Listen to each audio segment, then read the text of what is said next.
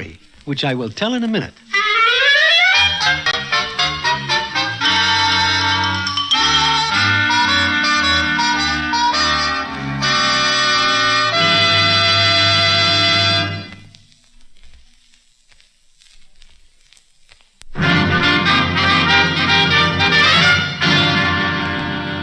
And now back to the Damon Runyon Theater and the famous story, Tobias the Terrible.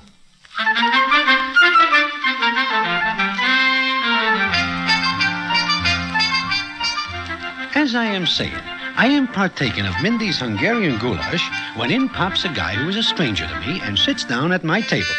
I do not pay any attention to the guy, as I am busy looking over the next day's entries at Laurel. But I hear him tell the waiter to bring him some goulash, too. By and by, I hear the guy making a strange noise. I look over my paper and see that he is crying. He is a very little guy, maybe a shade over 5 feet tall, and weighing maybe as much as a dime's worth of liver, and he has pale blonde hair and a very sad look in his eyes. And from his looks, I can see that this guy does not belong in these parts. Well, I watch him cry for a spell, and naturally I am very curious as to why he is crying. So I asked him, you will pardon me, but why are you crying? Perhaps it is because you have a tough day at the track? No. You do not look like a horse player. I'm not. You do not look like a person from these parts. No, I'm not. Then if you are crying about the goulash, you better dry your tears before the chef sees you, because the chef is very sensitive and may take your tears as criticism. The goulash is wonderful. You need not be enthusiastic. It is just good. If I am bothering you, I will move away. You are not bothering me. But why you are crying is...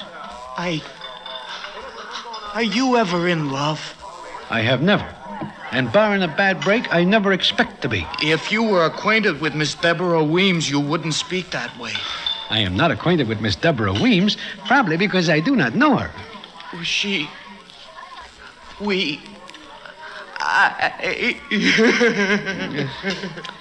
With that, the little guy goes back to crying. And it touches my heart, because I am convinced he is leveling with the tears. Now, I have a naturally sympathetic heart for anybody, as long as it does not extend to a touch for a fin, or even a less amount. So I get this little guy to tell me his name, which is Tobias Tweenie. This is an odd name, but it belongs to an odd character, so I lets it pass. He tells me the whole story, which is as follows. My home is in Erasmus, Pennsylvania. Do you know where that is? If it is not within a stone's throw from where we are, I do not. Well, I am in love with Deborah Weems, who was in love with me until she changed her mind. What occasions this chill? What? Why is she not in love with you anymore? She thinks I'm not tough enough. Why does she not see this at first? You do not look like you are ever dangerous. I'm not. That's the trouble, Mr. You may call me Broadway. Well, Mr. Broadway, Deborah goes to the movies, and she has seen tough guys, and she has made up her mind that they are her ideals. To make things worse, there is a Joe Trivet in Erasmus who claims he once shook hands with a gangster. That is dangerous work. I don't believe him. I told him so. And what happens? Look, why don't you go back to Erasmus and punch this Joe Trivet? That is what happened. You punches him? No. No? The reason I don't is because he has the idea first and punched me. That is when Deborah called off our wedding. She called me a rabbit. Personally, I can see that this Miss Deborah Weems has got a point, but I do not mention it to Tobias. I wait for him to stop crying, and he goes on as follows. So I left town. I drew $200 out of the Erasmus bank and came here. Why? Oh, I figure that if I can meet up with some real underworld characters, I can go back to Erasmus and make Joe Trivet look sick. Do you know any underworld characters? I do not know any such characters.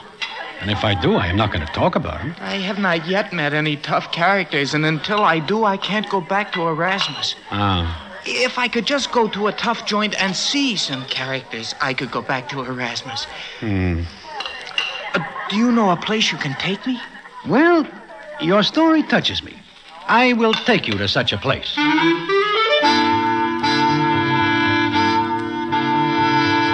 Well, it is maybe a couple of minutes later that Tobias, Tweenie, and I are in a taxi cab going up Broadway. Tobias is all eyes, which makes him look like quite a large rabbit by now. He turns to me and says as follows. Golly, Mr. Broadway, this is nice of you. If I hadn't met you, I would never meet any underworld characters. Yes, look, Tobias, if, I say if, we should run into some citizens who are, who are not exactly your idea of a Boy Scout, I want you should not mention it. You mean they might kill us? I am crossing my fingers against such a happening. Gee, look at all the lights. Uh-huh. Do you not have lights in Erasmus? We turn them out at 10 o'clock. Well, how does one find one's way around the town? It's not a very large town. It is not large enough for me and Joe Trivet. I see. Well, maybe you will point out some of the sights for me as we go along. I see most of them by day, but I do not recognize them. Tobias, you have nothing on me. I do not recognize them in the day either. Gee, I can hardly wait until I tell Deborah that I am out with a character.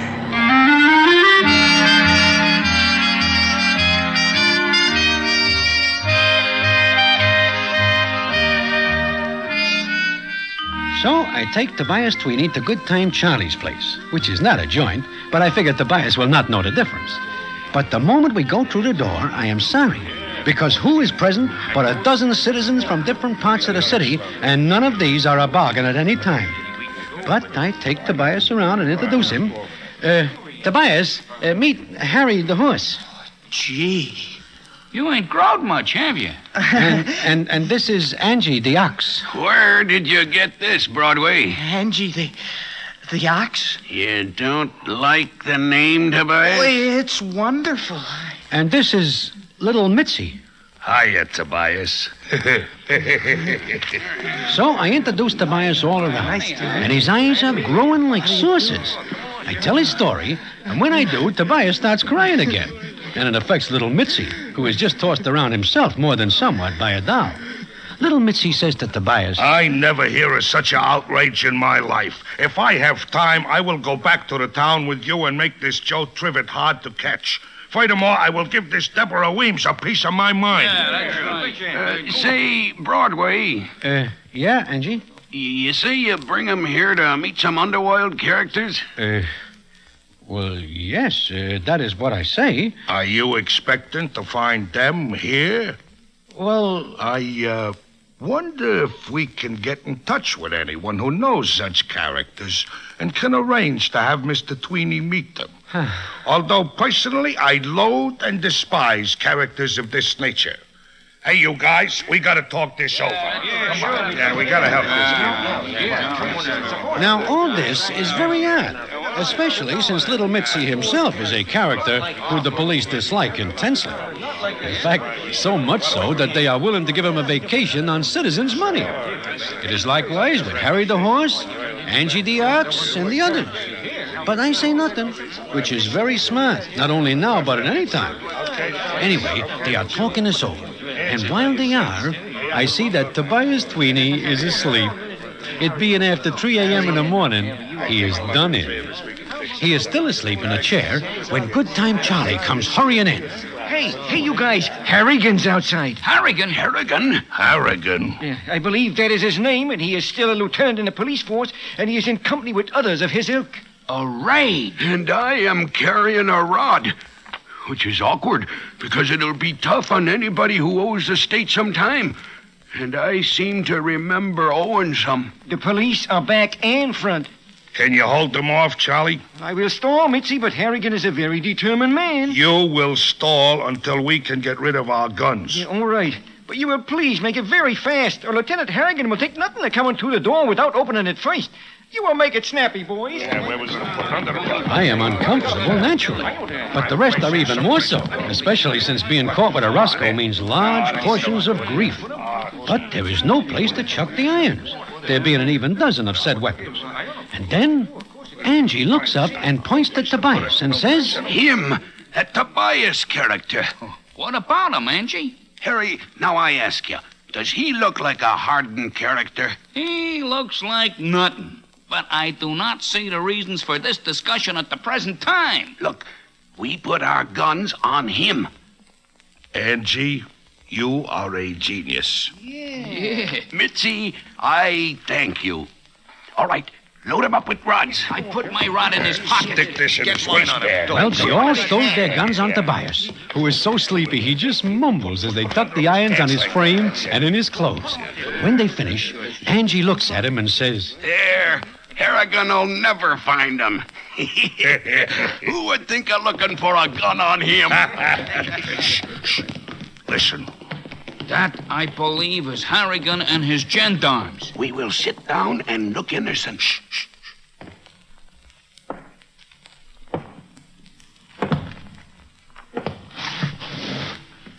Well. Good morning, boys. What a nice gathering we have here. What, if I may be so bold, brings you out on such a night, Lieutenant Harrigan? I am restless at night, Harry, and I'm looking for company at... Who's that? That is a friend of mine, Lieutenant Harrigan. By name, he is Tobias Tweeny. That an alias, Broadway? It is his given name. Where is he from? He doesn't look like a local character. He is from Erasmus, Pennsylvania. What is he doing here? I bring him here. What for? For a cup of coffee? I see. It didn't keep him awake. He is not used to late hours. Okay. All right, the rest of you, line up for a frisk. A frisk? You are going to search us? Why? I am playing Roscoe, who's got the Roscoe. And if I find one, I will be very happy to recommend a sentence.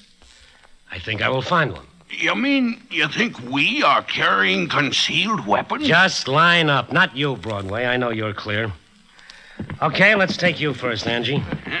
Hold 'em high, way up, like a good boy. Well, anything to oblige, Lieutenant. The rest of you face the wall and keep your noses against it. Well, how's that, Lieutenant? Well, you're clean, but I don't get it. All right, Harry, you're next. Hold 'em higher. I am troubled with a sore shoulder, which prevents me from obliging you to the limit Skip of it. my... Uh-huh. You, are unable to find anything, Lieutenant? Don't you feel undressed without that Roscoe, Harry? It is a comfortable feeling. Mitzi. I am ready for this indignity. Yeah. You are a very suspicious man, Lieutenant Harrigan. You should learn to trust your fellow men. My fellow men, I do trust. You're not in that class. Okay, you're clear. That I could have informed you of before proceedings began. I don't like the smell of this. You, could leave. Shut up. Okay, the rest of you. Well, Harrigan and his men make the frisk, but good. But there is nothing. Not a single rod, no place. And not once do Harrigan and his gendarmes look at Tobias Tweeny, who is still deep in dreams.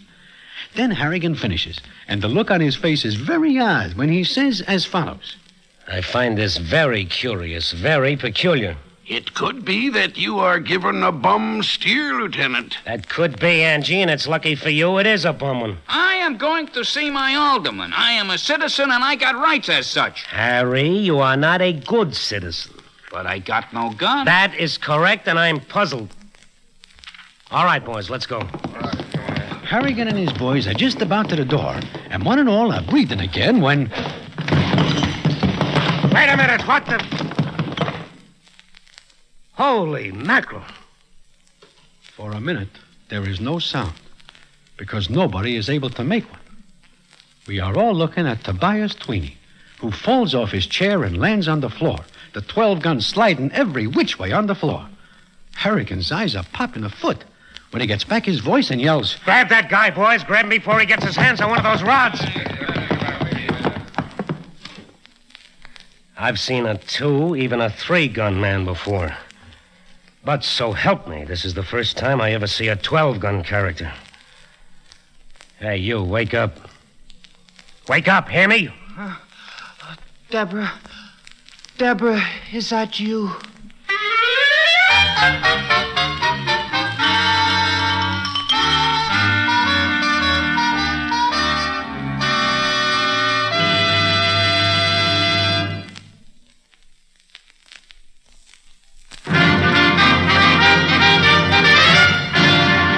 And now back to the second act of the Damon Runyon Theater and our story, Tobias the Terrible.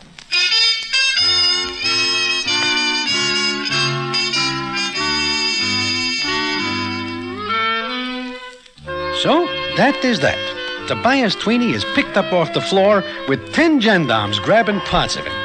The next day, the newspapers are full of the capture of a guy they call 12-Gun Tweeny. The papers give it a big play, and Harrigan gives out a statement that says 12-Gun Tweeny is a bloodthirsty guy because he says nothing whatsoever, but only glares at them with a steely glint in his eyes. Although, of course, the reason Tobias stares at him is because he is too dumbfounded to think of anything to say. Well, I naturally expect that when Tobias figures this out, he will spill the whole business. And all the parties who are in Good Time Charlie's when he is arrested think the same way and go into retirement for a time. But it seems that when Tobias finally realizes what is the score, he is getting so much attention that it swells him all up, and he decides to go on being 12-Gun Tweeny as long as he can, which is a nice break for all other parties concerned. So I sneak down to Judge Raskover's court the day Tobias is arraigned. The courtroom is packed with citizens eager to see this desperate character. The citizens are milling and pushing around, and there is much talk which I hear as I push to the front. 12 guns he had on him. He's probably responsible for several revolutions. Think you're meeting him when he was in a bad, you. Lieutenant Harrigan took a chance in nailing this character. This guy will get 20 years, maybe 50. They say he's a big guy, maybe close to 7 feet tall. Well, I listen to all this and wonder what is going to happen when said citizens get a look at Tobias Tweeny. Then he is brought in. There he comes. Don't stand too close. Maybe he's still got a couple of guns they didn't find. A dead hush falls when they see Tobias. Tobias is smaller than usual. He is some heads under the shortest citizen in the courtroom, and his rabbit face is quivering. But he stands there as proceedings go on as follows. You will please rise. In comes Judge Raskover, who takes his place on the bench. Good morning. Morning, Judge. Morning, Judge. The judge adjusts his glasses and looks down and says, Where is the prisoner? This is Tobias Tweeny, Your Honor. Where, Lieutenant Harrigan? Here, Your Honor. That is the prisoner? Yes, Your Honor. Just a moment. I think my glasses are steamed up. And now, did you bring in the right prisoner? This is Tobias Tweeny, Your Honor. You mean to tell this court that this half portion is the desperate 12-Gun Tweeny? Yes, sir. Mr. Tweeny, are you Tobias Tweeny? I'm 12-Gun Tweeny. Just a moment. Lieutenant Harrigan, come up here. Yes, Your Honor. Are you sure you found 12 guns on this man? I did, sir. Are the guns in this courtroom? On the table, Your Honor. Good. I wish to see just how he was carrying them. Please put them on him. Yes, Your Honor. Mulligan Schwartz, give me a hand. Well, Harrigan and his boys puts the guns on Tweeny. In his side pockets, one in each hip pocket, one in his waistband, one in each pants pocket, and so forth, until finally Harrigan says to the judge, That's it, Your Honor. Mr. Tweeny. Yes, Your Honor. Step closer to the bench. I wish to see for myself just what kind of a villain you are. Well, go on, Tweeny, step up. Tweeny, His Honor said step up. Well, we stand there and watch Tweeny. He does not move. It is like he is rooted to the spot. And I figured that now he is scared and wishes he is back in Erasmus. And then, while we watch, he takes a step, and it is like he is pulling his foot out of a puddle of tar. And then...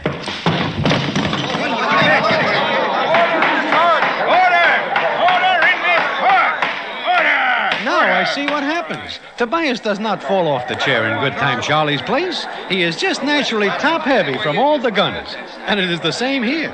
He is not able to walk under the load, and he topples forward on his face. While everybody is trying to get a look, a young doll rushes out of the crowd, and the scene is as follows. Tobias, my darling. Deborah. Toby, darling, I love you. I did not realize this until we saw the New York papers in Erasmus. Deborah, you love me. Oh, Toby, you are wonderful. Kiss me, Toby. Order! There will be order in this court, or I will clear it. Young lady, who are you? I am his sweetheart. I love him. So I see. You may sentence him to prison, but I will be waiting for him when he gets out, even though it may be 6 months. Quiet, please. You live in Erasmus, young lady? All my life. And, Mr. Tweeny, have you known him all your life? Since we were children. Mr. Tweeny. Yes, Your Honor. How long have you been in New York? 4 days. 4 days? All this trouble in only 4 days? Yes, sir. Young lady, what does Mr. Tweeny do for a living in Erasmus? He is a very good shoe salesman. Quiet! Order in the court! I see. Mr. Tweeny, young lady, I should like to see both of you in my chambers immediately. And Lieutenant Harrigan? Yes, Your Honor. It would be very nice if you came along. We can then discuss the case of 12-gun Tweeny at some length. Yes, sir. Court's adjourned.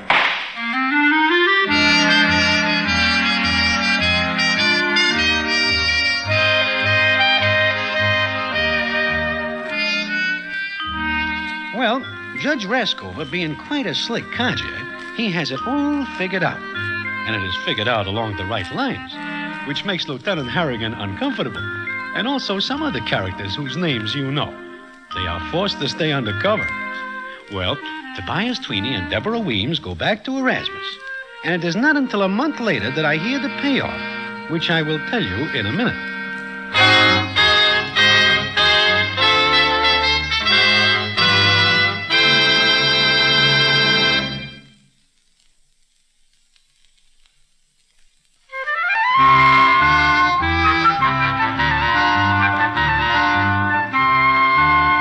The payoff comes one night when I am sitting in Mindy's, partaking of a light snack, and Harry the horse and little Mitzi come in and sit alongside me, which makes me uncomfortable. Harry the horse looks at me for a minute and then speaks as follows. Hello, Broadway. Hello, Harry. Hello, Broadway. Hello, little Mitzi. Broadway, we ought to be mad at you. Harry is right, Broadway. Very mad. Oh, why? It is like this. You bring that Tobias Tweeny around and we are all in trouble when the thing is over. It is not me who puts the guns on him. No, but we are not mad at you. I am happy about that, Mitzi. You see, Broadway, we were at Good Time Charlie's that night having a peace meeting with Angie the Ox and his boy. And we learned something very interesting. Yeah. Such as what? Such as the fact that Angie the Ox and his boys are carrying guns which we agree not to carry, since this is a peace meeting. Yes. Well, I see, but your guns... That is besides the point. Yes. Broadway, we now know who our friends are. It seems we cannot trust Angie the Ox and his boys. Also, we are very mad at Tobias Tweeny, who is your friend. I renounce him as such, starting now. He is an ingrate. We make it possible for him to marry this doll Deborah, which he does. We make it possible for him to have such a tough reputation that he is elected constable of Erasmus. We make it possible for him as constable to run Joe Trivett from the town. So, we think maybe we are able to hide out in Erasmus until this blows over. But he is an ingrate. We go to see him, and you know what happens? Oh, no, I do not know. What? He fines us $50 apiece for carrying concealed weapons. And so ends the saga of Tobias the Terrible, another famous Damon Runyon story. Listen in again next week for The Damon Runyon Theater. Damon Runyon Theater, with John Brown as Broadway, is directed by Richard Sandville, and the stories are adapted for radio by Russell Hughes. This is a Mayfair production from Hollywood.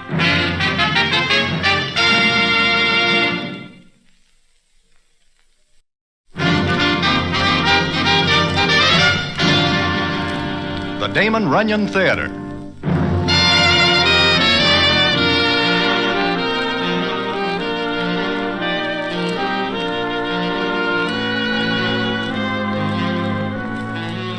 Once again, the Damon Runyon Theater brings you another story by the master of storytellers, Damon Runyon. And this, one of his most famous, Little Miss Marker. And to tell it to you, here is Broadway. Thanks.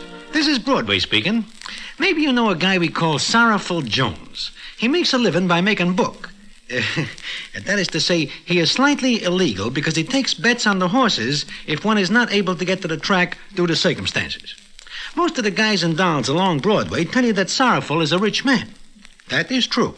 It is true because Sorrowful not only remembers the first nickel he makes as a boy, but the same nickel is still in his possession. All at once, Sorrowful is a changed man. And how it happens that Sorrowful is changed is quite a story, which I will tell you in a minute.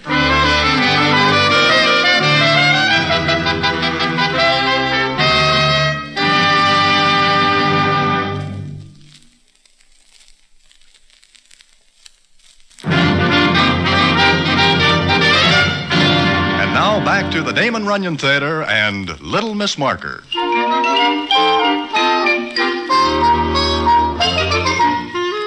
As I am saying, Sorrowful Jones is a character who is not liked. He gets his name from the fact that anything like a smile is a stranger to his long face. Well, as it happens, I am sitting in Mindy's one night along with a citizen named Regret, who is a horse player. We are discussing Sorrowful Jones when Regret looks up and says, "And if you are speaking of the devil, you may look toward the door and see same." Sorrowful Jones coming into Mindy's? There must be a catastrophe outside which drives him in. Look, he's got a doll with him. A doll? But a midget one. No, it is no midget. This is a small doll, a child. He's coming over, and the chances are better than 1,000,000 to 1 that he will have a sad story. About the little doll? About anything. Hello, Broadway. Hello, Sorrowful. Hello, Regret. Hiya, Sorrowful. Is this seat taken? No, Sorrowful. I'll take it. Are you driven from your home, Sorrowful? No. Maybe you're out this late collecting bets? No. You are hungry? No. Sorrowful, who is that with you? This is a child. A small one. Yours? I do not own her. She is very cute, Sorrowful. I haven't looked much at her. What are you doing with her? I figure maybe she's hungry. She's been in my place all day since early this morning. Hey, what does a small doll eat? My experience has been with the larger variety. But if this one runs to the farm, she will eat quite a lot. That'll be expensive. I'm always the fall guy. Why do I have all the bad luck? Please, don't laugh, Regret. I have a very bad day today. Look, Sorrowful, maybe if you tell us where this here doll comes from and what you are doing with her... It's a story, a sad one. Uh-huh. This morning, a character comes into my place of business, wants to play a deuce on a horse. He doesn't have a deuce, but wants to give me a marker, so I'll put a bet on the horse for him. You trusted somebody? This character tells me he'll leave his kid, this one, as security for his bet. He says he'll come back with a 2-spot later. And so? His horse loses. I am out $2. Who is this character? I don't know. I never seen him before in my life. But I figure no guy will leave his kid and not come back. I figure wrong. Oh. Does any of you wish a small doll? I cannot use one. It looks like you are stuck, Sorrowful. Yeah. She's probably very hungry and will cost me a fortune. Oh, I do not see how such a small doll could eat that much. How do I know? Talk to her. Why? Wait a minute. Hello, doll. Let me try. Good evening, doll. Like I say, I'm out $2. Maybe I should leave the doll here on the chair, huh? Maybe somebody will call for her. Please, I want to go home. I'm sleepy. Awful sleepy. Maybe because it is after 2 a.m. Hey, she is going to sleep on your shoulder, Sorrowful. I cannot believe it. A doll putting her head on his shoulder? Hey, she's kind of cute with them blonde curls. Hey, look, doll, you can't go to sleep on my shoulder. I never see a doll as cute as her. Look at that. She's snuggling up to you, Sorrowful. Yeah, it's the way these dolls always start. Soft soap first and then the bite. Oh, no, you are wrong, Sorrowful. This doll is too young to be that smart. Now, I can tell how old a horse is by looking at his teeth. Maybe if I looked at this doll's teeth, I Regret, could keep tell your hands off her. Huh? Sorrowful, all I wanted She's not to a do- horse. Anyway, she's sleepy. If she sleeps, she don't eat, and it don't cost me a fortune. You know, Sorrowful, I think she likes you. What's wrong? Somebody should like me. It is somewhat unusual. Yeah? This kid's the first character that doesn't try to nudge me out of a fin or a 10 spot. All she wants to do is sleep. Maybe I like her, too. Anything wrong with that? Nobody said there is, Sorrowful. Look, what are you going to do, Sorrowful? I don't know, Broadway. It's a cinch she can't sleep here. It is also a cinch that you can't take her back to that joint you live in. It's only one little room. And there is quite a bit of noise from the clubs along the street. Yeah, maybe you're right. Okay, I'll find a place. But how do I get off this chair without waking up the doll? Get up easy. Slow. Like you're reaching for a check, which you never do. Wise guy. Grab hold of it tight, Sorrowful. Yeah. Gee, she doesn't weigh as much as a herring. Shut up.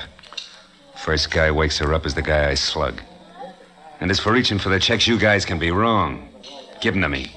Sorrowful. I gotta go get a taxi. Good night. A taxi, he says. A taxi. I cannot pinch myself to see if I am dreaming because I cannot move.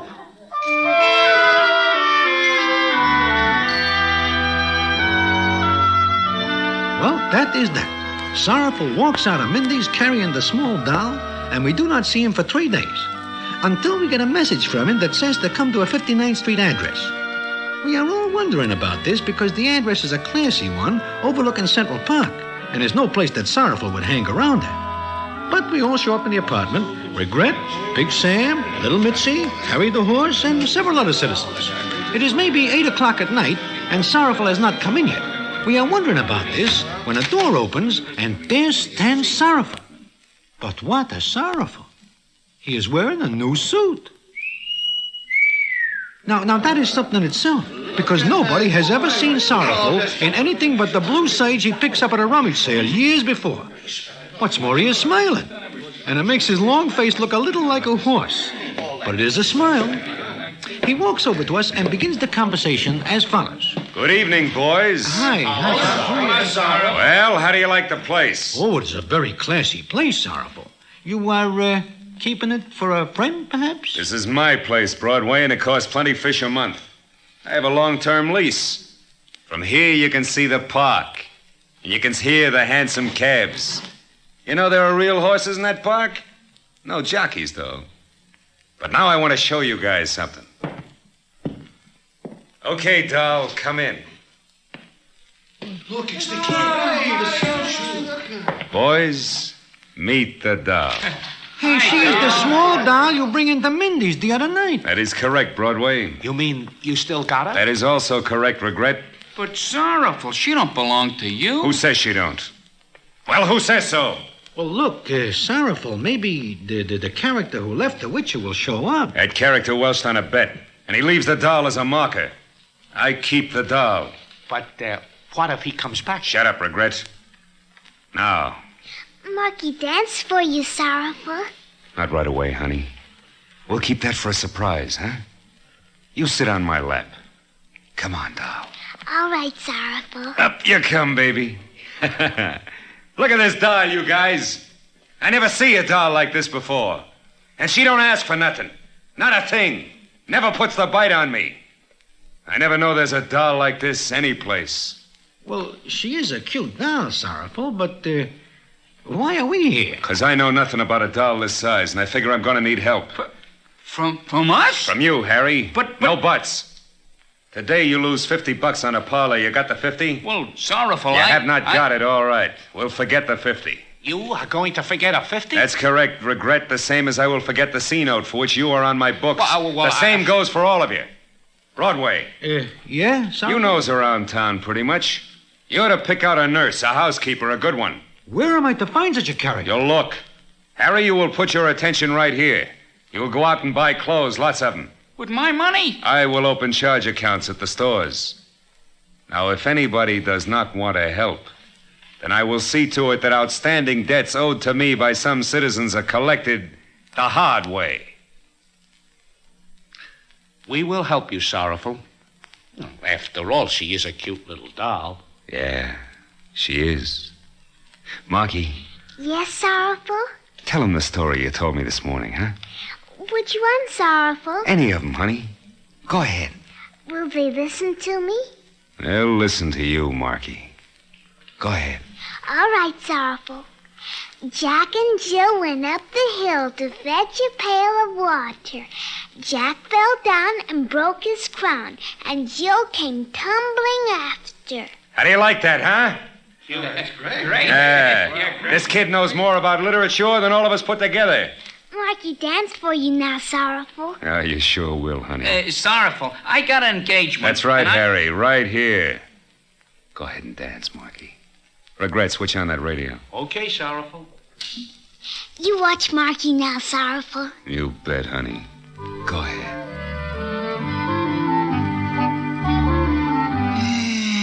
Personally, I prefer to show at the hot box. The dolls are a little larger. Shut up and watch.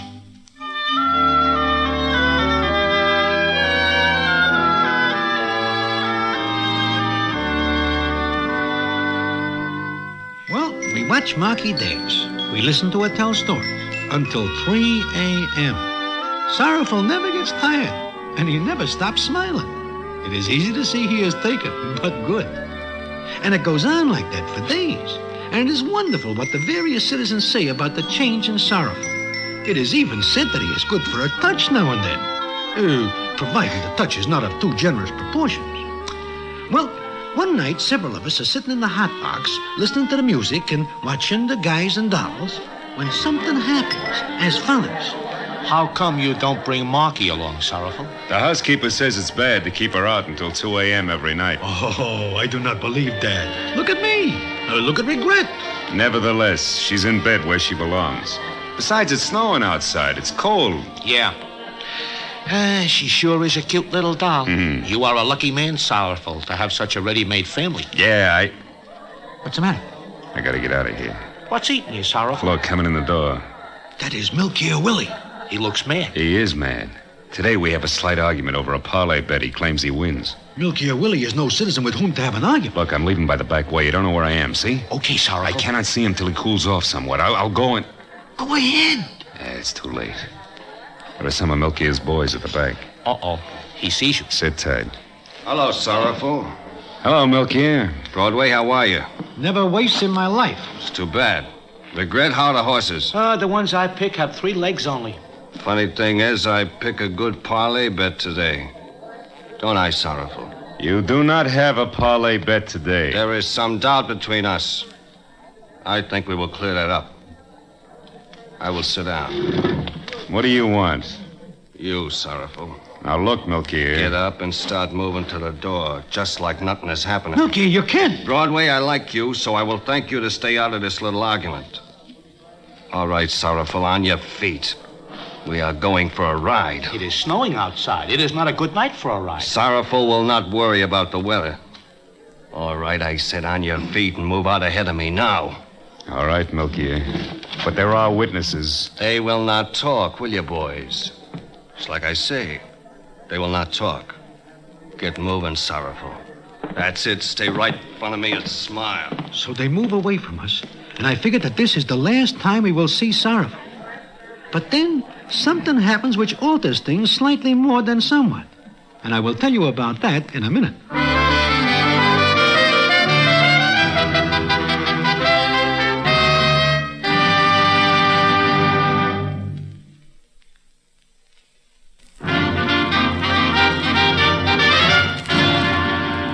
And now back to the Damon Runyon Theater and the famous story, Little Miss Marker.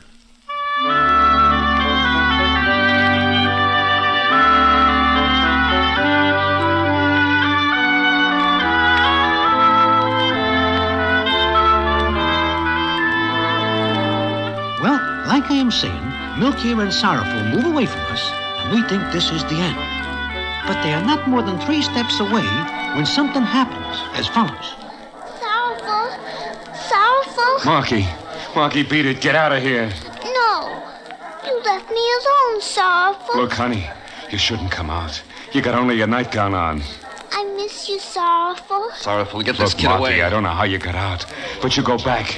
Marky, want to stay with Sorrowful. I got a good notion to let you have it, kid or no kid. Take it easy, Milky. If anything happens to this kid, so help me, I'll break you in two.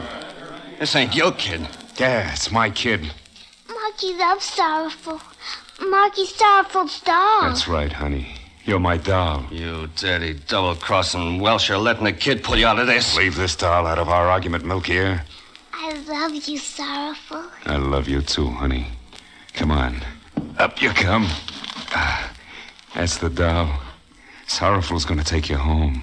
Marky, dance first. Not tonight, Marky. You gotta go home. You gotta get out of this wet nightgown. There'll be another time, Sorrowful. Sure. Sure there will, Milky. But you better not try to stop me now, do you understand? You better not try to stop me now.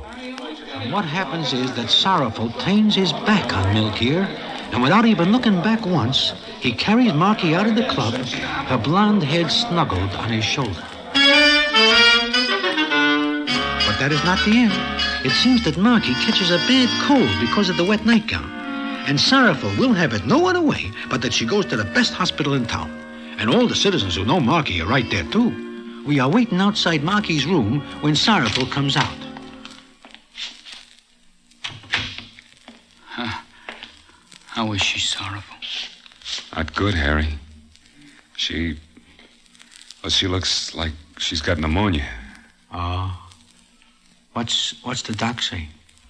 Nothing, Broadway. Move over. I want to sit down. Sure. Anything we can do, Sorrowful? Nothing, Harry, thanks. I see you boys to stay here with me. Oh, there's nothing, Sorrowful. We want to stay with Marky, too. Yeah, sure. It's funny. A few weeks ago, I'm just a bookie. Today, Listen, that kid's got to get better. Sure, Sorrowful, sure. That's right, she will. Look at the papers. Somebody thought a big shot was here because all the boys were coming to the hospital. But we told them about Marky. Look at the stories. We're all here. Yeah, that is right. We're all here. Milky. I have a tough time catching up with you, Sorrowful. You're not in any of the joints, but I read the papers and... Look, Milky, you don't know what's happening. But I know what's gonna happen. Come on, Sorrowful, we got a date. Get out of here. Get out. Sure. And you go with me. Mr. Jones. Doc, what's the matter, Doc? I think you'd better come in. She wants you. Sure, right away. No, you don't. Not this time. You heard the doc. I gotta go in there. Not without me. I'm going in that room, Milky. All right, but you're coming right back out. And just to see that nothing happens, everybody's going in. Come on, Broadway, Harry, move. Oh, all right. Not all of you, just Mr. Jones. Everybody goes in, Sawbones. Move out of the way. But... Shut up. Sorrowful. Here I am, Marky. How do you feel, baby? I'm awful tired. And I want to dance. In a little while. Sure. Hey, is this the same kid that comes in the club that night? Yeah, the same kid. Hey, she looks pretty sick. Marky, you're gonna get better, huh? For Sorrowful? Marky loves Sorrowful. Marky. Is he crying? Yeah, he is. Sorrowful. Marky, want to go home. Sure, baby. Sure. Hey, Doc, what's the matter? You can't do anything for this kid. We have, but she needs the best specialist. Specialist? Who? Get him, will you? I don't care what it costs, but get him. I'm sorry, but Dr. Bierfeld is retired now. He handles only special cases. This is special. Get him. Oh, you don't understand, Mr. Jones. He's very high-priced, and unless you are very well known, he won't touch the case because he's retired. Is this Bierfeld in the city? Yes. Sorrowful? Yeah, what, Milky? You're really nuts about this kid, huh? I guess I am. Wait here. I'm gonna get this Bierfeld. With that, Milky leaves the room. It's not more than a couple of hours later that we're all sitting in the hall outside Marky's room when Milky comes back. He's got some of his boys with him. And walking fast in front of them is a short, fat little guy in pajamas. His hair is all mussed, and his eyes are popping from his head. You all arrested. Boys, this is Dr. Bierfeld. He is here. You thugs, you gunmen. Doc, you did come. These lawless idiots came and got me. He does not want to come at first, but we use persuasion. I tell you, I will have you all arrested, convicted, sentenced. Look, Doc, you gotta help. You're the only one who can. I will help none of you gorillas. Kill yourselves off, but I will not save one like you. I will Doc, not. It's my kid. My Marky, she's got pneumonia. I tell you, I will not submit to this outrage for one of your...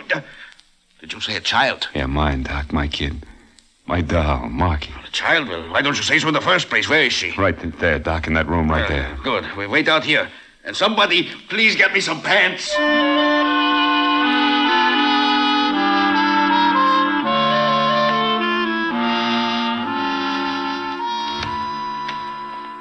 Doc, I thought you were never coming out. How is she? She's a very sick baby. 4 in the morning. It was a long night. The fever's broken. Yeah. She'll be all right, huh? Your daughter will be all right. Oh, Broadway. Huh? Harry, Mitzi, Milky, wake up. Wake up, Marky's gonna be okay. The doc says so. It's all okay. Oh, I'm awful glad, Sorrowful. Doc, you are a very lucky guy. I am? Why? 3 guesses. Well, I guess that is that. I guess I gotta thank you, too, Milky. Milky. I'll go with you now. Huh? Maybe I could be wrong about that parlay, Sorrowful. It could be I am wrong. I think you're right about it. Stop in my place later and I'll get it off my books. My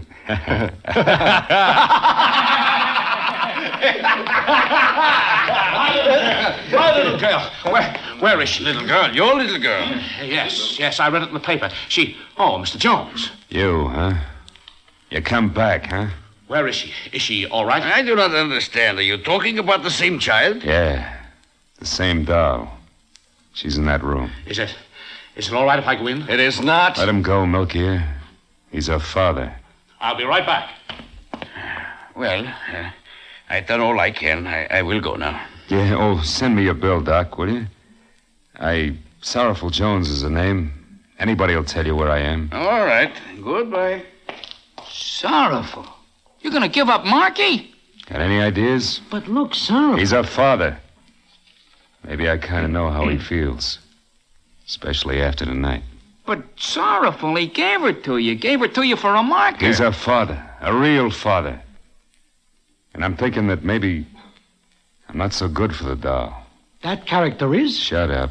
She's sleeping. I didn't want to wake her up. Uh-huh.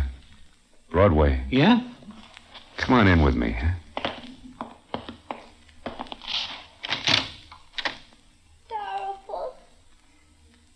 Sorrowful. You going to answer her, Sorrowful? No. She's just talking. In her sleep.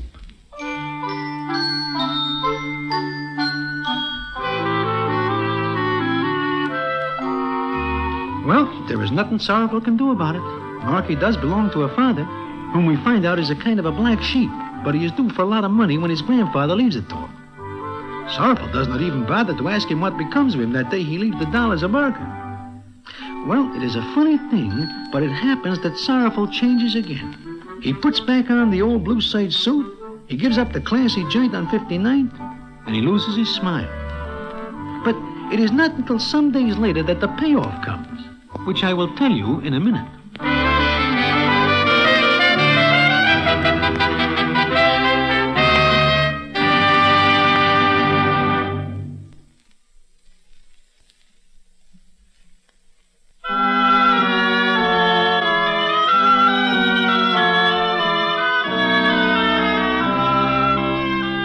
Well, like I am saying, the payoff comes some days later. It is one night when I am sitting in Mindy's with Sorrowful, talking about it. It's better this way, Broadway. The doll has nothing with me. She almost died because she comes out that night looking for me. Yeah, maybe you are right. Look. That's Marky's father coming in. Yeah. That's him. Looks like he's looking for somebody. Yeah, he's coming over. Are you going to let him have a snoop full of fingers, Sorrowful? Quiet. Gee, I've been looking all over for you, Mr. Jones. They told me I'd find you here. I tell you the truth. You mind if I sit down? Go ahead. Thanks. Well, look, Mr. Jones, I don't know how to begin, but, well, just any time you want to come and see Marky, you'll be welcome. Thanks. But I'm never that far uptown in the classy neighborhoods. Oh. Well, I know you went to a great deal of trouble for Marky, clothes, everything, and that hospital bill. Now, my grandfather's very wealthy, and he's willing to pay you. And we do owe you something, don't we? Yeah, I guess you do. Fine. All you have to do is name it. My grandfather will pay it. Sure. I'll trouble you to send it to me so I can get you off my books. Of course. How much does it come to? I got it marked down right here in my little book. You owe me $2 for the bet you blew that day.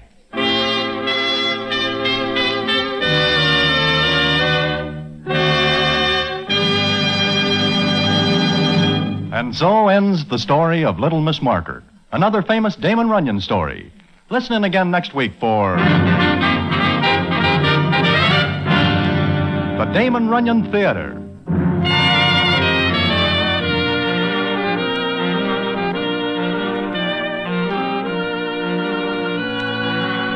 The Damon Runyon Theater with John Brown as Broadway is directed by Richard Sandville, and the stories adapted for radio by Russell Hughes. This is a Mayfair production.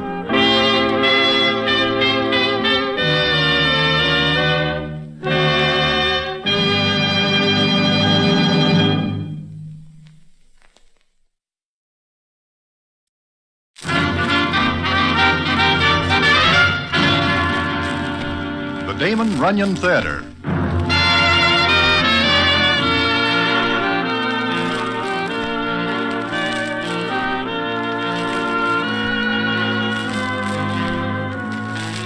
Once again, the Damon Runyon Theater presents another story by the master of storytellers, Damon Runyon. And this one, the hilarious Romance in the Roaring Forties. And to tell it to you, here is Broadway. Thanks. Maybe you know a citizen who is called Dave the Dude, and maybe you know another citizen who is entered under the name of Waldo Winchester, who writes a gossip column. That is his real name, although some of the characters claim this handle is one of those nom de plumes, which is fancy French for an alias. Well, how this Winchester tangles with Dave the Dude and how Miss Billy Perry, Dave the Dude's girl, figures in is quite a story, which I will tell you in a minute.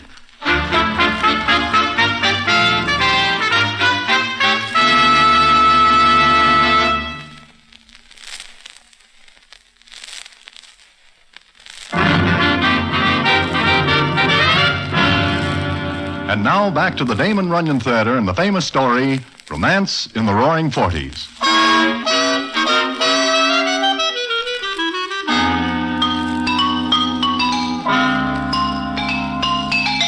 As I am saying, Waldo Winchester is an influential citizen along the stamp, but he is no more that way than Dave the Dude, although Dave is better known by the gendarmes of various settlements than he is by the general public.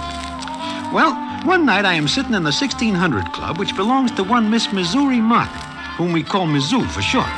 Mizzou is at the table with me, and the conversation is as follows. You have not been around lately, Broadway. Been sick? Well, not exactly, Mizzou. It is just that I have not the time. I've made a few additions to the place. So I see, especially in the doll department in the show. In particular, I notice one... Sure. The little brunette, third from the end. Do not notice her anymore. What? You know Dave the Dude. Although I am not a real personal friend, I know Dave the Dude.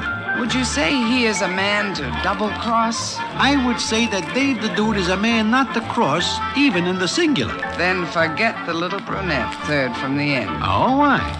Because Dave the Dude was in the other night. He also saw her. Mizzou, I do not think I ever see the little brunette third from the end.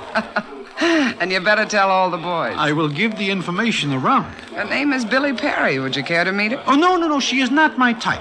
You mean Dave the Dude is not your type? You are correct. And, speaking of Dave the Dude, your front entrance is filled with him. every night he comes here, every night. There's still one more show to go, but Miss Billy Perry will not be in it. Why not? Because Dave says she is a delicate creature and can do only one show per night. This sounds like Dave is serious. Billy is the first doll I think he's serious about. Here he comes. Goodbye. No, stay. Hello, Miss Sue. Broadway. How goes it? Never better. Hello, Dave. Is Miss Perry done for the evening, Miss Sue? Are you asking me or telling me? Will you ask her to join me? Sure. Right away, Dave. Well, if you will excuse me, Dave. You are my guest. I want you to meet a very wonderful creature. Oh? Broadway, have you ever been in love? Only once. How'd it feel? I do not remember. I am only 6 years old at the time. You're missing something wonderful, Broadway. I thought all dolls are alike until I meet this Miss Perry. She is special? Extra. You will call her Miss Perry. Seeing that is her name, I will be glad to. The other night I had to cool off little Mitzi because he called her a dame. Little Mitzi does not know any better. I repaired that flaw in his character. Hey, Broadway, look. There she comes. While Dave's eyes are glazing over like two molasses apples, I look where he points. I admit that this Miss Billy Perry is something for the books. She is prettier than somewhat, and $1 million worth of figure is putting it at a low estimate. She comes up to the table. Hello, Davy. Hello, Billy. Broadway, meet Miss Billy Perry. I am charmed beyond measure, I'm certain. How are you? Just fine, Mr. Broadway. Are you tired tonight, Billy? No, not very. But I am hungry. Broadway, go to the kitchen. Tell the chef I want to order. Oh, sure. Anything special? Broadway, you will tell the chef to bring everything so Miss Perry can make a choice.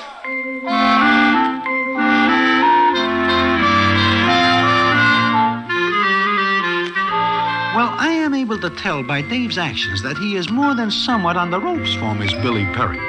It is not long before everybody knows this, and this fact keeps other citizens away from him. Well, a couple of weeks go by as they do, and it is one night in the 1600 Club that Harry the Horse and I are sitting at a table when who nudges up but Waldo Winchester. Hello, Broadway. Harry. Hi, Waldo. Hello, Waldo. Mind if I sit down? If it will make you more comfortable, please do. Same old Harry. What's new, Broadway? I take it you are looking for items for that column you write? Always on the lookout for something good. There is nothing good. Nice crowd in here tonight. Nothing special. Oh, I wouldn't say that, Broadway. Do you see what I see? That all depends on what you see. Who's that girl? Which girl? The little brunette, third from the end. I am unable to see that far due to a slight nearsightedness. I do not know her. Don't give me that, Broadway. You know everybody. Oh, that is a figure of speech. Hey, what's the matter with you? I asked you a question, that's all. It is not a good question. I don't get this. Look, Waldo, we do not know the girl. No? To repeat, no. How is the column going, Waldo? Fine, just fine. Hey, she's a very pretty girl. I read your column this morning, Waldo. It is very good. Thanks. Maybe I should have come in here before this. Looks like I missed something. Waldo, that is not all you are going to miss. Huh? Hey, what are you talking about? Hey, Broadway. She smiled at you. You are making the mistake, Waldo. She does not even know me. Then why is she coming over here? I do not know, but I am going over there to the door that leads out. I'm going with you, Harry. Broadway, wait a minute. Good night. Harry, wait. I have an engagement on the other side of town, a very important one. What's the matter with him? Broadway, you sit down or I'll tell Dave you were rude to me. I am sitting down. Well, Broadway, you going to introduce me? I wish I didn't know you. Oh, you're Waldo Winchester. Gee, I read your column in the paper every morning. I see your picture on the top. Thank you. Miss Perry. Oh, Miss Perry, huh? Miss Perry, may we have the honor of your company? Now, isn't that gentlemanly like? Gee, did you hear that, Broadway? I wish that I am deaf. May I order something for you, Miss Perry? Well, I'm not hungry, but I could eat. Good. Broadway, how about being a good egg and running out to the chef? Tell him it's for me. Uh-huh. What do you want? Well, seeing that this is a very special occasion, you'd better have him bring, everything. Miss Perry can make her choice.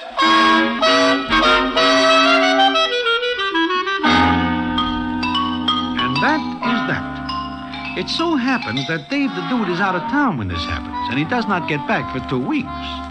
Waldo is seen every night in the 1600 Club, and Miss Billy Perry is seen with him. Somebody tells him that this is unhealthy, but he laughs it off. He figures because he is with a newspaper, Dave the Dude will do nothing. But one night, I am standing at the corner of 50th and Broadway when I see Dave the Dude. He is coming toward me. I try to duck, but I am stopped before I get 10 feet. What's the matter, Broadway? Could it be that you don't want to see me? I did not see you come up, Dave. You know my boys. Yeah, we know, Broadway. I am acquainted with them, yes. Broadway, let's you and me have a little talk, huh? We don't have much in common. I think we do. Broadway, it has come to my attention that one night you introduced a citizen named Waldo Winchester to Miss Perry. I do not. That is the way I heard it. It is a libel. It is liable to be bad for you if I find out this is true. Where do you hear this? Around. I just got in this morning. I went to see Miss Perry. It seems she is out with Waldo Winchester. I asked some characters how this could be.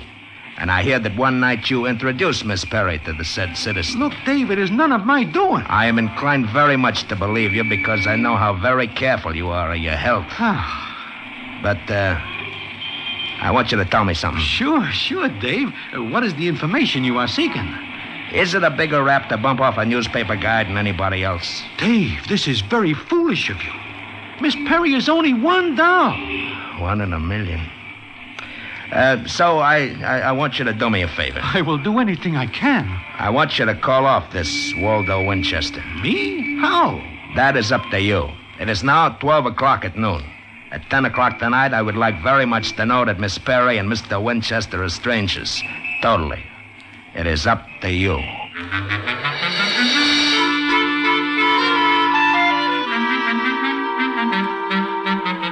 It is up to me, he says. He does not give me instructions, so I am on my own. And it is lucky I am not on my back, because Dave the Dude is a very tough citizen. Well, that night I go to the Club 1600. The word is out that Dave is back, and that I am on the spot. As Angie the Ox says... It is up to you, Broadway. If you do not call off Waldo Winchester, then Dave will cool him off. And that will be bad. Yeah, like Angie says, Broadway. It will be bad. What am I going to do, Harry? I do not know. But I know what the newspapers will do if one of their ilk meets with a unfortunate incident. They will start a campaign about some characters. And we will have to go on vacations. I do not want to go on another vacation. I'm just back from one. Broadway, there is Waldo and Miss Perry. Go over and talk to them. What will I talk about? Not the weather. You have a more important subject. Go ahead, Broadway. I have a feeling that I do not like the way I feel. Go ahead, Broadway. I am on my way. Well,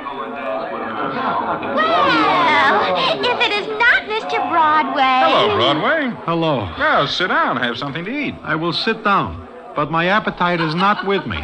What's the matter? You look pale. That is natural under the circumstances. Hey, what's eating you, Broadway? You look as though you'd seen a ghost. Do not mention that word or anything in connection with it. Something troubling you? Well, it is like this. Well, it is like what? It is too late to mention it. Here comes Dave. Oh, him. He has his boys with him. So what? I wish you knew how silly that question is. Well. Is everybody having a party? This is the end of it. I'm glad to see you back, Dave. Sure. Mr. Winchester, how are you? Never better, thanks. And you? I am fine. Broadway? You want me to leave? No. I just want to tell you it's almost 10 o'clock. It could be that your watch is fast. It is correct. What is going to happen at 10 o'clock?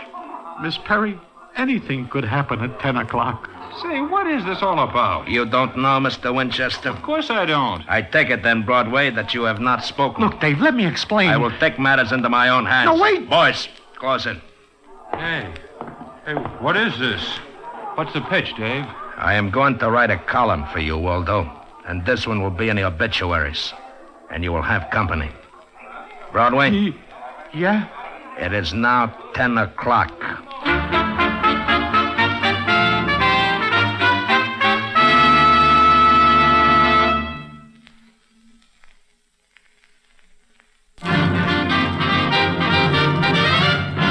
And now back to the Damon Runyon Theater and the famous story, Romance in the Roaring Forties.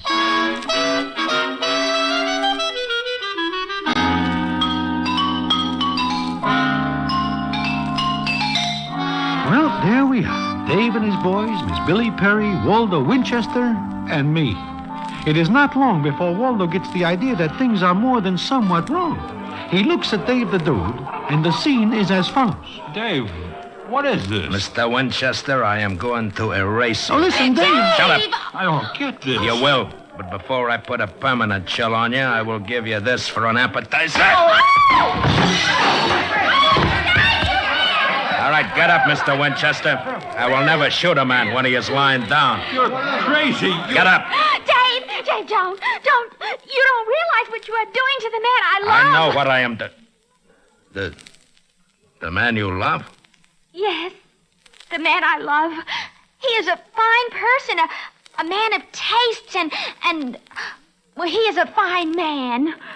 Do I hear you say that you love him? I love him. And him?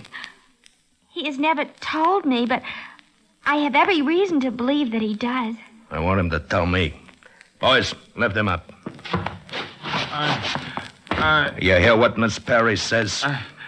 No, I have a buzzing in my ears. She says she loves you. Is that so? She said that? Billy, tell him. I do love you, Waldo. And you love her? Well, Miss Perry is a very fine girl. A lady. A lady. But what? I can't talk with a gun in my face. I will take it away. Now, do you or do you not love Miss Perry? Well, You do love me, don't you, Waldo? Answer. Yes. Waldo, darling. Yeah, I guess this is the end of my romance. Miss Perry, I cannot do what I came here to do tonight. I came here to terminate Mr. Winchester. Mr. Winchester, do not break her heart, or I will break a few things myself. Goodbye. Come on, boys. Waldo, you love me. You told me. Uh-huh. I told you. What's the matter, Mr. Winchester? You look as though you see a ghost.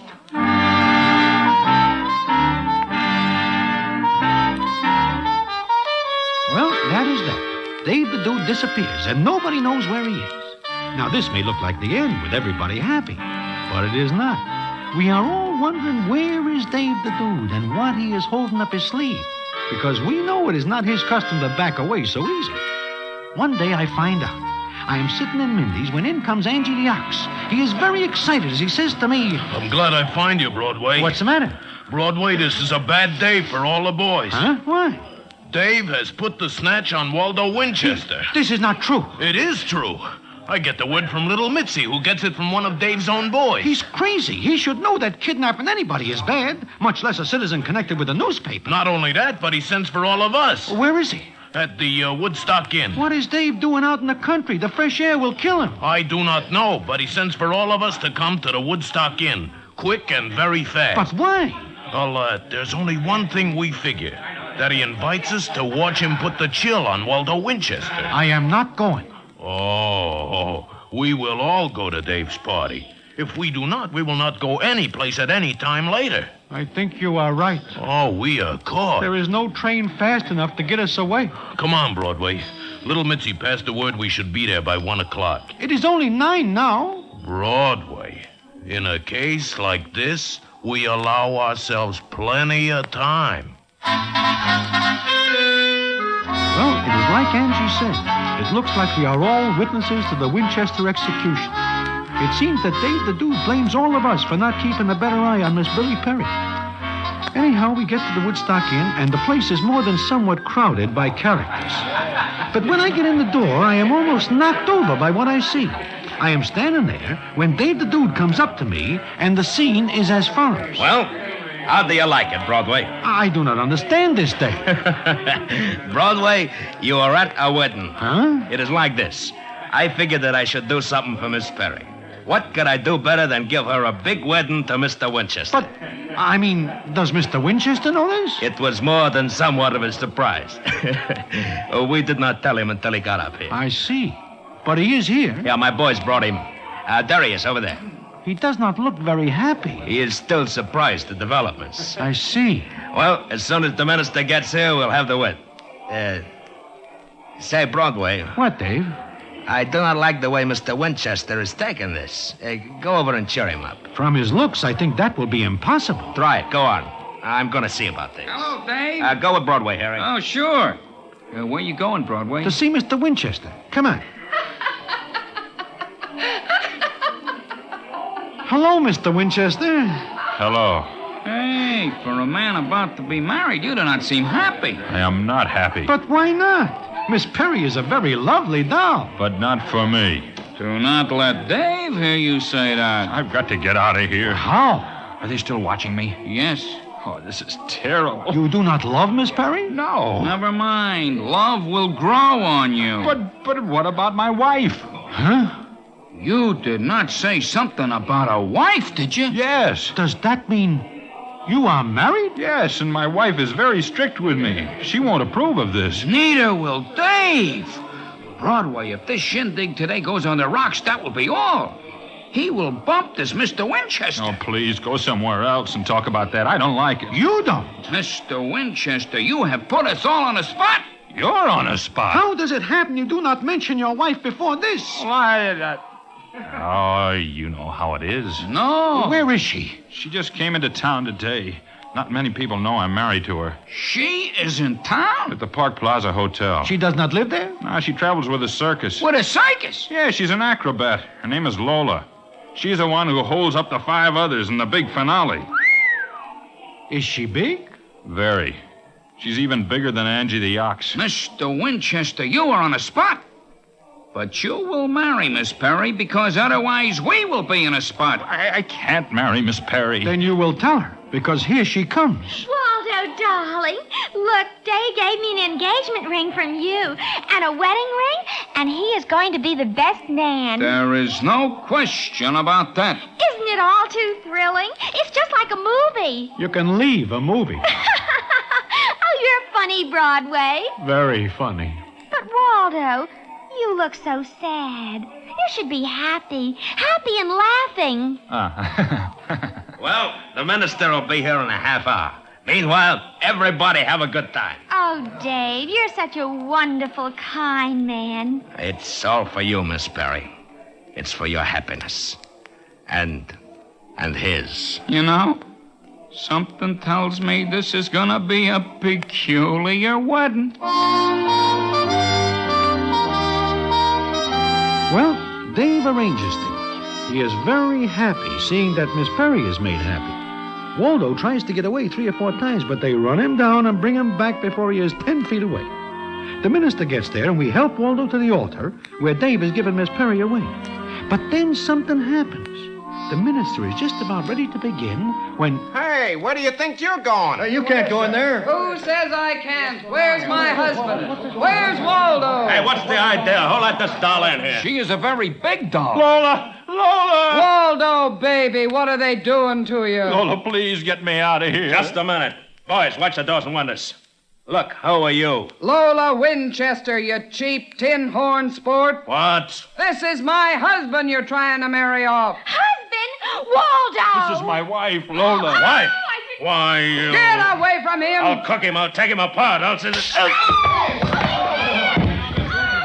on, get up and I'll knock you down again. Why, you...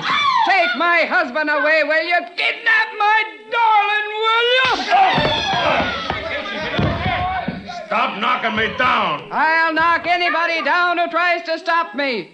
Come on, Waldo. I'll take you home. Sure, baby, sure. If anybody wants more trouble, just come to Lola, and I'll give it to you. And she picks Waldo up, throws him over her shoulder, and walks out. Dave, the dude, is on the floor, and everybody else is too surprised to move. It is Miss Perry who comes to life first. I ain't gonna be married. I ain't gonna be married. Not to Mr. Winchester. All right, boys, come with me. We got a job to do. Oh, Dave, wait a minute. And you, Broadway, you got something coming. And the rest of you. You can't rub him out, Dave. I'm gonna. But the newspapers. I don't care about them. Miss Perry, you are well rid of such a man as Waldo Winchester, who keeps such a large wife undercover. He is a rat and a snake in the grass. He is... Well, I guess he is. He is not worthy of you. You need a man who is. Perhaps you will find such a man for yourself. What do you mean? I mean, you do not have far to look. What are you talking about, Broadway? Dave, you love Miss Billy Perry. I do. Miss Perry, Waldo Winchester is not the man for you because he is more than somewhat married. But... Me? You. Oh, gee. It is a shame to let all these pretty decorations go to waste and the ring. And I'd have to give it back if I wasn't married. Oh, you could keep it. I think you are the man for me, Dave. Me? You mean that? Sure she does, Dave. Where's the minister? He is waiting. Well, then, what are we waiting for? Come on! Broadway, I take off my hat to you. Harry, I take off my hat. But only because for a minute it was very hot in here. And so Miss Perry and Dave the Dude are married. But it is not until a day or so later that the payoff comes, which I will tell you about in a minute.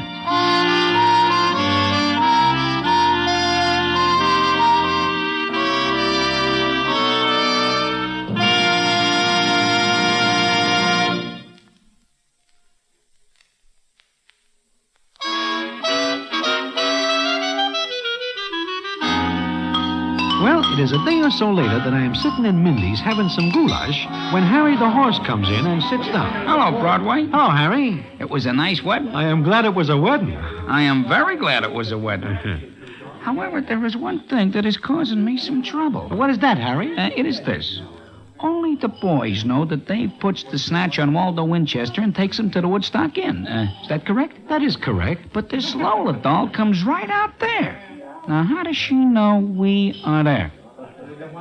Well, do you know, Broadway? Maybe she is a bloodhound. You know, this morning I am thinking. I remembered that you were missing that day for about 10 minutes. Could it be you put in a phone call to the Park Plaza Hotel? I do not say one way or the other. But it fixes everything. You mean because Lola comes there and gets Waldo, everything is all right. That is right. And now, Harry, I will tell you something. Suppose this marriage between Dave and Miss Perry does not turn out all right. Who gets the blame? The citizen who put in the phone call to the Lola doll. Exactly. So I hope you are very forgetful. Because you are the only one who knows I am missing for 10 minutes. Broadway, I do not ever remember you being missing for even 1 minute. Harry, you are a gentleman. Broadway, you are a genius.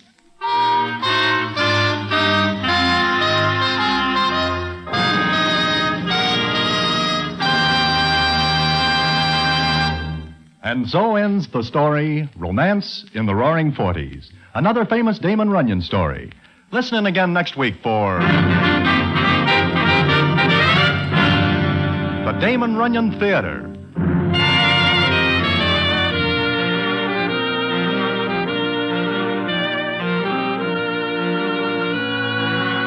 The Damon Runyon Theater with John Brown as Broadway is directed by Richard Sandville, and the story is adapted for radio by Russell Hughes. This is a Mayfair production.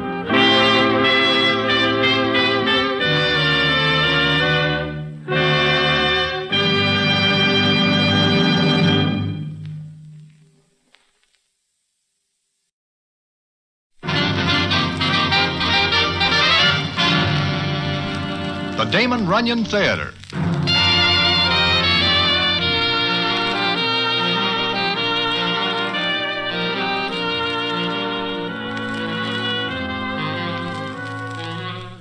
Once again, the Damon Runyon Theater brings you another story by the master of storytellers, Damon Runyon. And this one, The Lemon Drop Kid. And to tell it to you, here is Broadway. Thanks. The other day, I run into Regret, the horse player, and he tells me that he runs into the Lemon Drop Kid, and the kid sends regards to me. It is a long time since I see the kid, maybe a year. It is that long since the night in Mindy's when... But that is getting ahead of the story of the Lemon Drop Kid. One that is more than somewhat full of what the Broadway critics like to call human drama. If you like, I will tell it to you in a minute.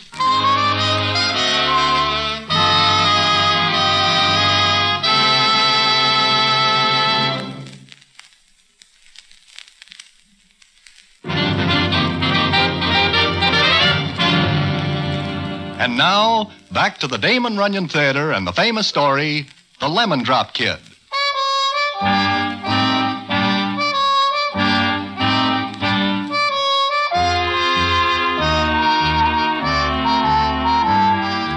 I am going to take you back a matter of 4 or 5 years to an August afternoon and the racetrack at Saratoga, which is a spot in New York State very pleasant to behold, and also to a young guy by the name of Lemon Drop Kid, who is called the Lemon Drop Kid because he always has a little sack of lemon drops in the side pocket of his coat and is always munching at same.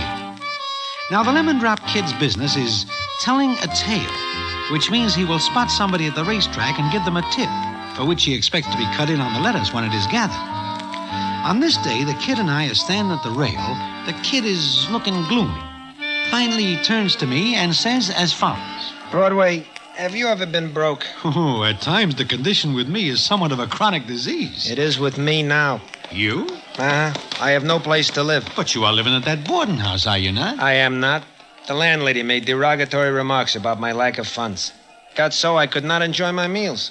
Especially since they were very bad meals to start with. Then what are you doing here at the racetrack? I thought maybe I could tell a tale and pick up some scratch in that manner. You mean you have a horse that looks good? No, but I... Broadway. Yeah? Hey, look, there he comes again. There, who comes again where? See an old man in the wheelchair? Sure. Every day he comes here. He's always pushed up where he can see the race. You know who that is, kid? I do not. Rarest P. Grigsby. The name is familiar. It should be. Rarest P. Grigsby has more potatoes than Idaho. And with these potatoes, he is closer than the next second. How do you like that? Here I am, broke. There he is with more dough than he knows what to do with. And what fun does he have? It seems to me that a few evenings at home, counting a few dollars at a time, is a more than somewhat entertaining pastime. Nah, look how sour he looks. Well, being tied to that chair is no fun. I guess so. I feel sorry for him. Sure. Tell you what, let's go over and talk to him. Talk to Rarest P. Grigsby? Kid, you are more than somewhat silly. Well, come on, let's see. He looks lumps. Okay. But do not say I do not warn you. Besides, maybe I can tell him a tale. Oh, he never bets. And why does he come here? Just to see the horses. Okay, watch me cheer him up. Hiya, Buster. Huh? Were you addressing me, young man? Sure. Say, you got gout? Go away. Nice day, huh? What? I didn't say anything. Oh, why not? Because I don't wish to talk. Now go away before I have my man call the police. I do something wrong? Will you please go? Why are you in that wheelchair? Arthritis. Now go away. Arthritis? Say, I had that once. No more, though. Huh? You had it? Sure. Know what cured it? It can't cure mine. Oh, you never tried. Young man, I spent thousands on doctors, and I've offered $5,000 to anyone who will cure me. Okay, so look at you. Ever try this stuff? Yeah. What is it? Medicine I took. Ah. Here, try one. Right. What is it? Look, if you're afraid, I'll eat one first. Ready? Can't hurt. Might do you some good. Well, let me have it. Here you are. Well, it tastes like lemon drops. Sure, that's to disguise the taste of the medicine. What's so funny? You are. Maybe. By the way, I'll give you something good in the fifth. I never bet. Ever try? No. Well, why not this time? You can't lose. I got it straight from the horse's mouth. No, I can't reveal the source of my information. You're an engaging young rapscallion. What's the name of this horse? Watch number 2. Number 2, eh? All right, I know what you want. Here, take this $100. Bet it on the horse. Sure. So long, Buster.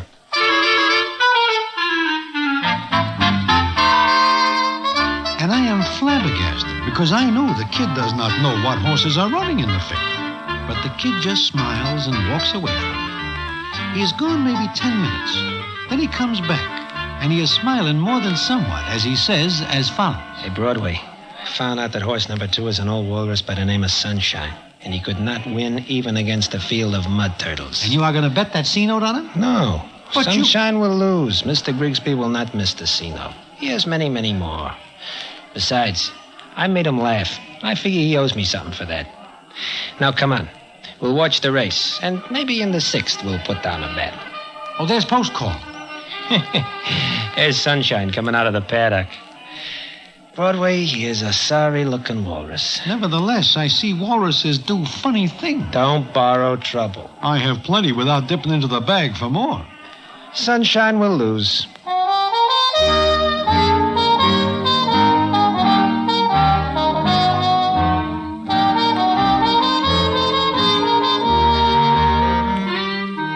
But Sunshine wins. Probably because he is running against a field of mud turtles that are not in shape.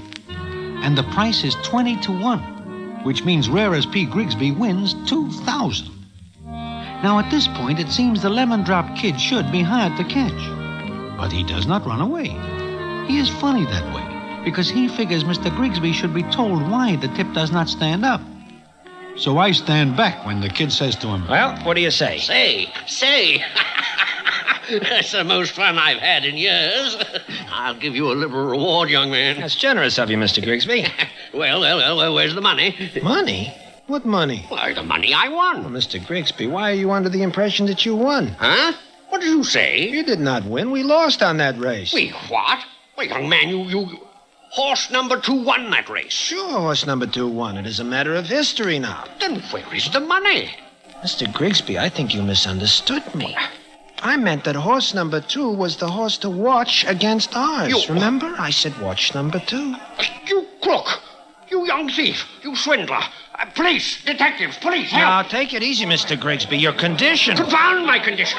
I'll throttle you with my own hands. I'll tear you in half. Why, you thief! You crook! Goodbye, Mr. Grigsby. It's been very nice knowing you. You come back here! Get him! Stop him! I'll have you hunted down and found if it takes every remaining day of my life! Well, that is that. The Lemon Drop Kid takes off with every gendarme and detective in the track at his heels. But he's a very fast runner. He leaves the track under a good head of steam and does not stop until there are several miles between him and the nearest competitor.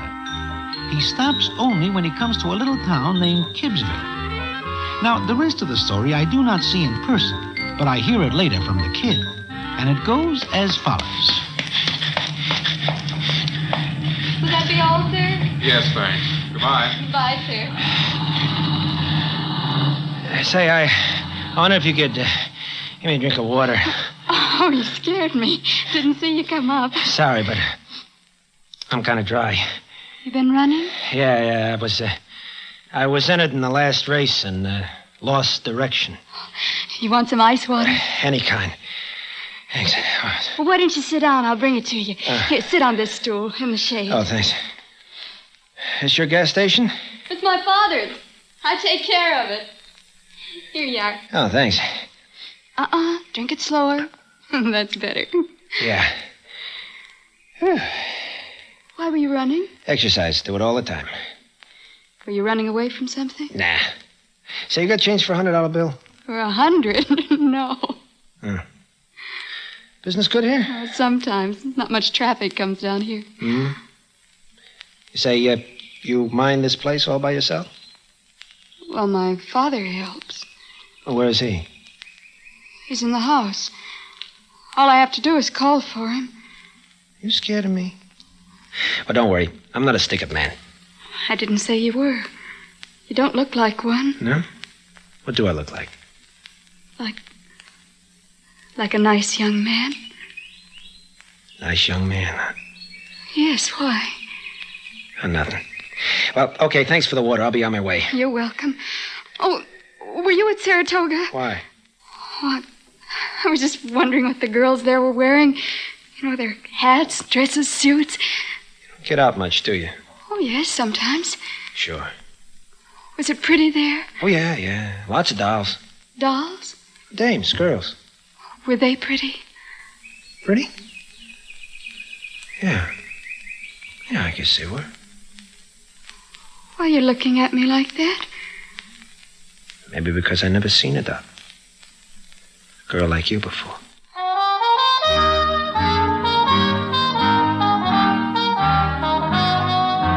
Well, the upshot of the matter is that the Lemon Drop Kid falls for this doll, who is named Alicia Deering. He does not stay 1 day or 2 days or even 3, but more than a week passes, and he is still hanging around the town. And maybe it is a good thing because the gendarmes are still nosing around for him, but they do not think to look in Kibbsville. Then one night, he is sitting with Alicia, and the scene is as follows. What are you thinking about? Oh, I don't know. Maybe about all this. Oh. I heard something in town today. So? What? I heard that the police at the racetrack were looking for somebody. They're always looking for somebody. This was a special somebody. He likes lemon drops. Lots of people do. I know, that's what I've said. You... That's what you said. Yes? You hear why they're looking for this somebody? Yes. He was dishonest. Uh-huh. But they don't think he stopped here in Kibbsville. I don't either. See. Alicia. What? Look, you don't know anything about me except that I like lemon drops. But this is the first time I ever loved anybody or anything in my life. It's different. I like it. So do I. I like this place. It's quiet. It's different. I'd like to stay here. I wish you would. You mean that? Uh-huh. I don't know how to do anything, but tout a horse, or pull a phony deal. But I'd like to try. Starting now? Starting as of the first day I saw you.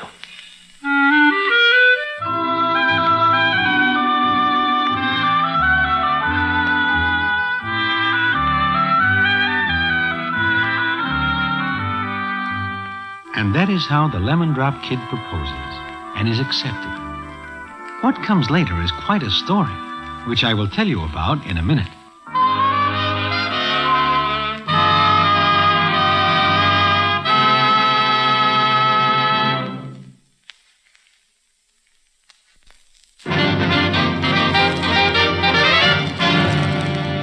And now, back to the Damon Runyon Theater and the famous story, The Lemon Drop Kid.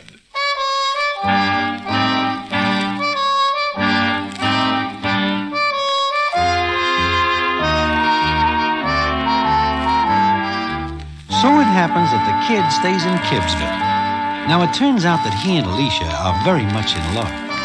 But, as they say, there is a large fly in the ointment. Naturally, the kid has to tell the doll's father. And the scene is as follows.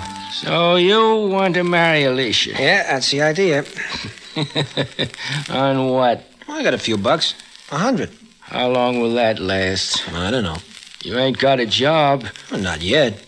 Looky here, I ain't able to work hard, and now you're going to take Alicia away from me. Well, I got that figured out, too.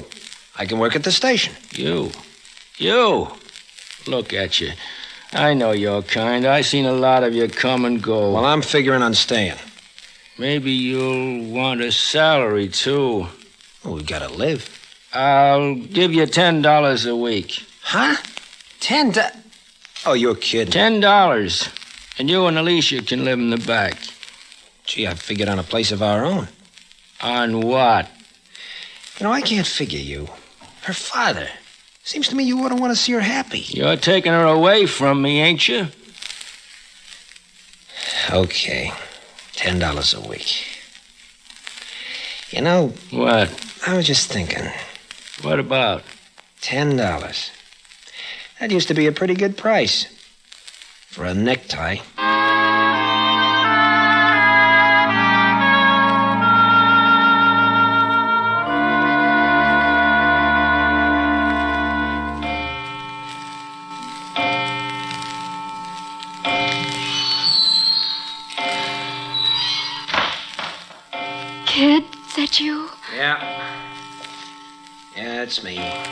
Glad I gotta look in a mirror to make sure. Oh, you're tired. Yeah, I guess.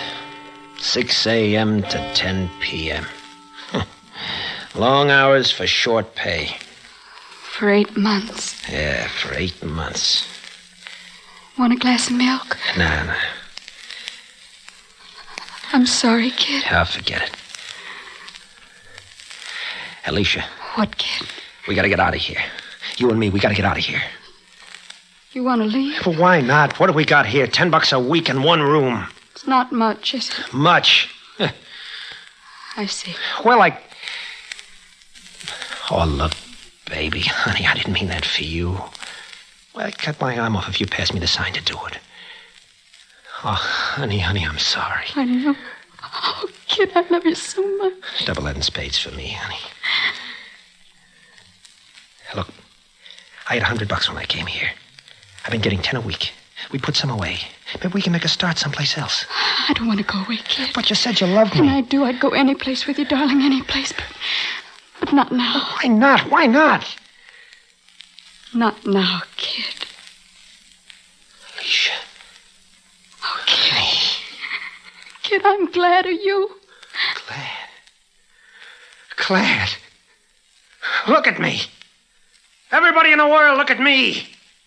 The lemon-drop kid who never had anything or anybody to love before in his life. And now I got the whole world. The whole world. Me. Me with a kid of my own. Sure, that is it. Well, the weeks go by fast. Then Alicia is not doing so well. And the lemon drop kid is like a limp rag. And one night, the scene is as follows. You can come in now. Okay, Doc. She doing all right? Well, no. What's the matter? Call it complications, Mr. Deering. Let me in there. Kid. Hello, baby. Feeling better? Yes. Sure you are. Everything all right? Couldn't be better. And Dad? He's fine. You'd better let her get some rest now. Okay, Doc, right away. I'll be right outside, honey, in case you need anything. All right, kid. Don't worry.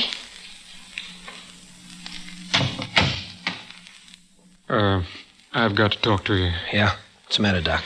She needs a specialist. Specialist? She's worse than you let on. I'm sorry, but I've done all I can. She needs a specialist. Badly. Badly? That's right. Where from? Well, there's one in New York City. It's rather expensive. Never mind that. Give me his name and address. I've got it here for you. Here you are. Okay, thanks, Doc. I'll drop by again in an hour. Yeah. Specialists cost a lot of money. Look out. You got that kind of money? We got $150. We saved it. Kid. Right here. It's gone. It was right here and it's gone. Look, kid, there was something I wanted to... Where's that dough? Where is it? Look, with one thing and another, the station not doing well. And you took it. I had to pay off some bills. I never thought you'd need it like this. You took it. Why? I had debts. You wasn't needing the money when I took it. I was going to put it back soon as I could. I'm going to kill you. You're her father, but I'm going to kill you. Kid. I broke my back for that dough. You got it by stealing in the first place. I ain't thinking of that now. All I'm thinking of is her. Oh, you dirty little... Kid, let go, please. Let go. I didn't mean to get let go. Honey, what are you doing out here? Alicia, don't let him go. Kid, he didn't mean anything. He didn't. Honey, you got to get back to bed. Please let him alone, kid. Promise me. All right. Help me. Help me, darling. Alicia. Well, the kid figures the only way he can get money and get it fast is to try the races. So he starts out for Saratoga. But on the way, he learns that Grigsby is still hot to get his hands on him, so the kid does not go to the track. But it seems that same night, a masked bandit holds up an all-night restaurant and gets away with a whole take in the place, which amounts to considerable. And it so happens that the next morning, the kid shows up at his and Alicia's home. Who's that? Oh, it's you. Yeah, me. Doc, how is she? I can get her to New York now. What are you looking at me like that for? Kid, Doc, she's... No, not yet. But your baby. I'm sorry. Oh, no. You better go into her. You've still got a little time.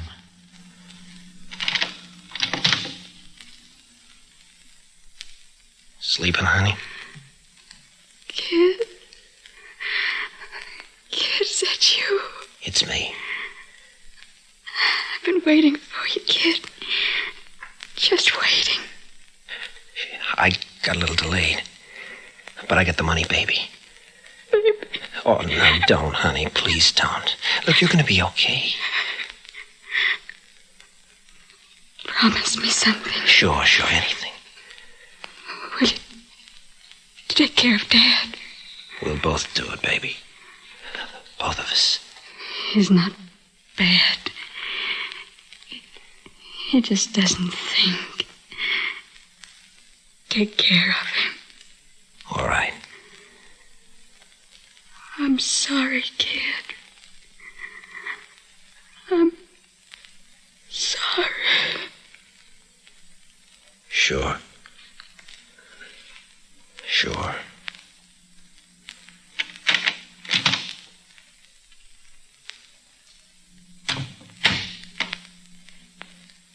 I'd better go in now. You don't have to, Doc. Oh, I'm sorry. If we could have taken her to New York 12 hours ago. Just 12 hours. 12 hours. I was busy 12 hours ago. Getting some money. Oh. Well, I'll be going. Oh, by the way, there's someone on the porch to see you. Me? Yes. Come on, I'll walk out with you. I don't want to see anybody. I think you'd better come.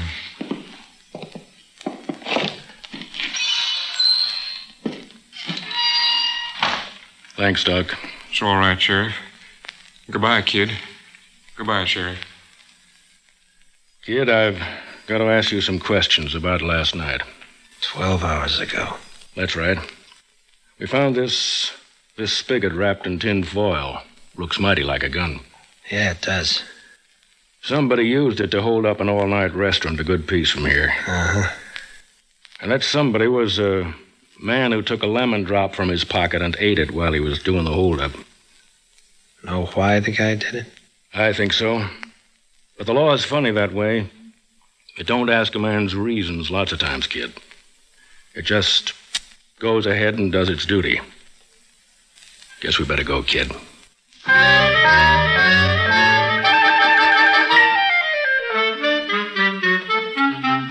So the kid is sent to Auburn to do 2 years.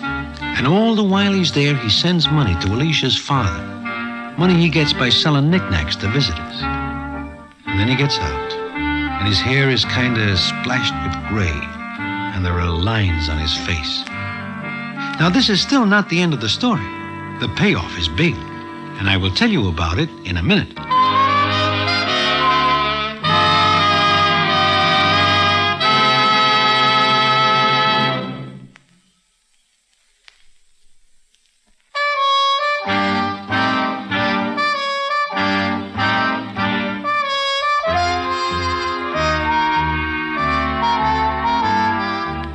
One night we are sitting in Mindy's. The kid is with us. He is out of Auburn maybe 3 days.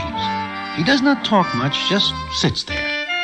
And then there is a commotion, and the scene is as follows. There he is. There he is at last. That's the man. Kid, look, Grigsby. Yeah, I see him.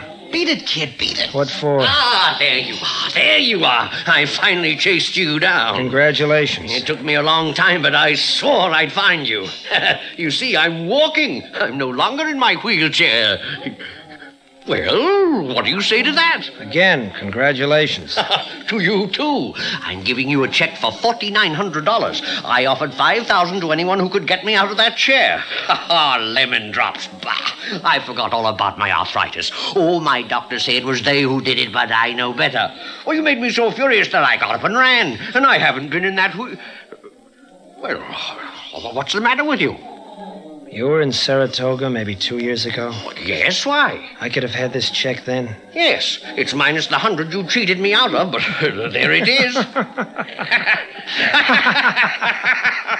It's a good joke, isn't it? Yeah, great. Look, if I put my name on this check... Endorse it? That's it.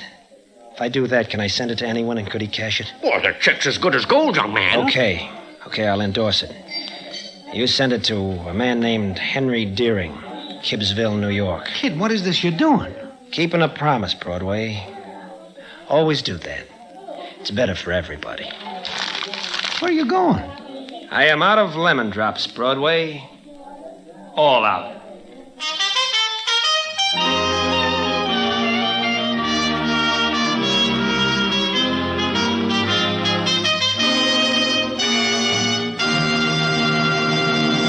And so ends the famous Damon Runyon story, The Lemon Drop Kid. Listen in again next week to the Damon Runyon Theater.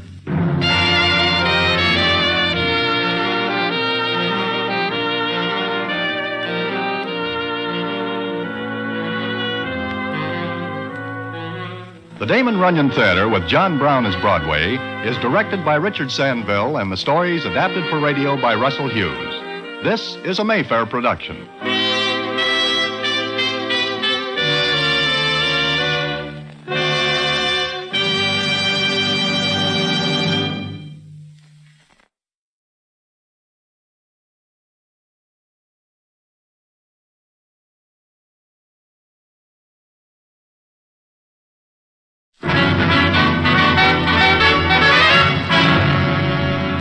The Damon Runyon Theater.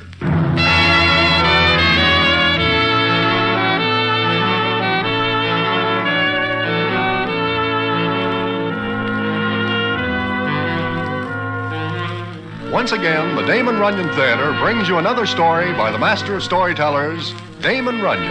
And this one, the hilarious A Nice Price. And to tell it to you, here is Broadway. Thanks. One hot morning in June, I am standing in front of a hotel where I am staying in New London, Connecticut. And the reason I am in such a surprising spot is something that makes a long story quite a bit longer. But it is one which is more than somewhat astonishing and gets me mixed up with the Harvards and the Yales. And I will tell you about it in a minute.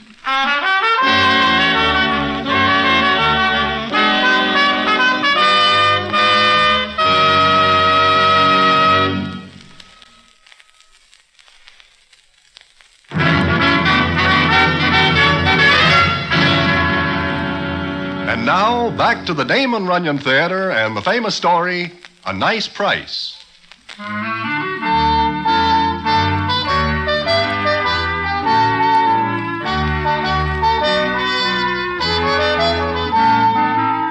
As I am saying, I am standing one hot morning in June in front of my hotel in New London, Connecticut. It is quite a piece from Broadway, and how I get there goes back a couple of nights before, when I am walking along Broadway and run into Pete the peddler. Now, this Pete is no ordinary peddler and would hate to be classed as such. He has a steady job, in that he sells tickets to prize fights, football games, and various other enterprises for which ducats are sometimes scarce. He makes a nice bit of scratch from his profession because his price is always more than somewhat higher than the market. Well, as I am saying, I run into him, and the scene is as follows. Well. If it is not Broadway. Hello, Pete. How is it going with you? I cannot complain. And with you? Well, beyond the fact that finances are at this moment at a low ebb, I am fine. Say, is it possible that you see Society Max around any place? No, I do not see him for a long time. You, still looking for him? I am. Someday I will find him, and when I do, I will part his hair down to his ankles. You are still sore at him for taking Sonia away from you. I am. It is not right for one man to steal another man's fiancée, especially when I come by her the hard way, having to take her away from Big Eddie. It is tough. It is. But I hear you say you are low in the pockets. I am broke. I think I am able to put you in a way of cornering several bobs for yourself. That is nice. I have here some ducats for an event which is to take place in Connecticut. I have quite a few of these ducats. What are they for? A boat race. A boat race? That is what I said. This is an extra large boat race, and I figure I can make plenty of black ink for myself. By the way, do you ever see a boat race? No. I never witnessed one myself. But I understand this one is between the Harvards and the Yales. Oh? Why are they boat racing? It happens every year. They take all their clothes off and get into rowboats and row until their tongues hang out and until they are all half dead. What is their reason for doing this? I cannot figure it. Furthermore, I am too old to figure out why college guys do this to themselves. Me too. But you say you have a proposition for me? Yeah. I am one hand short. If you will come along to New London, Connecticut with me and help me dispose of these ducats, I will cut you in. I accept the proposition. Fine. We will leave tonight. Maybe we will be able to figure out why these college guys knock their brains out in rowboats.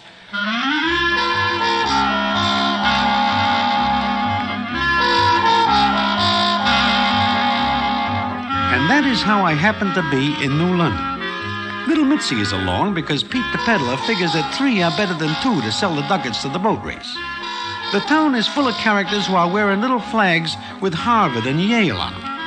Well, as I say, I am standing in front of the hotel when little Mitzi comes out and says as follows. Hey, Broadway, there's a guy inside the lobby with his hands full of money offering to lay 3-1 that the Yales win this boat race. So? Who is this citizen? I do not know, but I do know he is well covered with folding money. 15 G's to be exactly. 15 G's? Does he have any takers? Not many. From all I hear, the Yales figured to win this boat race, and... What's the matter?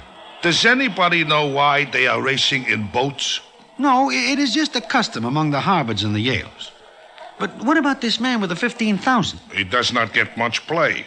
All the handicappers put the Yales on top, but he is offering 3-1. It is a nice price. It is too good a price to overlook. Ah, here you are. I've been looking for you both. Pete, Mitzi says there is a citizen inside wishing to lay 3-1 that the Yales win this boat race. 3-1?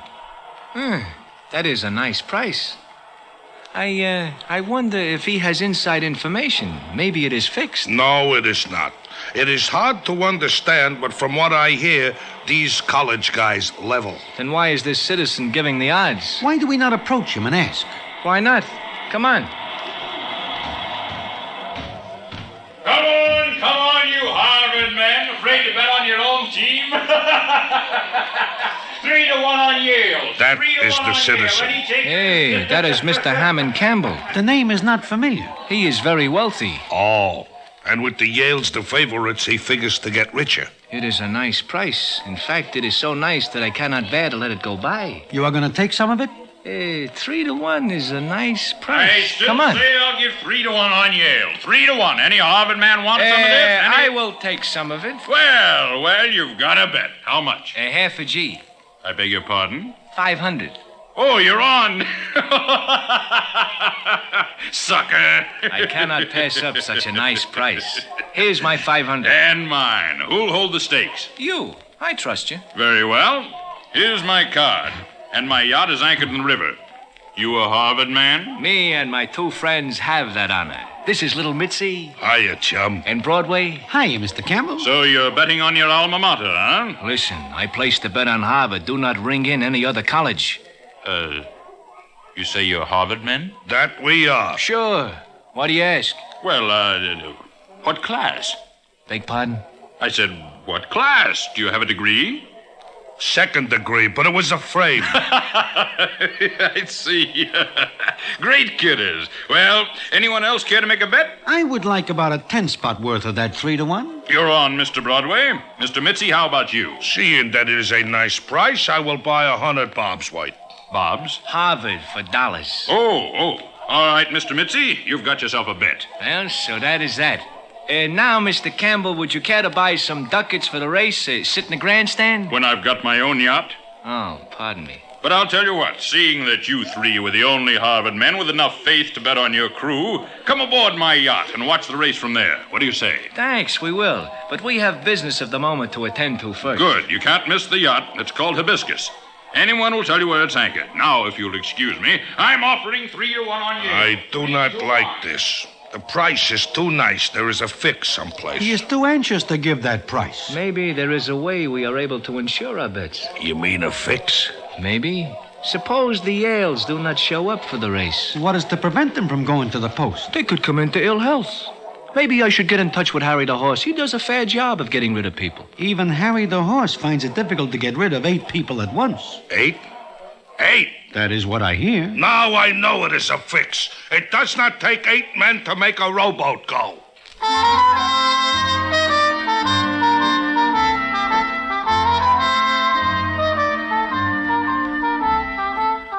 So, that is the way it stands. It comes on later in the afternoon, and the three of us are in the lobby of the hotel trying to figure a way we can insure our bets.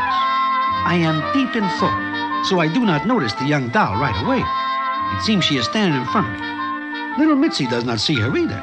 And when little Mitzi does not see a doll even 500 yards away in a thick fog, he is deep in thought, too. Anyway, I do not see her until she says as follows. Excuse me, gentlemen. Excuse me. Eh? Are you addressing me? Yes, I wonder if I might talk to the three of you for a minute or two. Take 10, doll. Take 10. Thank you. May I sit down? Oh, it is a pleasure, young miss. Thank you. I saw you this morning when you bet against my father. Mr. Campbell? Yes. Are you married?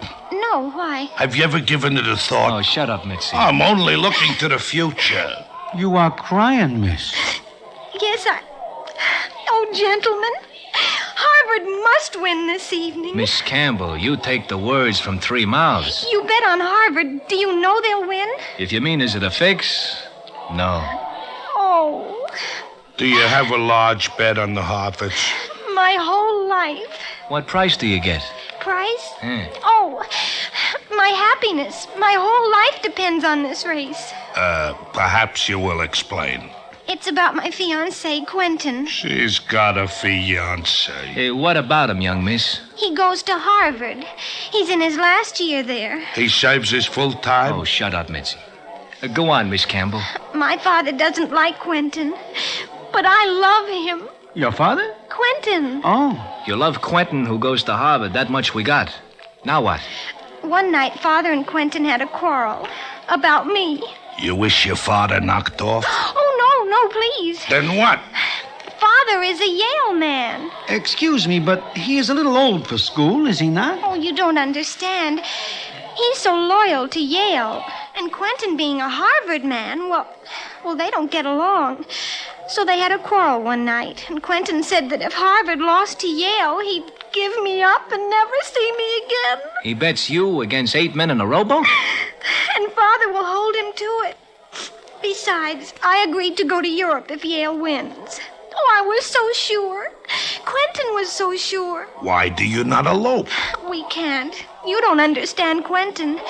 He's proud. He'll keep his word even if it costs him our happiness. But, young miss, why are you telling this to us? Because I heard you make the bets and I thought you knew that Harvard would win. This is a shame. Pete, Broadway, we will have to help this young miss. You got an idea? Short of knocking off 8 Yales, no. Hey, maybe we are able to get some help from some of these guys who are once in stir. What guys? All the guys with stir haircuts. Mitzi, you're an ox. This is the type haircut all college guys wear. And they do not have to? Oh, shut up. Broadway, you got an idea? At the moment, I am as cold as last week's marinated herring. There must be something to do. Look, I hear these college guys are always writing home for money. I hear they need lettuce all the time. Why do we not offer some to the Yales? That is no good. They do this race for the spirit of somebody named Alma Mater. I am unable to touch them. The fix is out. I can't live without Quentin. How does he get along? He's so proud. He cannot lay aside his pride for the sake of some millions? No. Well, young miss, you come to us with a problem at the moment. We cannot think of anything. But you'll try. Sure we'll try. How? We must think. It is tough. Miss Campbell, we cannot bear to see a young doll in sadness. We will try to do something. Oh, thank you. I say this because once I am disappointed in love. A guy called Society Max does a fave with my doll. Her name is Sonia, and he walks out on her. I know how you are feeling. Thank you. I feel so much better. Somehow I know you'll think of something. I have to go now, but I'll see you later. Well? We do not reach a solution, and we have 1 hour before the Harvards and the Yales begin the race. Gentlemen, as they say in books, we have our work cut out for us. And I do not like the way it is cut.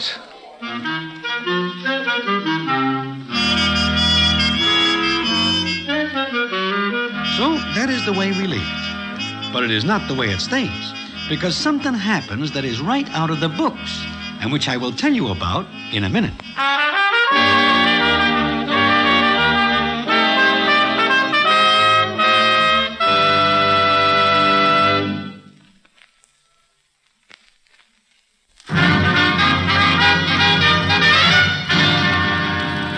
And now, back to the Damon Runyon Theater and the famous story, A Nice Price.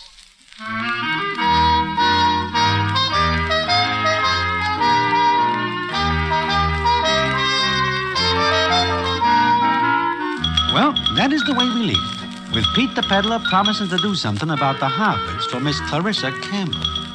Although personally, I will lay plenty of 6 to 5 that he can sooner get into the White House in the legitimate way. So it comes on later in the afternoon, and the crowd is beginning to drift to the river where the college guys are booked for the boat race. We are 3 sad people as we go aboard Mr. Campbell's yacht, the Hibiscus, because we are invited. We are no sooner on the deck than Mr. Campbell comes up to us, and the scene is as follows. Well, my Harvard friends. And how are you? Hey, we are fine. Oh, good. Good. You wouldn't care to increase your wager a little, would you? I'm still giving 3 to 1 on Yale. As a matter of fact, I'll go better than that, 4 to 1. That is a nice price, even nicer than before. Well, what do you say? 4 to 1, eh? That's it. Do you care to bet 4,000 against my 1? Anything you say. Okay. You have another bet and I have a... What is it? Backing out already? No, I think I see somebody I know. On the yacht? I think so, but I'm not sure. There are no Harvard men, except yourselves, aboard. The citizen I think I see is not a Harvard man. In fact, there is considerable doubt that he is a man. Well, go aft and enjoy yourselves. Coffee, sandwiches. Help yourselves and enjoy yourselves while you still can. There is something nasty in the way he says that. Where is it he tells us to go? Aft. Aft? What is the matter, Pete? I do not know. But as we come aboard, I think I see somebody I do not see for a long time. Who? Never mind. There are other things to think about now. We will go aft. Well, why are we just standing? Let us go aft. Let us. Lead the way, Mitzi. Aft? You hear the man. There are refreshments aft. What is that? What is what? Listen. The boat is sinking. Run for your lives. Gentlemen. Hey, it is the young doll. Please, will you come in here quickly? Sure. Come on.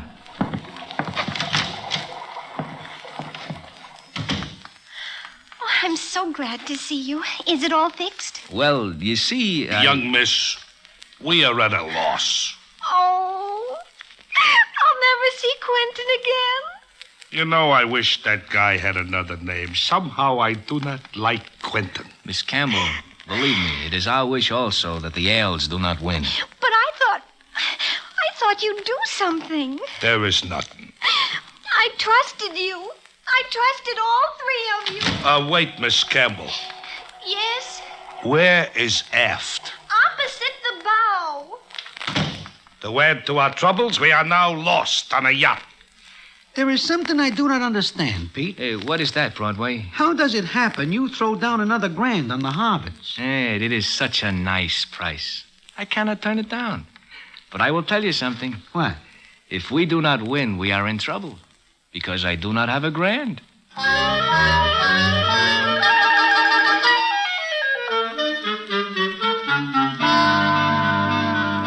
Well, by this time I am wishing that we do not come to this boat race.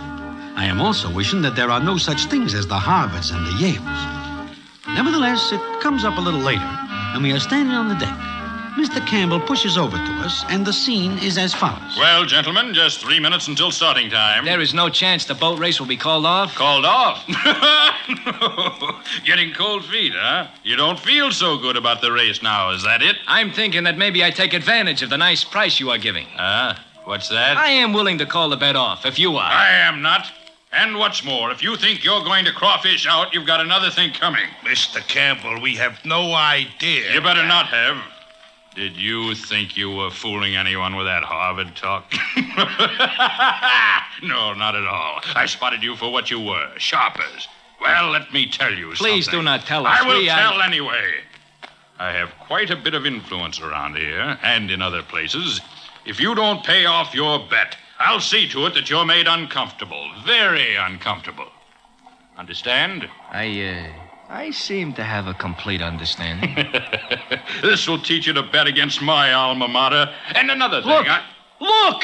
What's the matter? What is it? That guy standing by the rail with the doll. Who is that? The doll, as you call her, happens to be my sister. And the guy, as you say, is the Count Alexis. Society Max! It is Society Max! Broadway Mitzi, at last I found him. I won't poke him. I got you at last, you love thief! What's the matter with him? Has he lost his mind? No, he has just found something. Somebody stop that lunatic. He's chasing the Count Alexis. Look out, here they come. I will give 2-1 on Pete. You are right, Mitzi. He is a slow starter, but he will finish fast. Make them stop running around my yacht. The race has started. I will give Society Max 2 more laps before he is done. Police! Somebody get the police! The race is on, and I've got lunatics aboard. Broadway, you say Pete is gaining? Society Max is a good runner, but Pete is running for a cause. That helps. Stop those idiots! Stop them! I do not like when they are out of sight. It spoils the view. Look, here come the crews. Here they come. Come back here! You dirty cowards, you jumped! He is not coming up. Broadway, stop me from going in after him as I cannot swim! Hold me! I'll have you all arrested. I'll have you shot. Hey, look! The rowboats are coming.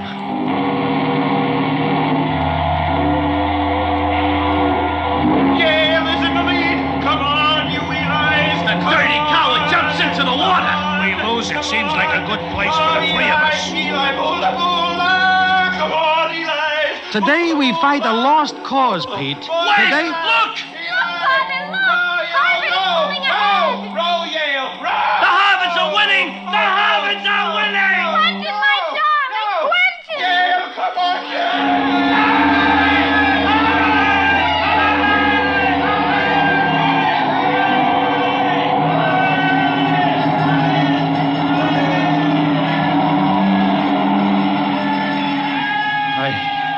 I can't believe it. I can't believe it. My lost. Father, don't forget I can marry Quentin. And there is a little matter of some bets which we have yet to settle up, Mr. Campbell. I simply don't believe it. I can't. Harvard didn't have a chance. Yeah, but the Harvards win. Yes, Harvard won. You're going to keep your promise, aren't you, Father? I always keep my promises. Go ahead, Clarissa. Find Quentin and bring him aboard. You gentlemen, come to my cabin when you want to. It is a nice price. A nice price. I don't know how you did it, gentlemen, but you did. Harvard didn't have a chance, but you helped me. I love all of you. I'm going to kiss each of you. Mr. Broadway? Mr. Mitzi? Oh. Mr. Peddler? Oh, that's very sweet. Love is a wonderful thing. I'm going to Quentin now, and you're all invited to the wedding. She is a very sweet young miss. Yeah. I wonder what becomes of Society Max. The last I see of him, he is sinking in the water. Pete, do you not say this boat race cannot be fixed? Yeah. Why? Then how does it happen that the Harvards hit the finish line first? They do not figure to win. I do not know. But, gentlemen, we have work to do. We are going to collect some money at a nice price.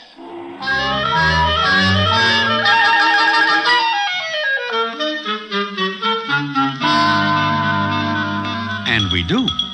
Furthermore, when Pete the peddler tells Mr. Campbell that Count Alexis is really Society Max, back at his old racket of putting the touch on rich dames, Mr. Campbell is very grateful, to the tune of $5,000 to split between the three of us. So we leave New London, Connecticut, and go back to New York, where I feel more at home. However, how Harvard wins the boat race is still a mystery until 3 months later, when I run into Pete the peddler in Mindy's. And what I find out, I will tell you in a minute.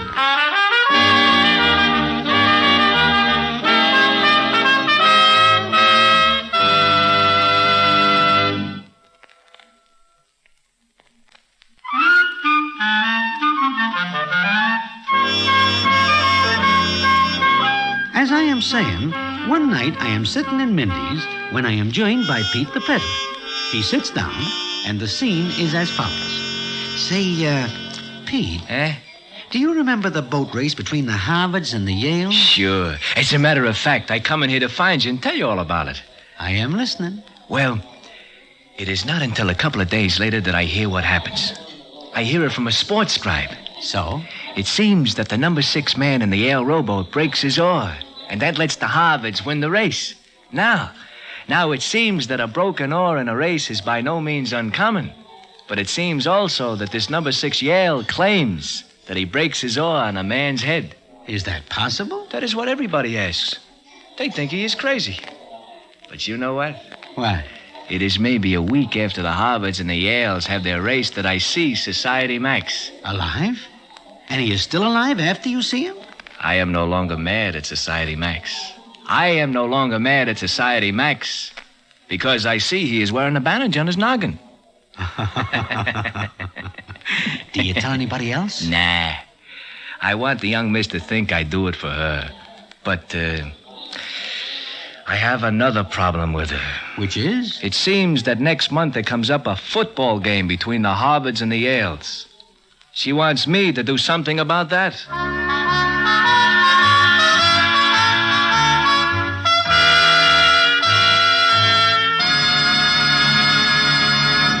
And so ends the famous Damon Runyon story, A Nice Price. Listen in again next week to the Damon Runyon Theater.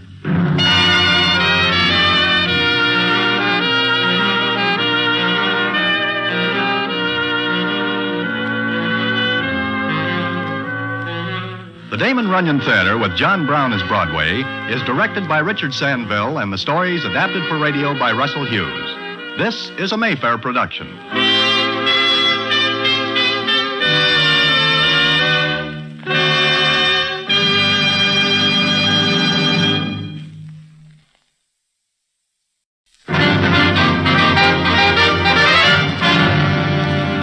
The Damon Runyon Theater.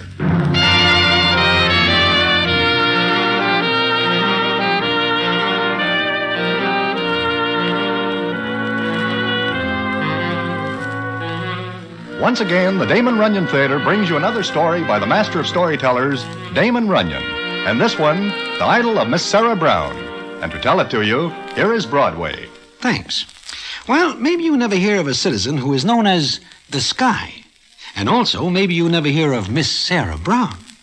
It is a fact that any character along Broadway will lay more than a little 6 to 5 that the Sky and Miss Sarah Brown are as far apart as the North and South Pole.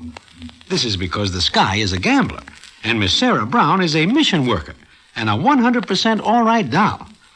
But they do get together, and how this is done is a story that hardly anyone believes. But it is true, and I will tell you about it in a minute.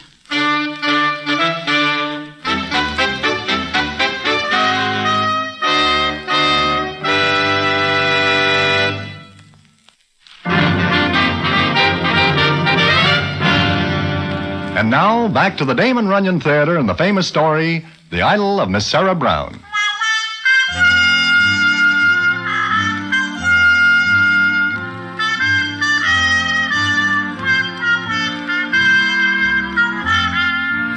As I am saying, Miss Sarah Brown is a mission worker, and the Sky is a gambler.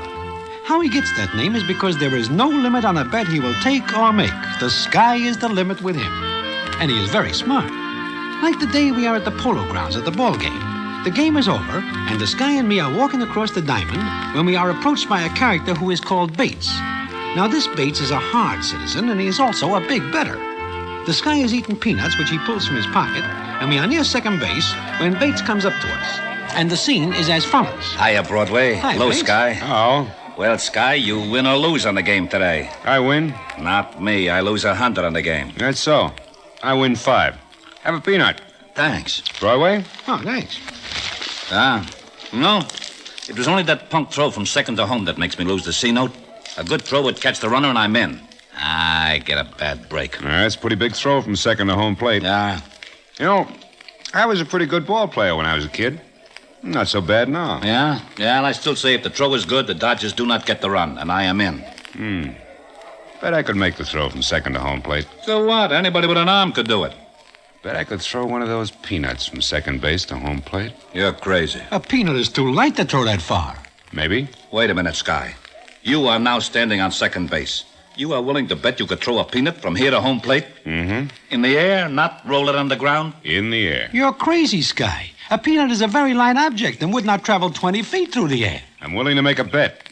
Tell you what, Bates. You've had a bad day. I'm in a good mood. I'll lay you 3-1 I can toss a peanut from here to the plate. You serious, Sky? Very. I have exactly 100 potatoes in my pocket. Will you put 300 against it? Mm-hmm. Broadway? Here's my 3 C's. And here is my C note. Now, go ahead, Sky. Toss the peanut. You don't mind if I pick out a big one, huh? As big as you want. Does this one look satisfactory to you, Bates? Sure, go ahead. Toss. Would you like to try it first with this peanut? I'm willing to bet you can't do it. No, you don't, Sky. You make the bet, you pick the peanut, you throw it. Like you say, I make the bet. All right, Broadway, stand back. Here goes. It is impossible, but it is done. It went into the stands. On the fly over home plate. I told you I was a pretty good ball player. I will now take the C note. There is something fishy about this. Broadway is a witness that I offered the peanut to you first. That right, Broadway? It is very correct. So long, Bates. I do not understand this. I do not understand it. Why are you laughing? It was too easy. I do not see how you do it. Well, Broadway, it just so happens that I have one peanut in my pocket that is weighted with lead. Lead? How does it happen that there is a peanut with lead in it? They are usually full of peanuts. Well, I just happen to have it with me in case I want to make just such a bet. However, I offered it to Bates first, so I didn't cheat. That is right. It is a fine point, but it is correct. Sky, you are a very smart man. No, not smart, Broadway. Just careful. Because my father once told me something. Like what? I remember that he said to me a long time ago, he said, "Son, someday you're going to meet a man who will pull out a new deck of cards with the seal still on it. He'll offer to bet you that the Jack of Spades will jump out of the deck and squirt cider in your ear." Do not take that bet, my father says. Because as sure as you're a foot high, you'll get an ear full of cider.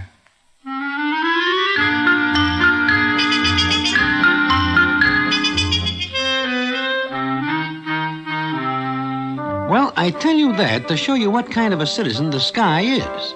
And he is honest. It is just that sometimes he insures a bet. But there is no character from Broadway to Los Angeles who will not take the Sky's word. It is as good as wheat in the bin. He is never crooked, and he hates citizens who are. But one day, we are walking along Broadway when suddenly he stops and points. Broadway. Look. Huh? Where? Who is that? Oh, I see no one but Harry the horse. And you need no introduction to him. No, not Harry. I'm talking about the doll. What doll? The one in uniform. Oh, that one. Oh, that is Miss Sarah Brown. Miss Sarah Brown. I don't get the uniform. She's working for a mission.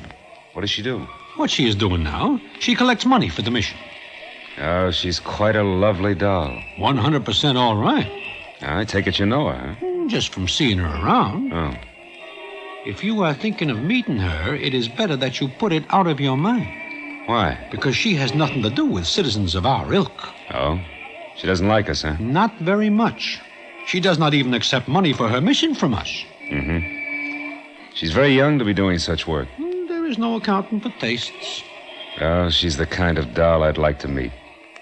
If you like, I will attempt an introduction. No, never mind. But you are just saying that you... I know. Forget it. I guess her type would think we're a bunch of bad citizens. Yeah, I guess so. Broadway, where were you born? Right here. Uh-huh. I was born in Colorado. Know where that is? Is it possible to reach it by the subway? Not quite. Then I do not know. Well, what I was going to say was... Yeah? Sometimes I remember the farm, the people. And I remember there was a girl. A doll? Yeah, as you say, a doll. I liked her, Broadway. She looked a lot like this Miss Sarah Brown. Is there a possibility this doll you speak of and Miss Brown could be one and the same? No, Broadway. There's no possibility. No possibility at all. Oh, I see. Okay, Broadway, let's move on. I have a date with a poker game.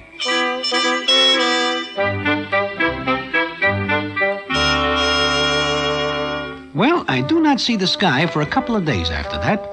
But one night, I get a funny report that the sky is missing quite a few big games. That is not like him. So I nose around, and I learn that he goes quite often to the mission where Miss Sarah Brown works. I do not believe this, and I am willing to lay more than a little 6 to 5 it is not true. So I go to the mission to see with my own eyes. Sure enough, in the mission sits the sky. I walk over to him, and the scene is as follows. Broadway, what are you doing here? I could ask the same question of you, Sky. Yeah, sit down. Here? In here? Well, if you want to stay, sit down. Okay. Why'd you come here? I hear something very funny. Oh, about me, huh? That is correct. Well, it's true. Miss Sarah Brown, huh? Miss Sarah Brown. She knows who you are? No. And Broadway... What, Sky? If by any chance it should slip from your lips about what or who I am, I'd be very angry and take steps, you understand? I understand. Here she comes. Hello there. Good evening, Miss Brown. How are you, Mr. Sky? Oh, fine, just fine. Oh, this is a friend of mine. His name is Broadway. I'm so glad, Mr. Broadway. We get so few people who come here. It's good to see a new face. Business is not good, I take it? No, it's not good. I guess people aren't very interested in their souls. Maybe people don't know they have them until it's too late, huh? You've been very kind, Mr. Sky. Your contributions have helped us so much. The new organ is your doing. What? Maybe I do not hear right. You hear right. Mr. Sky has been more than generous. It's been more than a pleasure, Miss Brown. Oh, please call me Sarah. And you have a first name, surely? Just call me Sky. Everybody does.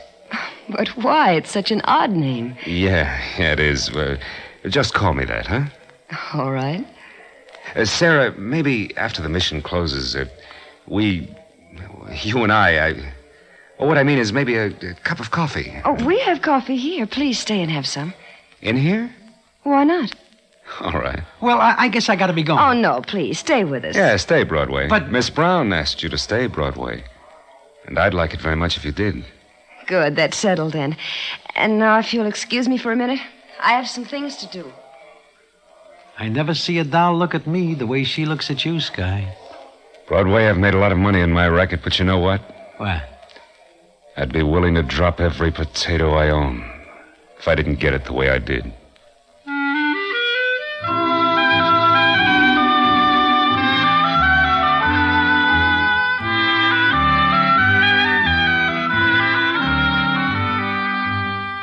Well, that is that. It is easy to see that the Sky is over the boards, but good. Every night he goes down to the mission, and every night he stays for coffee with Miss Sarah Brown. All the citizens are talking about it, and are not able to figure the angle. But I know that the Sky and Miss Brown are in love. But I wonder what is going to happen when she finds out about it. I find out one night, when the Sky, me, and some of the boys are sitting in Mindy's. Suddenly, the Sky looks up and says, Sarah! Sarah! Yes, Sarah. I was just coming to the mission. I'd rather you wouldn't come there anymore. Maybe I better leave. No, stay, Mr. Broadway. I want to say something. Maybe you'd be interested, too. Will you sit down, Sarah? Yes. Yes, I will. How big a laugh have you had, Mr. Sky? Laugh? It was easy, wasn't it? What do you mean? It was so simple. I was so simple. Oh, look, Sarah, You were so generous to us. You were a very big man among all the little people. Is that what you came here to say? Not quite all. I found out tonight who you are and what you are. I wouldn't have minded knowing who. But what you are, I can't accept that. Miss Brown, I've never cheated. I've never done anything dishonest in my life. You waited until you found me before you became dishonest. I am not dishonest. I call it that, Mr. Sky. But I'm not as big a fool as you think. You thought I'd accept you because of what you've done, but I won't. I despise you. As much as I liked you before, I despise you now. Maybe you'll tell me why. I don't have to tell you. Your own conscience, your own soul will do that. I've had men look at me before I knew why.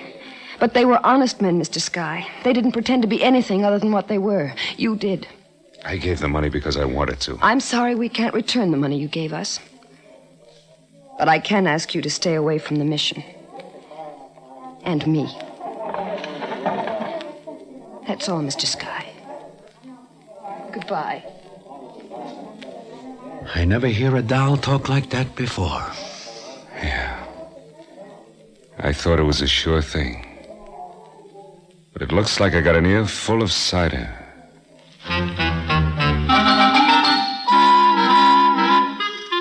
Well, you may think that is the end of the story, but it is not. And how it ends is something for the books. And I will tell you about it in a minute.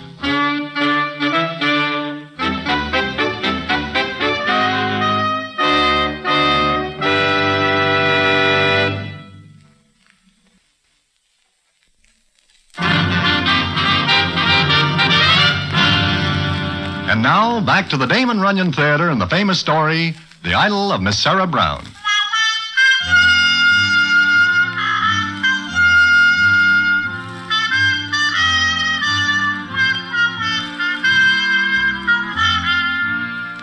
Well, like I am saying, Miss Sarah Brown comes into Mindy's that night and ticks off the Sky.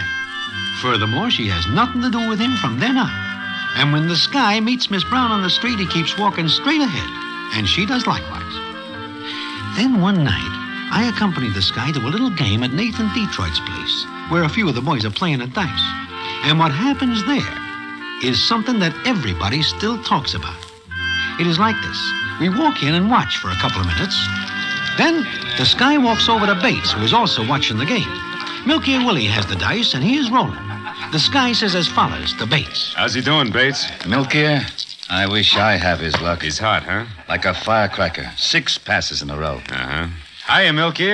Ah, hello, Sky. You are going to play? Maybe. Stick with me and make $1 million. Here they go. That makes 7 in a row. I wish I had your luck. How does it happen you're not playing, Bates? Because I have no potatoes. I am out of the lettuce. In short, I am broke. But if I have some, I would ride with Milky. Ride with me and make $1 million. How about it, Sky, will you? Maybe later, not now. All right, here it goes. 6, a little 6. Easiest point to make. He can make that without rolling the dice. You think so, Bates? The way he's been going, I couldn't do that to save my soul. What did you say? I said I couldn't do that to save my soul. Milky. Yeah? Hold it a minute. Don't throw. What? When I'm hot? I want to get down to bet. Sure, I tell you, ride with me and you're in. I'll bet against you making that 6. You will bet against my making a 3-way point? I will. How much? $1,000. I hear you right. You will bet 1,000 against my rolling a 6? I'll bet you don't. But I'll bet against Bates. I tell you, there's nothing in my pocket but fingers. And I'm not sure about those. I'll bet 1,000 against your soul. My soul? That's right. If Milky doesn't throw a 6, I win. And your soul goes to the mission. My what? Goes where? Your soul goes to the mission. Wait a minute. I do not like to have anybody's soul riding on my dice. It's his soul, Milky. Well, Bates, what do you say? Well, Bates?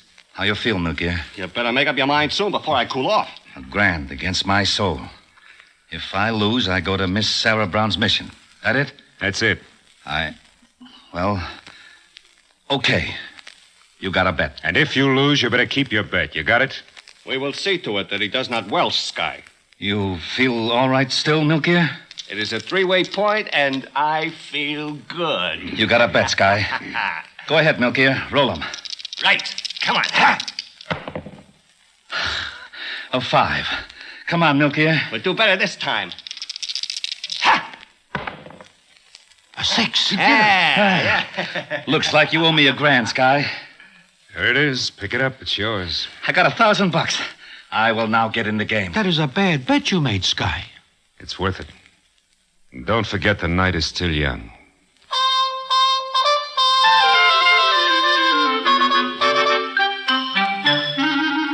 Well, like the Sky says, the night is still young. And it is not long before Bates takes the dice because now he has 1,000 potatoes. And what happens is that he hits a streak and wins. He figures it is his night, and it looks to be a fact, because he makes one pass after another. Finally, he throws a 4, which is a hard point to make. And it is at this point that he looks at the Sky and says as follows. Sky, I will take the odds off you on this one. I know you don't want my dough. I know you only want my soul for Miss Sarah Brown. Is that right? That's right. Why? I am now in the money, and my price goes up. Will you lay me 10,000 against my soul that I do not make this for? It's a bet. 10 G's against his soul? That's it, Milk Ear. Here we go, Sky. Look at that. He makes a 4. Double deuce. Looks like you owe me 10,000, Sky. So it does. You have 10 G's, do you not? Did anyone ever say I welched on a bet? You're as good as Times Square. Broadway. Yes, Sky. Do me a favor, will you? Run over to my hotel with this key. I'll call the clerk. Tell him to open the safe and take out my money. And you bring it over here. Well, sure. How many potatoes you got there? About 100,000. 100 grand. What's your idea, Sky? It's my idea to keep betting against anyone who wants to bet. Who keeps the dice? You do, Bates. Until when? Until I win your soul for Miss Sarah Brown, or you win all my money. Well, what do you say? I say you got yourself a deal. Okay. Broadway, get going.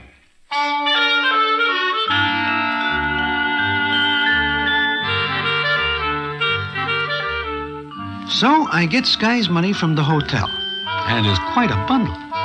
And it is not long before news of what's going on gets around the stem. And Nathan Detroit's place is packed with citizens. And the Sky has taken all bets. Every character who has a fin, a sawbuck, or a deuce is laying it on the line against the Sky. All the Sky bets for is the guy's soul. But Bates is plenty hot and never misses. It is not long before the Sky's money is down to a very thin shadow of its former self. Then the scene is as follows. How much you got left, Sky? I figure it, 5,000. Wanna keep it for a stake, or... I'll bet it. There's only one thing wrong with that. No? What's wrong with it? At this point, my soul is worth more than $5,000. It has been increasing in value right along. What's your pitch?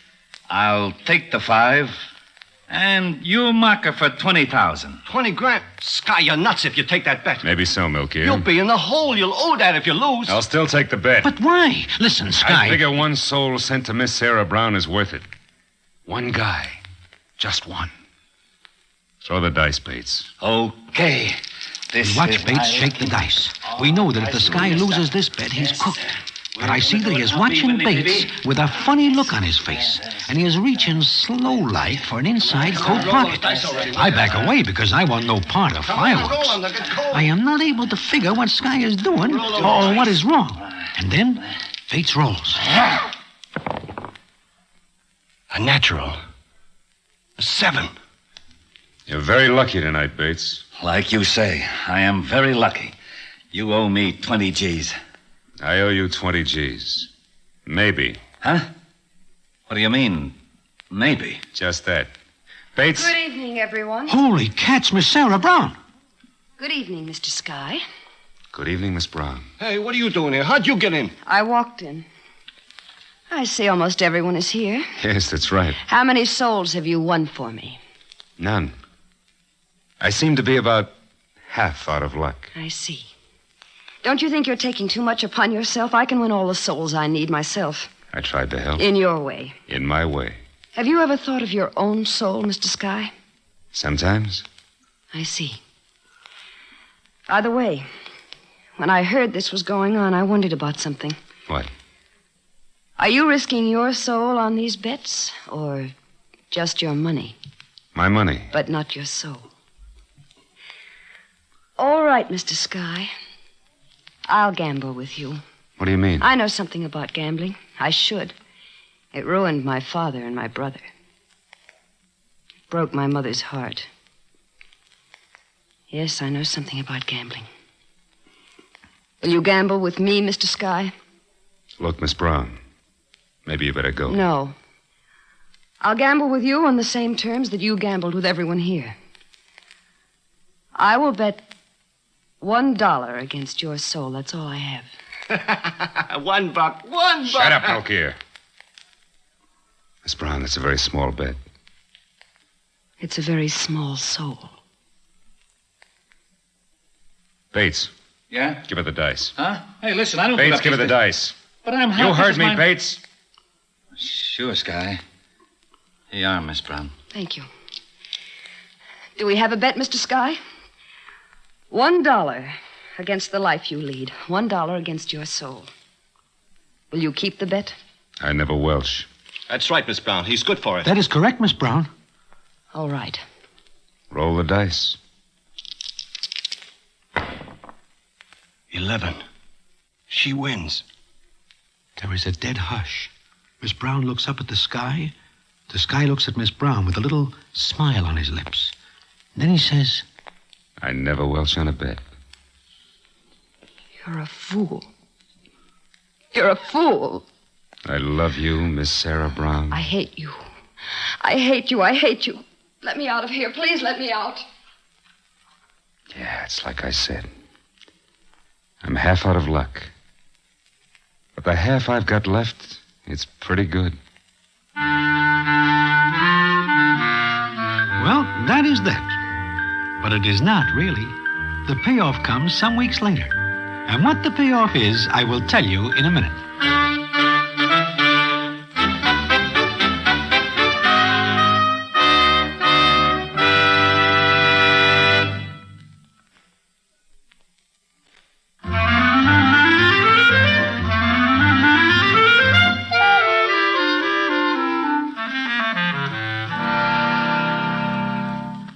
One night I am walking down Broadway, and who do I see but the Sky? But now he is wearing a mission uniform, and he is looking happy and better than I ever see him look. He is walking with Miss Sarah Brown when he sees me. He says something to her, and she goes into a store. Then the Sky comes over to me. Hello, Broadway. Oh, Sky, how goes it? Oh, fine. For the first time in my life, I'm happy, Broadway. And Miss Brown? She is Mrs. Sky. Well, congratulations. Thanks. Bates is looking for you. Is he? To collect his bet, I guess, huh? It would seem to be the case. I owe him nothing. I've got those dice we used that night, Broadway. Huh? Wait a minute. I remember. I see you look at him funny like. Sure. Phony dice? Phony dice. But Broadway, yeah? Don't do anything about it. But he uses phony dice. That is a crime. No, Broadway. You see, Mrs. Sky thinks she beat me at my own game for my soul. I wouldn't like her to think anything else. Because this time, I didn't get the ear full of cider.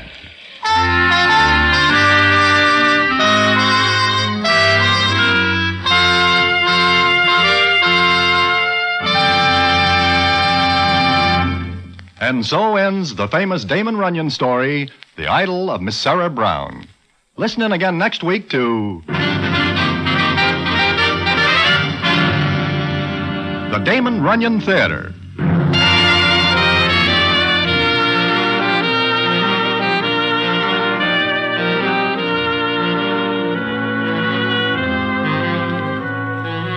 The The Damon Runyon Theater with John Brown as Broadway is directed by Richard Sandville and the stories adapted for radio by Russell Hughes. This is a Mayfair production.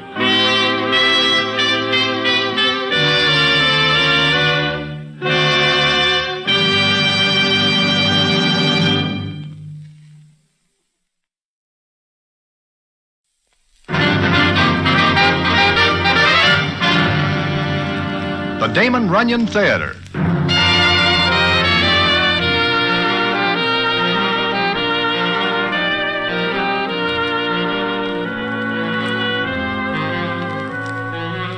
Once again, the Damon Runyon Theater brings you another story by the master storyteller, Damon Runyon. And this one, The Touching for a Pal. And to tell it to you, here is Broadway. Thanks.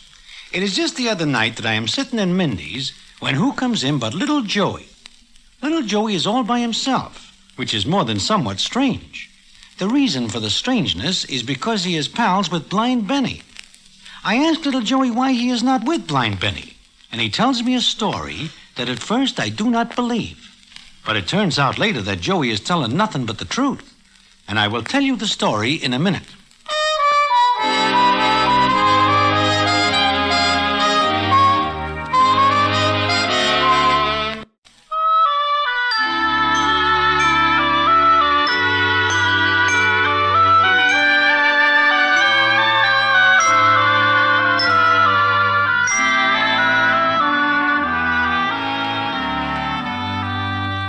Like I say, I am sitting one night in Mindy's when I look up and see little Joey standing by my table. Now, maybe I better fill you in on the background so you will see just what this story means to little Joey and Blind Benny. Blind Benny is blind, and little Joey is his pal. They go every place together. In fact, there is never a time when anybody sees Benny that little Joey is not leading him around, telling him things, explaining this and that to Benny. And this is for 15 years. Then suddenly they are not seen around together anymore. And this occasions more than a little wonder. And the story why, as Joey tells me the other night in Mindy's, is as follows. Sure, Broadway. Lots of people wondered why me and Benny split. But there ain't nobody knows why. There ain't nobody but Benny and me knows what happened one night on the Staten Island ferry. On the ferry? What do you mean, Joey? Well, it didn't start that night exactly, Broadway. No, it started one night when Benny and me were standing on the corner of Broadway and 52nd. I am just about ready to lead Benny across the street when Eddie Jacobs, the ticket agent, comes up to us. Hiya, Joey. Hello there, Benny. Who's that? Eddie? Yeah, Benny, it's Eddie Jacobs. Oh, hi, Eddie. Tip-top.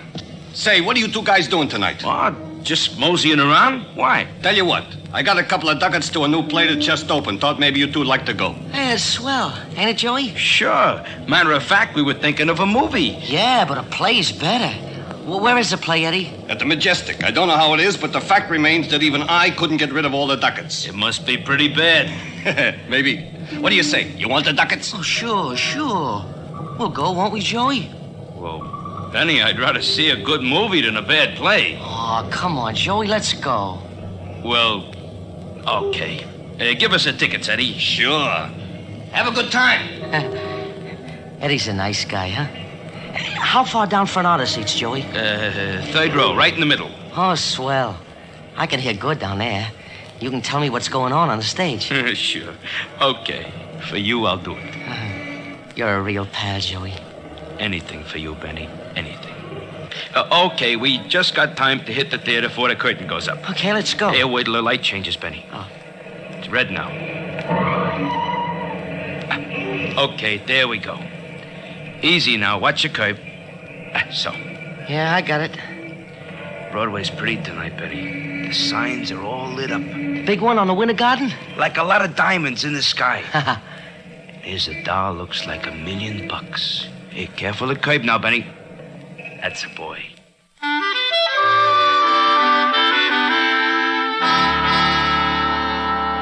So, Broadway, me and Benny went to the play.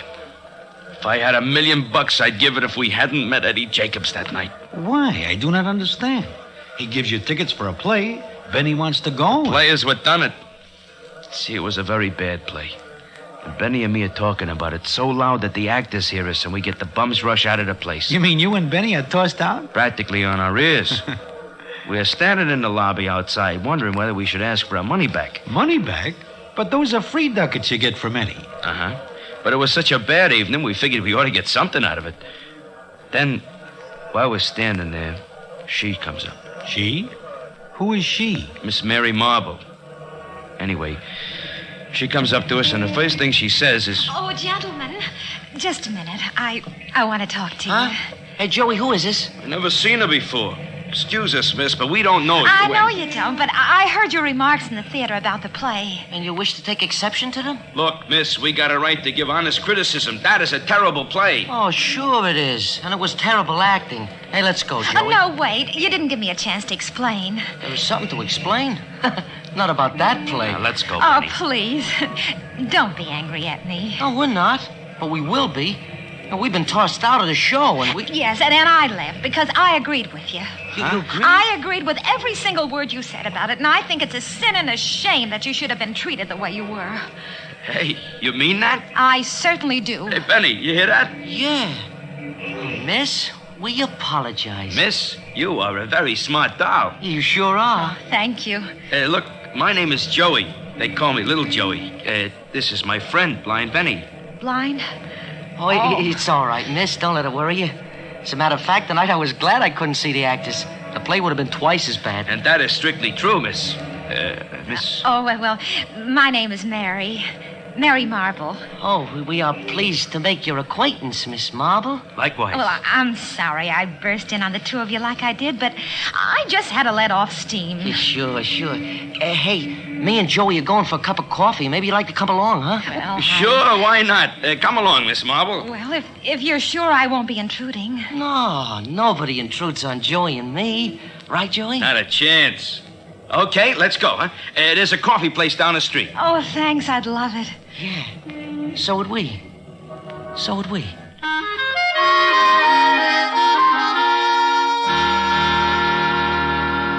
Well, Joey, so far, this seems not too bad. Yeah, I know, but I ain't finished yet. You know, it turns out that Miss Marble works in a shop that sells women's stuff. So? And this gives her time off in the afternoons. It seems also that she likes to spend her afternoons off with me and Benny. Ah. Well, what happens then, Joey? Well, one day the three of us are walking through Central Park. It was a walk me and Benny always liked to take, especially in the spring when the trees are blooming and the animals in the zoo are in the outside cages. You know how I always liked to tell Benny about the stuff he couldn't see. Well, this day we're walking through Central Park, like I said. We come to the cage where the bears are. Miss Marble stops short like and says, Oh, look, cubs. They're cubs. Hey, they're pretty cute, ain't they? Cubs? How many of them are they? 2, Benny. Oh, no, 3. You missed one, Joey. See him? Behind the rock there. Oh, sure, I missed one. Tell me, what they look like? Well, Benny, they're kind of brown, little... Oh, they're wonderful, Benny. Like little animated balls of fur. Yeah? Look, the smallest one is trying to get into the water. How's he doing it? What's he doing? Well, it's kind of funny to watch him, Benny. He's... Oh, he's awkward. His back legs can't keep up with his front. Look, he fell in the water, Benny. He slipped and fell in. Hey, that must have been funny, huh? You see it, Joey? Yeah, I saw it. Go on, Mary. What else is happening? I can tell you later, Benny. Come on, let's go to the other cages. Oh, no, wait. The other 2 cubs are trying to get at the one in the water. Well, what happened, Mary? What happened? Well, there are all 3 of them in now. One fell in right after the other. You make it so as I can almost see him, Mary. Joey, ain't she swell? Sure, she's swell. Hey, Joey, what's the matter? Matter? Nothing. Why? Well, I just thought you looked kind of funny, that's all. I'm okay. All okay. Sure he is. Joey's always okay. Huh, Joey? Yeah. Oh. Well, let's walk around some more, huh? Let's go to the seals. It's about their feeding time. How about the monkey house? Benny, you always like me to tell you about the monkeys. No, let's go see the seals. It's about their feeding time.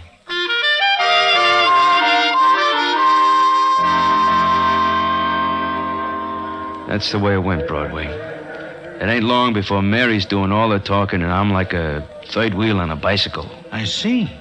Well, look, Joey, if you feel that way about it, why do you not tell this Miss Marble to take a bus far away? I couldn't, Broadway. Couldn't? Why not? Well, it's this way. About a month after the Central Park thing, Benny and me are sitting in our place together.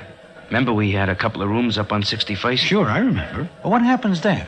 Well, it was just me and him, like it used to be. Miss Marble ain't there, but we got a date to meet her later. Benny is awful quiet. I don't feel like talking, so I'm awful quiet.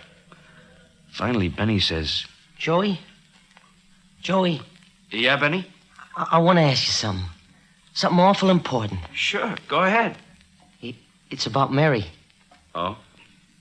What about her? She's got a pretty voice, ain't she? Yeah, awful pretty. Why? Well, I was kind of wondering about the rest of her. So? What are you wondering about? Well, maybe you could tell me about her, Joey, what she looks like. You know, this is the first time I miss my eyes. What's the matter, Joey? Nothing. I was just trying to think how to start. Start with the hair. Joey, what color is it? Well, it's a kind of honey color. Yeah? Like the honey they give you for the hot biscuits in them fried chicken places. Yeah, I can see that. Go on. And her eyes, well, it's kind of hard to tell about them, Benny. Why? They ain't always the same color. Sometimes they're kind of blue-like. Then, at night, they're kind of purple. Oh, sure. Sure. You know, a long time ago when I was a kid, I remember seeing a girl like that. Joey? What? She's beautiful, ain't she? Joey? Yeah, Benny, she is. She's beautiful. I knew it, Joey. I knew she had to be. So what if she is? There's 100 dozen dolls like her. Huh? What do you mean, Joey? There ain't 100 dozen dolls like her. And you know there ain't. Oh, all right, Benny. All right, there ain't. Hey, you sure? Oh, no, sure not. Why should I be sore? I kind of thought you were. You know, sometimes I can see things other people can't. Like what? Things inside people, Joey. Okay, there ain't nothing inside me but my stomach. I'm hungry. Let's go get something to eat, huh? Okay, Joey, we'll go get something to eat.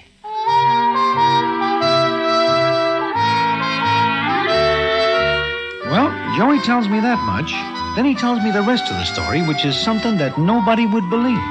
Unless it happens to Joey and Benny, which it does. And which I will tell you about in a minute.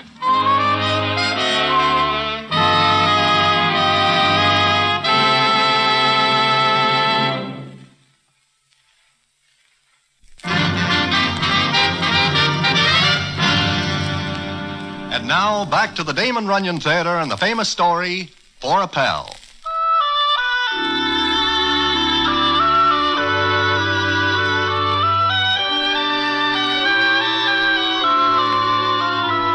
Like I say, little Joey is telling me about him and blind Benny. He gets to the part about him telling Benny what Miss Mary Marble looks like. So you see, Broadway, I know what's happened.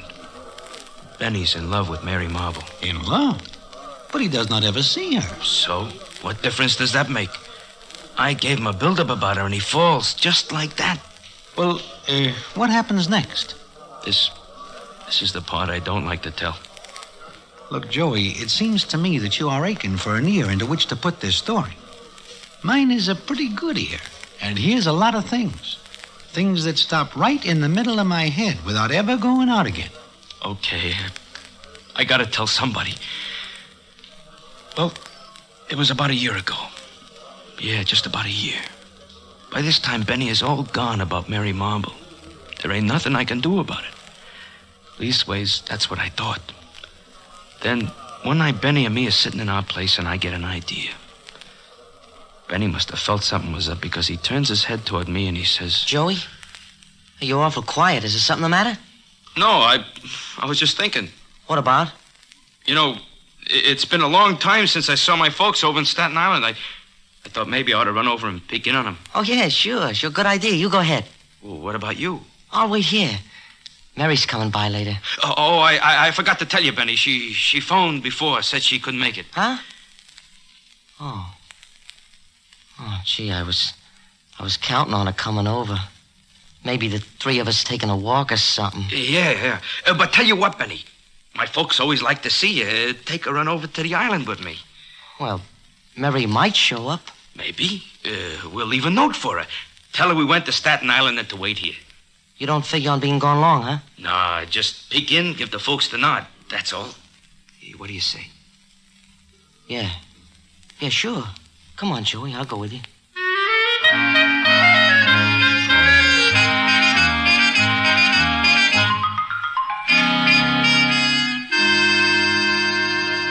So, Broadway, we get to the ferry. I got this idea all cooked up in my noggin. What idea? What are you getting at? It kind of came to me all at once. Benny being blind and all, it looked easy. What? Go ahead. What did you do? Benny and me got on the ferry. It was foggy. So foggy you couldn't see the deck if you was laying on it. Benny must have felt it because he holds tight to my arm and says... It's pretty bad, ain't it, Joey? Yeah.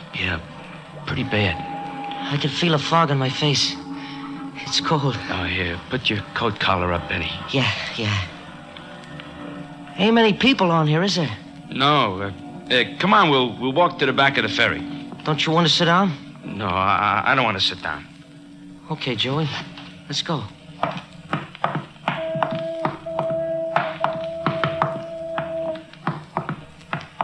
Hey, we must be pretty far back. Almost.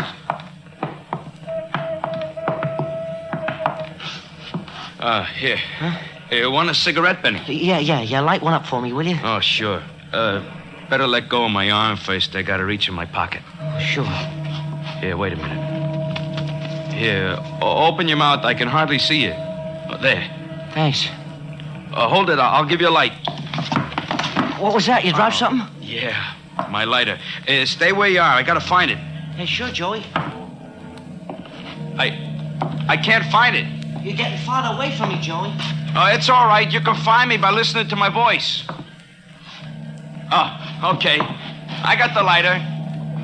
Now, walk this way, Benny. To my voice. Yeah, stay right where you are. Being in the dark ain't nothing new to me. I'll find you. Joey? Keep coming, Benny. Keep coming. Hold out your hand, Joey. You're almost here. Just a couple more steps.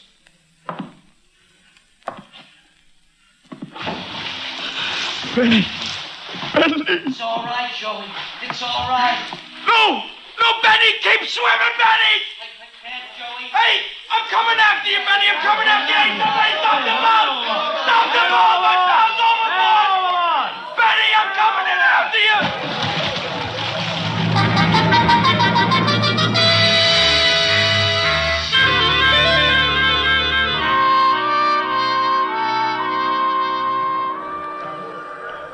So you're going after him, huh, Joey?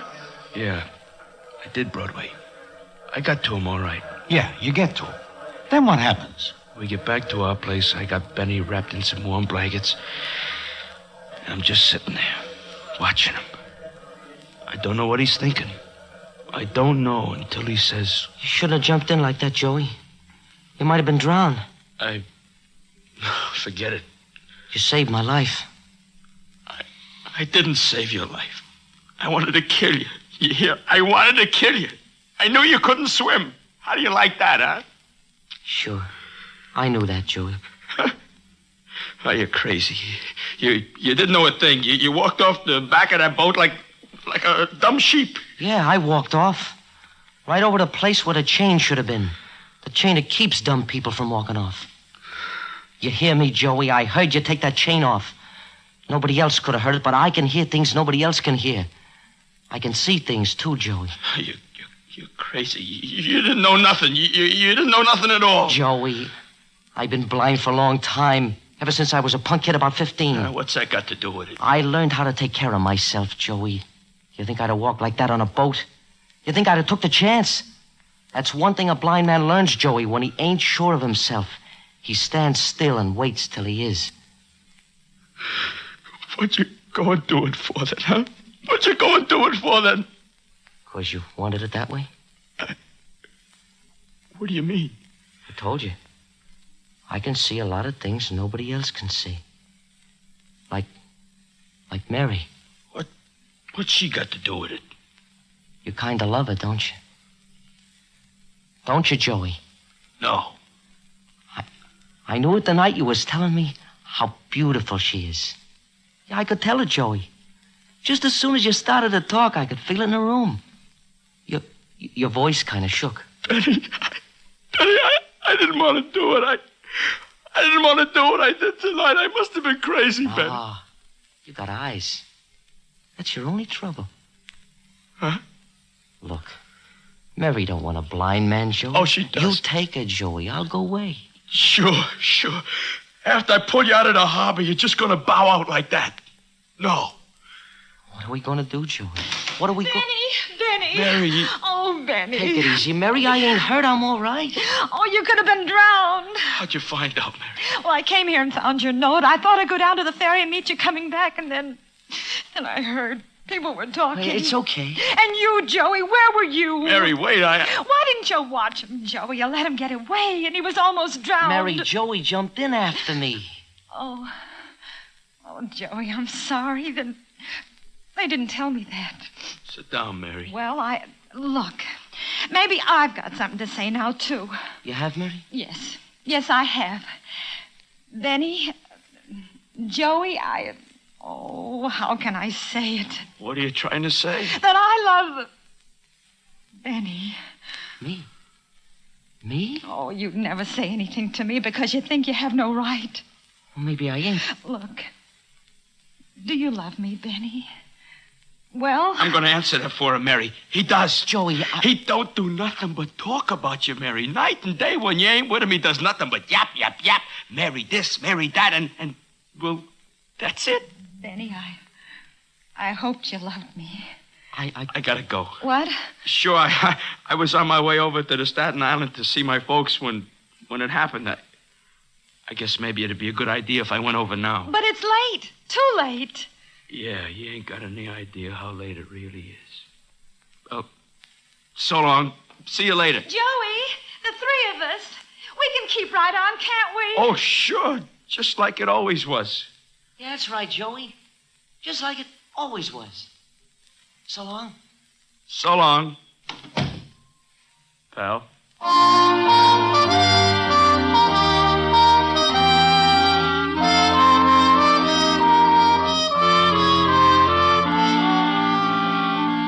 Well, that is the story that little Joey tells me the other night in Mindy's. And it is quite a story, which I know is true, because I know that blind Benny is now married and living farther uptown. But that is not quite the end of the story. I do not get the end of it from little Joey himself, but rather from another citizen who is none other than Eddie Jacobs, who is the character who gives the ducats to little Joey and blind Benny and starts the whole thing. And if you stick around, I will tell you the end in a minute.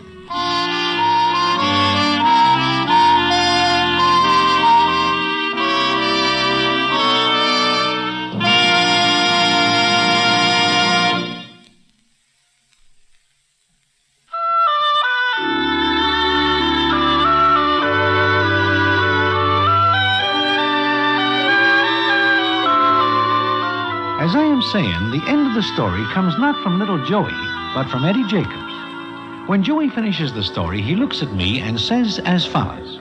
I am quite a heel, huh, Broadway? I do not see it that way, Joey. As it seems to me, you are not a heel. You pull Benny out of the water. Also, you give up this Miss Mary Marble so that Benny gets her.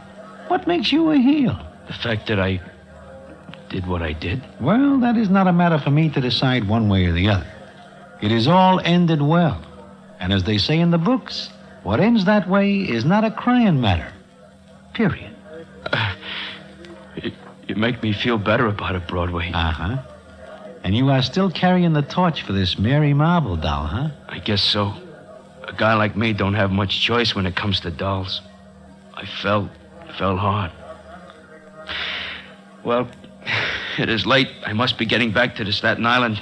I'm in business there with my brother, making caps. Hey, that is a good business. Uh-huh. Drop around and see me if you ever get over that way, Broadway. Sure. If it so happens I need a cap, I will know where to go. Yeah. Well, see you around, Broadway. See you around. Say hello to the boys for me. Sure. Hiya, Broadway. Oh, Eddie. How's the ticket business? Fine. Mind if I pull up a sandwich and sit down? Help yourself.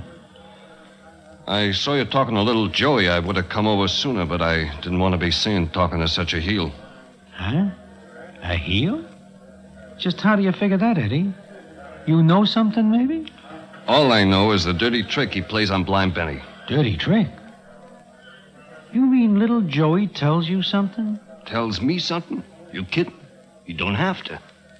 Why, do you know what he did to Blind Benny? What does he do? He palms off the ugliest dame in the world on a guy who was his best pal. Ugliest dame? You mean this Miss Mary Marble? Yeah. But I guess Blind Benny does not care. I always say, what you don't know does not hurt you. Yeah.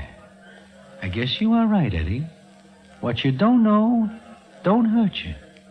Or anybody else.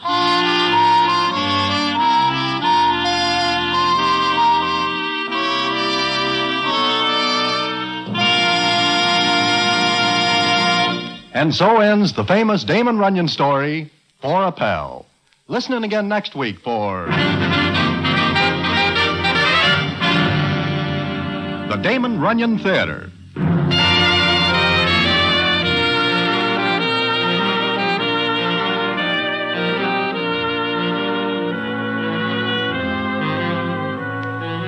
The Damon Runyon Theater, with John Brown as Broadway, is directed by Richard Sandville and the stories adapted for radio by Russell Hughes. This is a Mayfair production.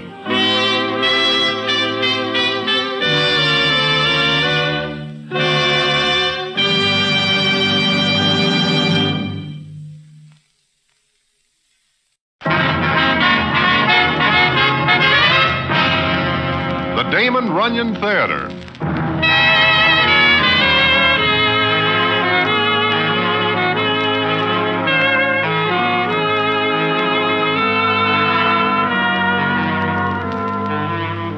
Once again, the Damon Runyon Theater brings you another story by the master of storytellers, Damon Runyon.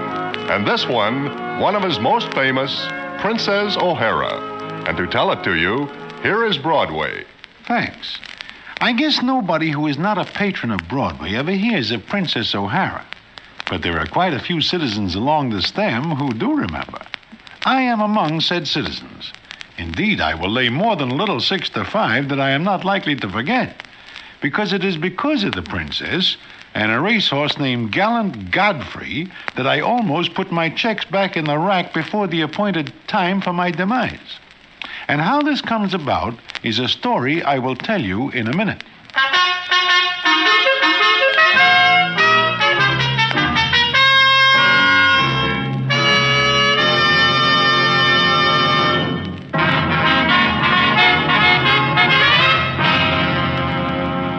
And now, back to the Damon Runyon Theater and the famous story, Princess O'Hara.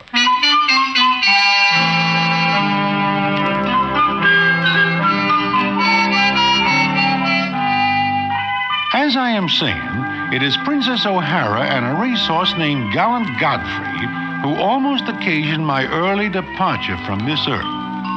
Now, the princess is not really a princess. She just gets that name because of her father, who drives a hansom cab in the vicinity of Central Park. We call him King O'Hara. And he is not really a king either. How he gets the name of king happens one night maybe 6, 7 years ago when 2, 3 of us are standing in front of Mindy's just watching the street. And the scene is as follows. Look, Broadway. Ain't that O'Hara driving up? Yeah, it is. It is O'Hara, but look on the seat next to him. Is that a little doll I see? It is, Mitzi. Hello, O'Hara. Good evening to you, Broadway. And to you, Harry and Mitzi. Hello, O'Hara. Now, do you stay on the seat, darling, while your father does a bit of business. Well, gentlemen, I trust the 3 of you are well. Can't complain, O'Hara. Can't complain. Good, good. Oh, hey, I see you're looking at me daughter. That little doll is your daughter? Yes.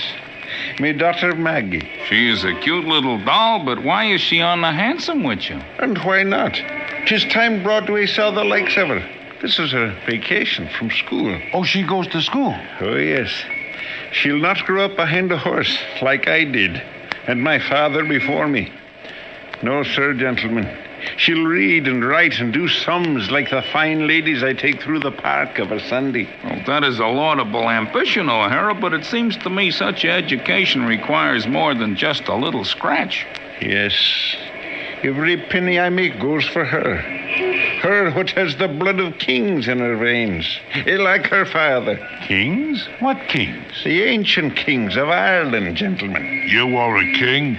Where is your crown? The kings have fallen on evil days.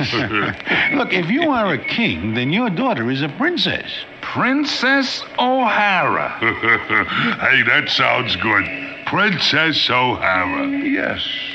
Princess O'Hara. Okay, from now on, you are King O'Hara, and the doll is Princess O'Hara.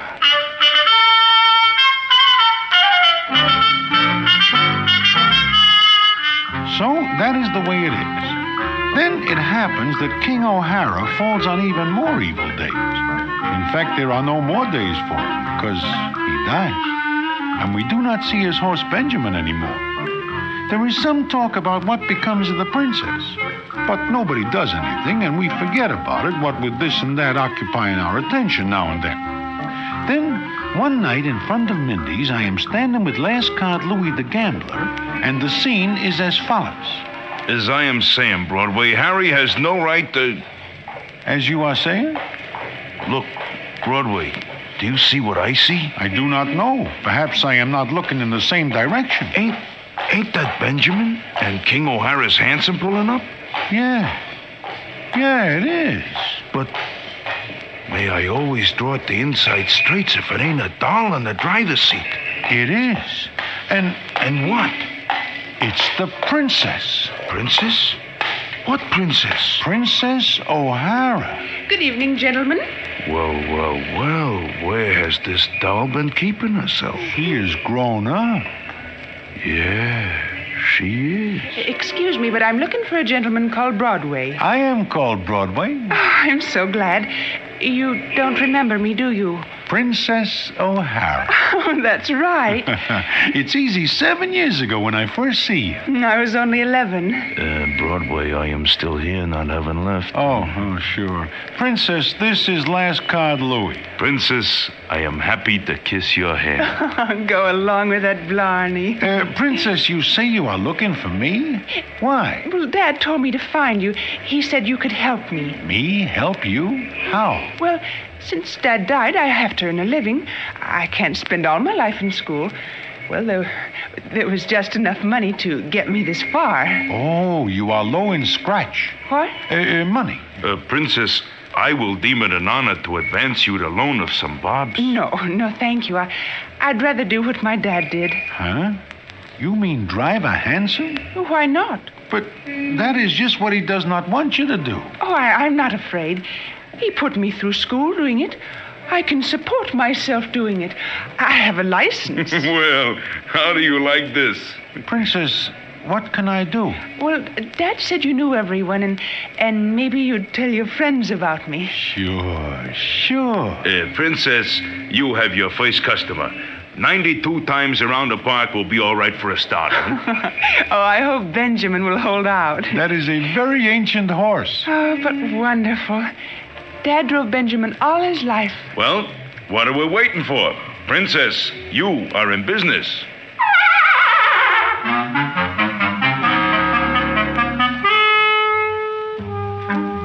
Well, that is the way it starts. The princess does a roaring business because everybody is anxious to ride with her. The reason being she is a doll who is #1 in the looks department and in personality. In fact, some of the boys get to know Central Park by heart and can even tell now where the trees are. But none of them ever gets out of line except Last Card Louie. But then he is somewhat of a suspicious character. Well, this goes on for some weeks. Then one night we hear that Benjamin the horse is sick and the princess cannot go about her usual rounds. So a group of us composed of Harry the horse, little Mitzi, and myself go to the livery stable. And the scene is as follows. I hope we are not too late. Horses is very funny. 1 minute they are all right, and the next they are running out of the money. Yes? Oh, Broadway. Mitzi and Harry. How is he? Come in, please. Oh, he's very sick. It's colic. Oh, colic. Do you have a doctor for him? Oh, yes, but there's nothing more the vet can do. He does not look so good. This is the first time I ever see a horse laying down. Except one season at Hialeah when I see a lot of horses laid down with my money on them. Poor old Benjamin. Maybe he needs a horse specialist. Is there such a thing? He keeps his eyes closed. Does he get enough rest and quiet? Oh, we're doing everything we can for him. It is tough. What does the doctor say? Nothing, just wait. How long does the doc expect Benjamin to be out of the running? Well, maybe 3 weeks or 4, until he gets his strength back, if he gets better. And in the meantime, you will have no horse to pull the hansom cab. Oh, I'll get along. I just want Benjamin to get better. Now, Princess. Things are never as bad as they could be sometimes. But that looks like a real sick horse. He does not seem to be breathing. Oh, he is breathing, but very little. Princess, What, Broadway? what are you going to do? I'll get along. But how? Oh, I'll find a way. Maybe we could raise enough scratch to see you through this illness. Oh, no, thank you. Last card Louis offered to help, but I'll get along. It seems to me what you need is a horse to take Benjamin's place until he is back on his feet. Well, where could I get a horse? There are many horses in the wild. Oh, but they cost money to rent. I couldn't make expenses if I didn't own Benjamin. Yeah, I guess so. There is only one thing to do. Get a horse for you. Oh, but where and how? At present, I have no ideas. You are thinking of something, Harry? I do not know. Well, Princess, we are going now, but we will drop in again and see the patient. Oh, thank you, Harry and Broadway and Mitzi. It is practically nothing. In the meantime, Princess, you will let us know if there is anything we can do. Oh, of course. Good night.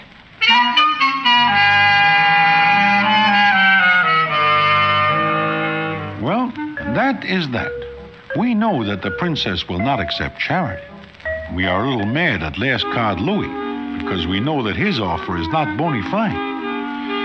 So, back at Mindy's, we have a little meeting, which is as follows. We must get a horse for the princess. You have any ideas, Mitzi? Short of buying a horse, I have no ideas. We do not have enough scratch between us to buy a small pony. Harry, you say that once before tonight. It means something? I am thinking that there are more than several horses at Empire City. The racetrack? The same. What if there are? Well, all this talk of buying a horse is foolishness when the stalls at Empire City are packed with horses at this time of the year. There are a great many horses there, yeah. Then let us send a committee up there to borrow one. The princess can use it until Benjamin is back on his feet.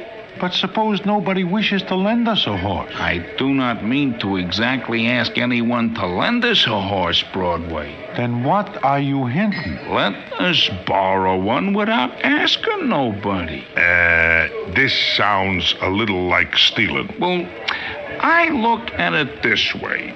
If we ask one of the horse owners to lend us a horse so the horse can pull a hack, the owner will be offended because he may figure we are insulting the horse. So let us say nothing whatsoever about it. This sounds just a little illegal. What of it? I do not know what of it. Then we will borrow a horse.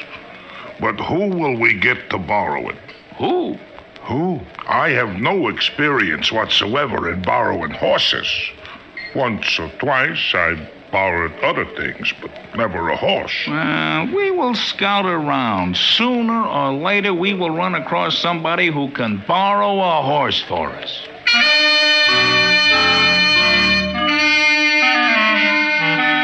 But it is not that easy, because it comes out that nobody along Broadway seems to know anything about borrowing a horse. It is really amazing the amount of ignorance there is on Broadway about this. It is 2 nights later, and we are sitting in Mindy's thinking, when little Mitzi gets a bright idea and says as follows. Hey, I just think of something. Yeah, what?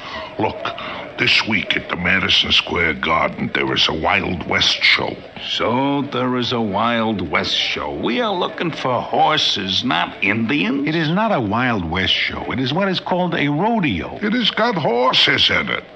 You mean we should borrow a horse from it? I am not thinking about that. I'm thinking of something else. For example? Look, when I am a kid, I read all about the West. Way back in Illinois or Ohio or someplace, they got citizens who put the pinch on horses. Horse snappers? That is it. Mitzi, I do not follow you. Look, this is a Wild West show. In a Wild West show, they have all kinds of citizens. They probably have somebody who knows about stealing. Borrowing horses. And how do we approach this citizen? Gently at first. And if he does not see the light? He will see the darkness. We have got to help the princess. Mitzi, I think that is a good idea. Who will go to the garden? I will go. I do not like this. Something is going to happen. Nevertheless, it is the only way to obtain a horse. I will go to the garden and see somebody. Have you got a ticket to the show? Ticket?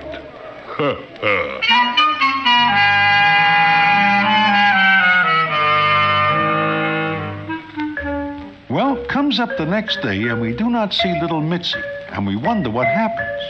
Then we get a message that we are all to meet him at the livery stable, and so we go to the stable. The princess is not there, due to the fact that she is elsewhere, which is just as well because we wish to surprise her with the horse. It is late at night, and me and Harry the horse are waiting. And then we hear...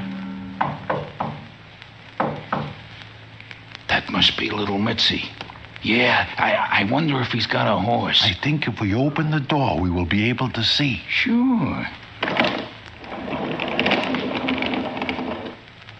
Is the coast clear? Come on in. I have got a horse out here. Bring him in. Okay. Mitzi, what are you doing?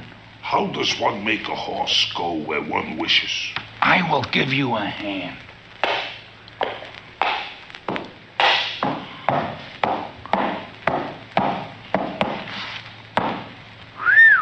That is a horse. A beautiful horse. Close the door. Mitzi, I am proud of you. You do it. It is easy. I go to the Wild West show and I make some inquiries. One of the citizens tells me there is an old guy who used to pinch horses when he is younger. Go on. What then? So, I find a guy who is wearing leather pants with hair on him. He snatches the horse from Empire City. Just like that? Oh, he says it is easy. All he does is walk up, open the stall. Here is the horse. Yeah. Here is the horse. Here is the horse. Harry, why do you say it like that? Because I take a good look at this horse, and I know who he is. There is something wrong with him? Nothing. Nothing at all. Except that he happens to be Gallant Godfrey. Gallant Godfrey? Yeah, the greatest racehorse in the country. In fact, the greatest racehorse in the wild.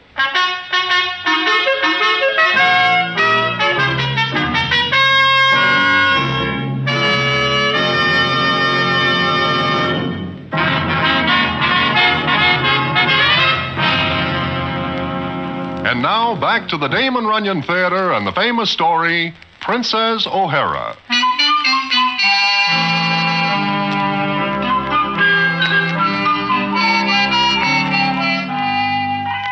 Well, that is that. It seems we now have the greatest racehorse in the world. The three of us are looking at each other and back at Gallant Godfrey, whom we are wishing is back safe in his stall.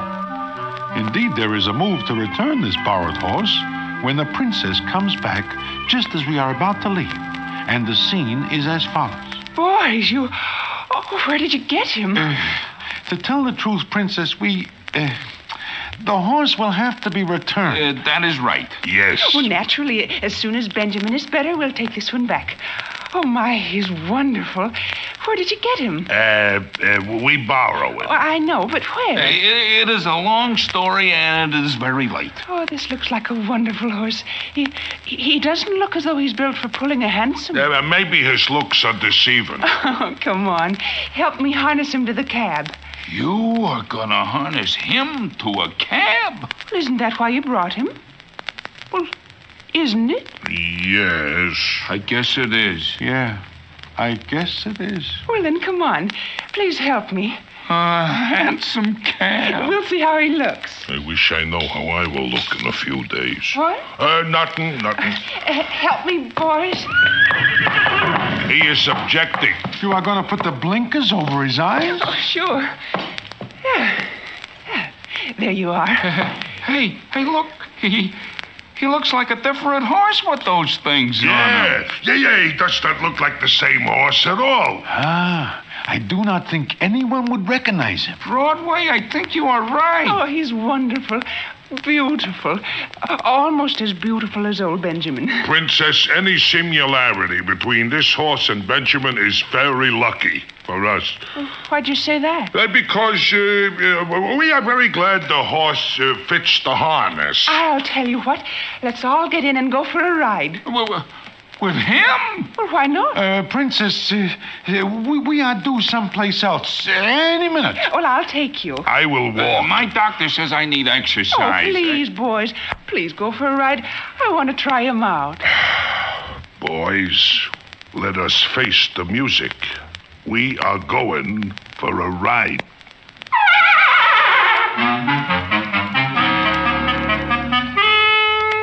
Naturally, we think this is our last ride anyplace because we are sure that gallant Godfrey will be recognized.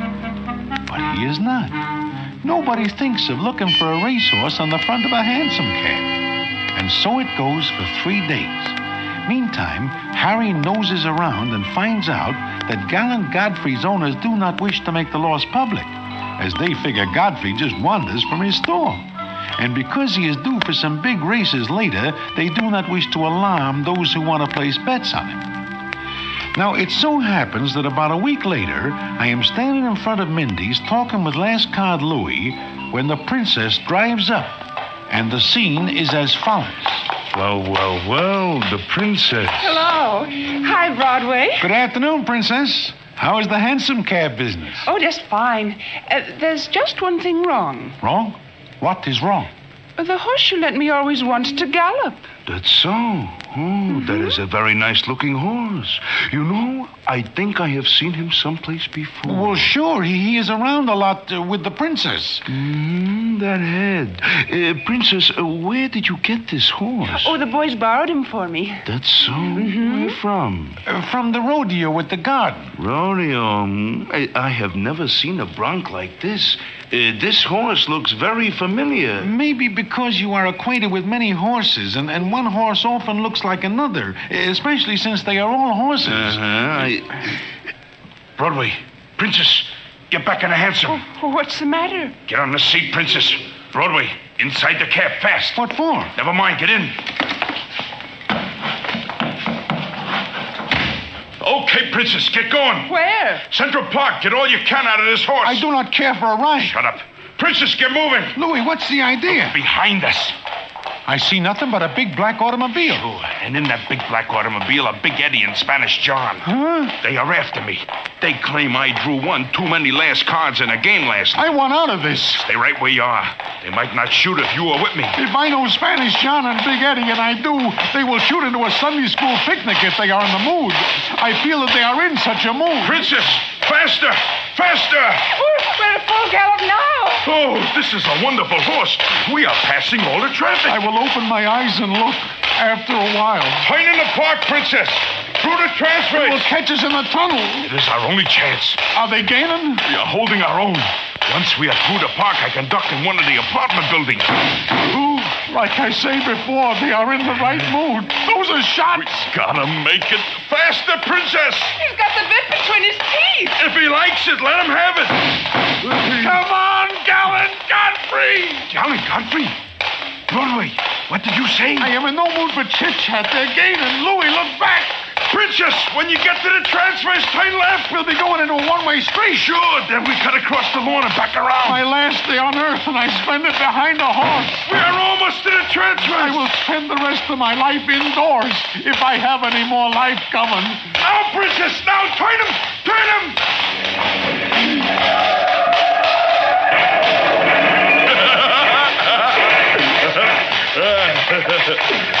What happens? They cracked up. They could not turn into the one-way street. Is it all over? All over. I think Big Eddie and Spanish John are out of their mood. Well, are they dead? I do not think so. But, Broadway, do I hear you say the name Gallant Godfrey? Gallant Godfrey? What's that? Nothing, Princess, nothing at all. This is a very wonderful horse. He saved my life. Louis, what are you going to do? Broadway, I have not yet made up my mind. But when I do it, it'll be something real nice.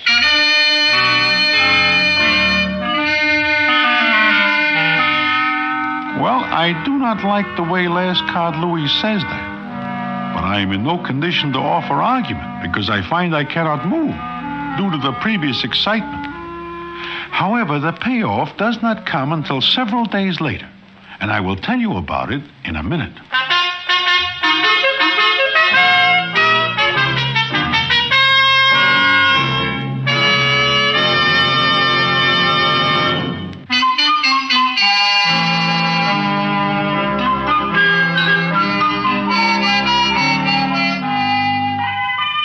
As I say, it is not until several days later that I am sitting in Mindy's. I am wondering what Last Card Louis' trick is going to be when I am joined by Harry the horse and little Mitzi.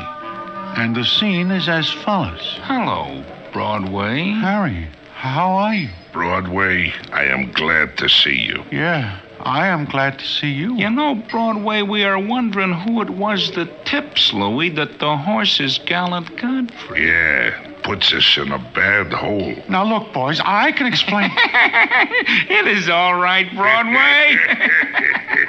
Everything is fine. Fine? How? Ah, here comes the princess. Hello, Princess. Hello, boy. Sit down, Princess. Oh, thanks. Oh, wasn't it wonderful what Last Card Louis did? Wonderful. I can take the money and go back to school like Dad wanted me to. School? Money? Don't you know, Broadway? I am in the dark, and maybe it is better this way. Oh, Last Card Louis bought my horse for $1,000. Then he gave the horse right back to me, so I can have someone else drive the hansom, and I can go back to school. Oh, it is wonderful. There are so many wonderful people in the world. The world is full of sweetness and light. It is a little hard to make people see the light, but it can be done. Princess, we have a little business to talk over, so if you will wait for us, we will be right out. Oh, all right. Don't be long, because we want to take our last ride together before I go away to school. Ain't it wonderful? It is. What is? Last Card Louis knows the horse is Gallant Godfrey. But he does not know that Harry and me know it. So he gives me $1,000 to buy the horse. Princess O'Hara's horse. Gallant Godfrey? The princess does not own Gallant Godfrey. She owns Benjamin. And Louis buys Benjamin? Oh, he thinks he is getting Gallant Godfrey because he reads there is a reward for the horse, $10,000. So he figures to keep quiet and make a little scratch quick. And he gets a bill of sale for Benjamin. A horse that is no good to him. So we persuade him to give Benjamin back to the princess. You persuaded him? Well, we talked to him. Yeah, we tell him Big Eddie and Spanish John will be out of the hospital soon, and this town is not healthy for him in that event. So he goes away? I think he will stay away. Then everything is all right. Certainly. Particularly since Harry and me returned the horse we borrowed. And there is no questions asked. It seems they are very glad to get Gallant Godfrey back. And we are very glad to get the reward money. Well. It is like I always say, honesty is the best policy.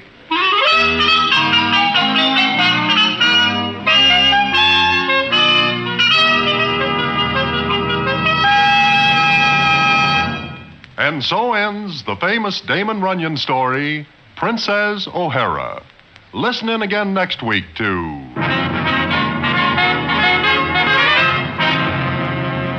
the Damon Runyon Theater.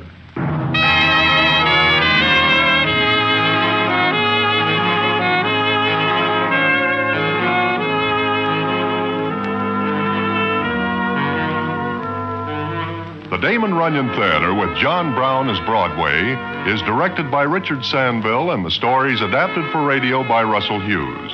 This is a Mayfair production.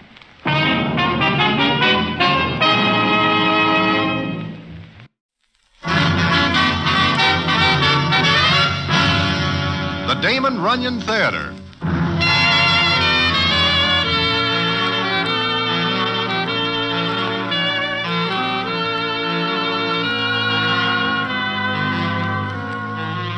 Once again, the Damon Runyon Theater brings you another story by the master storyteller, Damon Runyon. And this one, Butch Minds the Baby. And to tell it to you, here is Broadway. Thanks. I do not know quite how to begin this story, except to say that I wish I never have anything to do with it. Because being in it takes maybe 10 years off of my life. And 10 years are just as valuable to me as any other citizen who wishes to live his time out in peace. Nevertheless, I am in it. So is Big Butch and his baby, John Aloysius Ignatius, Jr. In fact, it is the baby that brings me close to Never Never Land. And how that happens, I will tell you in a minute.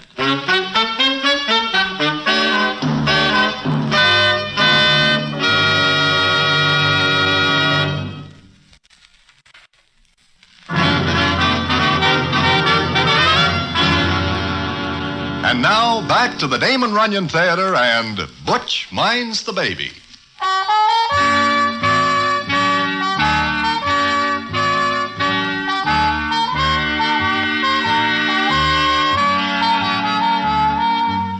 Well, to make the story get started, I am sitting in my hotel room one night, planning on spending a quiet evening with a newspaper, when I hear a knock at my door. When I open it, there stand Harry the Horse and Spanish John. Now, there is nothing wrong with these two citizens when they are in a good mood. But when they are in a bad mood, there is nothing right with them. From their looks, I can see their mood is opposite from good. Harry the Horse begins the conversation as follows. Broadway, Spanish John and me are very tired. Very tired, I think. Well, I would ask you to sit down and be comfortable, but to tell you the truth, I'm just going out. In fact, my hand is on the knob when I hear your knock. Good night. Inside, Broadway. Yeah, inside. Is there something the matter? With me, perhaps? We are looking for Big Butch. Do you know where he lives? Look, boys, you know me. I do not wish any trouble. Even if I know where Big Butch lives, which I do not. I do not wish... There is nothing wrong, only that we are tired. We want Big Butch for a job in which there is as much as 10,000 fish. 10,000? Yeah. And if Butch hears that you steer him away from such an amount of scratch, it could be he will be mad at you. And he is very large. Yes, he is. Now, do you wish to tell us? You sure there is nothing wrong? Nothing. On West 49th, near 10th Avenue. What is the exact address? That I do not recall. Then you will take us. But I am planning a quiet evening at home. I am going to catch up on my reading. A minute ago, you say you were going out. Times change. Come on, Broadway. But I... Come on, Broadway.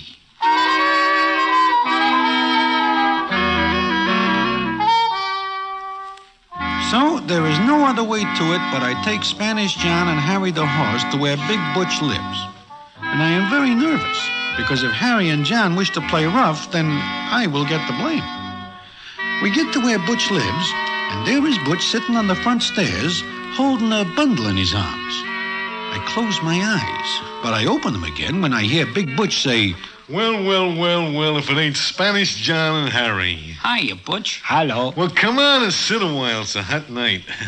Take off your shirts. Be like me. Butch, we have no time, and we wish to talk a little business deal with you. Business? The right kind of business. What is the right kind, boys? I think you will be interested.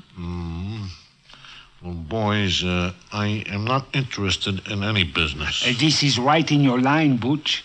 It involves cracking a safe. What? You do not tell me this. Don't yell like that, Broadway. You wake up the baby. Huh? What baby? Mine. You have got a baby? And this is John Aloysius Ignatius Jr. He has got 4 aliases? That is my name, too. Do you find anything wrong with it? No, it's a fine name. A fine, upstanding name. Uh-huh. Now, what's this that you say about a safe? Oh, look, there is a character who does not wish to become involved, but he will give us 10,000 fish if we crack a safe and get out some papers which he says are dangerous to his safety. I cannot do it. What? But, Butch, there is 10 G's in this. If it was $1 million, I cannot do it. But why not? In the first place, I am no longer in that business. I am now a plumber. And in the second place, I have to watch the baby. Butch, look, you cannot pass up these 10 G's. Harry and me will cut you in 50-50. No, it cannot be done. Butch, this is a very soft job. The safe is old-fashioned, and you can open it up with a toothpick. You think so? Sure, and 5 G's for your split. No. I must let it go because I must mind the baby. See, my wife's away at the moment. She's playing mahjong, but if Mary comes home, she finds out that I am not minding the baby, she will put the blast on me. Well, that seems to be that. Let us go away from here. Of course, I like to turn a few honest dollars just as well as anybody, but John Aloysius Ignatius Jr. comes first with me. That is your last word on the subject? My last word. Hey, wait! Shh, quiet. I just think of something. What? Where can we go to talk? In the flat here. Why? I think I have got a proposition that will work out for everybody. Let's go into your flat.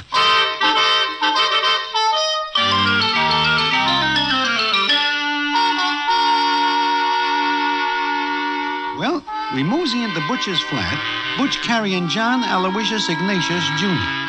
I take a good look at the baby then, and while I am no judge of baby beauty, I can see that this one is no rose geranium, because he looks a great deal like Big Butch himself. Once inside, Butch puts the baby in a crib, and the 4 of us sit down at a table, and the scene is as follows. Okay, now you go ahead and talk, John. Well, as I see it, you will not crack the safe for us because you have got to mind the baby. That is the situation in a nutshell. What is your idea, John? Butch, what time will your wife get home? Well, she is known to play mahjong until all hours. So she will not come home for maybe 2-3 hours? Oh, no. Okay. We will take the baby with us. Huh? That way you can open the safe and still be minding the baby. John, that is a brilliant thing you say. Hey, wait a minute. What is wrong, Broadway? You are not figuring on taking the baby with you. Not really. Is there any reason why not? Yeah, why not? Hey, this is quite an idea. Indeed. But is he not a little young for such goings-on? Could he learn any younger? Not much. But is it not dangerous? Nah, this is a pipe. Hey, boys, you got yourself a deal. We'll take him along, but on one condition. What is the condition, Butch? You will cut John Aloysius Ignatius Jr. in for 10%. 10%? Yeah. This is robbery. That's what I keep saying. I mean, Butch is holding us up. Nevertheless, he gets cut in for 10%. The way I look at it, he is part of us. Well, make it 3% because of his small size. 7%. 4. 6. 5. That sounds good. 5%. Good. You will not regret this, Butch. John Aloysius Ignatius Jr. will have a very nice nest egg. Yeah, now, what kind of safe is this? Oh, it's an easy one. Well, I will have to find my tools. I don't use them in a plumbing business. In fact, the last time that I see him is when I build the crib for John Aloysius Ignatius Jr. Come on, step on it, Butch. Yeah, I think I know where the tools are. There are other things I got to take along. Like what? It'll only take a minute. Here, you take this, Spanish John. Catch it. What is this? It is John Aloysius Ignatius Jr.'s mama doll. If he wakes up, he will want the doll. Don't break it, John. It's the only one I got for him. Well, I think I will be going. Having brought you here, I have no further business. You will wait a minute, Broadway. Why? It seems to me that you are the only outsider who knows about this little job. I do not like that. I give you my word. In fact, I will do better than that. I will hope never to eat again in Mindy's if I so much as breathe a word. If you do not go along, you will not do so much as breathe. Period. Boys, please. Okay, boys, I'm ready. What are all those things? Well, there's tools and a couple other things I have to take along. You do not need me. You hear us, Broadway? You will go along. Oh, no. All this comes from just answering a knock on my door.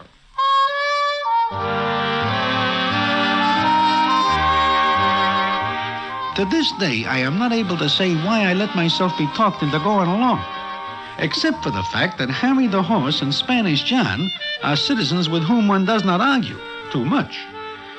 So it is about a half an hour later that I find myself getting out of a taxi cab near West 18th Street between 7th and 8th Avenues. I am carrying a package which Big Butch gives me when we leave the flat. It is very quiet and dark in the neighborhood, and we stand there a minute until the cab is pulled away. Then the scene is as follows. Hey, Harry, is this the place? No, not yet, Butch. I figure it is better to get out of the cab a little piece away from where we will wake. Is it very far? Maybe a block, that is all. Well, I do not like John Aloysius Ignatius Jr. to be out in the night air too much. This is very bad for him. Brings on what is known as the croup. Not to mention what it brings on for me. Stop beefing, Broadway. This is an experience for you. One which I would rather do without. Come on, let us go. Broadway. What? Still got the package I give you? Yes. What is in that, Butch? Some things that I have to bring along. For to open the safe? No, but they are just as important. Yeah, well, look, I will stand outside and be the lookout. John, you will go into the place with Butch. I will mosey on towards Times Square. You will go inside with Butch and John, Broadway. I know nothing whatsoever about cracking a safe. I will be useless inside. You get this chance to watch an artist at work and you are beefing like there is something bad. Can you name something good about this? Shh. We are almost there. The coast is clear. Not a soul in sight. It is amazing how many people will probably turn up later. Now, look, there is a door. All it has on it is an old lock. You think you can get it open, Butch? Sure. Hey, John, will you please not hold that doll upside down? Makes noises when you do. All right. This is the place. Okay, Butch? Go to work on the lock on the door. Yeah. Here, Broadway, you hold John Aloysius Ignatius Jr. Me? I know nothing whatsoever about holding babies. Just keep his head right side up and you will have no trouble. Where is his head? The other end. Keep the blanket over him. I do not wish for him to catch cold because if he does, Mary will put the blast on me. I feel like I am going to drop him. Never do that to a baby. It's bad for them. Now, stand back. Does it look like a tough lock, Butch? Nah, I can open this with a length of spaghetti. Hey, John, what do I tell you about holding that down right? I am sorry. Are you coming? Just a couple more seconds. That does it. Okay. I will stand out here and watch. You three go inside and get it over with. I know right where the safe is. Hey, Broadway, be careful of John Aloysius Ignatius Jr. His head is still right side up. Well, keep it that way, and then he'll stay asleep. Let us go. There's the safe, Butch. You see it? Yeah, looks like an old one. Is there enough light? Oh, there's enough light from the street.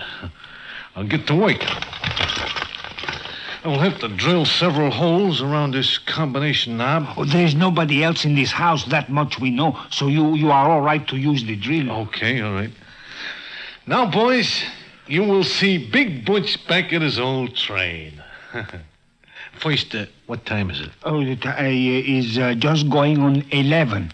Why? Because I have got to know the time. Now, I'll go to work. Well, Butch starts to work on the safe, and I wish to say while I never see a professional safe opener at work before, and never wish to see another, this Butch handles himself like a real artist. That part is all right. It is what happens later that makes me regard this trade as more than somewhat hazardous. And it is something I will tell you about in a minute.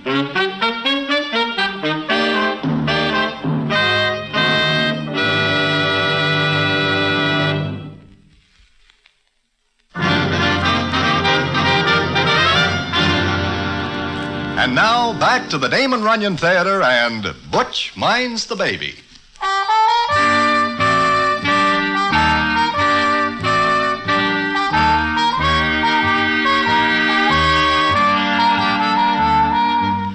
like I say, Butch goes to work on the safe. Spanish John and I watch him while he works. And meantime, Harry the horse is making regular trips up and past the window. And every now and then he looks in to give us the okay sign. Well, it must be the sound of the drilling that causes it, because it is right in the middle of everything that this happens. Holy mackerel, Butch, do you not have a quieter drill? I have news for you, John. That is the baby. Hey, Broadway, what are you doing to John Aloysius Ignatius Jr.? Believe me, I am doing nothing. He has the floor. Get him quiet, Butch. Oh, give him to me, Broadway.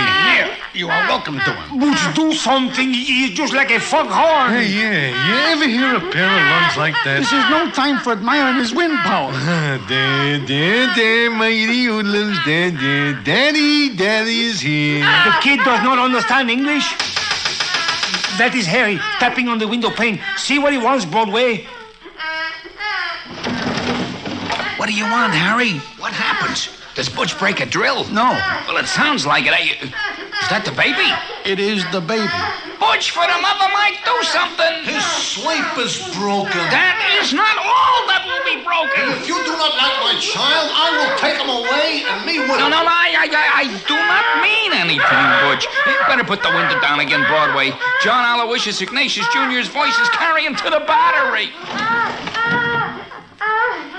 I think he's hungry. Feed him when you get back home. This is not time for a picnic. It's his feeding time.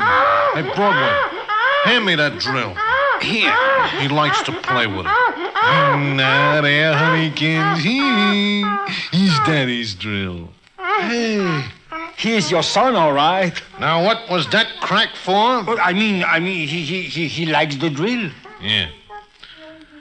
Hey, Broadway, have that package? Well, yeah, here it is, but... What now? Butch, what are you doing? Get back at the safe. It's his feeding time.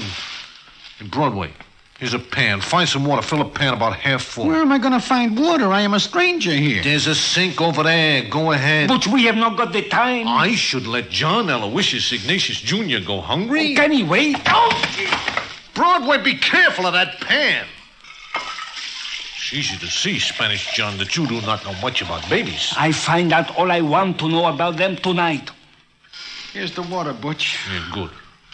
Now, we will have to heat it. Heat it? I do not wish to hunt for a stove. I have some canned heat with me. I foresee this emergency. It will not take a minute to heat the water, and then we will put the bottle in it to heat the milk. There's Harry again. See what he wants, Broadway. I am getting to know this place too well. What is going on? I see a match light up. Are you burning the place down? Butch is heating the baby's milk. It is feeding time. What? Maybe we should bring along hot pastrami. He will not work until the baby is fed. Look, there is cops due past on their beat in a very short while. Cops? You do not tell me this. I do not think the need will arise. Hurry him up, Broadway. Butch, Harry says you should hurry. The milk has got to be the right temperature. If it is wrong, it will be bad for John Aloysius Ignatius Jr. Can't you just call him Junior? It takes time to say all those names. Now, let me see. Hold out your arm, John. Roll up your sleeve. What for? Just do what I say. Oh, okay. If you get back to work, I roll up my pants and go wading. Here. Now, see how this feels. Hey, you're splashing me with milk. Is it hot? No, just warm. Well, then it's just right. Now, here you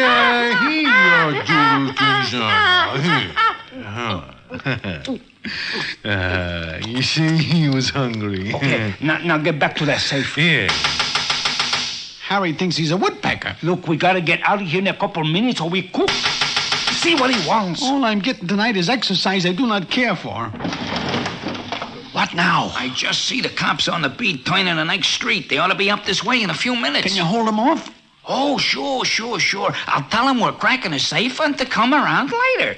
What's going on in there? John Aloysius Ignatius Jr. has got his bottle. 5% cut he gets for eating on our time. Tell him to get moving or we'll all spend a lot of time on taxpayers' money. Butch, John, the cops on the beat are on the next street. You gotta get going. Butch, you hear that? Oh, yeah, okay. Where is my drill? John Aloysius Ignatius Jr. has got it in one hand. and a bottle in the other. Oh, babykins, doesn't want to give Daddy the drill. Now, come on, honeykins, come on, let go of it.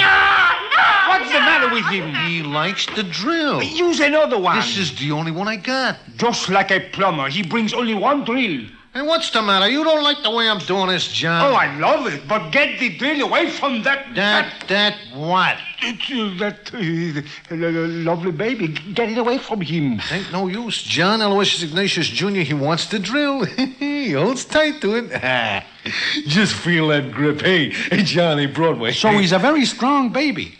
I wonder how many years they can give a kid for cracking a safe. 10,000 fish waiting for us, and the kid grabs the egg. Butch, what else can you do? Well, I'll tell you what. I got some soup in my kit.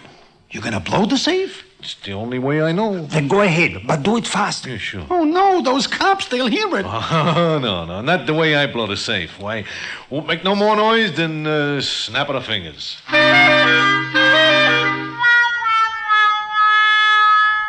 Well, I am standing there in a cold perspiration while Butch gets out the stuff for blowing the safe. Meanwhile, John Aloysius Ignatius Jr. is very happy with the bottle and the drill. To him, it makes no difference if a couple of cops are on their way. Then Butch finishes what he's doing, and the scene is as follows.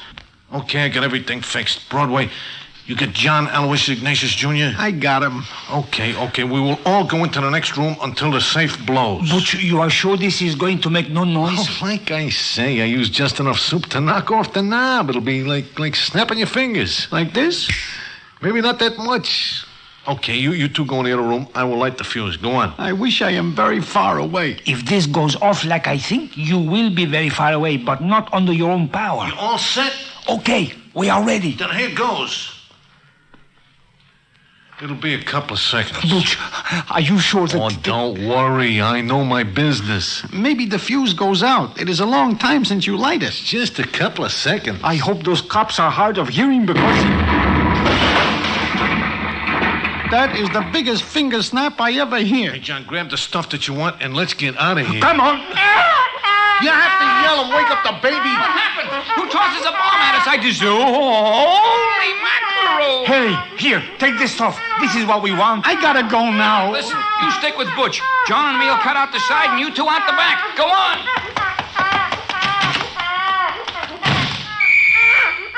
I know it. We are trapped. Take it easy, Broadway. We will walk up the street just like nothing happened. Nothing? Does it take an earthquake to make you think something happened? Look, cops. Shh, baby. All I want to do tonight is spend a quiet evening. You two! Stop where you are now! Halt! He means us? Yeah, I think he does. Okay, so we stop. Shh, baby. Shh. Ah, you two. What are you doing here? Sergeant, I looked at the window back there. The safe's been blown. Aha. And you two... I give you my word.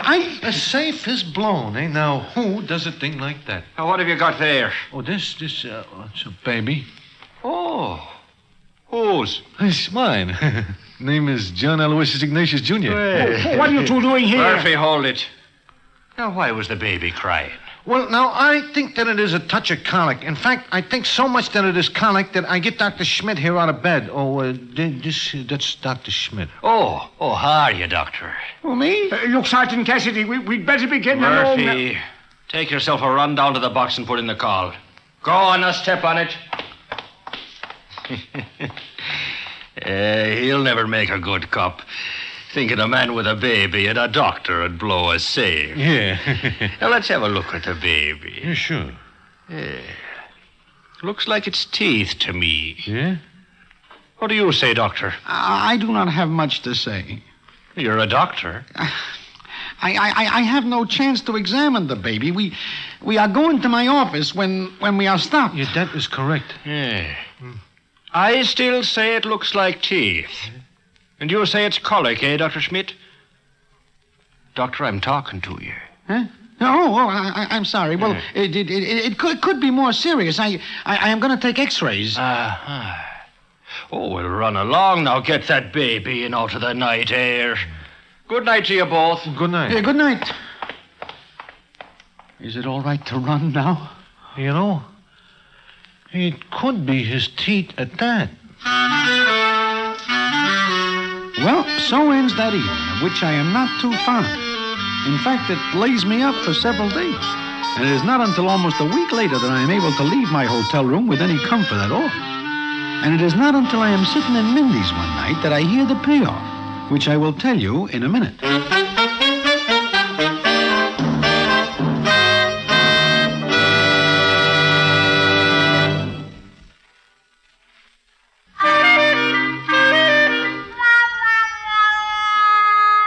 Well, like I am saying, I am sitting in Mindy's one night, partaking of the first solid food I am able to eat in days, when I look up and see Big Butch heading for my table.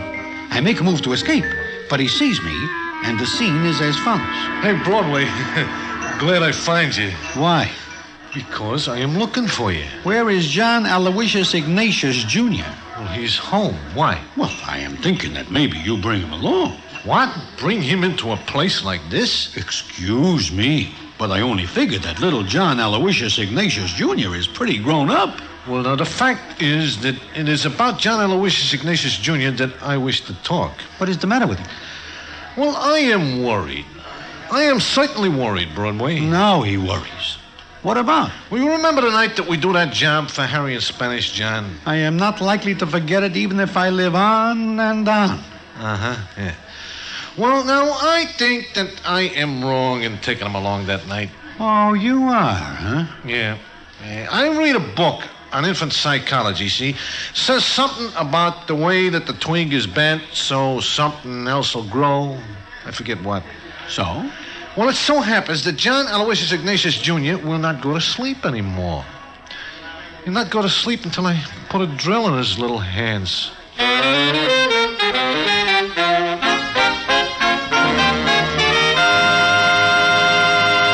And so ends the famous Damon Runyon story, Butch Minds the Baby. Listen in again next week for the Damon Runyon Theater.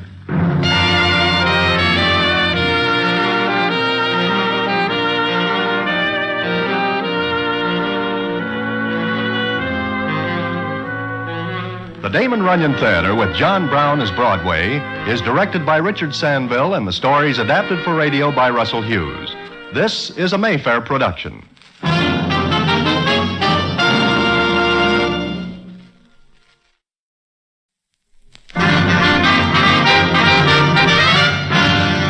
The Damon Runyon Theater.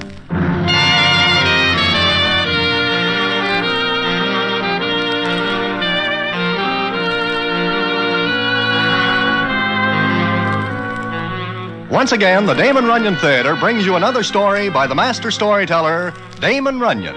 And this one, Breach of Promise. And to tell it to you, here is Broadway. Thanks. How I happen to know this story is a story in itself. But I will skip that and tell you about Mr. Jabez Tuesday and a doll named Amelia Bodkin.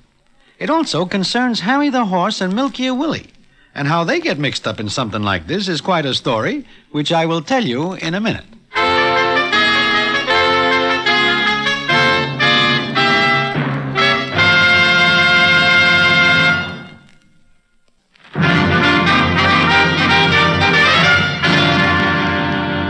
And now, back to the Damon Runyon Theater and the famous story, Breach of Promise.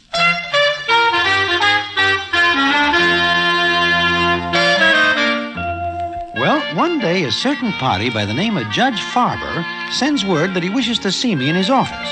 Of course, he is no more a judge than I am, and he is never a judge, and he is 100 to 1 in my line against ever being a judge.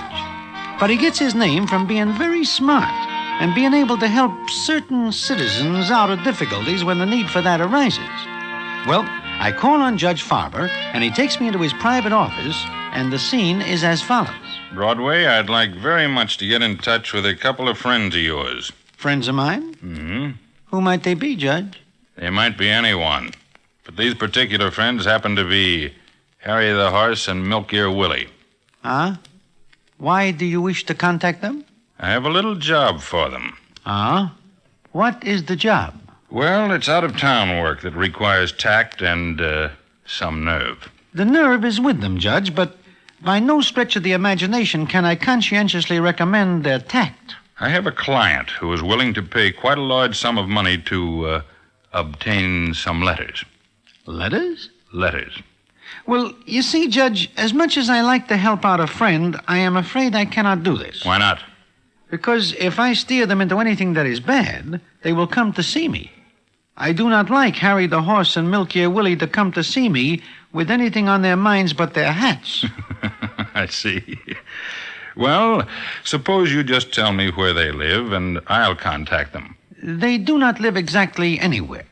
But there is a certain spot in Clinton Street where information might be picked up. Mm-hmm. Thank you, Broadway.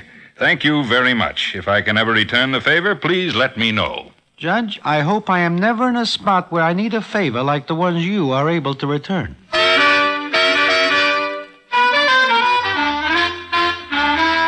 Well, that is the start of it, and I do not hear anything more of the matter for several weeks. But one evening I am in Mindy's enjoying a little cold borscht, which is most refreshing in the hot weather which is going on at the time. I say I am enjoying it, but not for long, because all of a sudden there is a blast of air. And the scene is as follows. Broadway? Broadway, our pal. Harry, Milky Ear. What is the matter? You swallow something? My tongue, I think. But you... We are looking for Judge Farber. Do you see him around lately? No, not exactly. Why? Well, we wish to thank you anyway for the job of work you throw our way. It is an interesting job. Is it not, Milky? In fact, most interesting. It turns out well for you?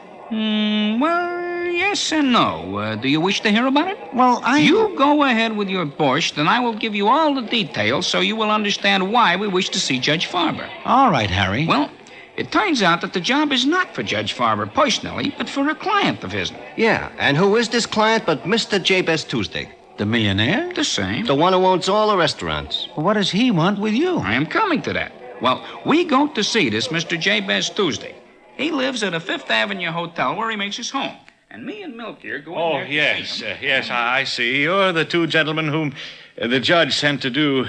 that is, you're the two men whom I wish to... We are here, Mr. Tuesday. Get to the point. Yeah, to the point. Well, I want you to get some letters for me. Oh, no, nix. That is out. We do not crack a post office. Oh, you don't understand. There is nothing to understand about cracking a post office. It is just not being done. Well, these letters are in a private home.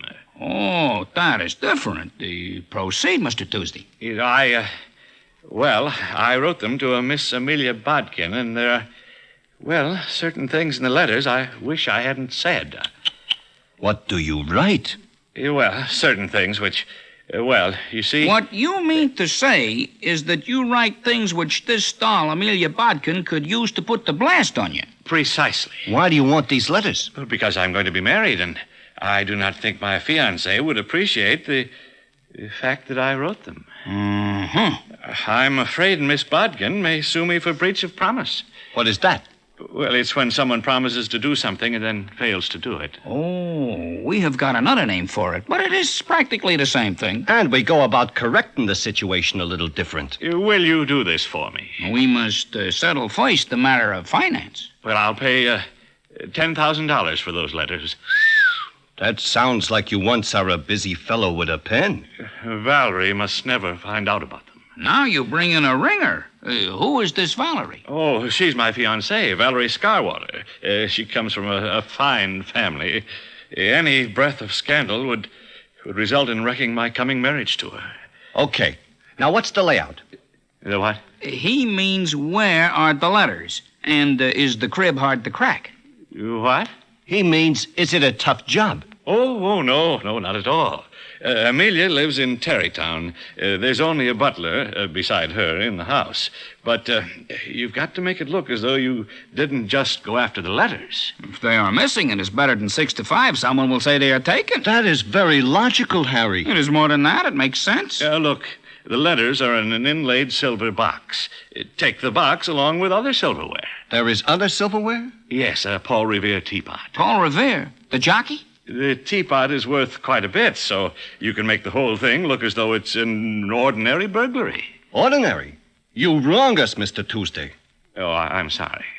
But you'll do it. Mr. Tuesday, For 10 G's, Milk Ear and myself will take the letters off the front of the Giants' uniforms. Well, that is the start of the story that Harry and Milky are telling. But it is by no means the end. In fact, what starts out as a nice, ordinary deal ends up quite complicated. Anyway, Harry and Milky borrow a car from a friend, and they drive out to Tarrytown. They are approaching the home of Miss Amelia Bodkin, and the scene is as follows. Milk Ear. What, Harry? What is this you tell me about being able to drive a car like a racing driver? What's the matter? I am not doing all right. It would be better if you kept more on the road. I am looking for the house. I will look. You will watch the road. Try to stay with it a little more. It's pretty out here, ain't it? Do not look at the scenery at night. Hey, look. There's a house up ahead. Uh-huh. We will case the place first. Then we will see about making an entrance. This is a pipe. Just the old doll and a butler. Yeah. Milk Ear, why are you driving on the left side of the road? I am left-handed when I am a kid. I guess I never get over the habit. Take it easy now. And turn in there where the gate post is. Then we stop the car and case the place from there. Sure. Milk Ear, you will slow up. We are not yet to the gate post. Milk Ear, you must not stop the car all at once. Ease into it. Harry, if you wish to drive, I will move over, and you may do so. Easy, easy. Hey, look out!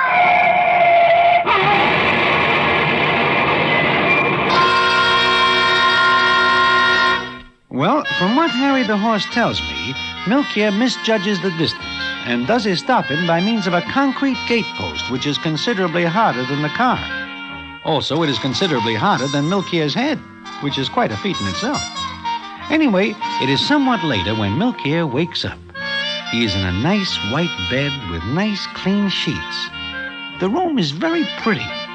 In fact, the only jarring note is Harry the horse sitting by the bed looking at him. Then the scene is as follows. I am glad to see you are awake. In fact, I am glad I am able to see. What happens? We are without a car. Ooh, my head. If you will put your hand up there, you will find that your head is now being held together by embroidery. I'm hurt? You do not feel anything? No, why? Should I? I guess not. Milk Ear, do you know where we are? No. We are in the home of Miss Amelia Bodkin. Then I make it. But while you are out like a light, there is a doctor. Why? Because you need one. Are you hurt? No, I jumped before we hit. You leave me to take the rap alone? Look, it is better this way. I do not go along with that. Just listen to me. For what? It is better this way. Now, instead of having to crack this place, we are now inside. The hard way. The letters we are here to get are in this house. The doctor says you cannot move. The doctor is crazy. Maybe. But now you will stay here and find out where are the letters. Get it? Yeah. Yeah, sure. This is essential. Uh-huh. Now you... May I come in? Certainly, Miss Bodkin, certainly. Oh, you're awake, aren't you? Yeah. You know, you were very lucky. That cut might have been worse. Here, let me look at that bandage. Oh, yeah. Yeah, sure. Hungry? Hungry? Yeah. Yeah, I guess I am. Good. I made some nice hot broth. This is very elegant of you, Miss Bodkin. Nonsense. I'm only too happy the accident happened where I could be of some help. I am very sorry I knocked over your gate post. Fiddlesticks, I didn't like it anyway. I've been meaning to have it removed for a long time. My friend saves you the trouble. Yes.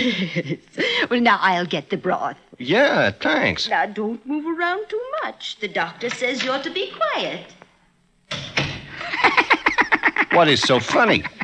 I am laughing because I remember the time you once walked from Lower Broadway to Times Square with 2 slugs in you.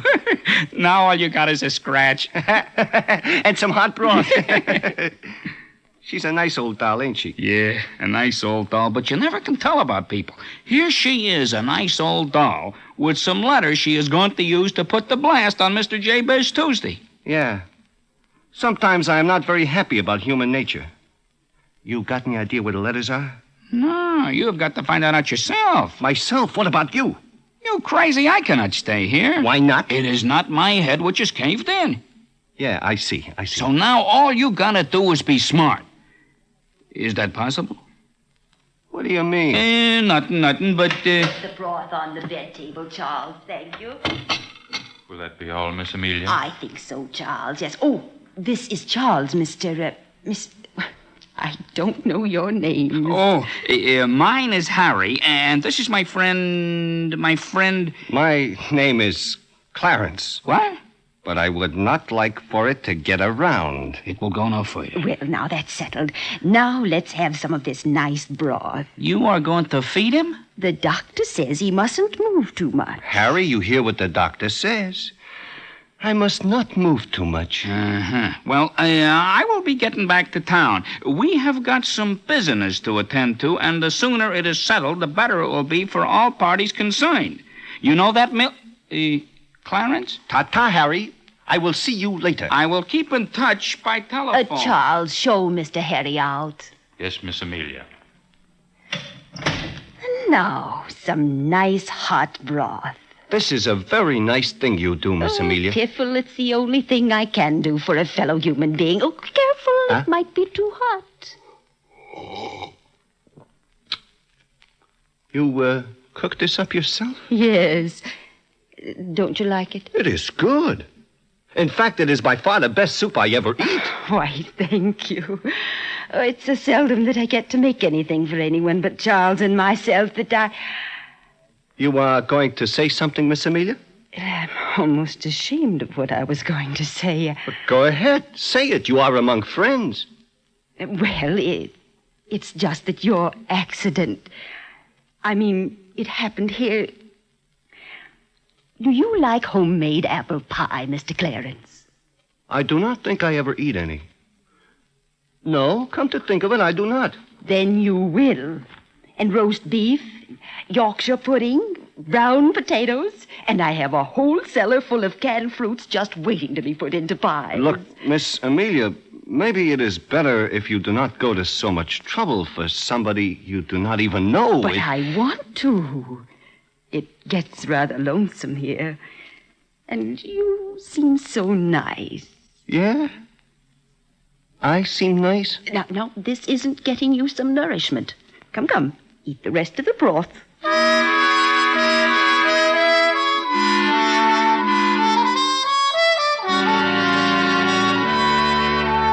Well, that is the way it goes. Milk here is now in a nice spot to get the letters and the 10,000 fish.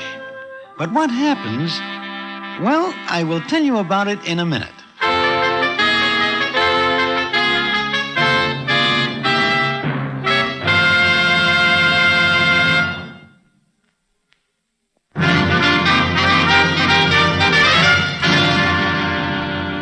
And now back to the Damon Runyon Theater and the famous story, Breach of Promise.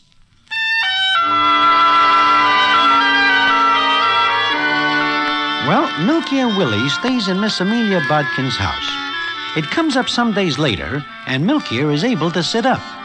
Personally, I think Milky could walk around with no head. He is that tough. But he has got to find the letters. So what goes on is as follows. Do you care for more coffee, Mr. Clarence? Huh? Oh, no thanks, Charles. Then I'll take out the tray. Charles. Yes, Mr. Clarence? Look, drop that Mr. stuff. You and me can talk man to man, huh? I suppose so. Miss Amelia, it seems to me that a nice old doll like she is should be married a long time ago. What happens that she is not? I think because she is in love with someone. Is that not the usual reason for marriage? You don't understand. The man she loves is Mr. Jabez Tuesday. You've heard of him, haven't you? Yeah, in a roundabout way. Well, they met a long time ago. Then he invested some money in a business. It was her money. He never pays it back? Oh, yes. With interest. But it just seemed that he became too busy. He came here less often. Now we see him only about once every 5 or 6 months. Uh-huh. Does Miss Amelia have any proof that they are once in love? Proof? Well, yeah, you know, a guy writes letters, stuff like that. Oh, yes, she has letters. Uh-huh. Funny about dolls, they keep things like that. That's the reason I asked. You know, dolls are soft that way. Yes, they are. She probably keeps the letters all tied up in a blue ribbon, huh? No, they're in that silver box right over there on the window table. Ah. Well, thanks, Charles. For what, Clarence? For nothing.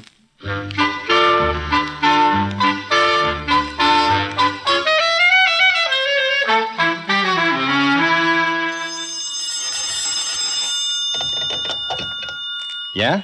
Milk here? This is Harry. Yeah. What is happening? I know where the letters are. Okay. Put the snatch on him and get out of there. Sure, tonight. I borrow another car. We will pick you up. Okay. It is a cinch, huh? Yeah, a cinch. Okay, see you later.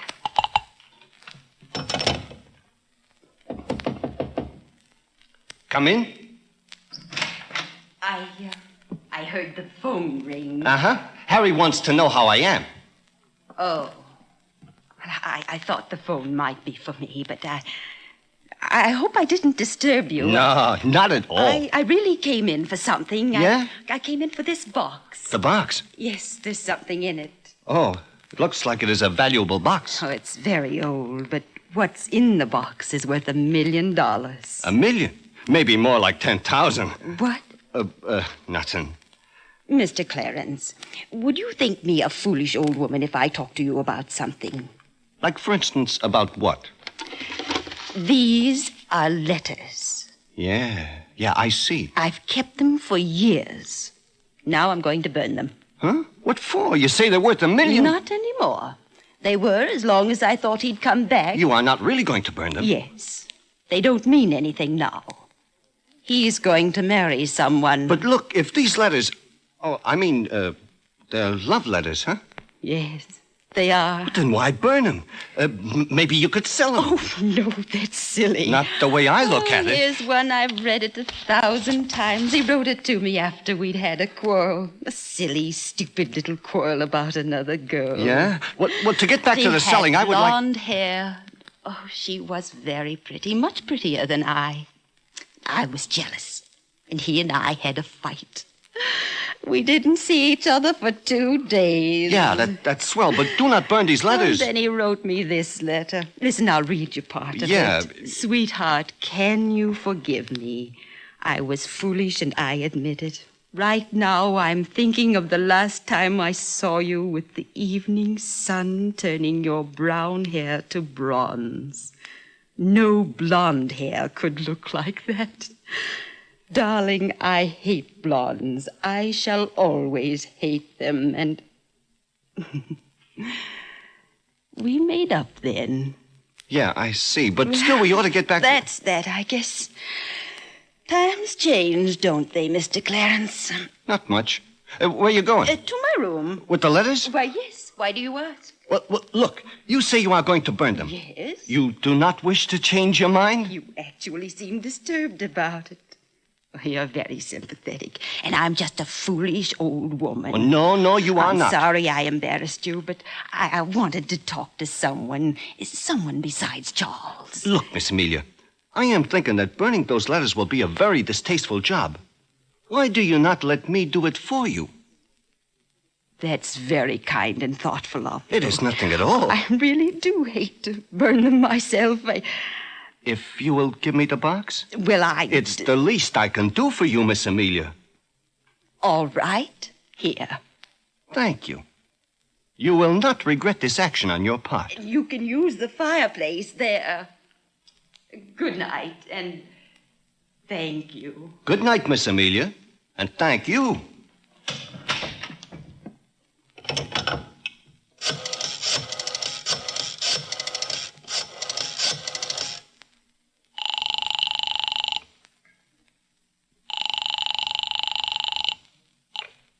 Yeah? Harry, this is Milky. What's the matter? Nothing. I just want to tell you that this is going to be tougher than I think. What are you talking about? You say you know where the letters are? Yeah, but strictly speaking, they are not now in the same place. Look, it is all very well for you to be in such a soft spot, but do not forget that there are 10 G's awaiting us. You will please remember. I remember, but there is something else that comes up. Do not pick me up tonight. In fact, do not pick me up until I give you the word. Goodbye.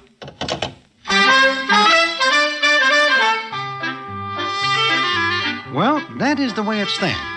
And the next day is Saturday, and the day that comes after is bound to be Sunday.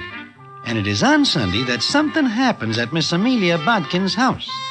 Milk here is sitting on the porch with Charles and Miss Amelia when a big town car drives up in front and stops. And the scene is as follows.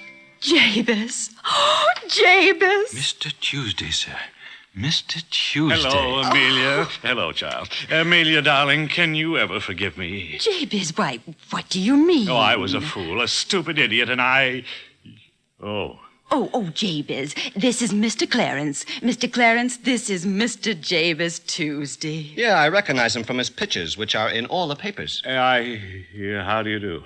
Pretty good, I guess. Yes, I... Sit down, Mr. Tuesday. Enjoy the air. Jabez, it's so nice to see you. Oh, Amelia, I want to talk with you. I must. Why, of course, Jabez. We can go in the house. I'm sure Mr. Clarence will excuse us. With a great deal of pleasure. Go right ahead. Yes, excuse us, please. Come along, Jabez.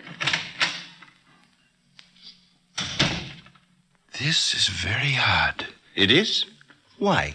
Why, Mr. Tuesday never comes out here on Sunday, and... Maybe there is something that changes his mind. And he seemed very excited, didn't he? Yeah, he does seem a little upset. I wonder why. Charles. Yes, Mr. Clarence? Look in the window. The window? Yeah, right here. They're kissing each other. Uh-huh. Charles, it looks like Miss Amelia has got her guy back. But I don't understand. Maybe you are not supposed to, Charlie. Just take things as they come, I always say. Just take things as they come. But you can bet your last bob that Miss Amelia Botkin will be Mrs. Jabez Tuesday any day now.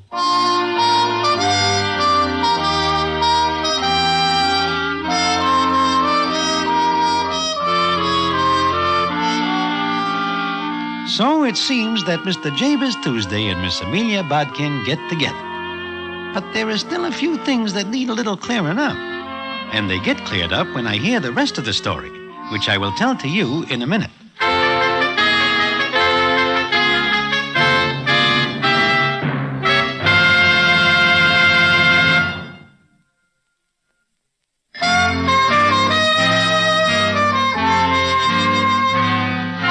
Like I say, there are a few things that need clearing up.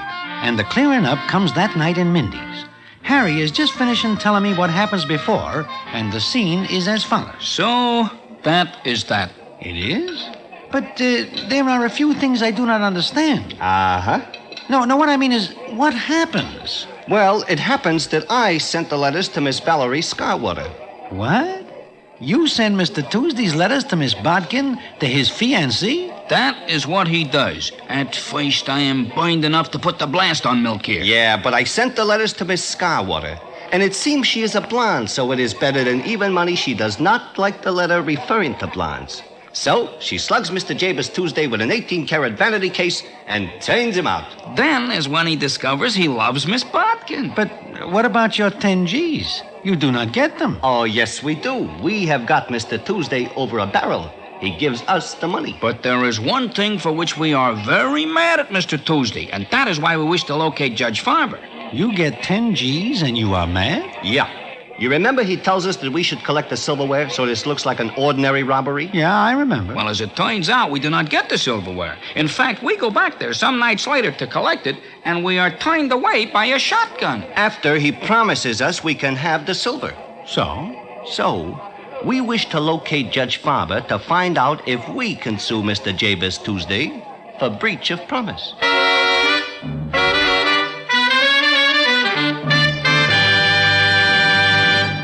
And so ends the famous story, Breach of Promise. For another great Damon Runyon story, listen in again next week to the Damon Runyon Theater.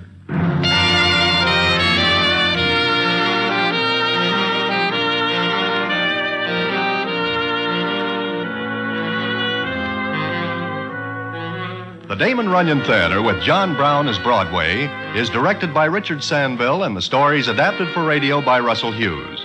This is a Mayfair production.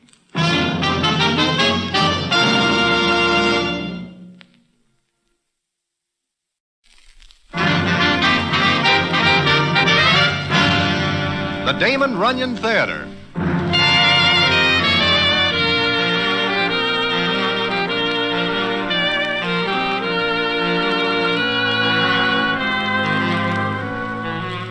Once again, the Damon Runyon Theater brings you another story by the master storyteller, Damon Runyon. And this one, Dancing Dan's Christmas. And to tell it to you, here is Broadway. Thanks. The time this story takes place is Christmas, the time when everybody is saying things about peace on earth, goodwill to men. Now, that is a sentiment with which I go along 300%, and I wish that everyone will take it to heart. However, there are certain citizens who never hear of peace, and goodwill is nice, but not absolutely necessary. And how it happens that I almost spend my last Christmas with no will at all is quite a story, which I will tell you about in a minute.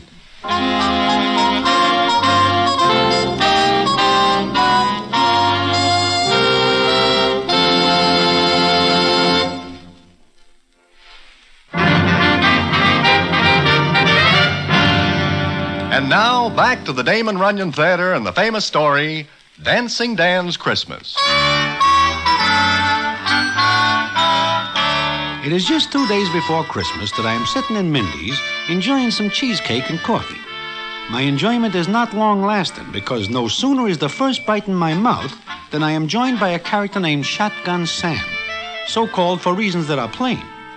He sidles up, eyes me for a couple of seconds, then sits down. The cheesecake has no more flavor and gets even less tasty, as Shotgun says as follows.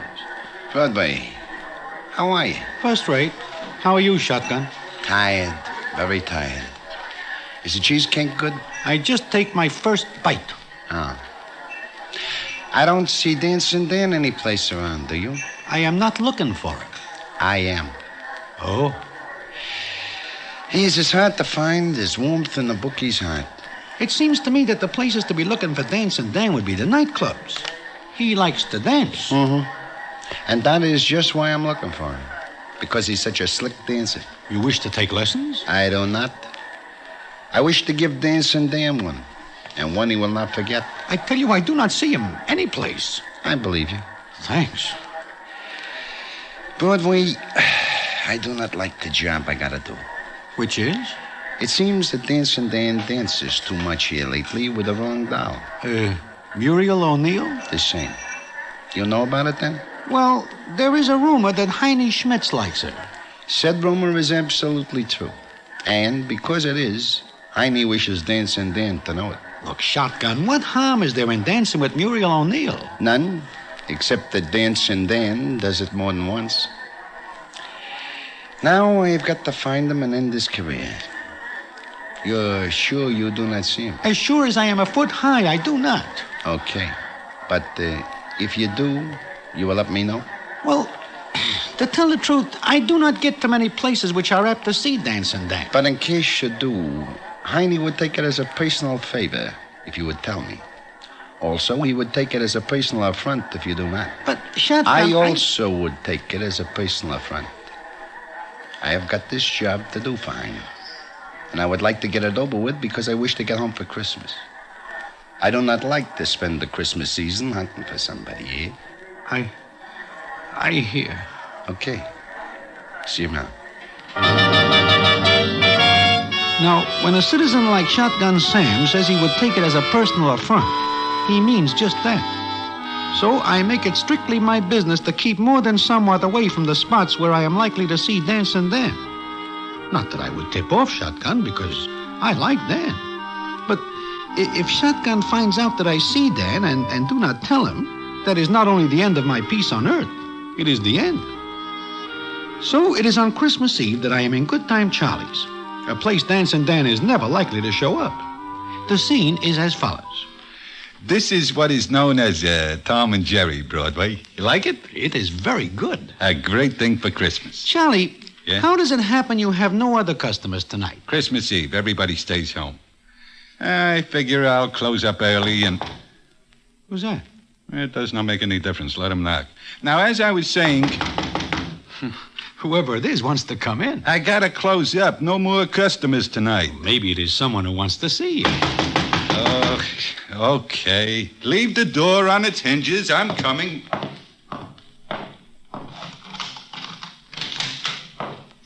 Hiya, Charlie. Dan. Dancing Dan. Yeah. Dancing Dan. Well, Broadway, how are you? What are you doing here, Dan? Here? Well, I just thought I'd drop in and wish everybody a Merry Christmas. Everybody is not here. And so I see.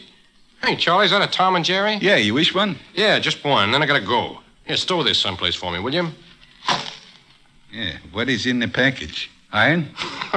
Not by a long shot. Well, Broadway, I haven't seen you for a long time. Where you been keeping yourself? Safe? Huh? How's it with you, Charlie? Pretty good. Here, have a Tom and Jerry on the house. Thanks. It's good. Yeah. Dan, is it safe for you to be out? Oh, you mean about Heine Schmitz, huh? That is it. Well, this is kind of a farewell party, boys. From now on, I'm going the straight and narrow. You? Why? I mean, this is news. Yeah. Maybe because I'm in love. This makes it worse. I presume the doll is Muriel O'Neill. You know, this is Christmas. I figure there's no better time for a guy to cut out his old life and build something new for himself. And that's what I'm going to do. And here's to you, Broadway. Look, Dan, I'd give 1,000,000 potatoes if I do not see you tonight. Why? I just would. You are plenty hot. Oh, sure. Heine doesn't like me. And when Heine doesn't like somebody, that somebody is in the red. Plenty. I gotta go, Dan. Why? Look, you know I wouldn't give the tip off, Dan, but, well, Shotgun Sam is looking for you. And when he finds you... I know. Broadway is right, Dan. Shotgun will not be particular who is between him and his target. Yeah. You sure nobody sees you come in here? I don't know. Holy mackerel. Merry Christmas, everybody.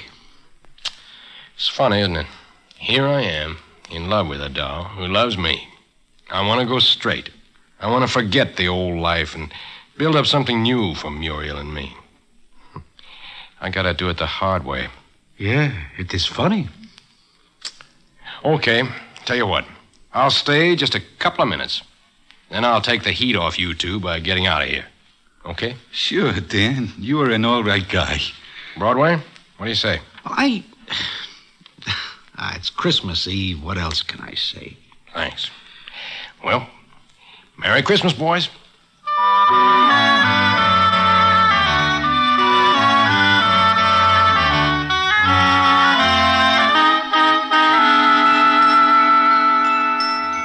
It is more than a little uncomfortable in Good Time Charlie's, as any minute we are expecting Shotgun Sam to poke in and end the proceedings. But a half hour goes by, and all three of us are beginning to think that everything is all right, when the scene is as follows. That is somebody at the door. Yeah, it is. Dan, there's a back way out of here. You think they won't have that covered? Open the door, Charlie. You crazy? I'm tired of running away. Open the door. You cannot do this, Dan. Step back. I'll open it. No, don't, Dan. Look, if anything happens, take that package to police headquarters. Police? Yeah, there's a note in it. They'll understand. Now get back out of line of the door.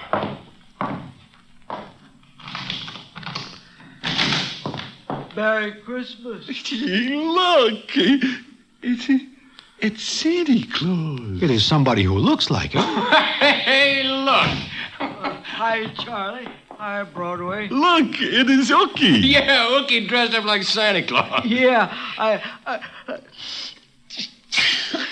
I'm glad you opened, Charlie. It's pretty cold outside. Ookie, what is the idea of the Santa Claus suit? And what is the idea of scaring 10 years out of us? Who? Me? Oh, it's okay, Ookie. You didn't know. But like Broadway asked, what's the idea of the Santa Claus suit? Well, I'm advertising Fletcher's store. 50 cents an hour I get for walking up and down the streets handing out his cards. You got yourself a bad cold. But I'm going to be all right in a couple of minutes. Just gotta get warm first. Well, you're crazy. You will get pneumonia if you go out again. I need the dough bad. You mean you're so broke you gotta walk up and down in that Santa Claus suit for half a check an hour? How do you like that? Here, Rookie, drink this. A Tom and Jerry. Yeah? Thanks. That's good. It's nice and hot. But, gee, I wish I could stay in here and talk with you guys, but I gotta beat it. You are figuring on going out in the cold? Well, I need the dough. I ain't got a cent, and my wife's kind of sick. I'd kind of like to bring her a little present this year. Okay, How long you have to walk around like that? About till midnight. Well, it's only 10 now. You will get soaking wet in the snow in 2 hours. No, I'll stop in the storefronts and places to get warmed up. Well, gotta get going. Thanks for the Tom and Jerry. Sure. Here. Buy the wife a good present, huh? Well, gee. Well, thanks, Charlie. Here, give her one for me, too, huh? Oh, no, look. Make it a real Christmas, Ookie. Oh, gee, Dad. Guys, I got a bad cold. Makes me sniffle. Yeah. Yeah. Well, gotta get going. Wait, Ookie. You got dough now. Why kill yourself for a measly 4 bits an hour? Well, it ain't only this job, but Fletch promised me if I'd make good, he'd let me clean up his place every night, 15 a week. And I need a job, so you see, I gotta do it. No, you don't. Oh, yeah, I do.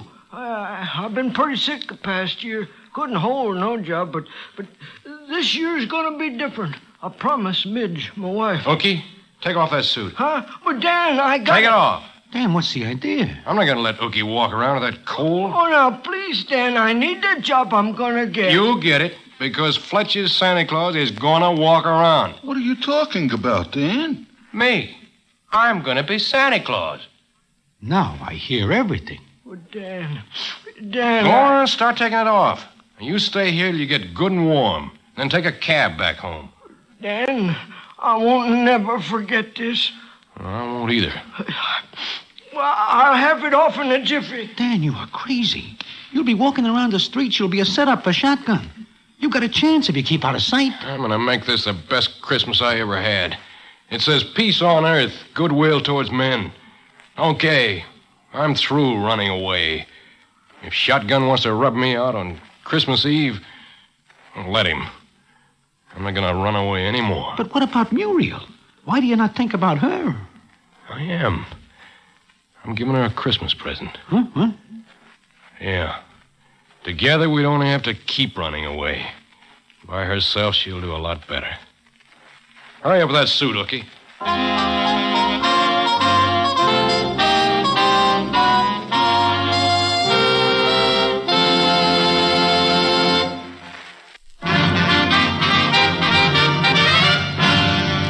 And now, back to the Damon Runyon Theater and the famous story, Dancing Dan's Christmas.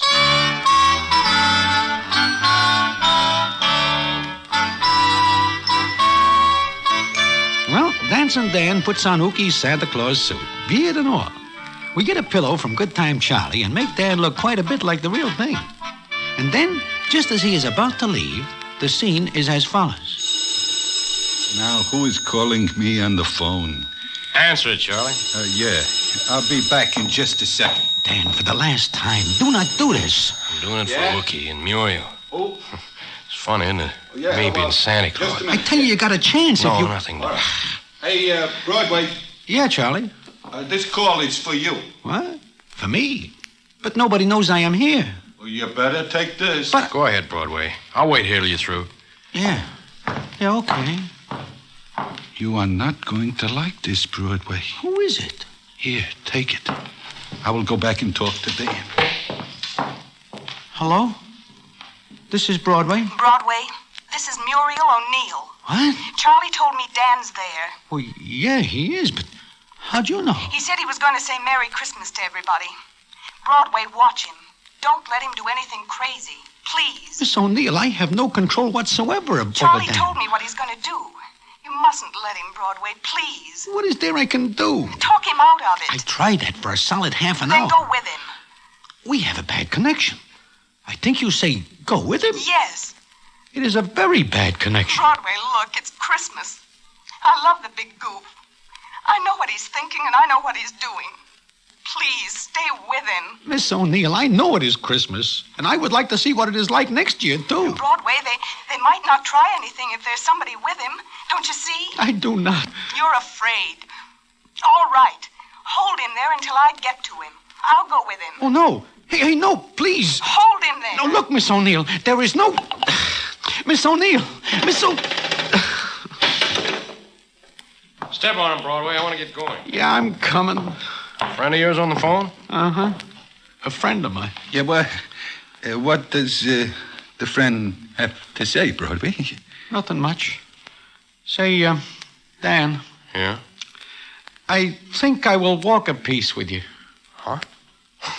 You crazy. I need some air. Broadway, stay here. I have to meet somebody in a little while. Come on, Dan. Okay, I can't stop you. Oh, give me that package, Johnny. What have you got in there, Dan? Christmas present for the police. Come on, Broadway.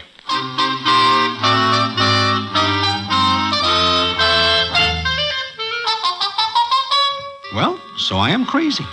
But I do not like to see Miss Muriel O'Neill taking a chance.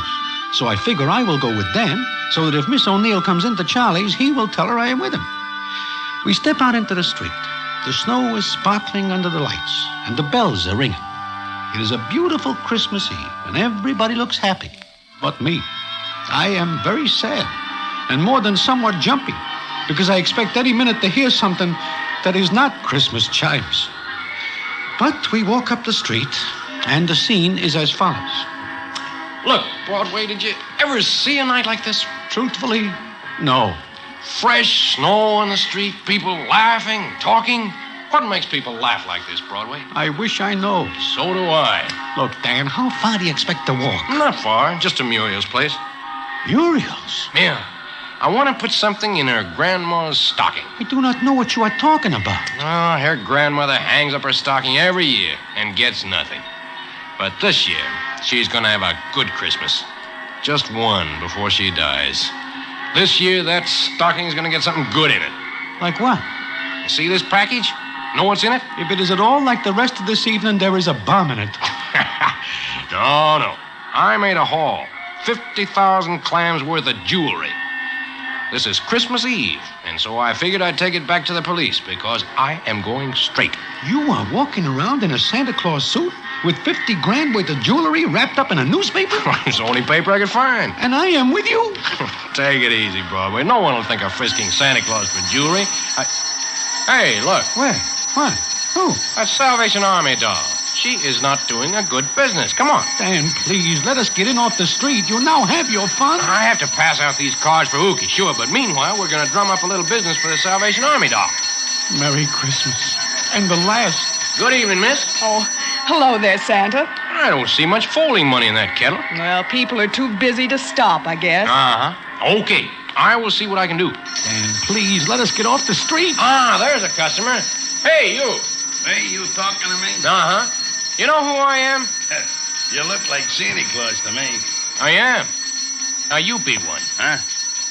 Put something in the kettle. Now, look, No, you look there. Put something in the kettle. Well, of course. And see that what you put in doesn't make a tinkly sound. In fact, no sound at all. You were the first Santa Claus I ever seen packing a rod. I'm different. Go ahead. Oh, thank you, sir. Thank you. He will tell the cops then.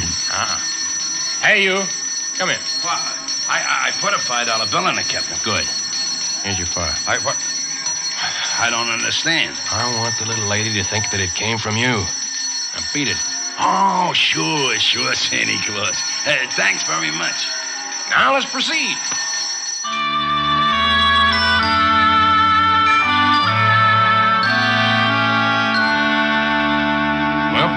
My last stop, Broadway. Look, Dan, forget this business. Oh, no, I still got Grandma O'Neill's stocking to fill. Come on. But Shotgun might be watching here. So, what if he is? He will get you. Well, I'm not going to let Shotgun spoil the best Christmas Eve I've had since I was a kid. You coming with me or not? I can't stand out here on the street. Well, then come on.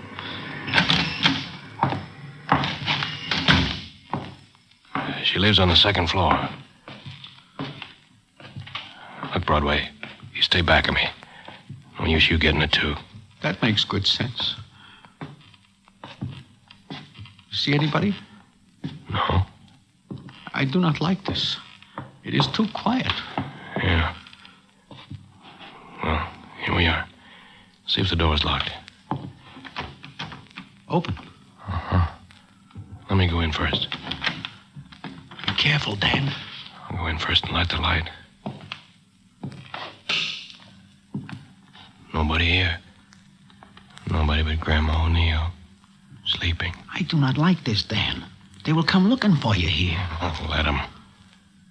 Look at her, Broadway. Sleeping in her chair. And that stocking hanging up. Every year she does that. And now we're going to make it worthwhile. Look at that. Yeah. Pretty stuff, ain't it? You know there's a $5,000 reward out for it? And you're putting it in a stocking? Well, why not? It's a nice Christmas present, ain't it? Here we go. It looks awful funny in that stocking. And it's going to take more than a little explanation how it gets there. It's here. That's the main thing. Now, let's get going again. Where to now? Oh, I don't know. But you can go home if you want to. Yeah, I guess I will. She's going to believe there's really a Santa Claus.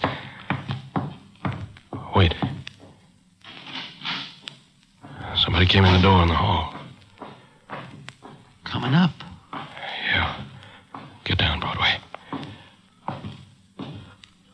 Who's that? Muriel. Dan. Oh, Dan. Oh, Dan, you crazy fool. Oh, now, honey, everything's all right. Muriel, did you see anybody? No. But why did you come here? I had something to do, honey. Please, Dan, you can't stay here. You can't stay in New York. What do you want me to do? Run away? What do you care if that's what it has to be? It's better than being killed. I don't think so. Miss O'Neill is right, Dan. Maybe. Maybe not. Now, look, Muriel. You wait 5 minutes out here in the hall. Then you go in your flat. But why? Do like I said. What are you going to do, Dan? Me? I got a great idea. I'll do like I said. Broadway, stay away. Dan! Don't come after me. Broadway, what's he going to do? Miss O'Neill, I do not know. And even if I do know, I would not understand it.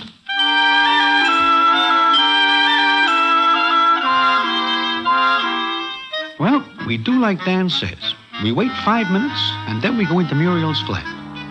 When she sees the jewelry in the stocking, she makes me tell her what happens, and then she runs out in the street to look for Dan. But he is gone. And it is not until the next day that I hear what happens from Good Time Charlie. Sure. I am telling it straight, Broadway. Dan goes right to the police and tells them he pulled that jewelry job. And he leaves the jewelry so Muriel will get the reward? That is the way I figure it. But she will not accept it. But now he will get a couple of years at least. Sure he will. You know, maybe it is better this way. He goes to the clink, but he does not get rubbed out by Shotgun Sam. Yeah. Yeah, but there is something I do not understand. What? Why is it that Muriel does not take the reward money? Dolls are very funny people sometimes, Broadway. They are very funny people. She says she will wait for him, and they will start all over again. Yep, like you say, dolls are very funny people. But, Charlie, there is something even funnier. Yeah? What is that? I am not able to figure out why Dan is still alive. And why Shotgun Sam is not watching your place here last night. Or having it watched.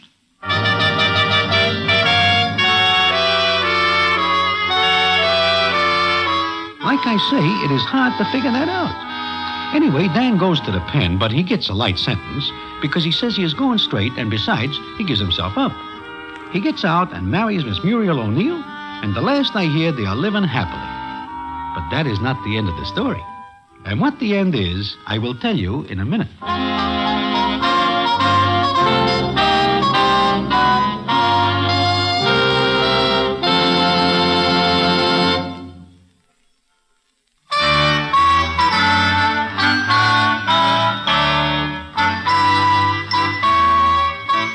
Well, it is a year later that I am once again sitting in Mindy's. It is again Christmas Eve. I look up from my blinzers, and whom do I see but Shotgun Sam? And he is looking at me with a funny look. He comes over and sits down, and the scene is as follows. Hello, Broadway. Hello, Shotgun. It is just about a year since I saw you last, is it not? Almost exactly. Mm-hmm. Christmas Eve last year. Oh, no, you do not see me last Christmas Eve. I see you last Christmas Eve. You do not see me... You were going to say something? No. I see you come out of Good Time Charlie's. You do? Uh-huh. I'm looking for Dancing Dan. But I'm not looking for him anymore because Heine Schmitz no longer cares for Miss Muriel O'Neill. Oh. You say you see me last Christmas Eve coming out of Good Time Charlie's? Yeah, I get a tip that Dancing Dan is headed for there. I get there just as Ookie is going in. Ah, Ookie. Yeah. I wait, and then I see you come out with Ookie. I must get a bad steer because Dancing Dan never goes in or comes out. It must be a bad steer you get. Well, I guess I will go now. Mm-hmm. So long. So long. Oh, and Merry Christmas, Shotgun.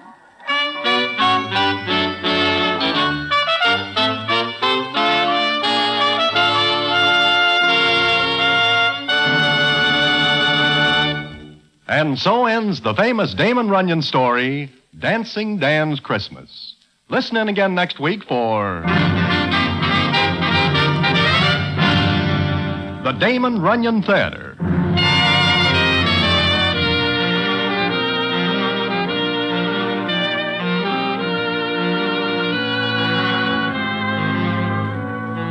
The Damon Runyon Theater, with John Brown as Broadway, is directed by Richard Sandville, and the story's adapted for radio by Russell Hughes. Vern Karstensen is in charge of production. This is a Mayfair production.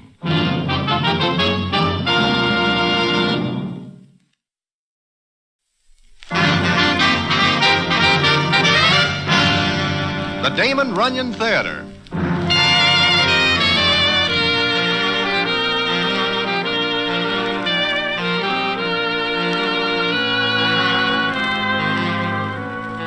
Once again, the Damon Runyon Theater brings you another story by the master storyteller, Damon Runyon. And this one, Pick the Winner. And to tell it to you, here is Broadway. Thanks. It is one winter, and I am in Miami, Florida, with a character named Hot Horse Hybe. How I get there is quite a long story, and it goes back to one cold night when I am sitting in Mindy's, when in comes Hot Horse Hybe and his ever-loving fiancée, Miss Cutie Andrews. Now, the peculiar thing is not that I go to Miami, but what happens there with Hot Horse Hybe, Cutie, myself, and a character named Professor Woodley is a story for the books. And I will tell it to you in a minute.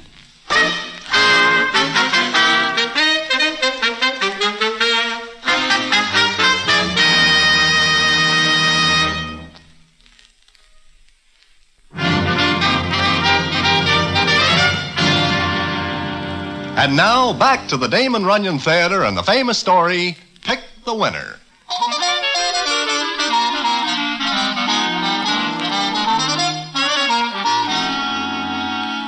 As I am saying, I am sitting one cold night in Mindy's, when in walks Hot Horse Hybe and his ever-loving fiancée, Miss Cutie Andrews. Now, a hot horse gets his name from the fact that he has always got a hot horse for somebody to bet on. In short, Hybe is a tout and makes his living that way. Such as it is. Miss Cutie Andrews, on the other hand, is more than 100% all right in anybody's line. And it is a constant wonder to all citizens why she puts up with Hybe. But she does, and this makes her all the more all right. Well, Hot Horse and Cutie come over to me and sit down, and we speak as follows. Hiya, Broadway. Hybe, how are you? Cutie, how goes it? Pretty good, Broadway. Broadway, I have got a proposition for you. Oh? How would you like to go to Miami, Florida? Doing what? As my guest. Your guest? Tell you what, I have a ticket here for tomorrow's train. I do not understand. Why do you have a ticket for me? Well, me and Cutie always goes down for the season at Hialeah. We each already have a ticket. Hybe, wait a minute. I still do not understand what this has got to do with me. Let me tell him, Herbie. I think I make it very clear. Broadway. Yeah, Cutie? Remember old Mr. Donlin? Donlin? Oh, sure. Yeah, what about him? He is also going to Miami, Florida. Oh, that is nice. He will like it. Maybe. He died, Broadway. I am sorry. Yeah. He was a nice old guy. Anyway, his home was in Miami. They are sending him back there.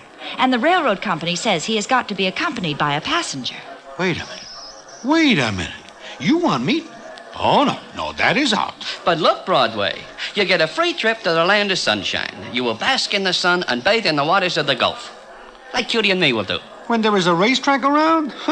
I will lay more than a little 6 to 5. You cannot even point in the direction of the Gulf when you are in Miami. Please, Broadway, do this for me. Find somebody else. I cannot. I will not do it. Oh, look, it's starting to snow outside. Paper says the temperature's going to drop way down. Cutie, I am talking business. I'll bet we're in for one of those early cold winters. Snow's getting thicker. Yeah, it is. You know, It never snows in Miami. Cutie, what has that got to do with what we are talking about? Nothing. Only... Well, nothing. That's what I say. Well, guess we'll have to find someone else, Herbie. Too bad you won't go with us, Broadway. Wait a minute. Yeah? How long will you stay? Long enough to make a killing. I got the names of some pretty hot horses. Tell you what, I will do it for you as a favor. But only as a favor, you understand? Oh, sure. We understand, Broadway. Uh-huh. I guess you do understand, cutie.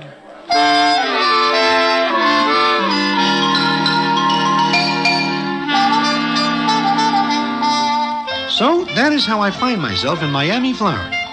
But going down there on the train, I am sitting with Cutie Andrews, and for the first time, I get to know her real well. It is very surprising what I learn about her. Like, for example, what she tells me the second day out. I like to ride on trains. Me, I can take 'em or leave 'em alone. I guess it's not the train. It's what I see. Scenery? I like to go through the little towns. Look at the people. Their houses. I do not notice them. I do. Broadway, what kind of a house do you like? House? You mean to live in? Yeah, to live in. Well, one is as good as another, as long as it is a house. Why? I like the little white ones with the green shutters and vines growing over. It is something I never think much about. I do. Lots of times. I'd like a house like that, Broadway. Give me a slice of the moon thrown in, I got as much chance of getting it. Cutie, look, it is none of my business, but about you and Hot Horse Herbie. We were going to be married 10 times. Did you know he once won $11,000 on a race? No. Well, he did. Blew it right back on the next one. It's like that all the time. I've been wearing this engagement ring so long my arm's green up to the elbow. Well, why do you stick with him? Why? Maybe I feel sorry for the little guy. Always reaching for something he can't touch. You are a 100% all right doll, Cutie. Yeah, 100%. I'll trade you half for one look at a little white house with green shutters and vines growing over it. Gotta have soft music for all this, Broadway. I hope you get that little house someday, Cutie. Maybe I will. Who knows? Maybe I will. Maybe Herbie'll hit a streak someday. Aha, here you are. Been looking for you. Look, I've been going through the form. I got a stack of hot horses that'll set me up, but good.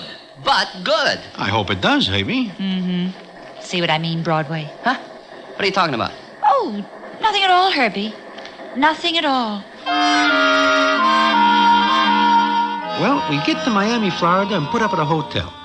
Cutie says no more about the little white house. It's like she forgets all about it. But I do not. I keep rooting for Herbie to pick the winners. But he does not. He is not able to get in the money. We are almost broke and are at the track one day when the scene is as follows. You see Herbie anyplace, Broadway? Uh-uh. Well, last I saw of him, he was trying to tout somebody for a bet. With his luck? Yeah, with his luck. Well, we missed 2 weeks of winter back in New York. How do we get back? Well, Oh, there's Herbie. Where? Over there by the mutual windows. Talking to the tall guy smoking the pipe. Which one? The one in the suit that looks like it is never pressed. Oh, I see him. Wonder who he is. I never see the guy before. Oh, Herbie must be slipping. You'll never get that character to split a bet with him. Maybe it is the best he can do. After all, Herbie uses up most of the suckers on bad bets. Yeah, but look at that citizen. He can't have a dime. Yeah, he is a little seedy. Well, come on, Broadway. Let's go over. Maybe Herbie knows what he's doing. Hiya, Broadway. Cutie. Hi. Hi. Meet Professor Stanley Woodley. Prof, this is Broadway. How do you do? Pretty good. And meet my fiancée, Miss Cutie Andrews. It's a great pleasure, Miss Andrews. Huh? Oh, sure. How are you? Fine, thank you. I was just telling the prof that he ought to try a bet once in a while. Right, Broadway? You mean you are at the track, but you do not bet? Well, I came here to study the people. I like to watch them, whether they win or lose. Is that professor just a gag? I beg your pardon? I mean, you're a professor? Sure he is. From Princeton. That right, Professor? Yes, that's right. I had a bad case of pneumonia and came down here to recuperate. Oh. I was telling the prof that it's a big kick to have a C-note or thereabouts on a winner. Really, I never bet. I'm just interested in people. I walk around and look at them. You kidding? Kidding? No, I'm not. You see, I'm a professor of psychology. What's that? Well, Mr. Herbie, I suppose you can call it the study of people. That's all you do? Yes. Look, Prof, the next race is just coming up. Now, I got a hot horse that can do good. I don't know if I should or not. Oh, why not? Just a C note. C note? $100. Oh. Oh, no, not that much. A 50 then? I don't think so. A 25? I don't know. Look, make it a 10 spot. Hey, but you gotta hurry. It's post time. Well, all right, I'll do it. Okay, come on. We got just time to lay it on. Oh, excuse me, Miss Andrews, Mr. Broadway? Sure. What's the matter, cutie? Oh, nothing. Looks like a nice guy. Yeah, he does. Things must be getting pretty tough for Herbie when he has to tout a guy like that. Yeah, I guess so. I hate the whole thing, Broadway. I hate it. I know. But maybe someday... Yeah, maybe someday. But there's an awful lot of corners to turn first. Well, the horse Herbie gives Professor Woodley wins. And Herbie sings his bad luck because he does not have a big better instead of Woodley. But it is better than nothing. That same night, it seems Herbie invites Woodley to eat with us. We are finished eating, and Herbie goes off to see what's good for the next day. I am paying no attention to much of anything until I hear Professor Woodley say... No, I'm a bachelor, Miss Andrews. You must get pretty lonesome. Well, not exactly. I have my work. It keeps me pretty busy. I have my home. Home? You have a home? Well, a lot of people wouldn't call it much of a home, but I like it. It's my own. Yeah, your own. Where is it?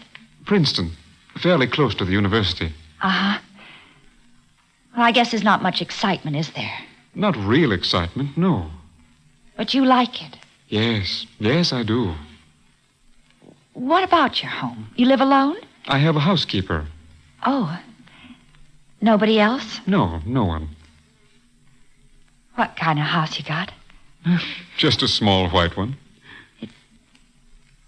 It's got green shutters? Why, yes. How did you know? Oh, I don't know. And what kind of vines grow over it?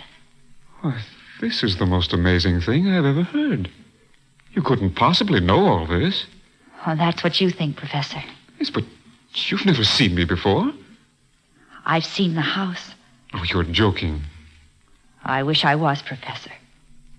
I wish I was. Broadway, is she joking with me? She is not kidding you, Professor. Oh, it's really astonishing. Go on, Miss Andrews. What else? I don't see any more. Oh, please, I hope I haven't offended you. No. But you were so accurate in your description. Forget it, Professor. There are 1,000,001 little white houses with green shutters and vines. But they all belong to somebody else.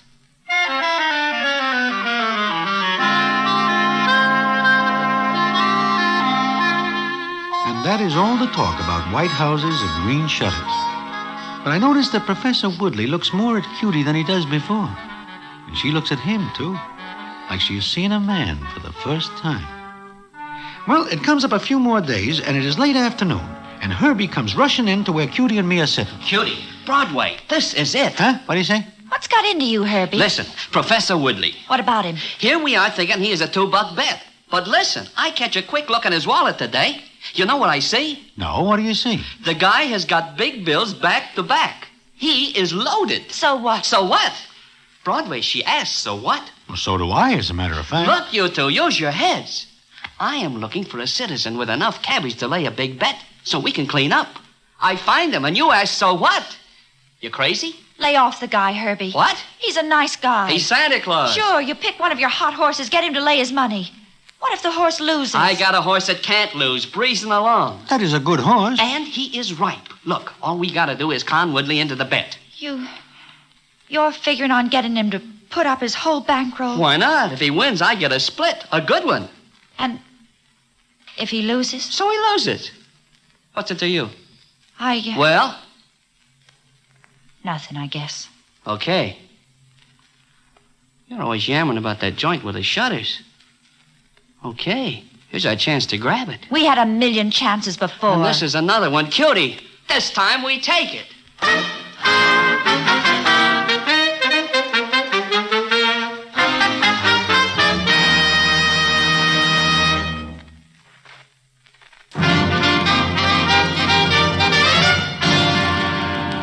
And now, back to the Damon Runyon Theater and the famous story, Pick the Winner.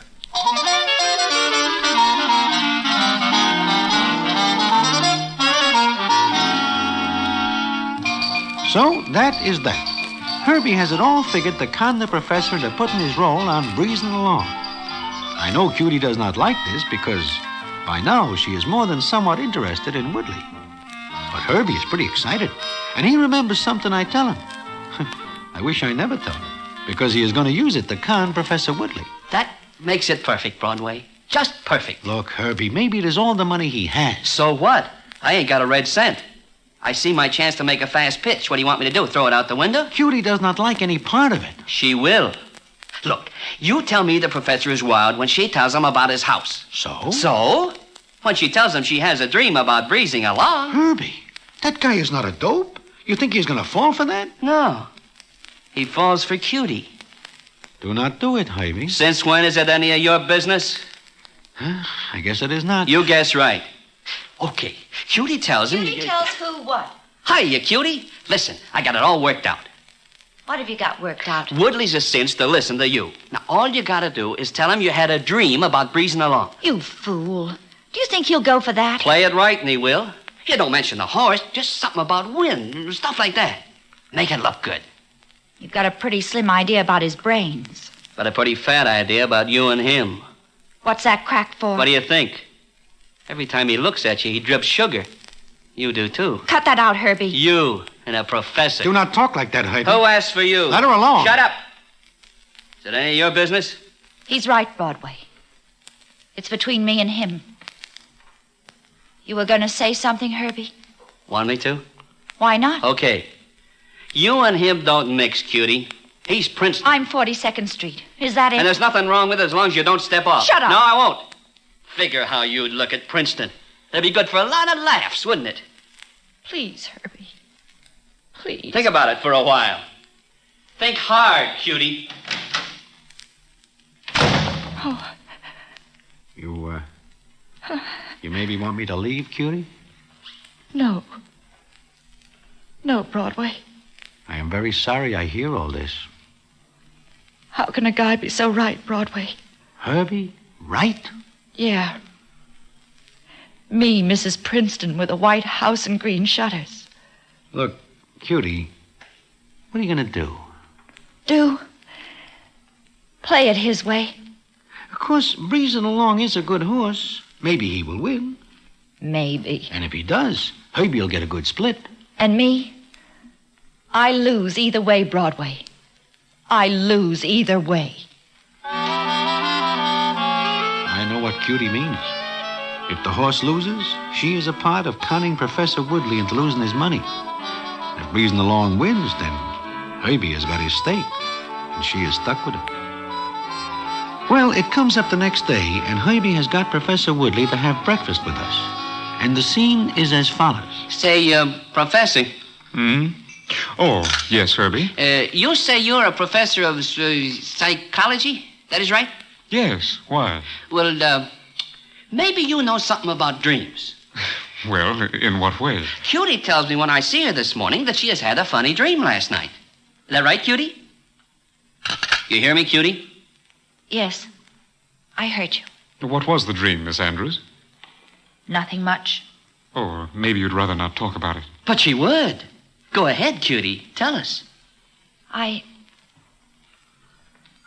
dreamt I was walking along Flagler Boulevard when a wind started to blow in from the north. It was a cold, hard wind, and then Yes? What then? a horse ran across in front of me, and that's all. What do you make of it, Professor? Oh, it's hard to say. A dream like that can mean any number of things. You know, Cutie has a lot of dreams. Sometimes what she dreams come true. Like that house of yours, Professor. Oh, yes. Yes, she told me what it was like, and I'm sure she never saw it before. Yeah. Hey, What's the matter, Herbie? Hey, I just happened to think there is a horse in the 5th today, a horse named Breezing Along. So? Don't you get it? Wind, breeze, horse, Cutie's dream, breezing along.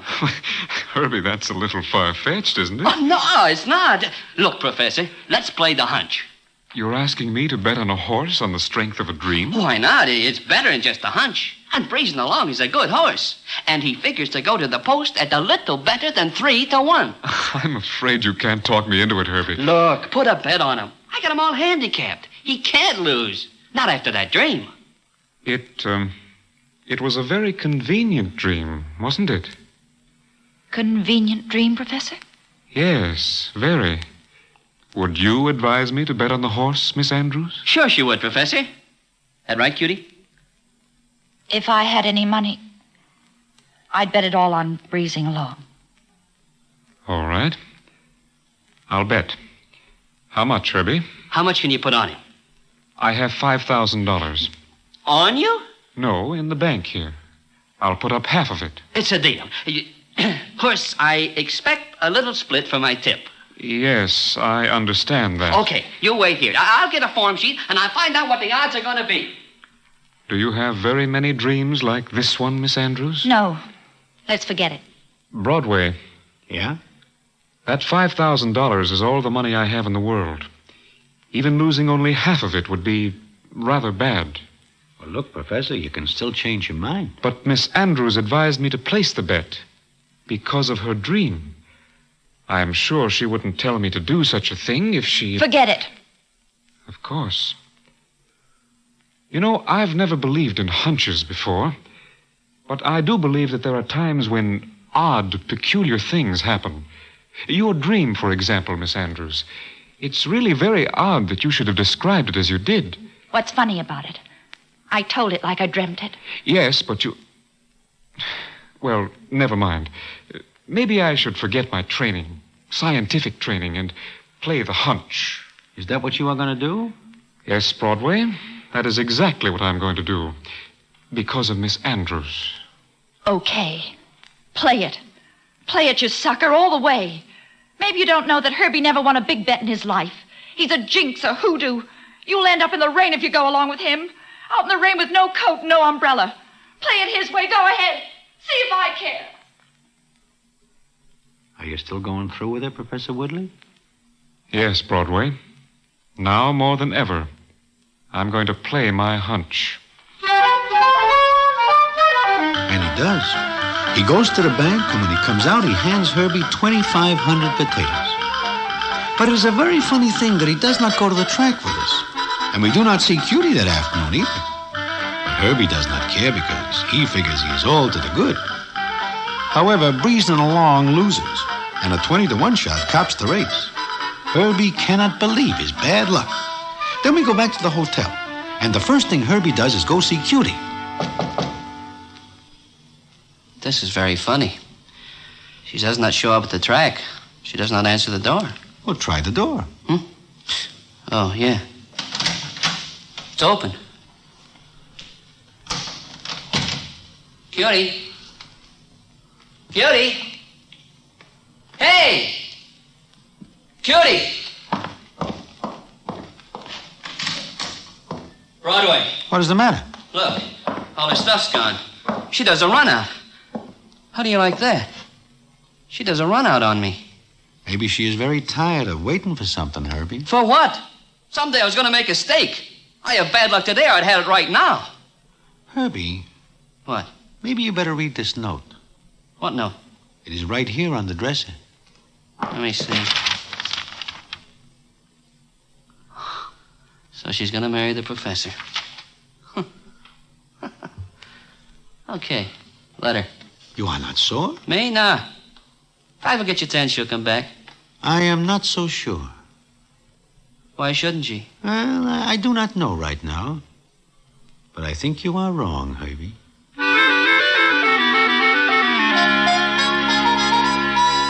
Now, you may think that is the end of the story, but it is not. Because the payoff comes later when we are back in New York. And what the payoff is, I will tell you in a minute.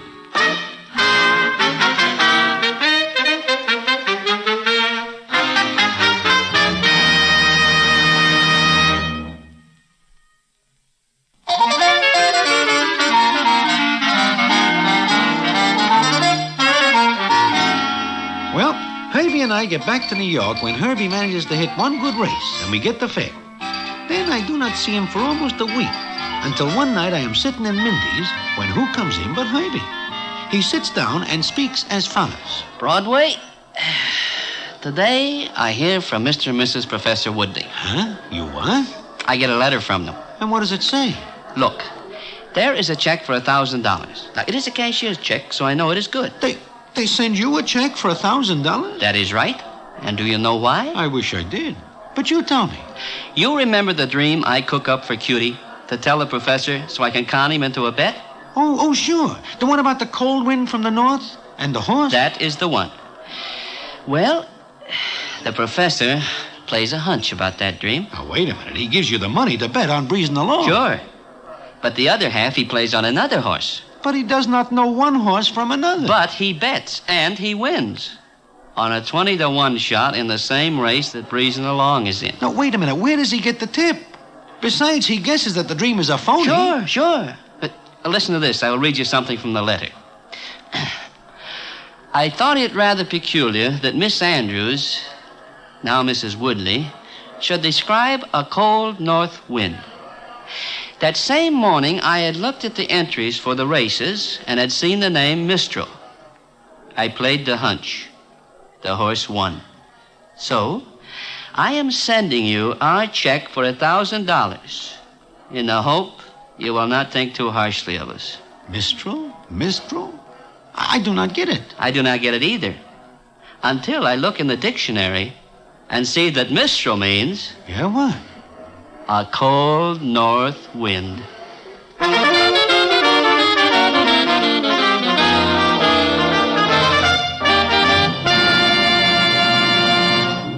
And so ends the famous Damon Runyon story, Pick the Winner. Listen in again next week for the Damon Runyon Theater.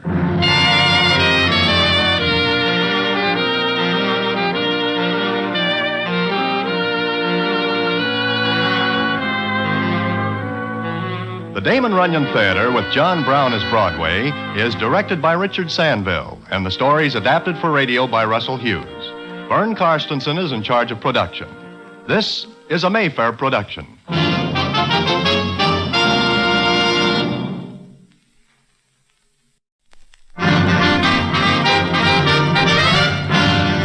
The Damon Runyon Theater.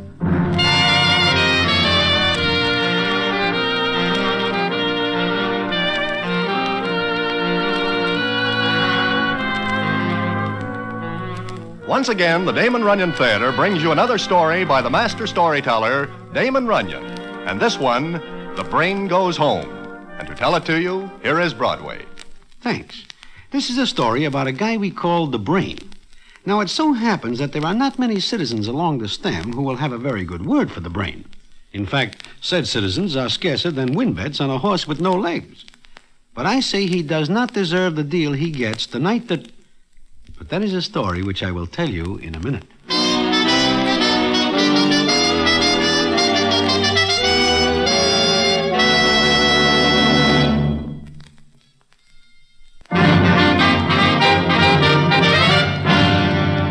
And now, back to the Damon Runyon Theater and one of the best-known stories, The Brain Goes Home.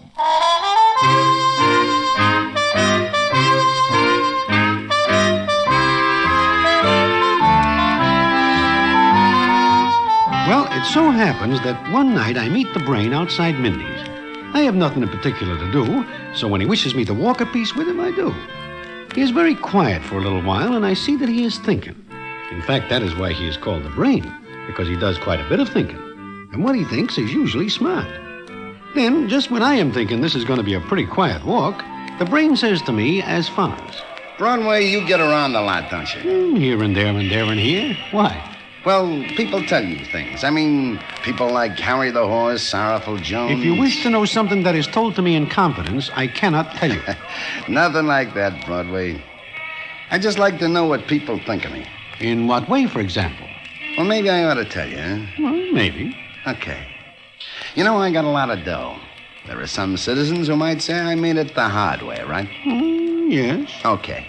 And there are a lot of characters here on the stem who'd like to see me wearing the lily, right? I never hear that sort of talk directly, but... But it's true. People think I haven't got any friends. Look, Brain, what are you getting at? I'm going to show you something, Broadway. I'm going to show you something, and after I do, you tell me what you think, fair enough? Do we have to go someplace? 3 places. Far? Not very. Where? You'll see. And don't worry, everything's all right. Well... Come on. Up this way. We'll hop a cab at 52nd. Okay, Brain, but you are sure it is safe? Like a baby's crib. Apples. Come on. Apples. You see, Broadway... Apples, mister? Nice ripe apples? No, thanks. Wait a minute. Give me one of them. Here, this is the best one. Yeah. Here. Oh, I ain't got change for this. Anybody ask you for change? But a $20 bill. It's a good one. I don't ask for charity, mister. The apples are 10 cents apiece. You'll give me an argument about the 20? But I... Go on, take it and keep the change. God bless you, sir. God bless you. Sure. Forget it. Thank you. Thank you again. Is something funny, Brain? Yeah. For a measly 20, that old doll acts like I give her a fortune. It is probably more than she sees in a month. Here, you eat the apple. But you buy it. I never eat apples. But never mind that now. We're going someplace.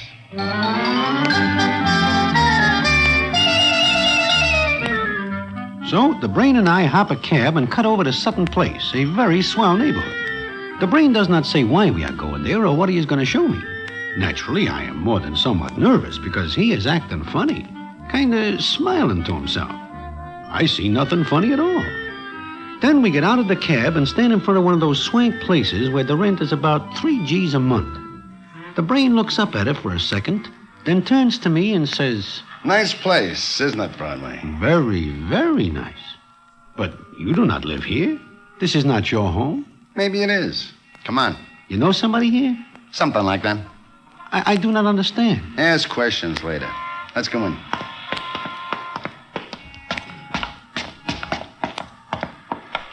Push that button. Which one? Right there. The one marked Doris Clare. Who is this doll? Never mind. Push the button. Okay.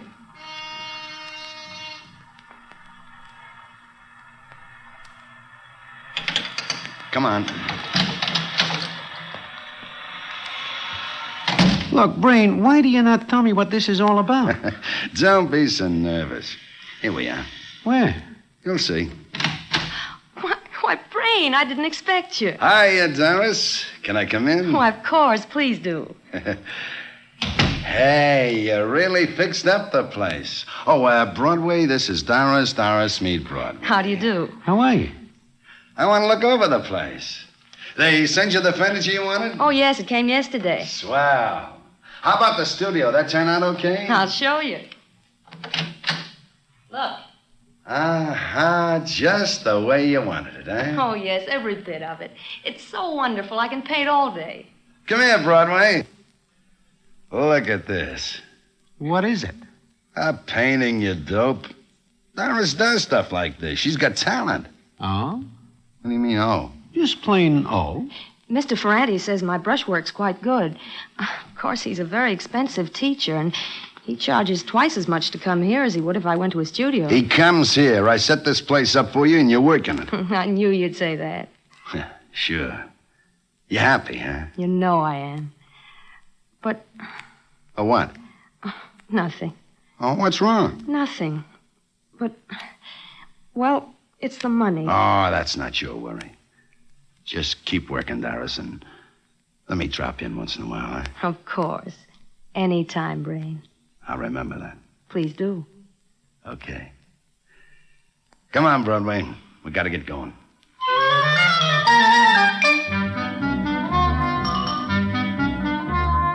All this is very puzzling to me. But the Brain says nothing, just smiles as we get into another cab and drive over to Park Avenue to a big apartment building. And the rent here is also gold-plated. We go to one of the apartments, which is a modest affair of 8 rooms and 3 baths. There, the Brain introduces me to somebody else. Broadway, this is Cynthia Harris. Cynthia, meet Broadway. I'm very happy to know you, Mr. Broadway. I am glad to know you. How's the play coming, Cynthia? Oh, I don't know, Brain. Some days it seems to be going beautifully, and then I can't work for days at a time. Don't worry about it, Cynthia. It'll come out all right. Meanwhile, everything all right here? All right? What do you mean? The apartment. Oh, yes, it's magnificent. It's such a wonderful place to work. I feel as though the muse lives right here with me. Who moves in? Oh, no, silly. The muse of writing, of drama. Oh, I get it. How you fix for dough? Well, I don't like to mention it, Brain. Yeah. Will a grand see you through? Oh, yes. Seems to me a grand would see it through quite a bit. I beg your pardon. Don't pay any attention to him, Cynthia. He's like the rest of the characters on the stem. Oh. Well, I may finish the first act sometime next week. Swell. Then you'll read it to me, huh? Oh, I can hardly wait. Meanwhile, if I drop in once in a while, it's okay, huh? You know you're always more than welcome, Brain. Anytime. How do you like that, Broadway? Good. Very good. It's first class. Okay, Cynthia, we gotta go because we got one more stop to make.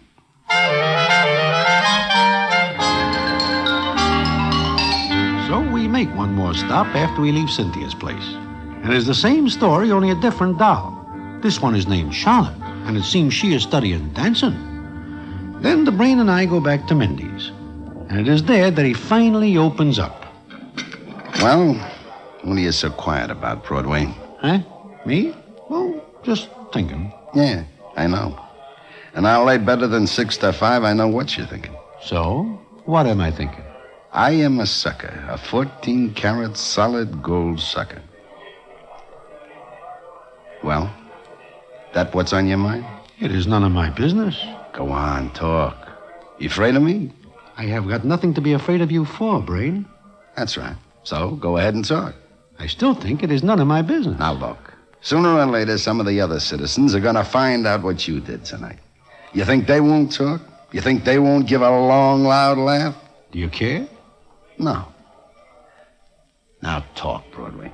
Okay, Brain, but you are not going to like it. And there are a lot of things I don't like. One more won't tear the skin off my back. I think you are a sucker. I told you that. But why am I? I know nothing about art, but if Miss Doris Clare is an artist, then I am a whole gallery full. But she likes it. She likes your dope. Be careful, Broadway. The only way I can be careful is to shut up. Mm-hmm. All right. What else? Well, the Cynthia doll is a phony. If she writes a play, then I am Shakespeare, about whom I know only the name. And Charlotte? The same. But, like I say, all this is none of my business. It is your dough. And if you wish to scatter it among those 3 dolls, that is your affair. It is my affair. Broadway, I know Doris Clare is not an artist. I know Cynthia Harris cannot write her own name. And Charlotte is also of the same style. Then why are you doing this? Where do you live, Broadway? What has that got to do with this? I'll tell you. You live in a hotel. You got yourself cooped up in one room. I like it. Okay, you like it. That's your affair. But maybe you once had a home, huh? Why, sure. I didn't. Never. I was put on a doorstep when I was a baby. I was raised in an orphan asylum. I got out of there and kicked around till I was old enough to catch on that the world was a big place with a lot of people. A lot of people that tried to ace, deuce, train me to death. I was double-crossed and put through the mill until I got sick of it. So I went out and I grabbed me a big handful of the world, see? No, I don't get what you are driving at. A home, Broadway. A home. Home? That's right. I want someplace where I can go and sit down and have somebody talk to me. Just talk, Broadway. Maybe you never got so you wanted to hear somebody talk about something besides horses and crap shooting and stuff like that. And you are figuring these 3 dolls will give you that? Yeah. I know it ain't like a real home, but it's better than a smoky room, a stack of chips, and a pocket full of IOUs. Maybe I see what you are getting at now. Yeah, maybe you do. But don't ever open your mouth about it, Broadway. I know what the rest of the characters are going to say. They'll all be wise guys and put the wrong reason on it. And you do not ever want them to know the real reason? Like you tell me. I'm the brain, remember? The smart boy, the thinker, one step ahead of everybody else. I don't want anybody to know I got a soft spot. I see. You won't ever tell, will you, Broadway? You know I will not tell. No, I guess not. You're just not that type, Broadway.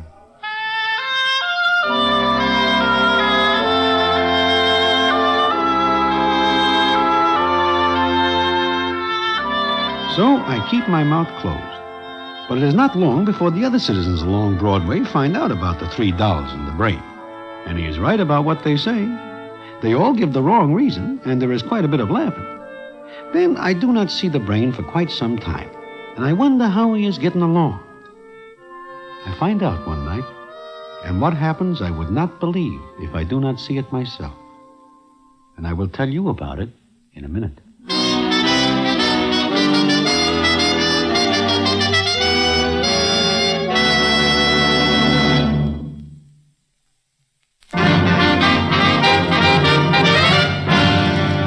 And now, back to the Damon Runyon Theater and one of the best-known stories, The Brain Goes Home.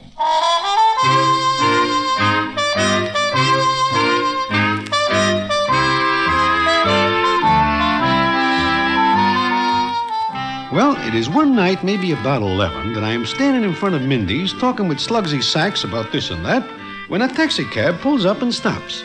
I do not pay any attention to it until Slugsy says, Hey, Broadway, look. What is it, Slugsy? It is the brain in that cab. Huh? Yeah, it is. Hey, something is the matter. What? Look at him. He wants us to come over there. But there is something wrong. Come on. Brain, what happens? Get in the cab, Broadway. You too, Slugsy. Hey, Brain. Get in. You are hurt? Yeah. Knifed. Bad. Hey, we gotta get him to a hospital, Broadway. Yeah, I will tell the cabbie. No. No hospital. Who does this to you, Brain? You kidding. That's something I'll keep to myself till later. Then... Hey, Broadway. He is gonna die if we do not get him someplace. Brain, you hear me? Yeah. Where do you want to go? Home. Home? Sure, his hotel. No, home, I said. Broadway, you know. Take me. Which one, Brain? Which home? Doris Clare. And call my lawyer. And Doc Brennan. Better get going. Yeah. Sutton Place, cabby. Step on it. Right. Brain, how does this happen to you? I got careless. I walked out without my boys. Got knifed. Somebody didn't like to pay off a bet he lost him. Tell us who it is, Brain. We will tell your boys. No. I'll take care of this myself. How do you get in the cab? Wasn't this weak then. Broadway, tell this guy to hurry. Sure. Come on, cabby, open his hack up, will you? Okay, mister. Don't forget, my lawyer and Doc Brennan.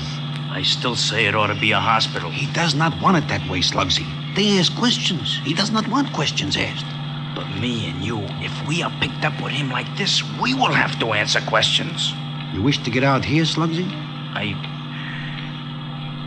No, I guess not. Okay. We will take him to Sutton Place. Yeah, I never know he lives over there. It is one of his homes. And I hope we get there in time.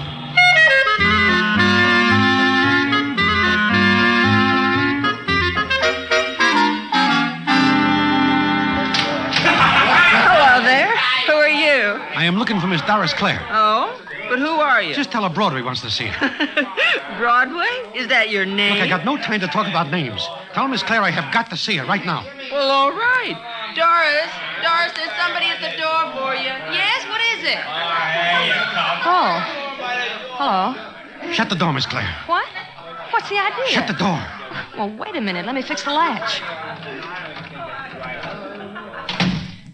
Is something wrong? Where's Brain? That is what I have got to tell you. He is downstairs in a cab.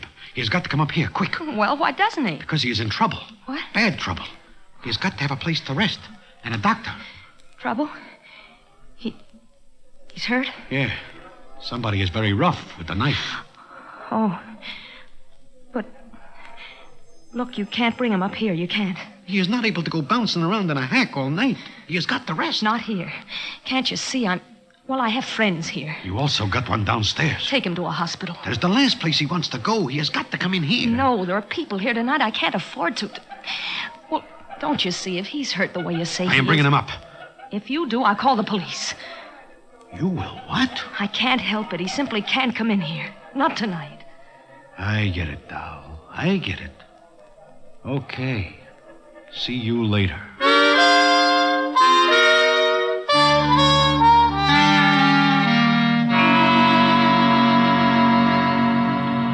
How come we do not take him up there, Broadway? There is nobody home up there, Slugsy. You are gone an awful long time to find that out. Yeah, I know. Broadway. Yeah, Brain. I saw a light. She was home. No, she is not. All right. Go to Cynthia's. Sure. Park Avenue, cabby, and step on it. Right, boss. Broadway, I don't think I can take much more of this. I gotta stop real soon. Sure, Brain, sure. We'll go to Cynthia's place. Yeah. Home.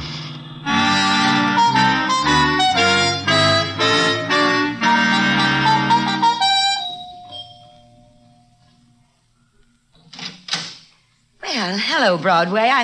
Oh. Anybody else here? No, but what's the matter? What happened? You better get out of the way. All right, Slugsy, help me.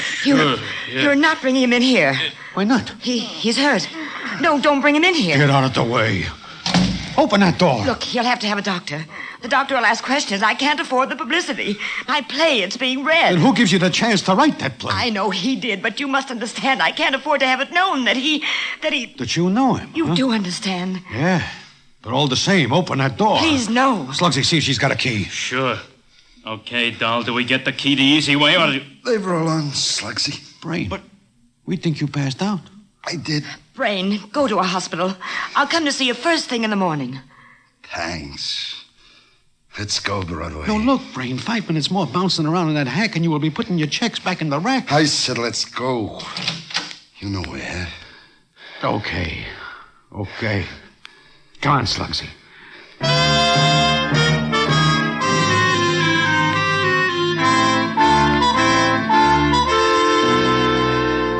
So we leave Cynthia's place. I am burning, but there's nothing I can do. Meantime, the brain is getting weaker and weaker, and the jolt he gets in the cab is not helping. We go to Charlotte's place, and we get the same brush off. She is scared stiff, and the brain will not let Slugsy or me do anything. Then we are still in the cab, and the scene is as follows. I do not like the way he is looking, Broadway. You've got to stop. I sure can hold on. Can't I? Brain, we gotta go to a hospital. Too late now. I can't go anymore. Better stop here. Here? But we are no place. Just a lot of tenements. Can't help it. Stop. Stop here, cabby, and stop easy. Okay, boss.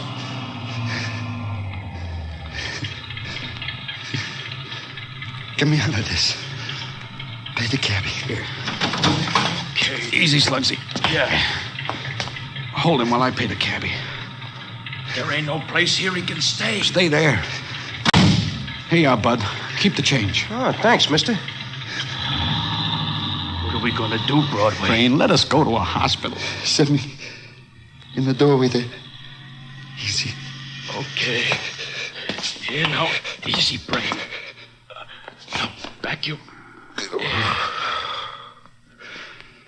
Feels good to get out of that hack. Hey, look, a cop is liable to come along any second. You two. Beat it. Leave me. Nothing doing, Brain. Call my lawyer. Yeah, and Doc Brennan. Yeah. Got an idea, though. Don't need the doc. I Brain. Hey. Not yet, Who is that? What do you want? Staller, Broadway. It is all right, lady. We are just resting. What's the matter with your friend? Is he sick? Yeah, now go away, please. Why, it's him. Huh? What do you mean it's him? The man who gave me the $20. Huh? Let me get a good look at you. You are the old doll who sells apples. That is over 6 months ago. He's hurt, ain't he? Oh, bring him into my room. No. Cops will ask questions. What if they do? You need help. Please, bring him in. What do you say, Brain? Okay. Okay, I guess. Yeah. Now, come on, Brain. Easy does it. That's it, boy. Put him on my bed. Okay. What about your kids there? They won't wake up, not if we're quiet. I'll get some hot water. Oh, he's hurt bad. Yeah, real bad. I'll go get a doctor. No, wait. Broadway. Come close. Yeah, Brain. No, doctor. Just get my lawyer. But you gotta hurry. You gotta hurry.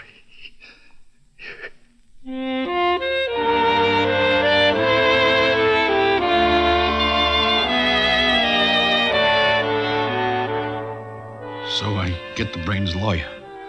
We also get a doctor. But it is too late. The doc is not able to help because the jolting around the Brain gets that night is too much. So the Brain is no more. And nobody weeps louder than Cynthia, Doris, and Charlotte. And everybody says how much they think of the Brain. I know better, but I keep my mouth closed like the Brain says. Then it is not until 2 weeks later that I get the payoff, which I will tell you about in a minute.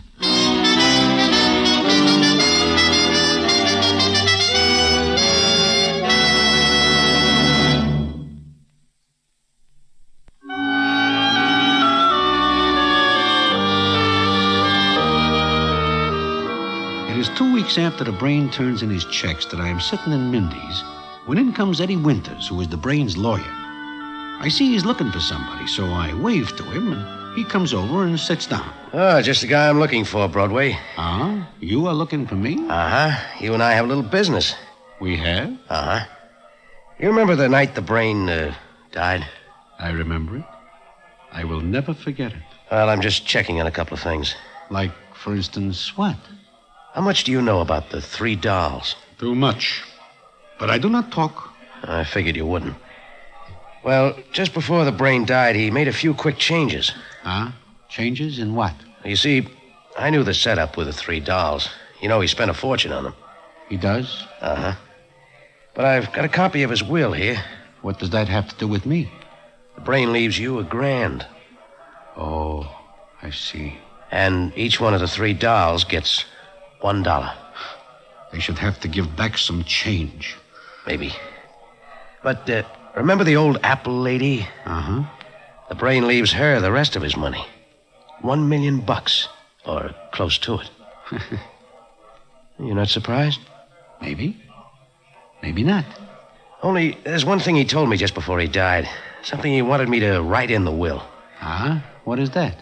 He said, if anybody asks why I did this, just tell them because the Brain goes home.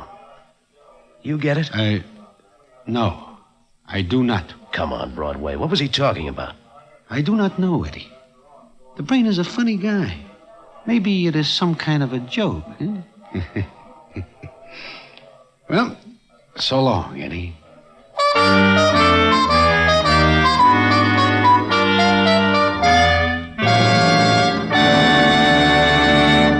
And so ends the famous Damon Runyon story, The Brain Goes Home. Listen in again next week for the Damon Runyon Theater.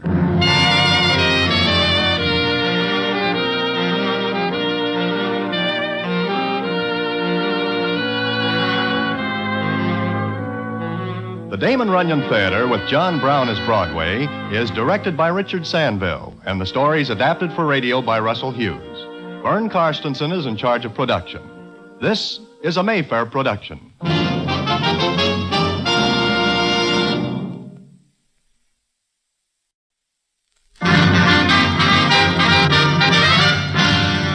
The Damon Runyon Theater.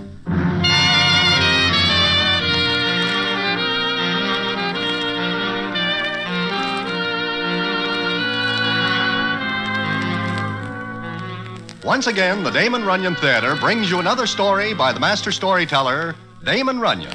And this one, Blood Pressure. And to tell it to you, here is Broadway. Thanks. It is maybe 11:30 of a Wednesday night, and I am standing at the corner of 48 and Broadway thinking about my blood pressure. Now, this is a proposition I never give much thought to before. In fact, I never hear of it before I go to see Doc Brennan on this Wednesday of which I speak. Now, the reason I think of my blood pressure goes back to that afternoon. And what happens after that is enough to put me in the rack for good. And I will tell you about it in a minute.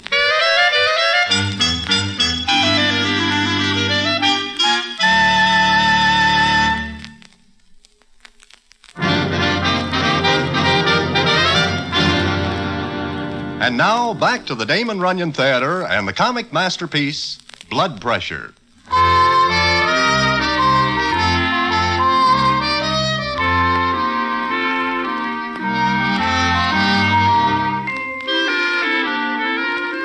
Well, as I am saying, I never think about my blood pressure before that Wednesday afternoon, when I go to see Doc Brennan, because I am feeling a little like the lining of a $5 suit of clothes.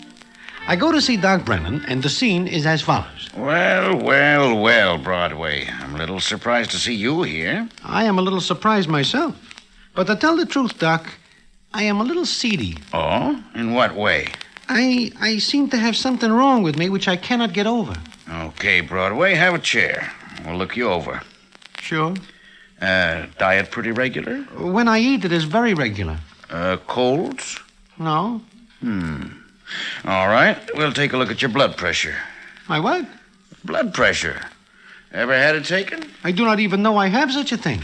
Well, I'm afraid everyone has it, if he's alive. Roll up your sleeve. Way up. What are you going to do? Take your blood pressure. With that thing? Oh, come on. Stop acting like a baby. Now, put your arm on the table. Palm up. Now, we'll just wrap this around your arm up here. You are choking my arm. Now, we'll see.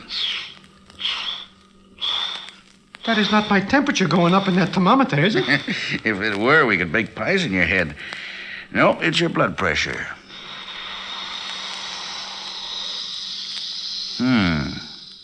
How am I? You're a nervous man, aren't you? I have some moments like that, yes. I thought so. Broadway, take it easy for a while. How long have I got? Oh, it's nothing like that. Now, just relax. Take it easy. Your blood pressure's way over normal, so you've got to avoid excitement. Any kind. Doc, that is not easy to do. Well, you've got to, unless you want the top of your head to blow off. Oh, when I come in here, I know there is something wrong. Don't be so alarmed. Just do as I say. Relax, avoid excitement, undue strain. You'll be all right in a couple of weeks. Thanks. I will be seeing you. Certainly. That'll be $10. 10, Bob? Okay. Thanks. Come back and see me in a week, Broadway. Sure. So long.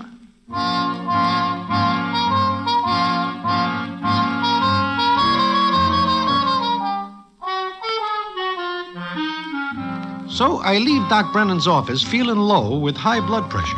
I take it easy for the rest of the day. Then I have something to eat at Mindy's and take in a movie. And then, like I say before, it is about 11:30, and I am standing at the corner of 48 and Broadway. I am thinking about my blood pressure when I feel that somebody is standing next to me. I look up, and what happens is like this. Well, here we are. Oh, hello, Rusty. What is the score? Oh, just about even.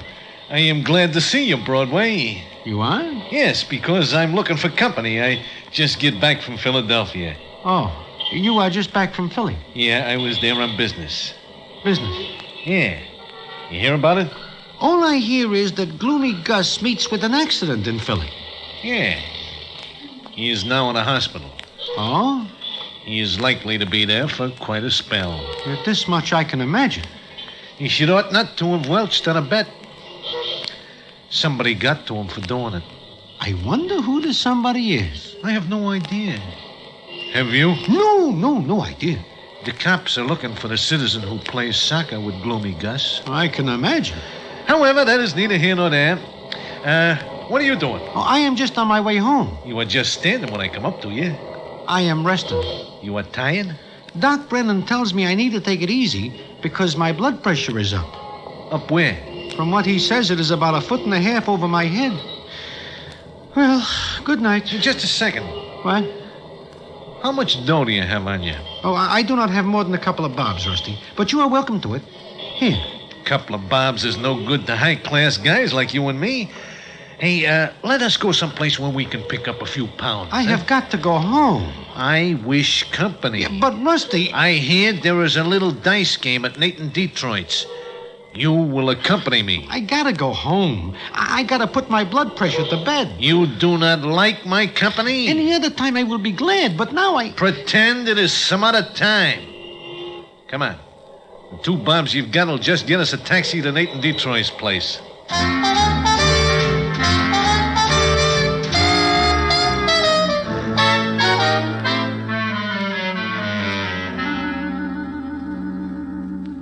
Maybe you are wondering why I am so anxious not to go with Rusty Charlie.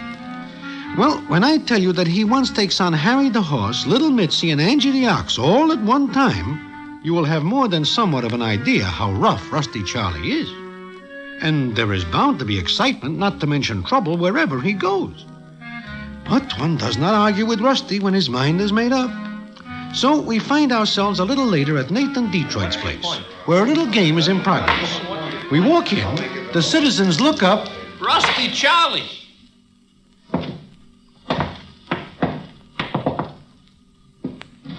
Well, now why does everyone stop talking?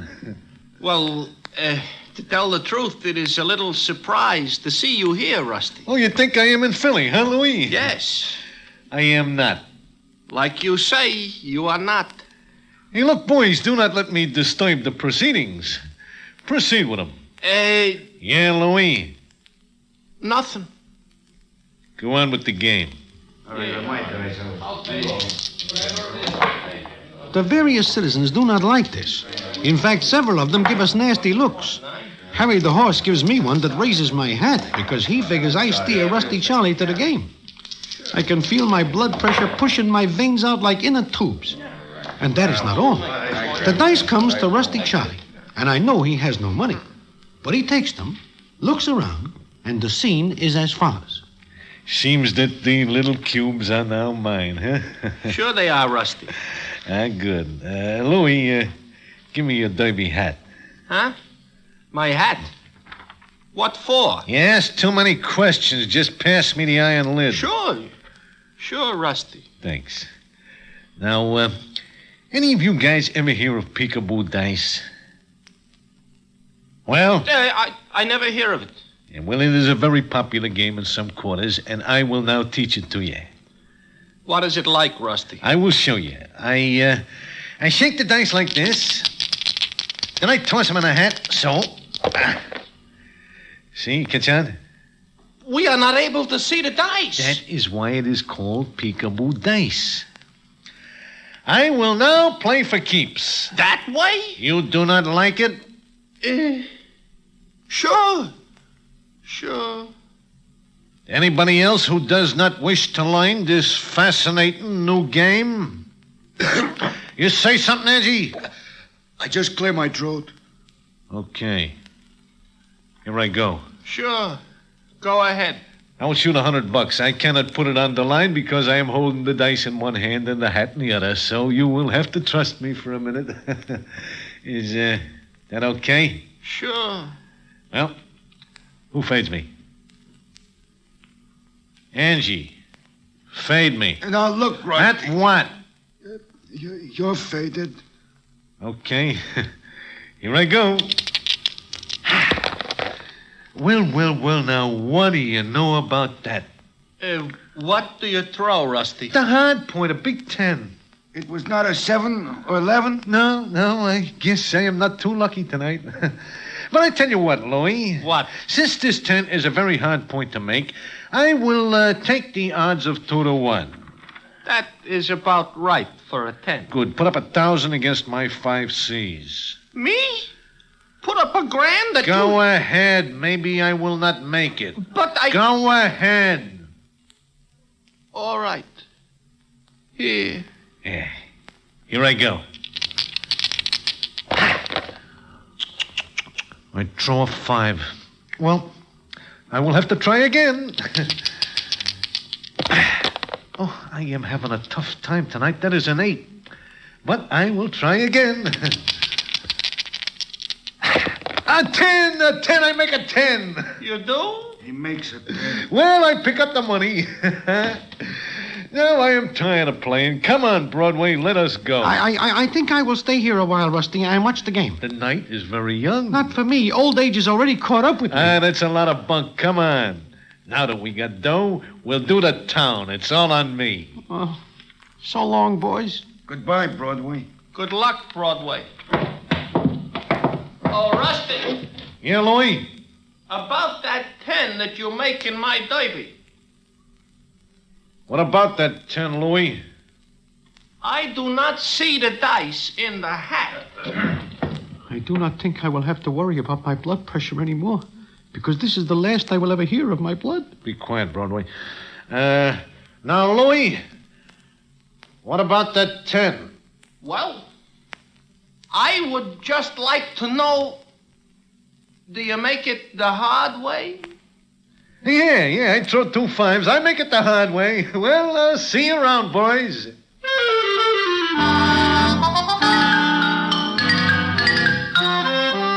I feel my back crinkling up when I leave the room, because I think maybe somebody will take exception to Rusty Charlie's method of playing at dice. But we get to the street with our heads still on, and I think now I will leave him. I think wrong. The evening is still young, as he says. He is right. In fact, it is the longest evening I ever spent in my life. And how it ends is something I will tell you about in a minute.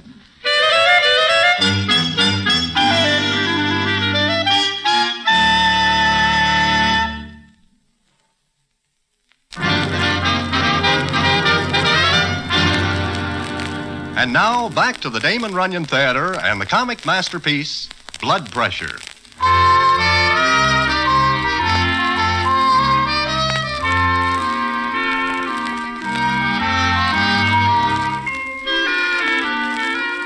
Well, like I say, we leave Nathan Detroit's place, and Rusty Charlie is 1,100 bobs better off than before.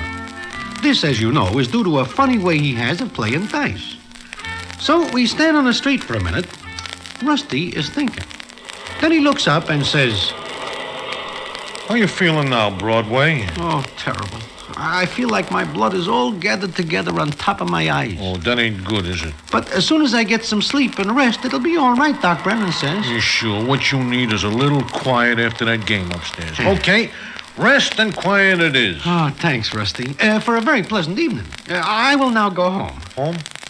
Well, that is what you say. I do not remember mentioning home. But it is only 1 o'clock in the morning. There will be a lot of noise around your hotel. That will not be good for you. I will put cotton in my ears. You will get an earache from that. No, I am worried about you because you have such a funny look on your face upstairs. Like you're scared. Who, me?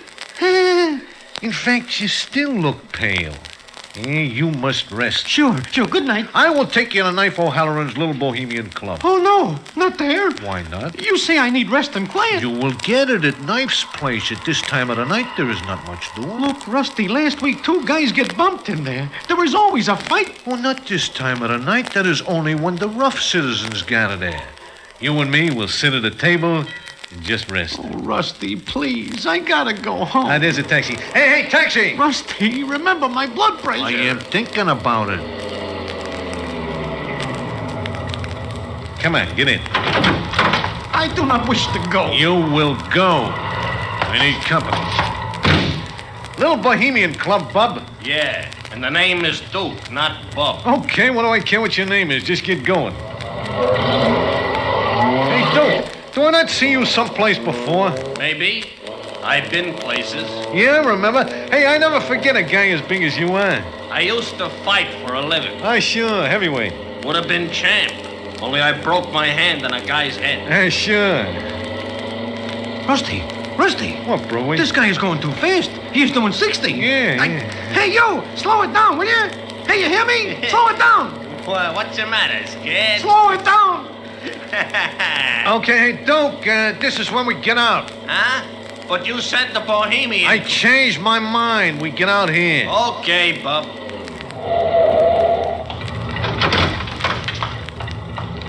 Say, Duke, maybe you do not hear my friend tell you to slow it up? Look, I got so many trips to make in a night. I gotta make time. My friend here is very sick. He cannot stand excitement. And you are driving too fast. Go boil an egg. Hey, let go. Rusty, look out. Brother, you asked for this? Yeah. Look at him. He is out like a light. He could never have been a champ. Falls too easy. What do you hit him with? Just with my fist. Now, when you look at where we are, there's not a cab in sight. How will we get to the little Bohemian Club? We will not, huh? Oh, we'll take this cab. Steal it? Borrow it. Come on. Hey, do you know that I once drive a cab for a living? Get in. But the cops will look for us. Broadway, get in. You cannot stand excitement. We must get you to Knife's place so that you can sit down where it is quiet.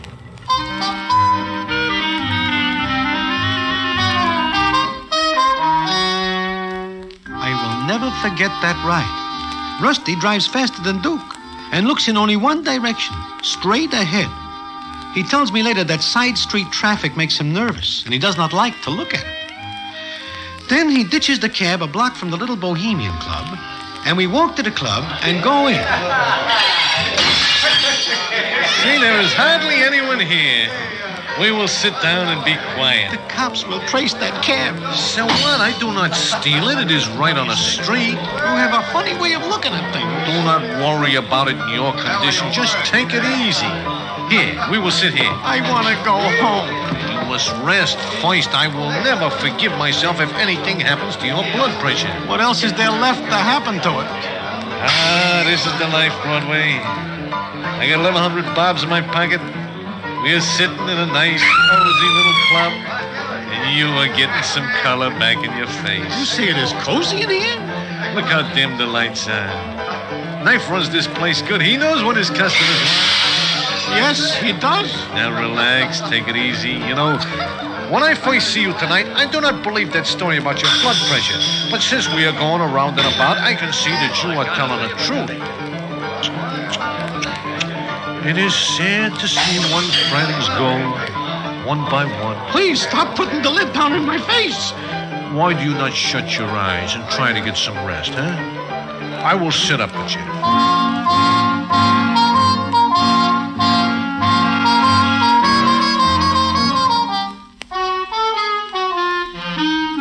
Well, we sit there.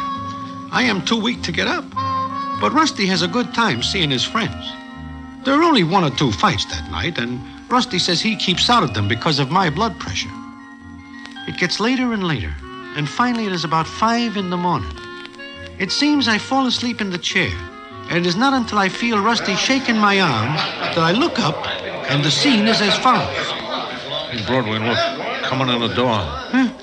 Cops! You know, from the way they are looking around, I feel that they are looking for us. Us? Yeah. Rusty, remember, I asked you not to take that cab. I asked you not to come here. Broadway, it is not like you to desert a friend in need. Point one out to me. Do I let you stand at 48 in Broadway when I first see you? No, I feel sympathy for you because you are a sick man, and I spend the whole night trying to cheer you up and make you forget that you are at death's door. And now those cops are coming over here. Yeah, I will have to convince them that I am innocent. How? Stand up. Again, I ask, how? I do not intend to spend some time in a clink, especially since I only borrowed a cab for a little ride. Stand up. We will face them together. I am able only to look up at them.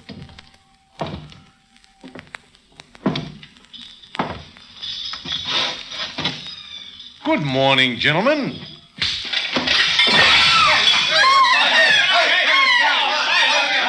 The fight does not last long because Rusty is pretty well limbered up due to the rest of the evening's activities. Before long, there are 3 gendarmes out of action. Rusty grabs me and carries me from the club, and it is not until we are a block away that he puts me down and says, Did I get you out of that real nice? Oh, thanks. Do not mention it. Now, I am going to do something else for you. Oh, no. Rusty, look, you do enough for me. I can ask no more of any friend. I am now going to take you home. Home? That beautiful word. But I am able to find my way home myself. I am going to take you to my home. You have a home? My wife will make us ham and eggs because it is now almost 6 o'clock and time for breakfast. You have a wife? Is there something strange about me having a wife? No, of course not. Hey, will you meet a Broadway? Oh, you will be taken with her, like I was. Anyway, how does ham and eggs and coffee sound to you? Anything will sound good to me, as long as it takes us in off of the streets.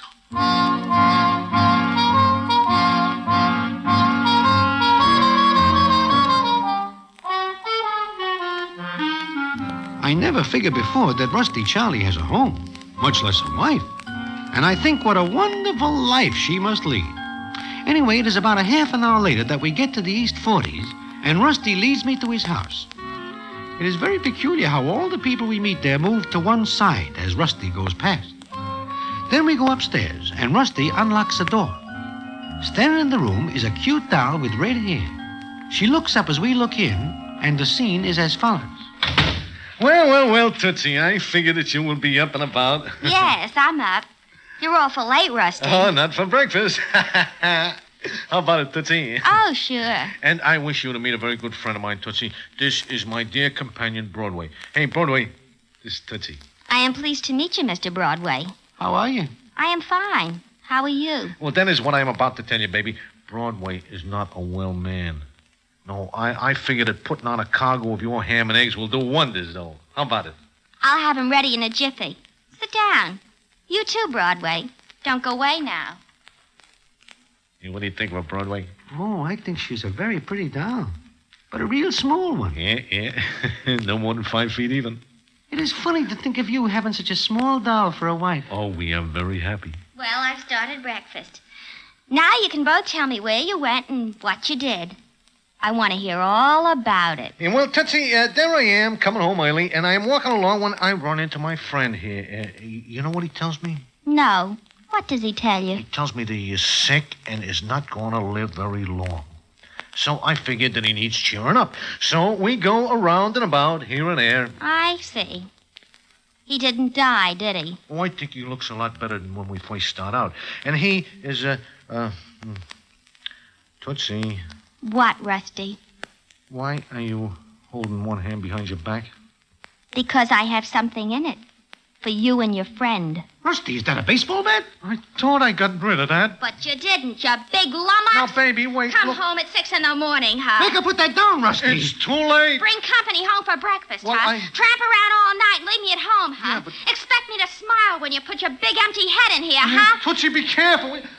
Hey, baby, you're hurting I me. told you the last time you pulled this trick, I'd teach you a lesson. Well, this is a lesson. Oh, Tootsie, take it easy, will you? Hey, excitement is bad for my friend here. And you! Who, me? Yes, you! So you're the trambo that keeps my husband out until all hours. You're the trambo that drags him around to nightclubs, huh? Please, Tootsie, I am a sick man. Get out of here before I fix it so that you'll never be able to get sick again. Get out! Hey, Tootsie, wait. Shut up, you! Get out! Goodbye. It is nice meeting you.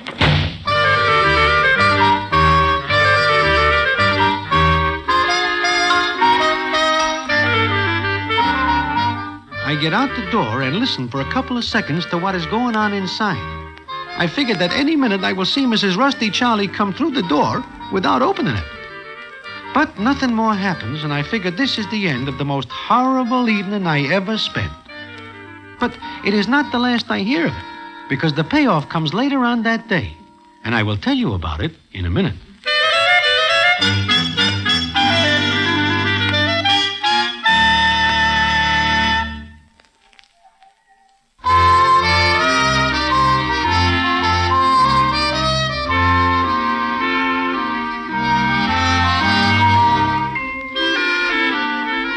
Well, I feel my head and discovered that there is quite a knot on it from that baseball bat. So that afternoon, I go to Doc Brennan's again, and the scene is as follows. Mm-hmm. Quite a nasty bump, Broadway. How'd you get it? Just fix it up, Doc. Oh. All right, this may sting a little. Nothing can hurt me now. Here we go. Stuff stings, doesn't it? Will the bump go down? You'll never know you had it in a couple of days. By the way, how are you feeling? As a matter of fact, Doc, I wish to speak to you about my blood pressure. It won't do any harm to check it again, just to make sure. Roll up your sleeve and put out your arm like you did yesterday. You been taking it easy? Doc, I want to explain. Just relax. Now, we'll get this on. I'm afraid to look.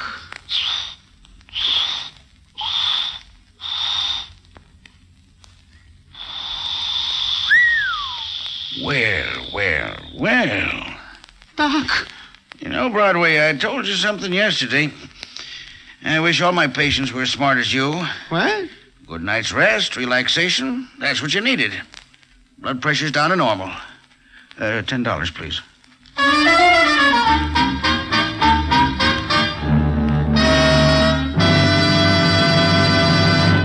And so ends the famous Damon Runyon story, Blood Pressure. Listen in again next week for the Damon Runyon Theater.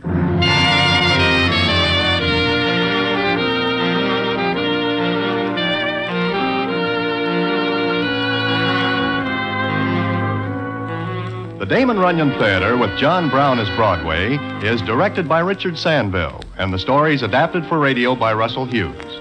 Vern Karstensen is in charge of production. This is a Mayfair production.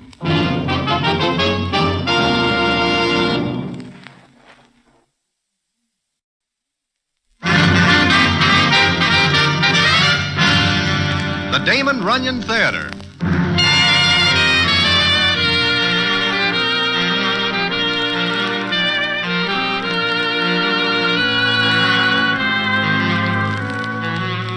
Once again, the Damon Runyon Theater brings you another story by the master storyteller, Damon Runyon. And this one, Old M's Kentucky Home. And to tell it to you, here is Broadway. Thanks. Chances are you never hear of a citizen by name Itchkey Ironhat, or his horse, Old M. Itchkey claims that Old M is a racehorse, but the truth is she is not even able to keep up with the lead pony at the track, even when the pony is walking at a slow gait. However, that is more than somewhat beside the point. The point being the story about Itchkey and Old M, which I will tell you in a minute.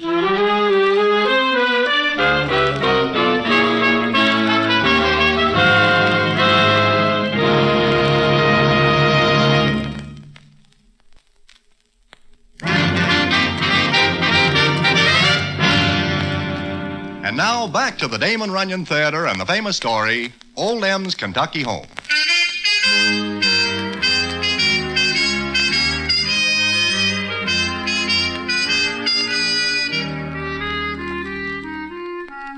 Well, it is of a Thursday night, and I am sitting in Mindy's enjoying a choice pot roast with potato pancakes when I look up and see Itchkey Ironhat.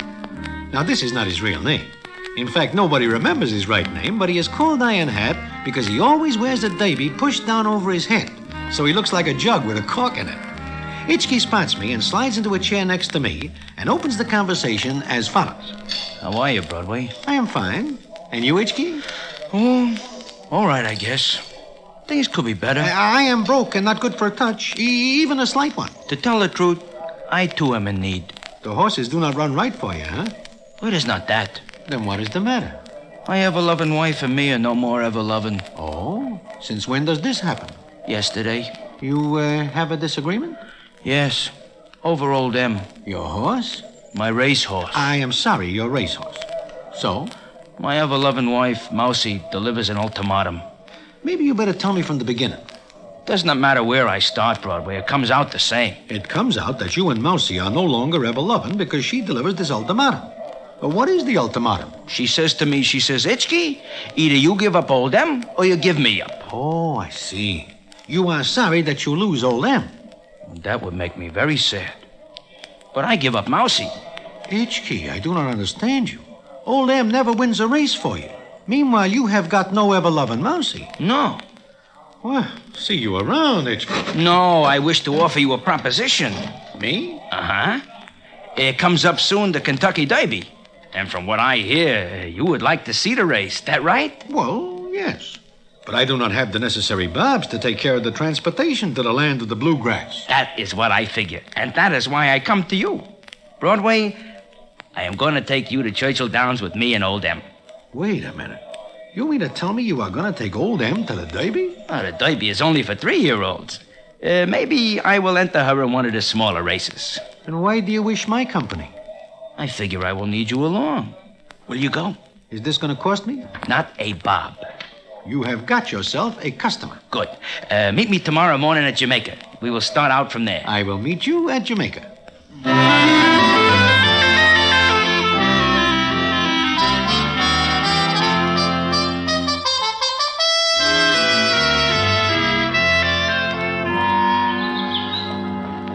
I am glad to see you show up, Broadway. Are you ready to go? I am ready, but this is a funny place to catch a train. Oh, we are not going by train. We are driving. Huh? Driving? In what? I have bought this truck. Do you think I would put old Em in a car by herself on a train? Certainly not, forgive me. Well, so long. Where are you going? Back home. If that is the truck you are going to drive, I sooner would walk on my hands. I pay $60 for that truck. I do not care if you pay 60 cents. I am not going to ride in that. It has no top on it. We will probably have good weather all the way to Kentucky. I will not ride in it. But I promise old Em she will have company. You promise old Em she... Who? I figure you do not mind riding in the back with her. I have to drive. Not Tantoa. Broadway, do you ever see a Kentucky Derby? No. It is a wonderful sight to behold. It is right in the middle of the bluegrass country in May. It is like a wonderful dream. Yeah, but And you will never see such beautiful horses and dolls. I figured there are the most beautiful dolls in the world that go to the Derby. Look, Itchkey, and then comes the big race. Broadway, you stand there watching the horses come from the paddock, all heads up and tails switching and legs dancing. Yeah, but and the jockey suits flashing in the sun and the band playing. Yeah, but the truck has no top on it. And it is post time. The horses are at the starting gate. You stick your neck out with everybody else to watch the start. And then they're off. This is the first time I ever ride with a horse.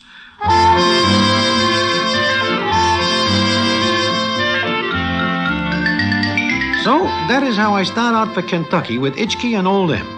When I am not in back keeping Old Em company, I lean over and talk to Itchkey.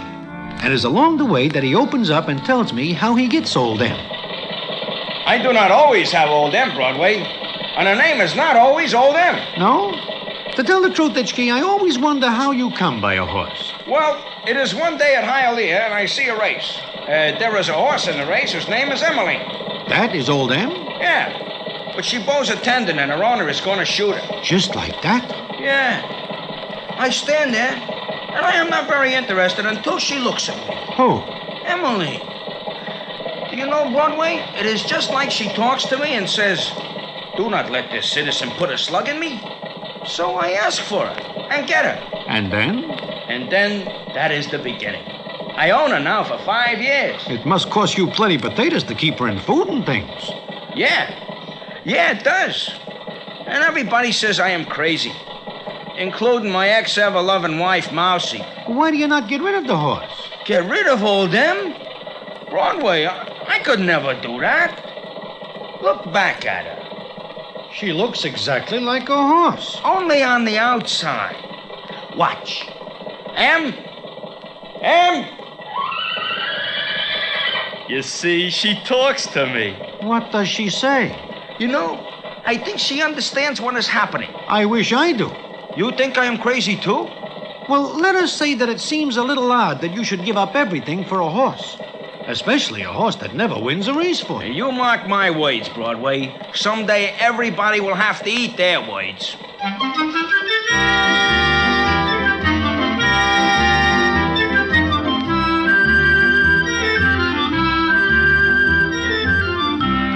Of course, I believe that Itchkey is talking through his iron hand. Because what can a horse do for him? Nevertheless, we continue our trip to the bluegrass. And I noticed that Itchkey is looking close at signposts and mumbling to himself over road maps. Also, we almost get in 8 or 10 fights, because when Itchkey stops to ask directions of the various citizens, somebody always makes a crack about Old Em, and Itchkey starts after the person who is rude to the horse. It is a continual source of trouble to me. Then we get well into the state of Kentucky, and the scene is as follows. You know, Broadway, it seems to me that we are just about where we should be. Huh? What are you talking about? I see a signpost some miles back that indicates we are still a considerable piece from Churchill Downs. Oh, I am not looking for the Downs. Not yet. You are telling me that you dragged me into Kentucky just for the ride? Oh, you will admit it is a nice ride. Oh, sure, it is a nice ride. Except when it rains, and I give up my overcoat to old Em. I will never forget it, Broadway. Neither will old Em. What can she do for me? Broadway, take a look at this road map with me. Do I get in trouble if I ask what you are looking for? Old Em's Kentucky home. What? What do you say? You see, Broadway, when I first get old Em, I find out she is bred on the Tucky farms. I bet you do not know that she comes of a very high-class family. I do not wish to make the acquaintance of her relatives. I only wish to get someplace out of here. Old Em is by Christopher, out of love always. I am out of patience, by far.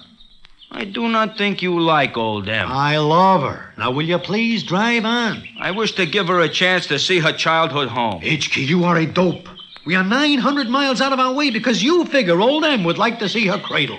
We will drive on. I am sure we are near the Tucky farms.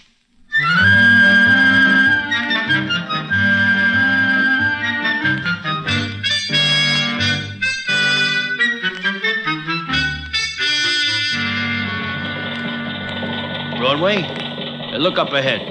Do you see what I see? I see a little white house, and there is a citizen of these parts standing in front of the gate. We will ask him the way to Tucky farms. I hope he knows. Hey, Broadway. Look back at old Em. Look at her. What is the matter with her? She knows that she is near her childhood home. Look at her, sniffing the air. You know, I believe you are right. She looks very excited. Oh, she is a smart horse. I will ask the citizen the way. You better let me handle it, Broadway. You do not speak the language down here. It is different than we speak? Very different. Good afternoon, sir. Good afternoon, sir. See Broadway? No. Watch.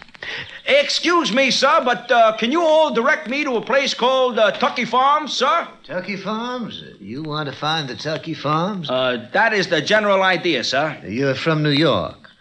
Well, mostly. And you're looking for the Tucky Farm? Uh-huh. Do you know where it is? Well, yes, I do. It's about 3 miles farther up the road. Thank you, sir. Just a minute. Yeah? It's a big red house with some burned-down barns in the rear. Oh, thank you all. Just a minute. I'd like to give you a piece of advice. That is real friendly. I don't know what your business is, but keep away from Tucky Farms with anything that looks like a horse, or you'll get into trouble. Trouble? Why? Well, let's say the gentleman who owns the farm is a trifle eccentric. Hitchkey, I think we better skip it. Nothing doing. I promised old Em she will see her Kentucky home, and she does. Very well, if you insist. I do. And thank you, sir. Not at all, sir. Oh, by the way. Yeah? My name is Leland, Dr. Leland. Nice to know you. I said doctor. So, what of it? I'm the nearest doctor within a radius of 30 or 40 miles. You might need me after your visit to Tucky Farms with your horse. Goodbye, sir, and good luck. Now, what does he mean by that? Hitchkey, he seems like a very nice citizen, and he gives us some good advice. I do think we should inquire further into his reasons for the advice. I will not be stopped now. I promise old Em. But you hear what the doc says? I hear, but I will not break my promise to Em. Let us go.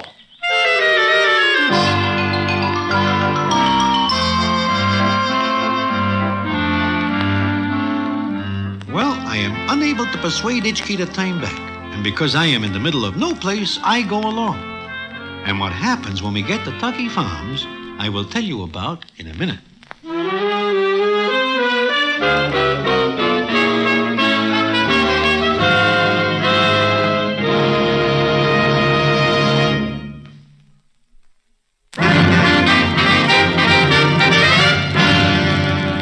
And now back to the Damon Runyon Theater and the famous story, Old Em's Kentucky Home.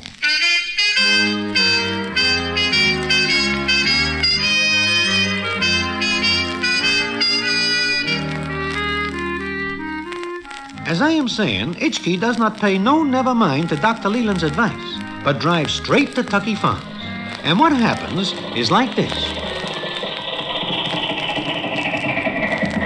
Well, here we are. Here we are. But what about it? It is a little quiet here, is it not? I do not see a single soul.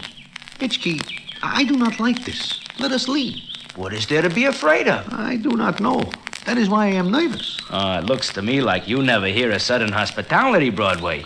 Do you not know that these people are famous for hospitality?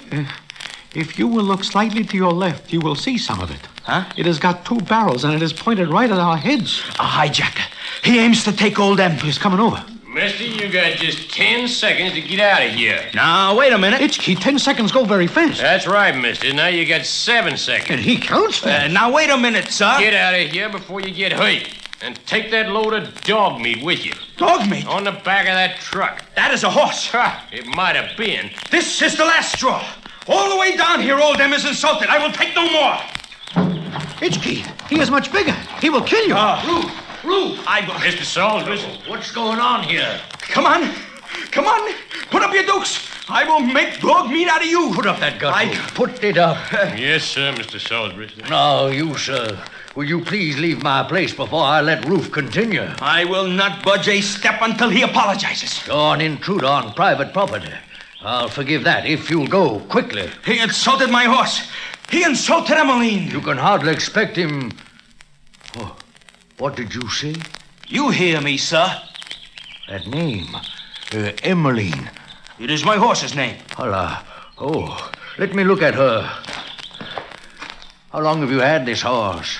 5 years. Why? 5 years. Where did you get her? I get her at Hialeah. She was going to be shot. Do you know her breeding? Sure I do. By Christopher. Out of love always. Yeah. Oh, Emmeline. Emmeline. Mr. Salisbury, sir, let me take you back in the house. No, Roof. No. I'm all right. You've taken good care of this horse, haven't you, sir? Like she is my own daughter. Roof. Yes, sir. Roof, I want you to allow these gentlemen to park their truck in the old shed and then show them to the east guest room. Show them to the guests? Yes, sir? Yes, do as I say, Roof. Yes, sir, Mr. Salisbury. Now, you 2 gentlemen will honor me. How do you like this? First they hold a shotgun at our heads, and then they... Please don't blame Roof. He was only following my orders. And now, if you please, gentlemen.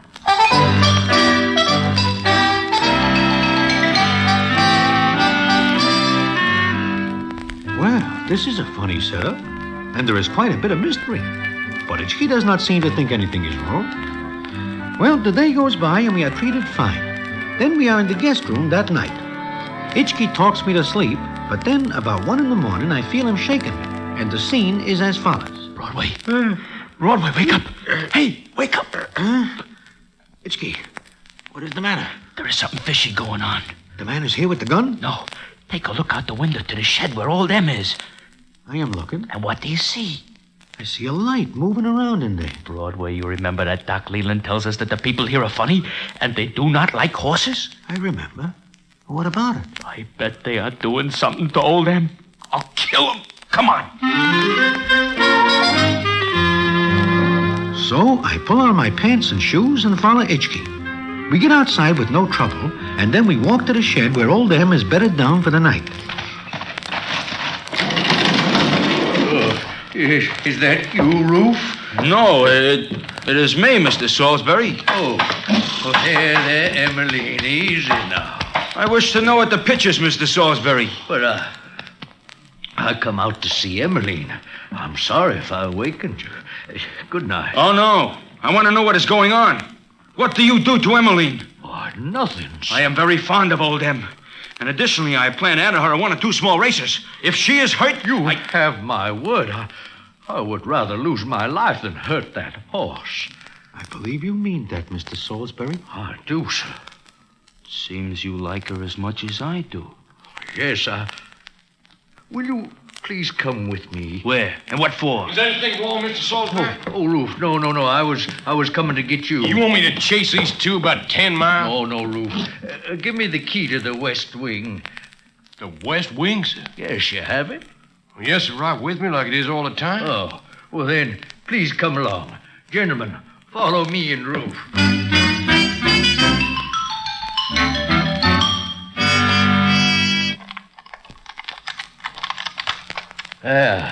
Now, lend me your flashlight, Roof. Yes, sir. Maybe I better stay. No. Go back to bed, Roof. Yes, sir. I'll be right within call, sir. Yes, thank you, Roof. And now, gentlemen, follow me.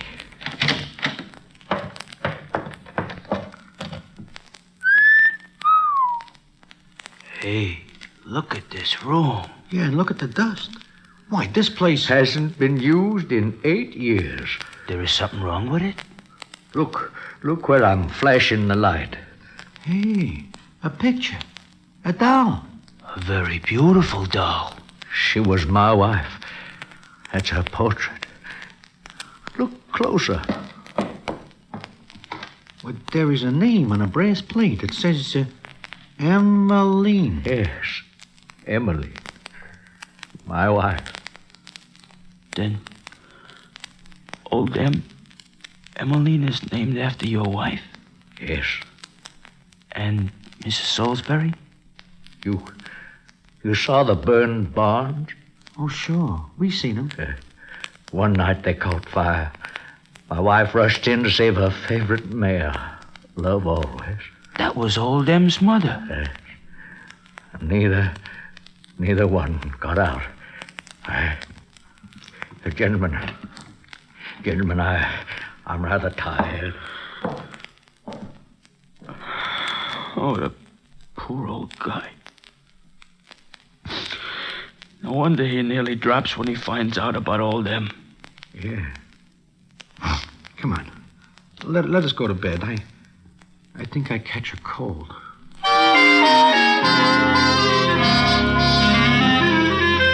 Well, it turns out that we stay at Tucky Farms. And before I know it, a week has passed. Hitchkey and Mr. Salisbury spend all their time watching old Em run in the pastures. And Mr. Salisbury's a different man. He laughs and smiles, and there is a look in his eyes that is not there when we first see him.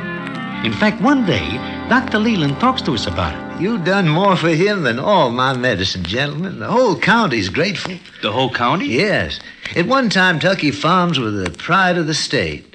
Then, after the accident, well, you saw him and the farm. I take it the citizens hereabouts think highly of the old guy. Oh, they do. You know, it's the horse that's made the change in him. Old Em? Yes. I think it reminded him that Emmeline would have wanted him to go on after her death. Why, he's even asked to have the Emmeline Salisbury Award reinstated. And what is that? Each year, $1,000 was awarded to the person who was kindest to a horse. Somebody gets $1,000 for being nice to a horse? I am able to understand that. I give up Mousie for old Em. You what? My wife. It is her or old Em. You're that fond of the horse? I am. Oh. Then I take it you leave here with the horse. Does anyone say I won't? Well, I guess I was mistaken. About what, Doc? I thought perhaps the horse would stay. Well, you get that idea out of your head right now. I would not give up old Em for anything. No, of course not. Well, see you later, gentlemen. See you later. Some nerve. Expecting me to leave old Em. Why, I would sooner leave my right arm. Besides, like I say, we need the dough, and old Em figures to win a cheap race. That right? Sure, that is right, Hitchkey. And why do you look at me like that? How? Never mind, you know how. Listen, we are leaving here tonight. We will sneak old Em out of the shed and go. Sure, tonight. That is right, tonight.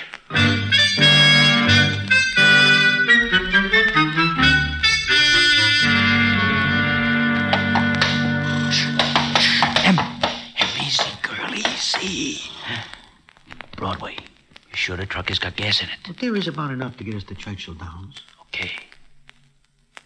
She looks good on Broadway. I never see her looking better. Yeah, her legs are good. I bet she wins a cheap race for us. Yeah, that could be. Sure she will. And now let us go. Well, evening, gentlemen. Mr. Salisbury. Is there anything wrong? No. Nothing. Oh, hello, Emmeline. She knew I was coming. I bring her apple every night. And I brought an extra blanket tonight. There's a nip in the air. That is a pretty fair blanket to put on a horse. Oh, I rarely sleep with more than a light cover over me. You bring that blanket from your own bed? Oh, it's quite warm in the house. Yeah. Now. Yeah, she'll be comfortable. You going back to the house, gentlemen? No, we'll go up in a minute. Oh, very well. See you all in the morning. Good night. The truck has got gas in it, Hitchkey. Yeah, I know. Come on, let's get out of here. Now? Now. With or without old M? I guess I know all along. Why are you laughing? I guess I know all along, too, Hitchkey.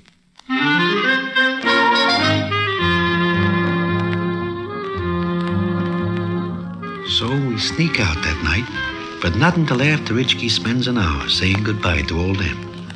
And it seems to me that she cries like he does when we leave. Hitchkey never looks back once we get started. Of course, we never go to Churchill Downs, and I never see the Derby. We go back to New York. And I think that is the end of the story. But it is not. The payoff comes maybe a week later, and I will tell you about it in a minute.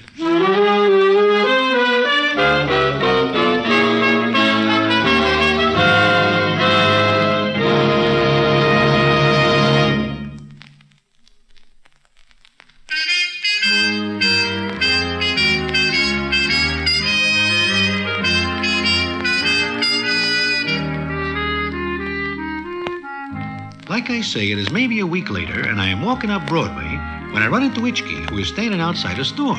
He sees me, and the scene is as follows. Broadway. I'm just coming to look you up. Well, Hitchkey, how you doing? Fine. Just fine. Oh, that is good. In fact, I am waiting for Mousie to come out of the store. Mousie? Your ever-loving wife? The same. But you tell me that it is not ever-loving between you and her. Oh, that is all fixed up. You mean she forgives you for walking out on her with a horse? What else can she do when she gets the money? Money? What money? Oh, you do not know. I do not know. Well, you remember that there is the Emmeline Salisbury Award for people who are kind to horses? I remember. Oh, you get the 1,000 for being so kind to Emily. And your ever-loving Mousie likes that. No. I do not get the grant. Well? Mousie gets it. She does? Why? Well, the committee that gives the award decides that anybody who gives up her husband for a horse must be very kind to horses. So they send Mousie the grant.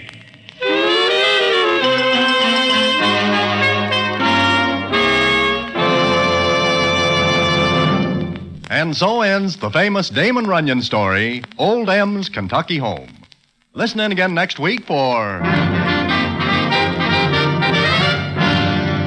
the Damon Runyon Theater.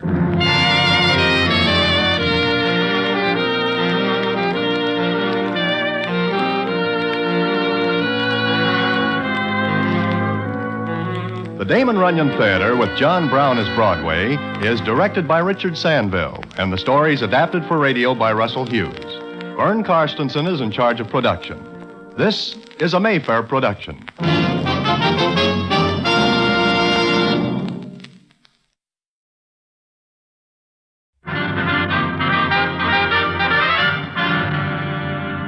The Damon Runyon Theater.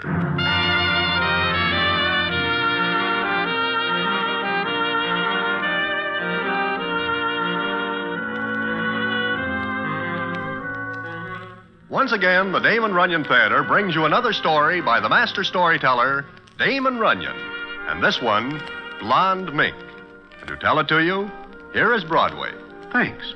Well, one night I am sitting in Mindy's enjoying a late snack after a hard day of trying to make some bobs, when who sits down beside me but Julie the Stalker.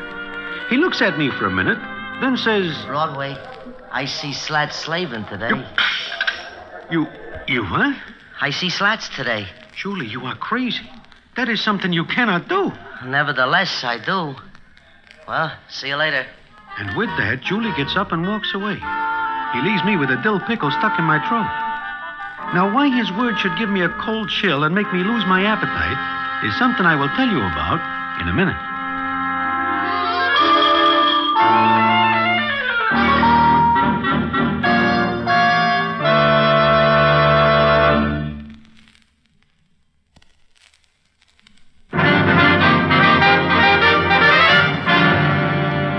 And now back to the Damon Runyon Theater and the famous story, Blonde Mink.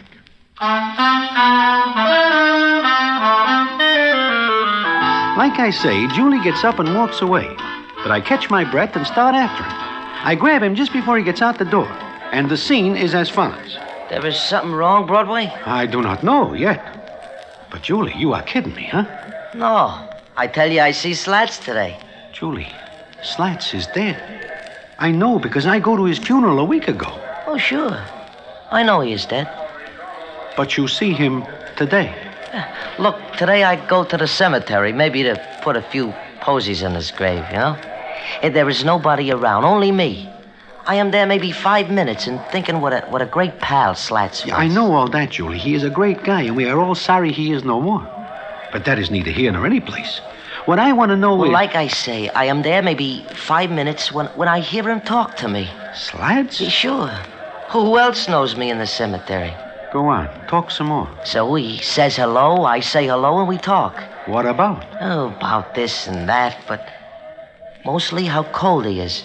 Julie, you are making me almost believe this. Why not? It is true. Well, I leave the cemetery, and I am not able to think of anything else but poor Slats. I can understand this. Broadway, I love that guy like he is my brother. He is the only citizen who ever gives me a break when I am down and out. Yeah, I know, but The time I get knocked out in a ring by the tiger, remember? I'm in the hospital. Sure, but... Slats pays all the bills and then lets me live in his big apartment. I love the guy. Julie... I am practically a stranger to him then, but he does it because he wants to help me. Broadway, I love that guy. You talk like he is still alive. Oh, no. He is dead. But he is very cold. Well, I gotta go now. I got a lot of thinking to do.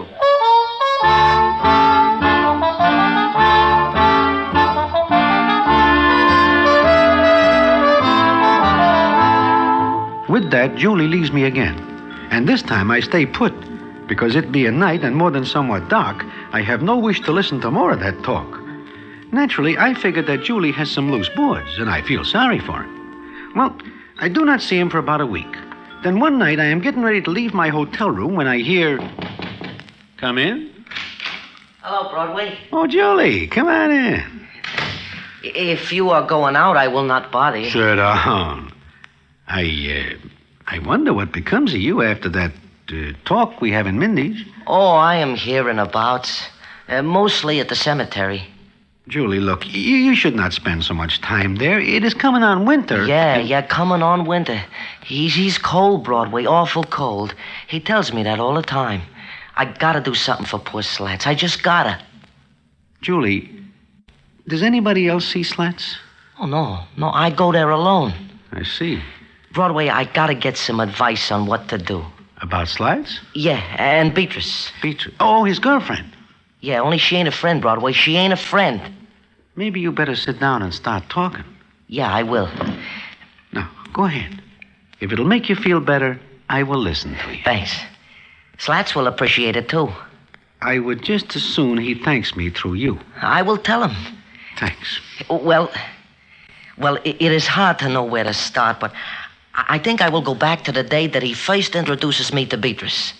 I'm not in the apartment when he brings her there, but I get there a very short while after they do, and I'm about to open the door when I hear a doll laugh. Go on, laugh some more, B. I like to hear it. Why? I don't know, maybe because I... Hiya, Slats. Didn't know you got company. Come on in, Julie, come on. I ain't gonna stay only a minute. I was waiting for you. Julie, meet B. B, this is Julie. I told you about him. Oh, yeah. The ex-prize fighter. Hiya. Fine, and you? Oh, making out. Just making out. Slats, I gotta go now. I got a rehearsal in an hour. Oh, sure. What about after the show tonight? What about it? Supper, dancing? All right. The two of us. Huh? Sure?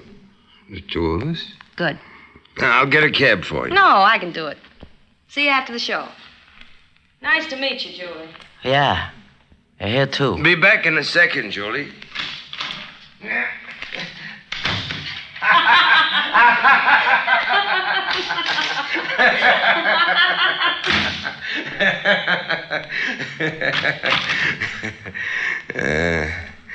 Some doll, huh, Julie? Oh, yeah, look her.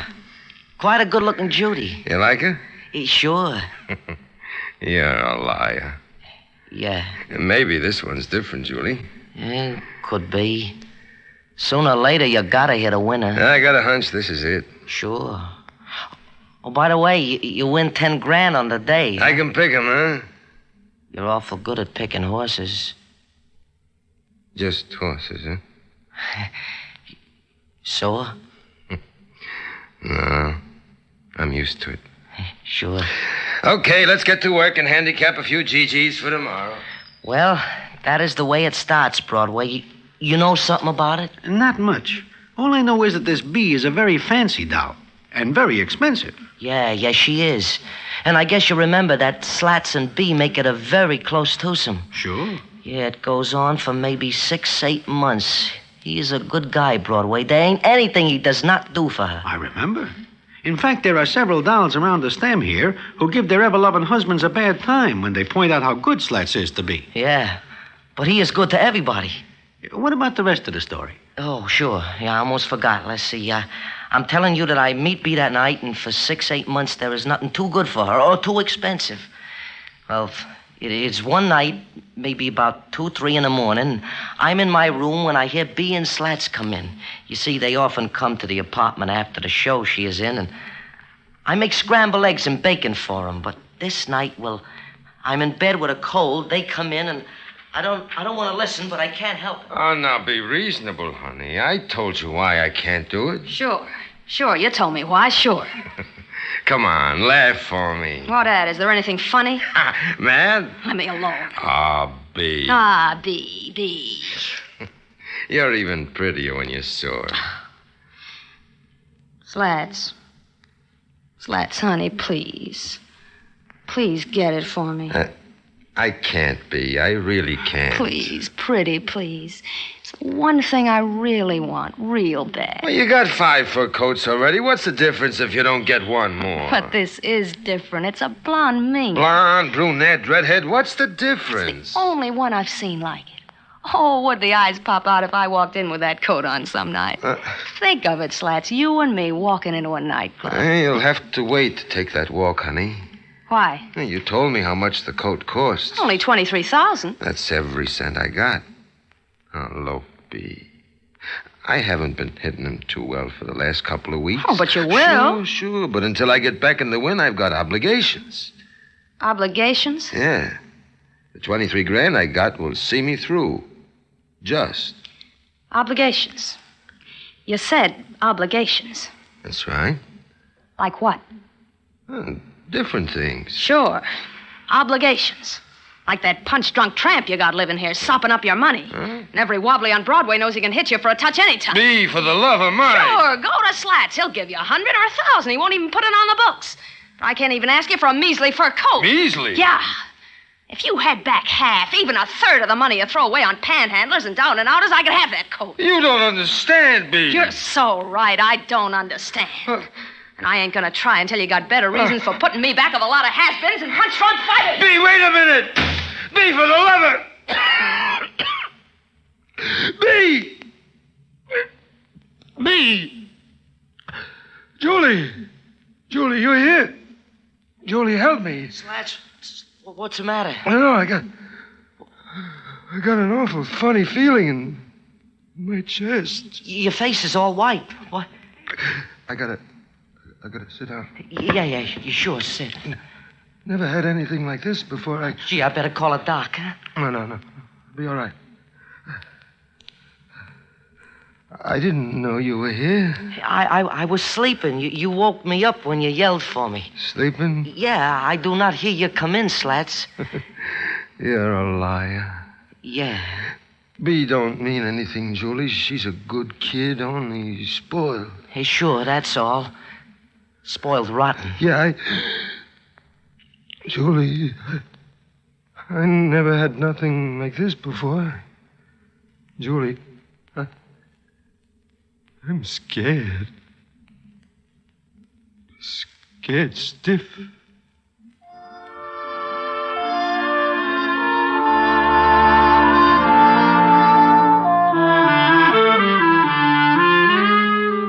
Well, that is the story that Julie tells me, up to that point.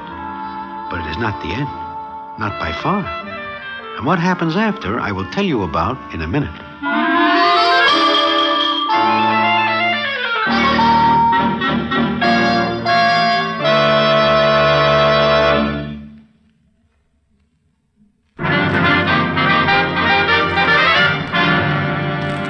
And now back to the Damon Runyon Theater and the famous story, Blonde Mink.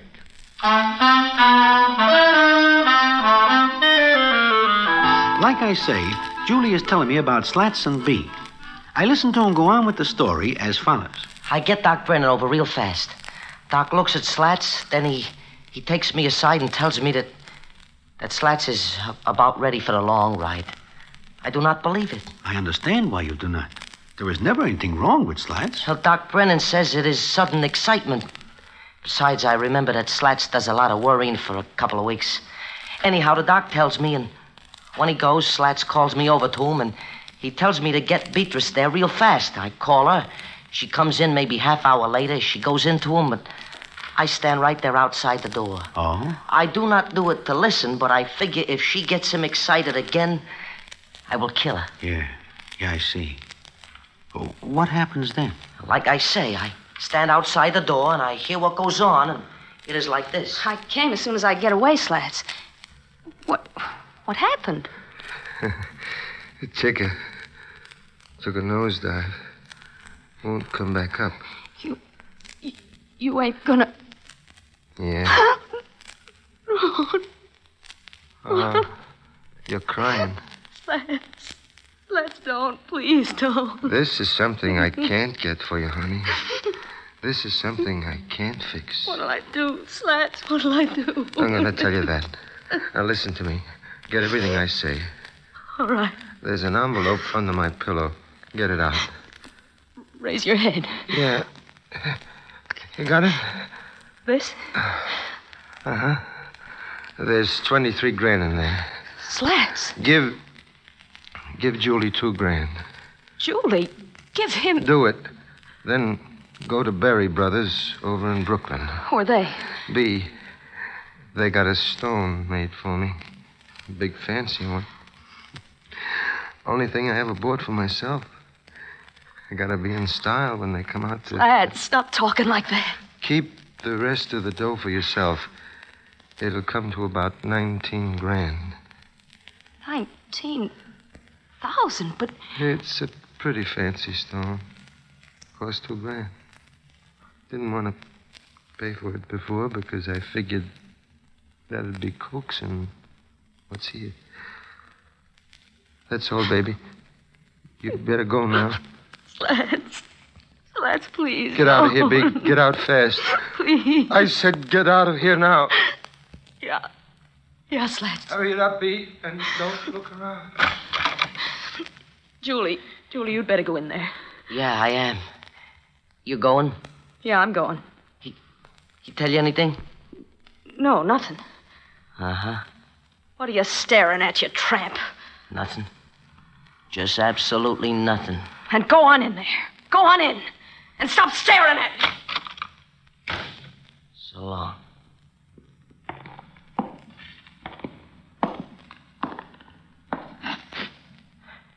Slats? Slats? Slats.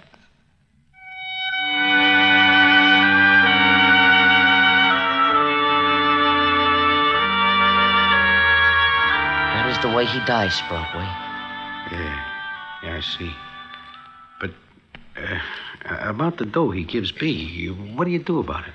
I go to see B one day, right after Slats' well, the day after the funeral. I go to her place. It is a pretty ritzy apartment. At first, she does not want to see me, but I bust in anyway. All right, you're in. Now, what do you want? I've got a rehearsal in 20 minutes. I will not take up too much time, B. I know you won't. Go on, make it fast, will you? Sure, I want to know what about the dough. Dough? What dough? 23 grand.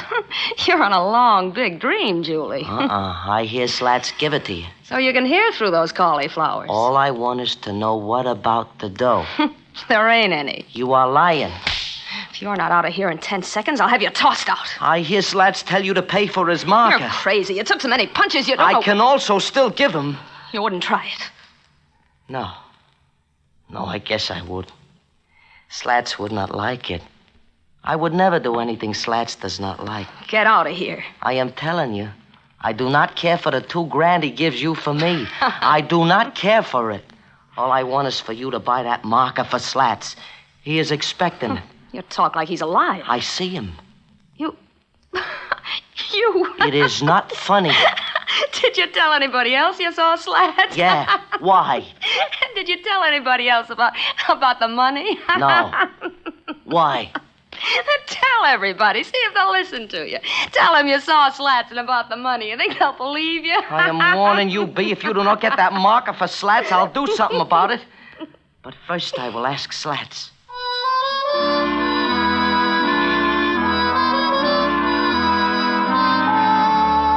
That is what happens when I go to see her. Julie, you are sure that Slats gives her the money? You do not believe me? Well... I see. Maybe she is right about people thinking I am crazy. No, I do not think that. Only... Only what? Nothing. Just... nothing. Uh-huh. Well, I will go now because I promised Slats I will see him again tonight. So long, Broadway. So long, Julie. Do you wish me to say hello to him for you? Oh, please do. He always likes you. Maybe he will come to see you. I am thinking of moving from here. Oh? Well, you will give me your new address and I will tell him. So long. Well, I do not see Julie for maybe another week. I almost forget about the whole thing. Until one night I am sitting in Mindy's when I am joined by Johnny Brannigan, who is a plainclothes copper. And the scene is as follows. Hello, Broadway. Oh, how are you, Johnny? Pretty good. Mind if I sit down? Well... I know. It wouldn't look good for you to be seen with a cop. No, it's not that. It is that. But I'll sit down. You, have something on your mind? Uh-huh. What are you eating? Blintzes. Too rich for me late at night. Is this to be a discussion of foods? Not altogether, Broadway. You know a girl named Beatrice Jordan? I know of her. Slats Slavin's girl, wasn't she? I believe they have an understanding. Mm-hmm. What else do you know about her? Nothing. Nothing at all, Johnny. I see. You, like sour cream on blintzes? And jelly. Sure. Well, it seems this Beatrice is running around lately with a young fella from Colorado. She gets around. Mm-hmm. And it seems his family carries more weight than Pike's Peak. So I get a call from Colorado to keep an eye on the boy and Beatrice. I never have anything to do with her. I know nothing about her, except that she is one Slats' girlfriend. Okay. I thought maybe because you get around a lot, you could tell whether she's on the level or not. I gotta turn in a report, you know. Oh, sure. Those blintzes sure look good. Oh, they are. Johnny. Yeah? I cannot tell you if B is on the level with this citizen from Colorado. Oh? So? But I do know that her idea of a level is more than somewhat uneven. Uh-huh. Well, thanks, Broadway. That is all right, Johnny. Drop around the house some night, Broadway. My wife makes wonderful blintzes.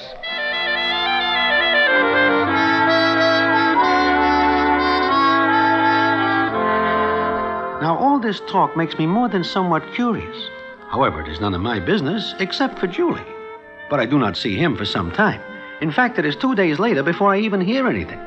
Then it is Johnny Brannigan who comes to see me in my hotel room. And the scene is as follows. Broadway, 2 days ago, I asked you for a line on Beatrice Jordan. I remember. I had the feeling then that you could tell me a few things about her that you were holding back. I am not a stoolie, Johnny. Anyhow, I tell you all I know, which adds up to 0. Sure. Broadway, I have worries. Lots of them. What brings him on? Where's Julie? Julie? I do not see him for 2 days. Uh-huh. Broadway, I gotta find him and ask him a few questions. I do not think he will talk, Johnny. I gotta ask him anyway. Know where he is? What if I tell you? I told you. Just a few questions. That all? What else? You look for him where he lives? Uh-huh. Landlady said he didn't come home at all last night. Oh. Now, I know he comes here to see you. So I figured you might know where he is now. At the cemetery. What? He goes there to see Slats. What? That's what he tells me. I see. Well, how'd you like to go along with me? What for? Maybe he'd rather talk to you than to a cop. About what, Johnny? About Bea. She was killed last night. I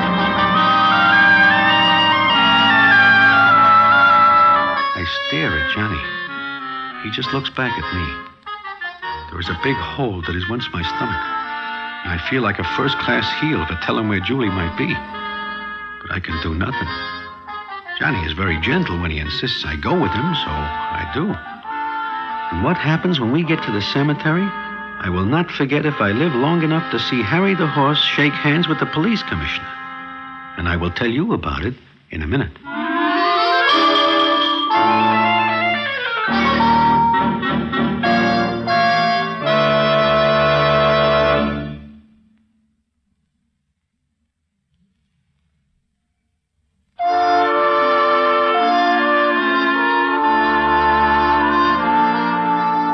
We get to the cemetery, and it is coming on a very dark night, and it is cold with snow on the ground.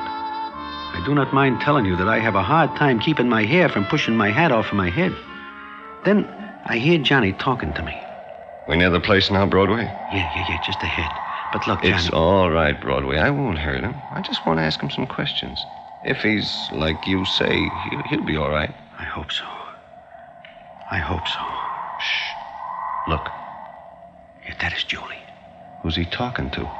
Slats. Cut it out. Who is that? Answer him, Broadway. Me? Go on. Who is that? Julie, it is Broadway. Oh, swell. Slats is here, Broadway. He will be glad to see you. Julie, it is very cold out here.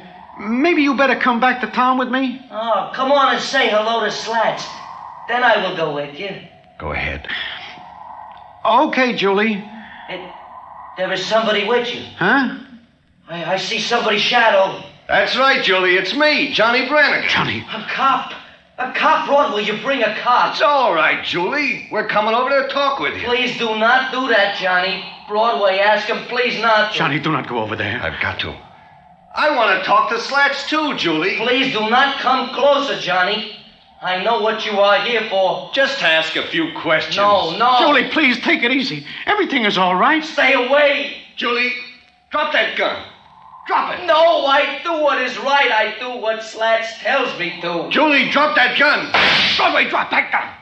I will hit you the next time, Johnny. Julie, please. I'll forget you fired at me if you'll only drop that gun. No. Ow. Johnny, you hit?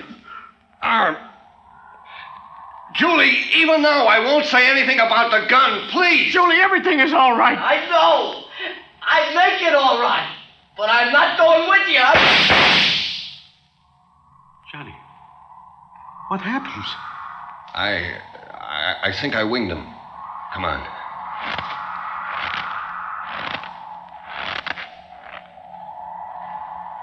Johnny, you shoot awful good. This is one time I didn't mean to. He moved fast to one side. Sure. I know, Johnny. I better put in a call and find out. Broadway. Look. Huh? At what? What's that? Spread over Slat's grave. It looks like something to keep Slats warm. I think they call it blonde mink.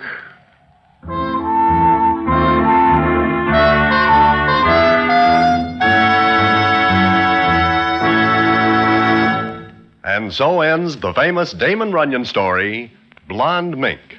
Listen in again next week for the Damon Runyon Theater.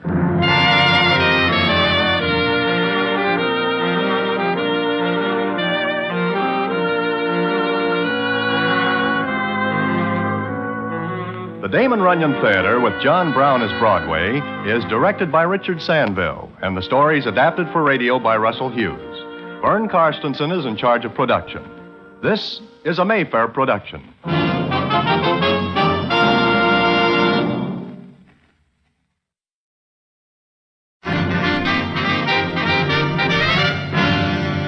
the Damon Runyon Theater.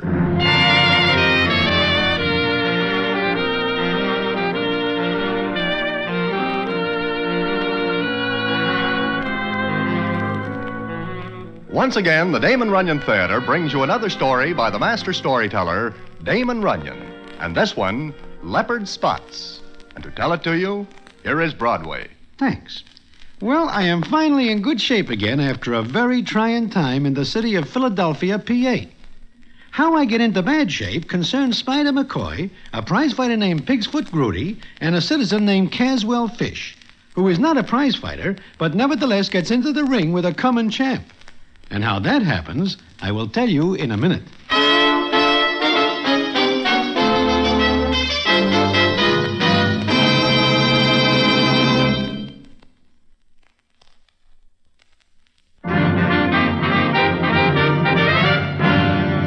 And now back to the Damon Runyon Theater and the famous story, Leopard Spots.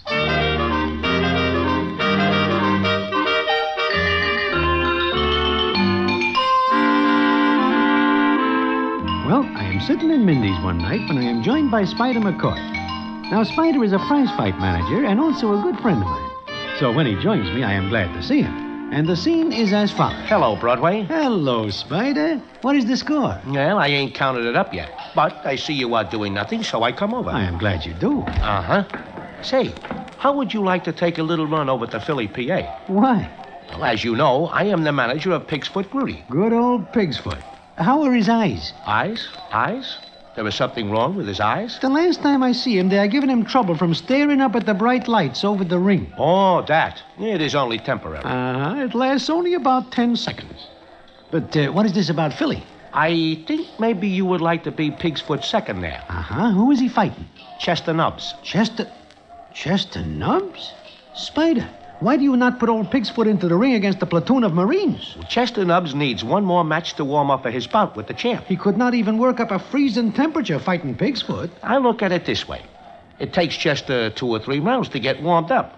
Pigfoot's always good for 2 or 3 rounds. Then he gets careless. He has a glass jaw. And not a very good grade of glass. Well, it is his affair, and yours. Uh-huh. Will you be his second? The way I look at the fight, I will be his last. But, okay, I will go with you to Philly, PA.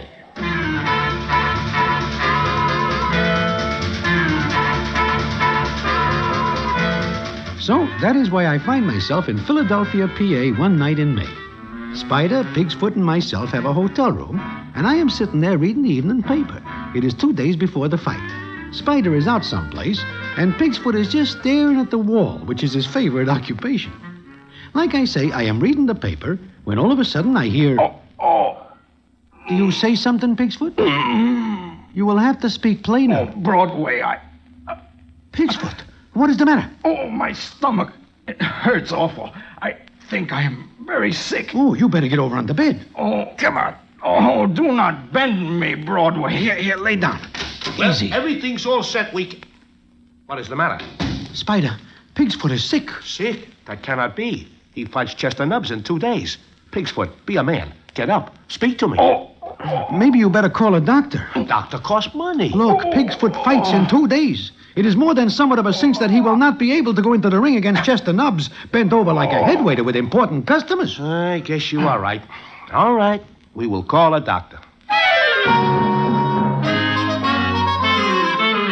So we call a doctor, and it seems that Pigsfoot has something called an appendix, which is more than somewhat troublesome. Well, it is a few hours later, and Spider and me are sitting outside Pigsfoot's room at the hospital. Spider is saying... He has to get something wrong in his stomach. Why is it not in his head where there is nothing to get out of order?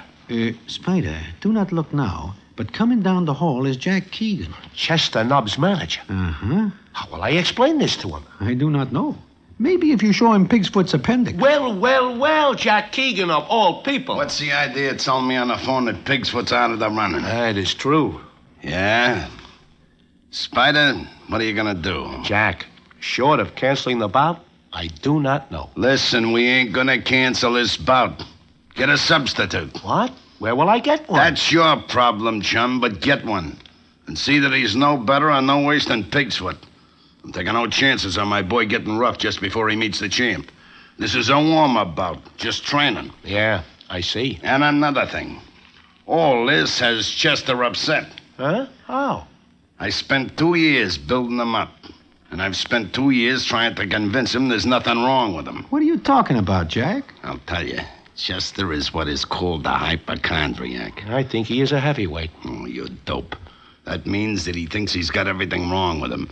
If he sees a picture of a handkerchief, he catches a cold. Oh, and you are afraid this will give him an appendix. This morning it did, until I reminded him that his was taken out 3 years ago.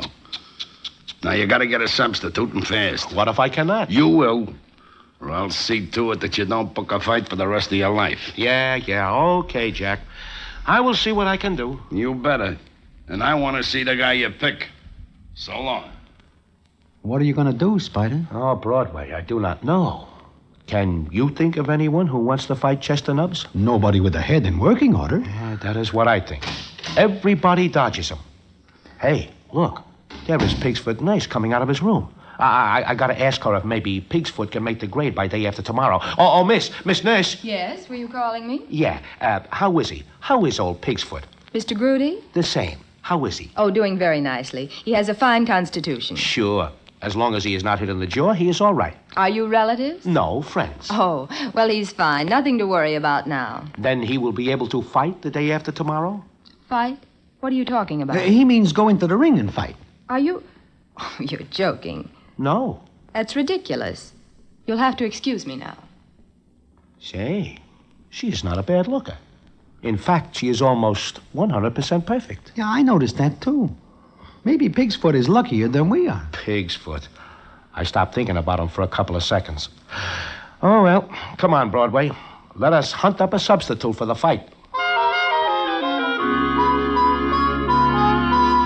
We leave the hospital, and Spider is feeling pretty bad. We are walking down the street when suddenly Spider stops and says... Broadway, look. Where? Leaning against the lamppost, up ahead. So? I see a citizen of these parts. What about it? Look at the size of him. What do you think he weighs? Oh, roughly 200. Now, listen. Let's go up and talk to him. What about? About fighting. You are crazy. He is a stranger. So much the better. I will have an advantage over him. Come on. How do you do, young man? Huh? Oh, hello. Can you direct me to Oliver Street? Oh, I'm sorry, but I'm a stranger in Philadelphia. Oh, so? I take it you are from someplace else. Bellburg, Pennsylvania. Bellburg? Oh, sure. Nice city. Nice city. Oh, it's not a city, just a village, but I like it. Yeah, certainly. How does it happen you are standing here just doing nothing? I'm waiting for my fiancée. She's a nurse in the hospital. Well, this is a coincidence for sure. I, too, have a friend in the hospital. Do you work here in Philadelphia? Oh, no. I came here to visit Babs, my girl. She'll be off in an hour. Then you have an hour to kill. Well, yes. Why? My name is McCoy, Spider McCoy. Well, I'm pleased to meet you. My name's Caswell. Mr. Caswell, I'm glad to meet you. Oh, that's my first name. My last name is Fish. Indeed. That is a coincidence also. My mother's cousin's name is Haddock. Oh, this is my friend Broadway. Broadway, meet Mr. Caswell Fish. How are you, Mr. Fish? Fine. You are on a vacation, Mr. Fish? Well, sort of. I came to tell Babs that just as soon as I've got $200, I'll buy a half interest in a lunch wagon back home, and then we can be married. Uh-huh. Then I take it you do not have the 200 dollars? Why are you asking all these questions? Look, there is a coffee shop across the street. Why do we not repair to it and talk? What about?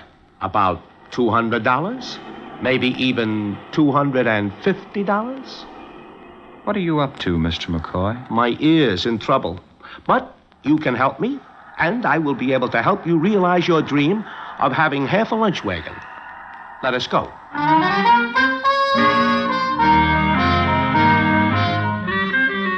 Now, there is nothing that Spider McCoy does better than talk.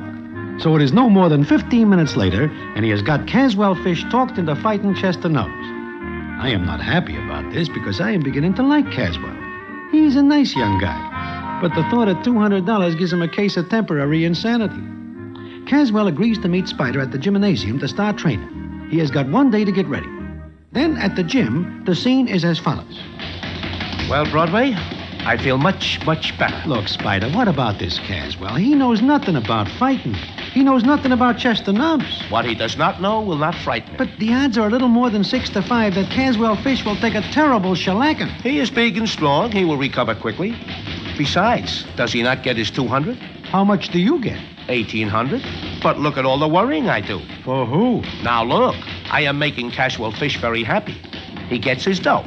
He buys half a lunch wagon at Bellberg. Gets married. I have a funny feeling that the wedding will have to be postponed until he is able to enjoy it. Shh, look. Here comes Jack Keegan. Well, Spider, where is he? Who? Didn't you call me and say you'd found a boy? Oh, sure. The Leopard Kid. The who? The Leopard Kid.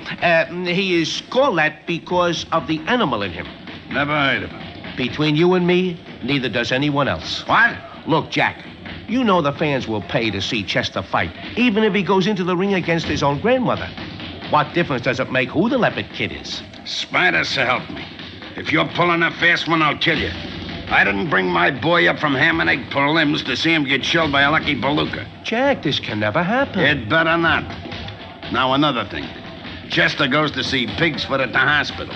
He sees Pigsfoot's nurse there, and he falls in love with her. What is the matter with that? Just he has stopped training to be at Pigsfoot's bedside because Babs is there. Oh. I am now going to drag him away from Babs Kugel.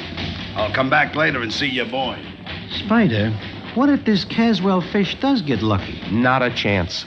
Watch it. Here he comes. Well, Mr. McCoy, it's all set. I called my girl and told her I took a job upstate and won't be back for a week. You see, that way she won't know I'm going to fight. I don't think she'd like it. Sure. Now, we better get to work. Sure. Gee, $200 just for fighting. You ever fight before, Caswell? No, I don't like to. You do not like to. I see. But I'll do it, because it means Babs Kugel will become Mrs. Cas... What is her name? Babs Kugel. She's a nurse. Why? Nothing at all. Except that I think I will need her very soon.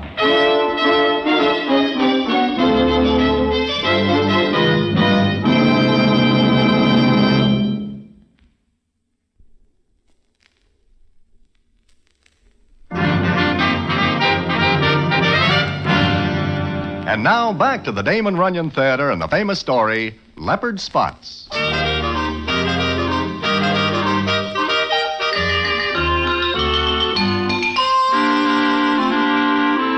Well, that is all I need to hear.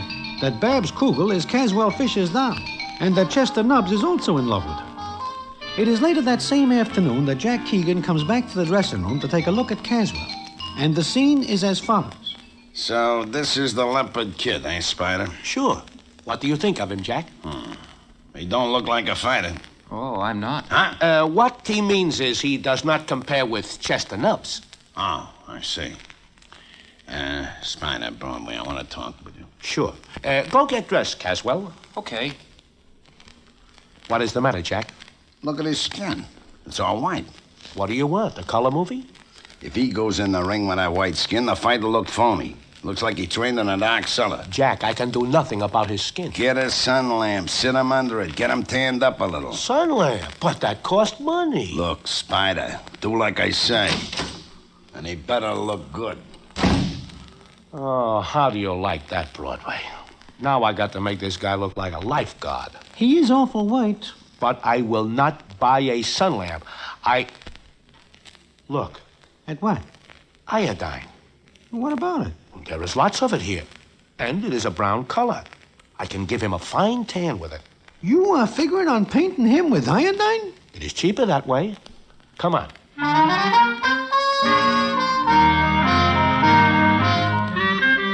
And it is done. Caswell puts up a kick, but Spider starts talking again and raises Caswell's end of the purse to $235. After about 2 minutes, the iodine starts to sting and has to be washed off. But there is a catch. It comes off only in spots, and Caswell looks very peculiar indeed. But Spider is enthusiastic because he says this makes Caswell very picturesque and colorful and lives up to his name, the Leopard Kid. Well, it comes up the morning of the fight. Spider is out eating, and I am waiting in the dressing room at the gym when in walks Jack Keegan, and the scene is as follows. Where's Spider, Broadway? He's eating. And the leopard kid? Getting into some trunks for a light workout. Uh-huh. There is something on your mind? There is. I'm worried. You are? Yeah.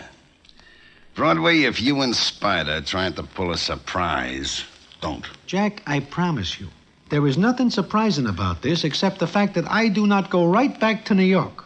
You can't. Huh? Why not? Last night I got to thinking. Spider is a pretty dodgy character. So I thought maybe he might have something up his sleeve. Like what, for instance? Like a double cross. Maybe this leopard kid is very good. No. He might be. So, I got a couple of friends of mine to keep an eye on both of you. Oh. Yeah. Also, Chester is top-heavy over this Kugel doll, and he's bringing her to the fight tonight. What? Oh, no. Yeah. He wants to show what a fighter he is. I see. He plans to open up in the first round. Now, Chester is a slow starter, and it takes time for me to figure out the other boy's style and give Chester a plan. So? So, if Chester loses his head to look good in front of that doll, and your boy gets in with a lucky punch... You see? I see. Why did he have to fall in love with that Kugel dame? This is a funny world. And a small one. Yeah. And it'll get smaller for you and Spider if anything happens. Remember what I said. Did he say Kugel? Huh? Well, Caswell, I do not see you standing there. I am. Broadway. Did he say Kugel? Hey, it must be some other Kugel. He meant Babs, didn't he? Babs? Babs? Who is Babs? You know who she is, my girl. Now, look, Caswell. So, as soon as my back's turned, she's untrue. Now, look, Caswell. All right, let her be. But I'll show that Chester Nubbs a thing or two. You will what? I'll kill him. I'll go right after him. He will murder you. Maybe, but not before I show him a thing or two. Believe me, Caswell, you will show nobody anything but how still you can lay down on the canvas. I heard what Keegan said.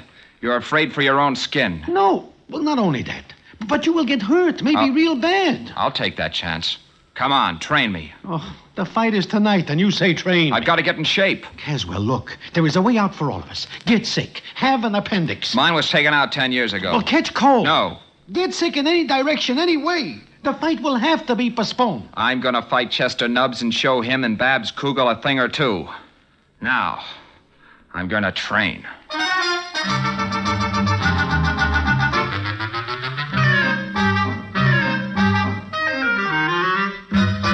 There is nothing to it, but he trains.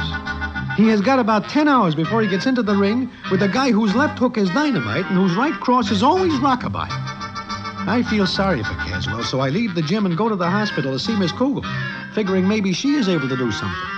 What goes on is this. Just a minute. Are you trying to tell me that this leopard kid is Caswell? For the last 10 minutes, I am making noises like that, yes. That's utterly ridiculous. It is, but it is also true. You're telling the truth? I am telling the truth. Well, he lied to me. He said he took a job upstate. But he only does this so he can get the money to marry you, Miss Kugel. Well, he could have come to me and told me. I do not think you have much room for criticism, Miss Kugel. Do you not run around with Chester Nubbs when you think Caswell is away? Does Caswell think I'm in love with Chester Nubbs? He leans in that direction, yes. What is funny? Oh, nothing. Nothing at all. Look, you have got to stay away from that fight tonight. If you go, Chester will try to show you what a great fighter he is. Caswell will try to kill him, and there will be nothing left of Caswell. To say nothing of what'll happen to you and Mr. Spider McCoy. Go to Caswell. Tell him he has got to get sick. I certainly will not. But do you not care for him? That's my business. Miss Kugel, you will either be his wife or his nurse. That's his business. All right. It is his funeral. Well, are you finished now? I think I am. In more ways than one. And if you'll excuse me, I'm on duty. There are patients. Tell him to move over. Goodbye, Mr. Broadway. Oh, please, little miss, wait a minute. Think it over. If you will not go to Caswell and get him to get sick, at least be absent from the fight tonight. I've never been to a prize fight. Maybe I'll enjoy it. Not this one. If you do not come, maybe Caswell will think better of what he wishes to do. And Chester Nubbs will not try to show off. Mr. Broadway, you're not a woman. I admit that fact. But what good is that in this discussion? Well, it's rather flattering to have two men fighting over you. Yes, it is. I think I'm going to like it. I'll be there tonight. But what about me? We have lovely rooms here, and you'll get the best of care.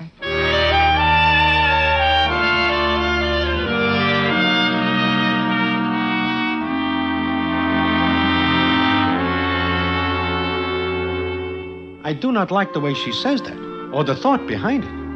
Well, the night comes on very fast. In fact, it is the shortest day I ever spent.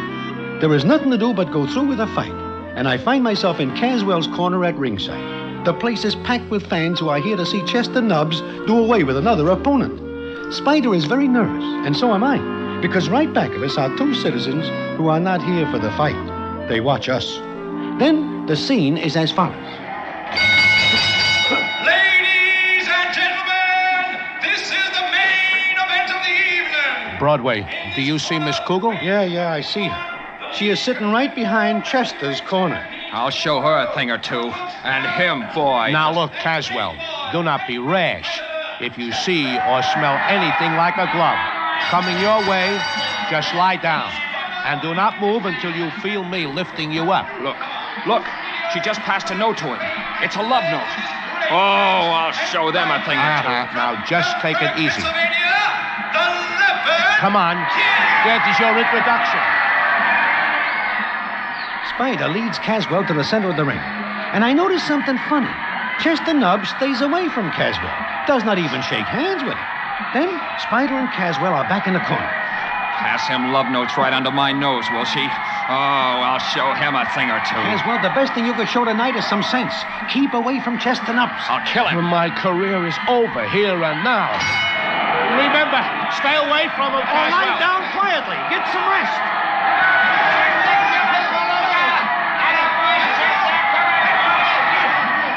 Broadway, do you see what I see? It looks to me like Chester is staying away from Caswell. I do not understand. He says he will kill him. Spider, look at Jack Keegan. Yeah, I see him.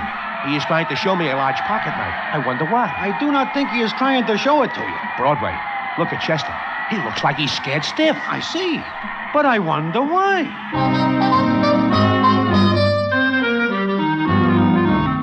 Well, that is the way it goes.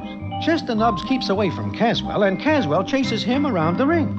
The crowd applauds at first because they think Chester is showing how good he is. Then they realize that Caswell is chasing Chester.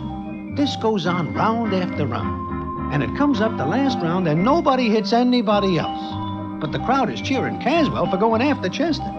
Then the fight is over, and we are in the corner. Why didn't you head him off when he came around this way? I want to kill him. Be quiet. They are going to announce the result. Ladies and gentlemen, the winner, the Leopard King! We win! I finally managed to win him. Don't let him get out of the ring. I'll catch my breath and I'll kill him. Spider, do not look now. But those two citizens are coming over to us. Caswell, do I now put you in the ring and bring you fame and fortune? Huh? Why, sure. Look, those two guys coming at us. They wish to rough us up. They are male. They are friends of Chester Nubbs. Oh, they are they? Well, I'll teach them a thing or two. Caswell! Friends of his, huh? All right. Here's where I get even.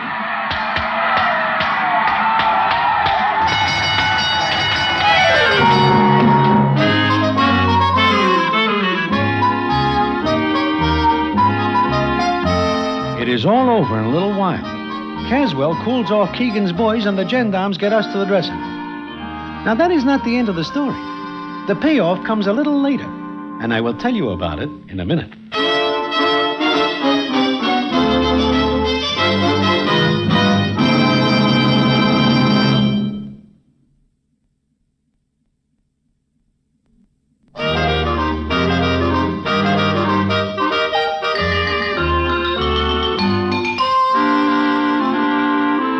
Well, like I say, we are in the dressing room. Spider is very happy because he thinks he has a coming champ. Although I know something is more than somewhat wrong. Then the door opens, and the scene is as follows. Caswell!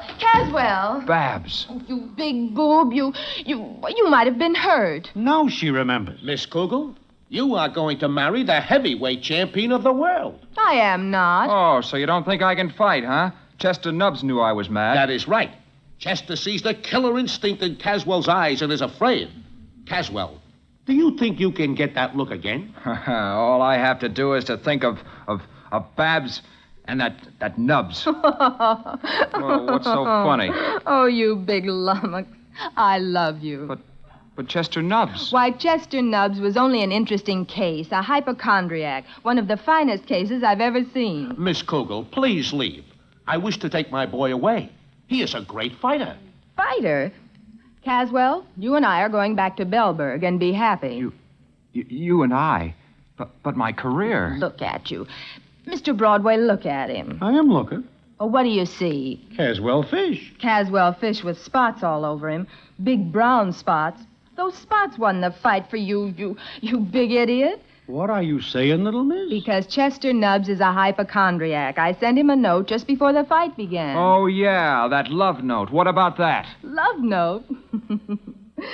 Well, maybe you've all learned your lesson, so I'll tell you. That note said Caswell has a very contagious disease, and just getting near those spots would prove disastrous. Now get dressed, Caswell. Oh, okay, Babs. Broadway, there goes my career. 2 times in one night.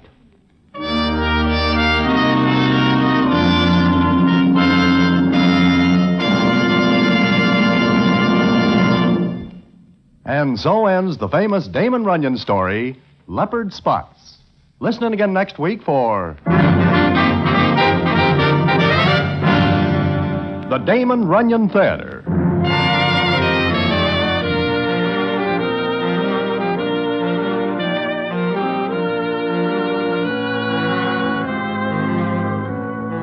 The Damon Runyon Theater, with John Brown as Broadway, is directed by Richard Sandville, and the story is adapted for radio by Russell Hughes. Vern Karstensen is in charge of production. This is a Mayfair production.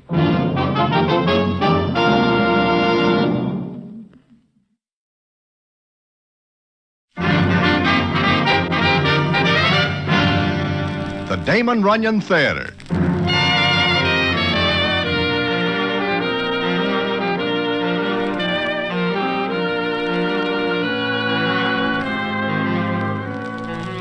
Once again, the Damon Runyon Theater brings you another story by the master storyteller, Damon Runyon. And this one, all horse players die broke. And to tell it to you, here is Broadway. Thanks. Well, it is during the race meeting at Saratoga, and one evening I am standing out under the elms in front of the hotel with Sally Appleby. And the scene is as follows. Broadway, take a look at that guy. Which guy? Where? The one picking up newspapers from the street. I see him. Now, what about him? It seems to me I know him. Do you? I do not know. He's a pretty shabby citizen. No, I cannot place him. Neither can I.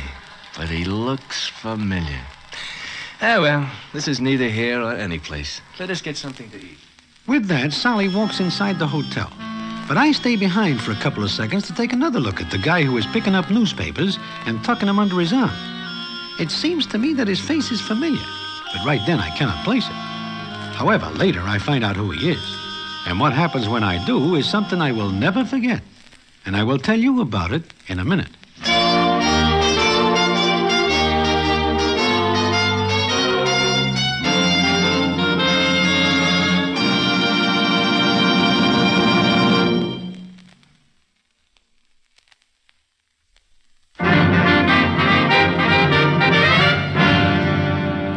And now back to the Damon Runyon Theater and the famous story, All Horse Players Die Broke.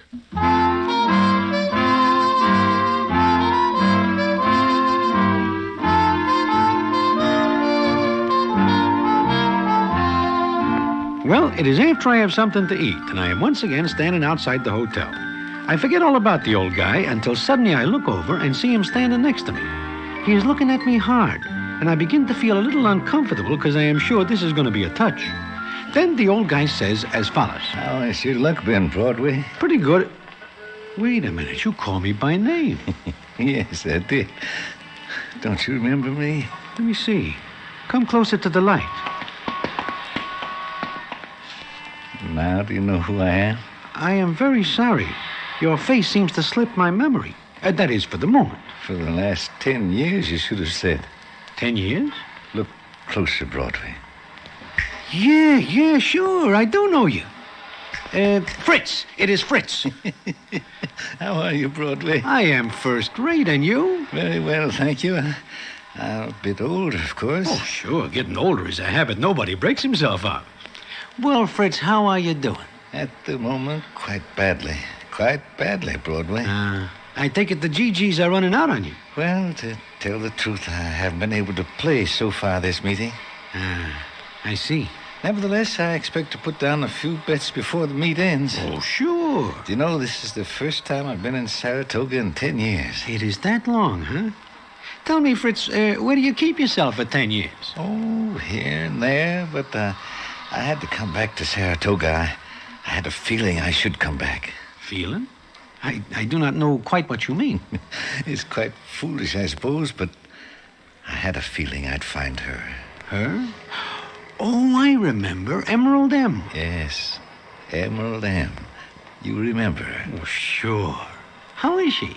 I don't know, Broadway. I haven't seen her in 10 years. But you expect to find her here? Yes, I don't know why, but I do. Sure. By the way, I am going to have something to eat, and... Isn't it rather late for dinner? Didn't you already have yours? Oh, I am a very late eater. And it just happens that today I pick a 10-to-1 shot in the fifth, and I am feeling pretty good about it.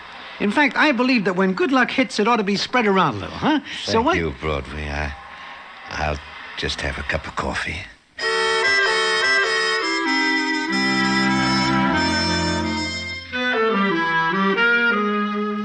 We go into the restaurant, and on the way in, I get to thinking about old Fritz. In his day, he is the best handicapper who ever looks at a form sheet. In fact, he makes more than a good living. He has more potatoes than anybody else in the business. Then he hits a bad spot, and it gets worse. I wonder what happens to him. So does everybody else. Well, I find out when he is finished eating. I seem to have been rather hungry, surprisingly so. I meant only to have a cup of coffee. I do that myself sometimes, Fritz.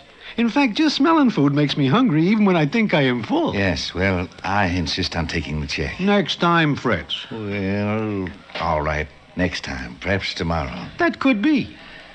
It's good to see you again, Broadway. I haven't seen any of the old crowd for 10 years. Yeah, we wonder what becomes of you. Oh, I ran into a streak of bad luck. A long one, huh? Yes. You know, there was a time when I could pick 7 out of 8. I know. Many is the time the citizens take your word about it, Gigi. I can't explain what happened to me. However, that's by the boards now. Tell me, Fritz, where do you keep yourself? Oh, just any place here and there. I see. But what about Emerald M? Emma? I'll find her here, Broadway. How do you know this? I can't explain that either, Broadway. I was in San Francisco, and I got the feeling that if I came back here, I'd come back to Emma. So you come back? Yes. This was the last place I saw her, spoke to her. Oh, do you have a fight? Not exactly. More of a disagreement, so to speak. Oh, sure. It's more of a disagreement. She is a beautiful doll. Especially when she is wearing all the emeralds you give her. She loved them. They were her favorite gem. I felt by giving them to her, I was expressing my love for her. Especially if they are big enough. You're a cynic, Broadway. Mm-hmm. But what about him? You really want to hear what happened? If you wish to tell it to me, yes. I'd like to talk to someone. I am a very good listener. Yes, I know. Well, it was 10 years ago, just about the time I started the bad streak. Emma had come here with me, and one evening I returned to our suite. I'd had a rather bad day. Fritz? Fritz, that you? Uh-huh. You're late. Yes, I had a few things to clear up. Paying off, for example? That's it. How much went down the drain today? Not much. How much? You had dinner? Fritz, look at me. I always do, Emma. You're lovely. How much today? 20,000? That's right. $20,000. Just like that. Well, it can't last this way, Em. I'm in a bad streak. It'll clear up. When? Soon. Fritz, I can't stand it anymore. I know, baby. Things are a little pinched, Please, no buts. Let's settle down, Fritz. Let's stop beating all over the country from one track to another. Here, you'll need these. No, not yet. Take them. I gave them to you. Look, I know you haven't got $20,000 to pay off. But I have. No. I saw the manager of the hotel. Rather, he came to see me while you were out. Tell him to keep his nose behind the desk downstairs. I did. But first I promised him the bill. I'll pay it. Take these, Fritz. I bought these emeralds for you. Keep them. Now, I've got some sure things lined up for tomorrow. I'm at the end of the bad streak, Em. You're not going to play tomorrow, Fritz. What? If you do, you'll never see me again. You're kidding. I'm square. The way I make a living was good enough for you when everything was fine, but now that it's a little rough, you want to call it quits. I don't want to call anything quits. Until you find a better way of saying the same thing, this'll do. No, Fritz. Look at me. Look, I don't care about myself, but look what this is doing to you. What do you mean? You've got yourself talked into believing you can't lose. You made everyone else believe it, even me. But the last few weeks have talked me out of that idea. You can lose, Fritz. You are losing. Oh, a few bucks. I've won more in a day I'm than not talking about money. I'm talking about you and about me. I'm way behind you, Emma. I don't understand. Look at you. Your clothes. Well, what's clothes got to do with it? Unpressed. Spots. You didn't even shave this morning. I didn't have time. That's it, Fritz. That's it. You didn't have time. You've got a fever inside you that makes you think you can get back all you've lost. I don't know how to say it, but I feel closed out. I'm running in every race against every horse you bet on, and I always lose. You're tired. You wouldn't speak that way. Yes, I'm tired. Fritz, I love you. I married you. I want to keep you. The odds against losing me are too big to figure, Em. What are the odds against you losing me? I've never figured them. Are you still going to play tomorrow? I have to. Then I'll post the odds. And Fritz, they're big against you. Very big.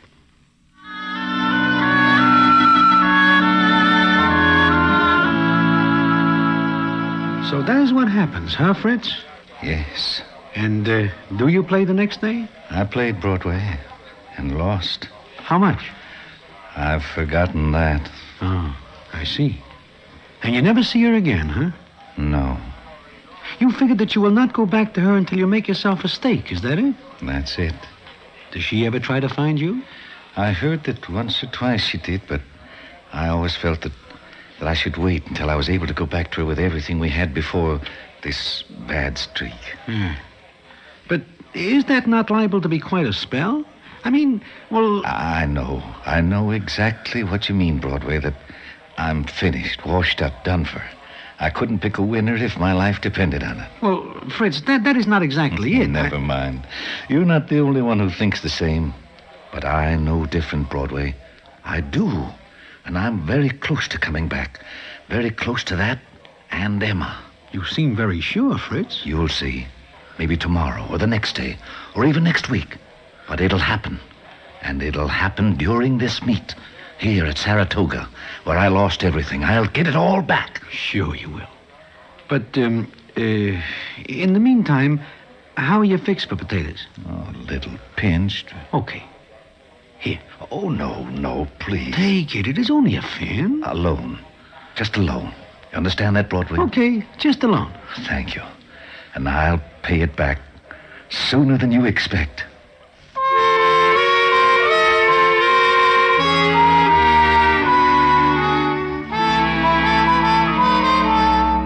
With that, we leave the restaurant. Fritz will not let me walk with him to where he is staying. I know it is for the reason that he does not have any place to stay.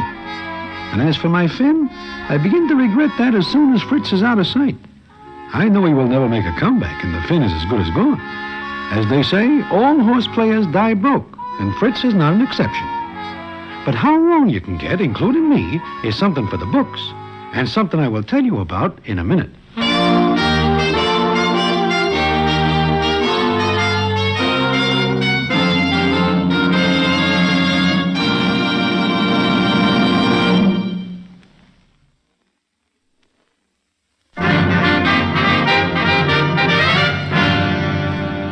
And now back to the Damon Runyon Theater and the famous story, All Horse Players Die Broke.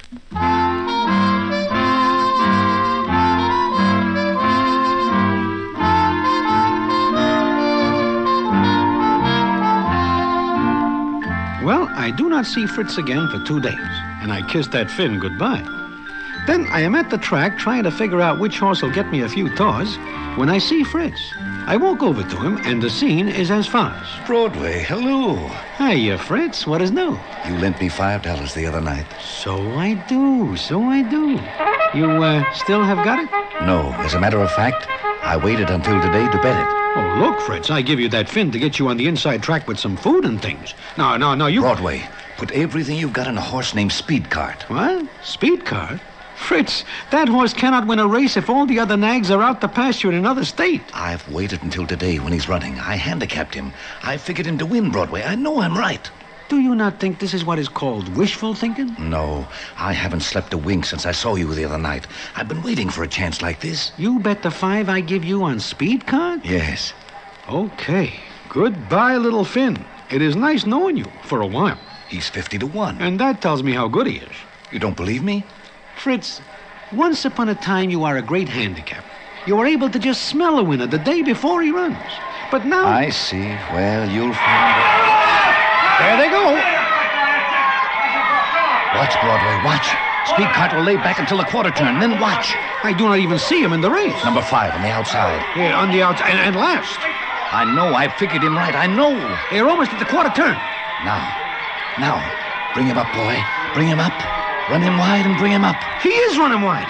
Make your play for it, Speed Cart. Make your play. Look at him. 5th. 4th. 3rd. Move, boy. Move up. Fritz, do you play him to win, place, or show? To win. He is second in the stretch. Now, Speed Cart. Now. Bring me back, Speed Cart. Bring me back.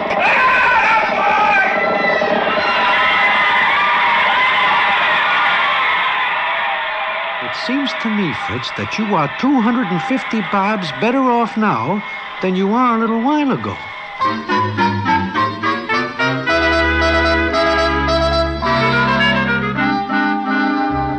And so he is. But I figure one lucky smack is coming to Fritz. However, he continues to smack all afternoon.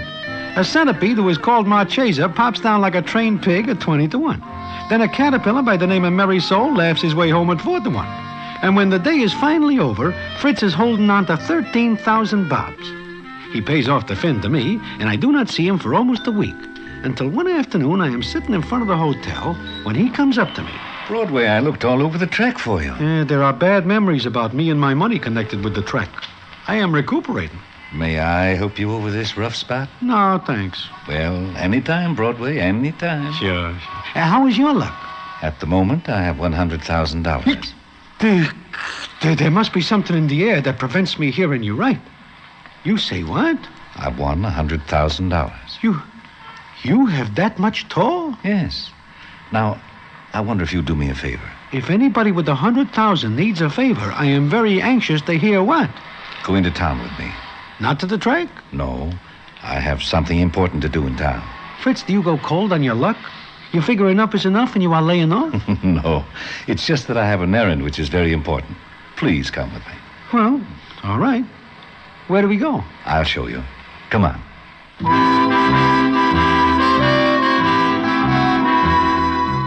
So we go into town.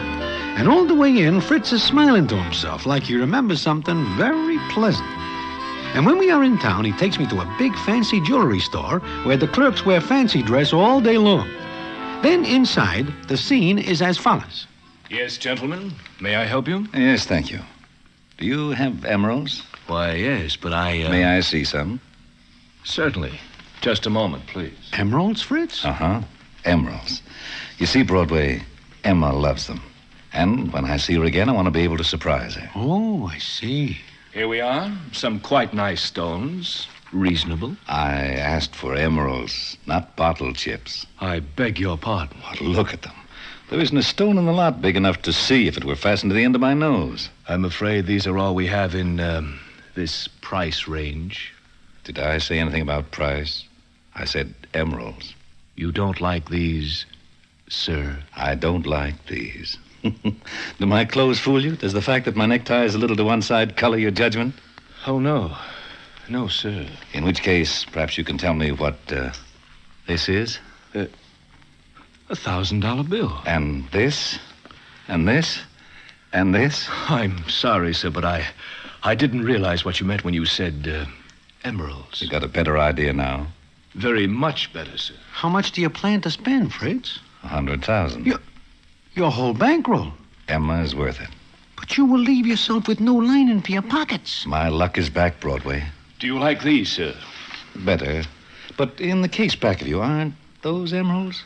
Oh, yes, sir, but they're reserved. The lady who ordered them will call for them by 5 o'clock tomorrow evening. I want them. But, sir, the price is... Is what? $101,000. It seems a little foolish to tack on that $1,000. Perhaps you'd like to look at them. A perfectly matched set. Necklace, earrings, bracelet, and 2 clip pins. Beautiful.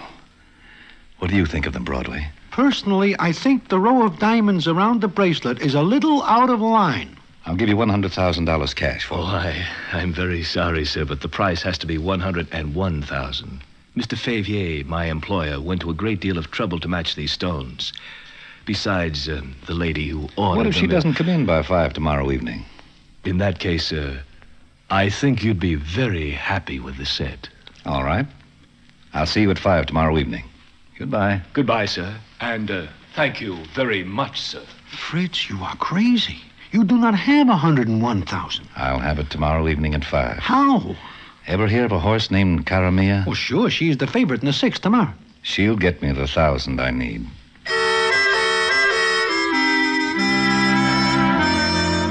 Personally, I think Fritz is a little crazy. But all the way back to my hotel, he keeps talking about how Emerald M will hear about his luck and will come back to him, especially if he has the emeralds to give to her. Well, he says goodnight to me, and I do not see him until next day at the track. Fritz does not bet a red penny. He waits for the 6th and Caramia. Now, the odds on this horse are 1 to 5, which means you have got to put up 5 to get $1. I speak of this to Fritz, and he answers... I know, but it's a sure thing. The way it looks, everybody is betting Caramia, and the price will not be worth looking at in a minute. I don't think I'll play her to win. What? I can't take the chance. I'll bet her to show. But you know she will run better than 3rd? Without a doubt, but there's the element of risk if I play her to win. Look, you give me winners in the other races. Why do you not bet her? Then you would have the 1,000 you need. Too risky.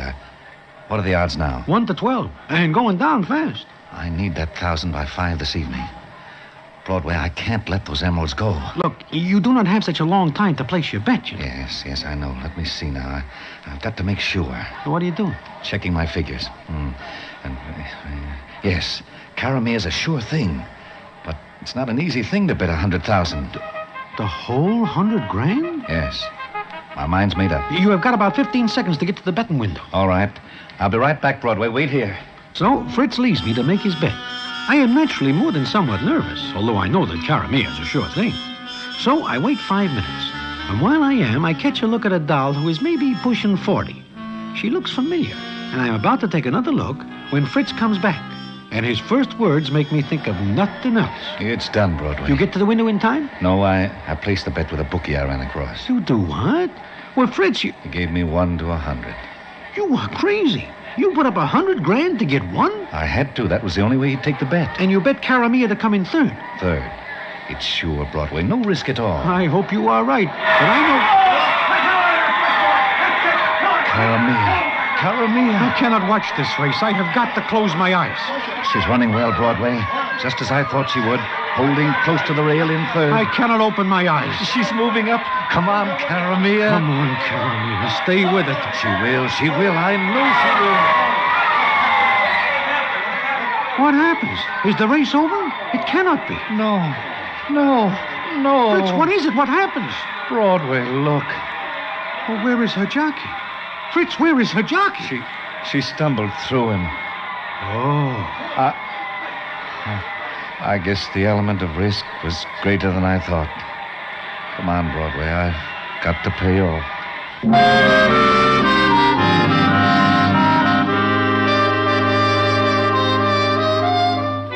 It is like a dream.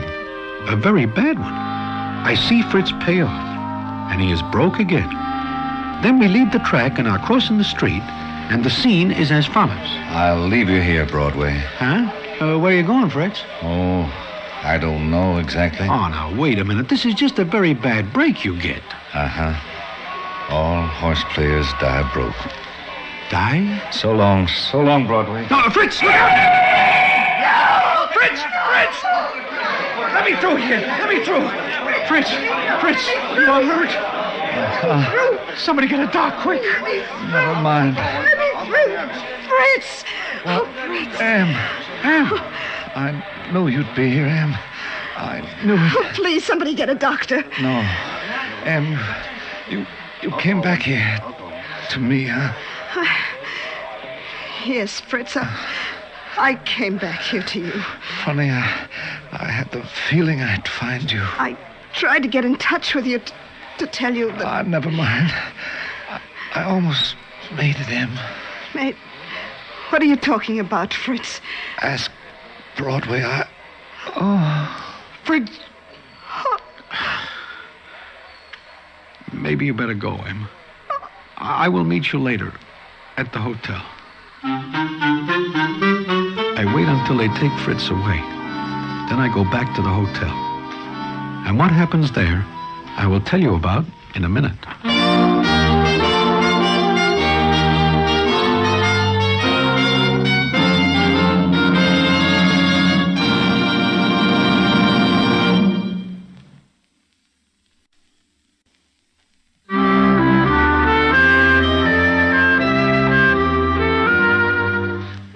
Like I say, I am back at the hotel in my room. I hear a knock on my door, and it's Emerald M. I let her in, and the scene is as follows. Hello, Broadway. Hello, Em. It is a long time. Yes. Do I not see you at the track today? Yes, I went there because for a memory, I guess. I see. But you do not speak to Fritz. No. Broadway, I tried to get in touch with him so many times, but my letters always came back. Yeah. But if you do speak to him at the track today before he makes the bet, he would not lose that $100,000. He bets it so he could buy you something. Buy me something? What? Where do you get those emeralds you are wearing? From the man who took his bet.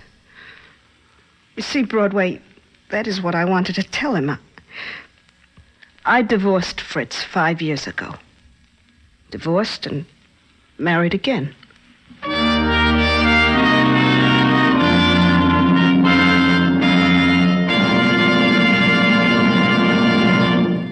And so ends the famous Damon Runyon story, All Horse Players Die Broke.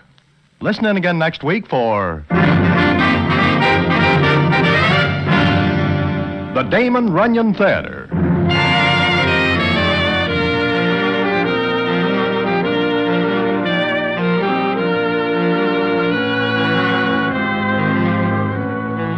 The Damon Runyon Theater, with John Brown as Broadway, is directed by Richard Sandville, and the story is adapted for radio by Russell Hughes. Vern Karstensen is in charge of production. This is a Mayfair production.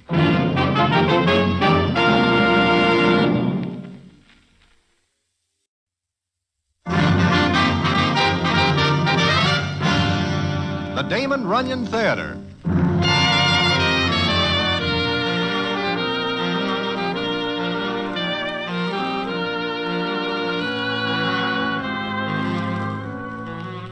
Once again, the Damon Runyon Theater brings you another story by the master storyteller, Damon Runyon. And this one, the hottest guy in the world. And to tell it to you, here is Broadway. Thanks. The chances are you never hear of a citizen who is called Big Jules. But the police of 48 states and outlying territories are more than somewhat familiar with him. Now, this is a story about him, a gendarme named Johnny Brannigan, and a doll named Kitty Clancy. Also, there is a genuine gorilla named Bongo mixed up in the story, which may seem more than a little unusual. And it is. And I will tell you the story in a minute.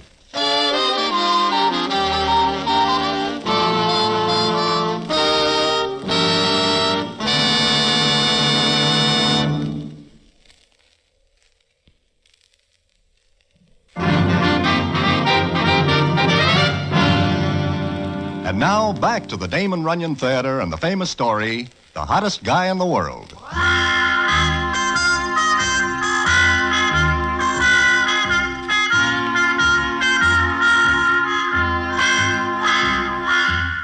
Well, as they say in books, to set the scene for this story, I have got to go back maybe 2 or 3 years ago.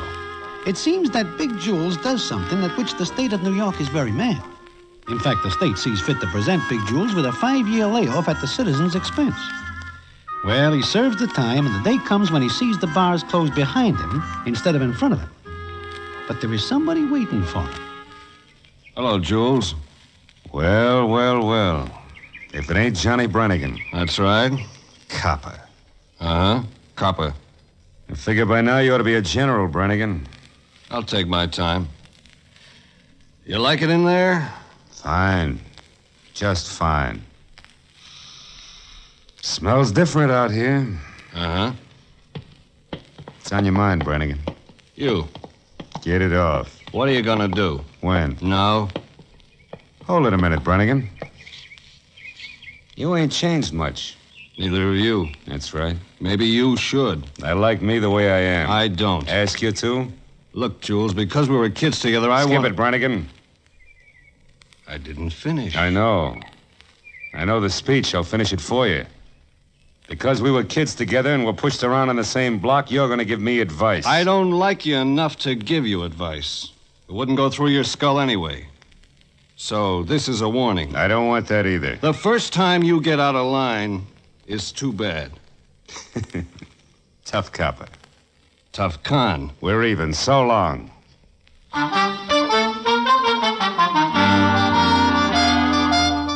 As you are able to see, there is little love lost between Johnny and Jules. Now, as soon as Jules hits the big town, he makes a few calls. And one of these calls is at the home of a doll named Kitty Clancy, about whom Jules is more than somewhat fond. And when he sees her, the scene is as follows. I'm glad to see you, Jules. I'm glad to see you, Kitty. Will you sit down? Yeah, thanks. You look well. I am. You? Oh, just fine. Hey. We got a great conversation going here, huh? Well, there doesn't seem much to talk about, does there? I could give you the story of my life for the last 5 years. I'm sorry, Jules. Forget it. You been doing all right? Yes. Have you seen your mother? I will. You should have seen her first. Yeah, I guess so. Kitty. What? How come you didn't once come to see me? You know, even in Sing Sing, they allow visitors. I was very busy, Jules. So awful busy. My kid brother going to school. He's got no one else but me. Oh, sure. That's all right. I was just going to have some tea. No, thanks. I got to be running along. Just dropped in to give you a nod. I'm glad you did. Yeah, so am I. Gives me a better idea how I stand. What do you mean? I got to draw pictures. The minute you opened the door for me, the temperature dropped 100 degrees. Got real chilly. I didn't mean to make you feel that way, Jules. It's just that... Give me a look, Kitty.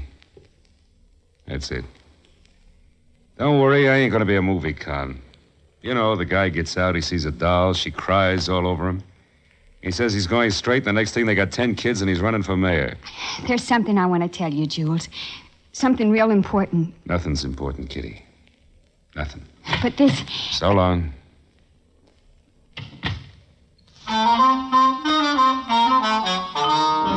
So Jules walks away from Miss Kitty Clancy.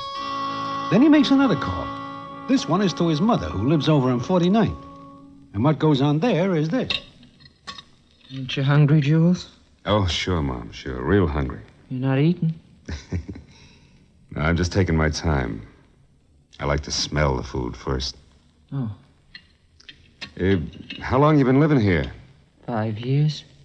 Oh. It's all right. It's not big, but then I don't need much room. No, I guess not. You didn't eat a bite. I guess I wasn't so hungry. It's all right I open the window? Sure it is, Jules. I'd like to be able to open the window. You know, you never think of something like that when you can do it. When you can't, it gets important. I can stand here and open this window and look out on the street. I can open a window. Mom. Mom. Jules. What are you crying for? I don't know. I'm back, ain't I? Yes. Or am I? What do you mean? I ain't back. Not all of me. I guess I left a couple of pieces behind at Sing Sing. I tried not to cry, Jules. Well, then don't. Cut it out, you hear? Cut it out. All right. I had as much right coming back as... Oh, I don't know. Where are you going? Out. Where? I don't know. Someplace people don't know there's pieces of me missing. Do you have to? Yeah, I guess I do. You're mad at me? Sure. Real mad. Here. Take this. You'll need that. No. Look, you got insurance money, ain't you? Yes, why? I just wanted to know you'll be okay. So long.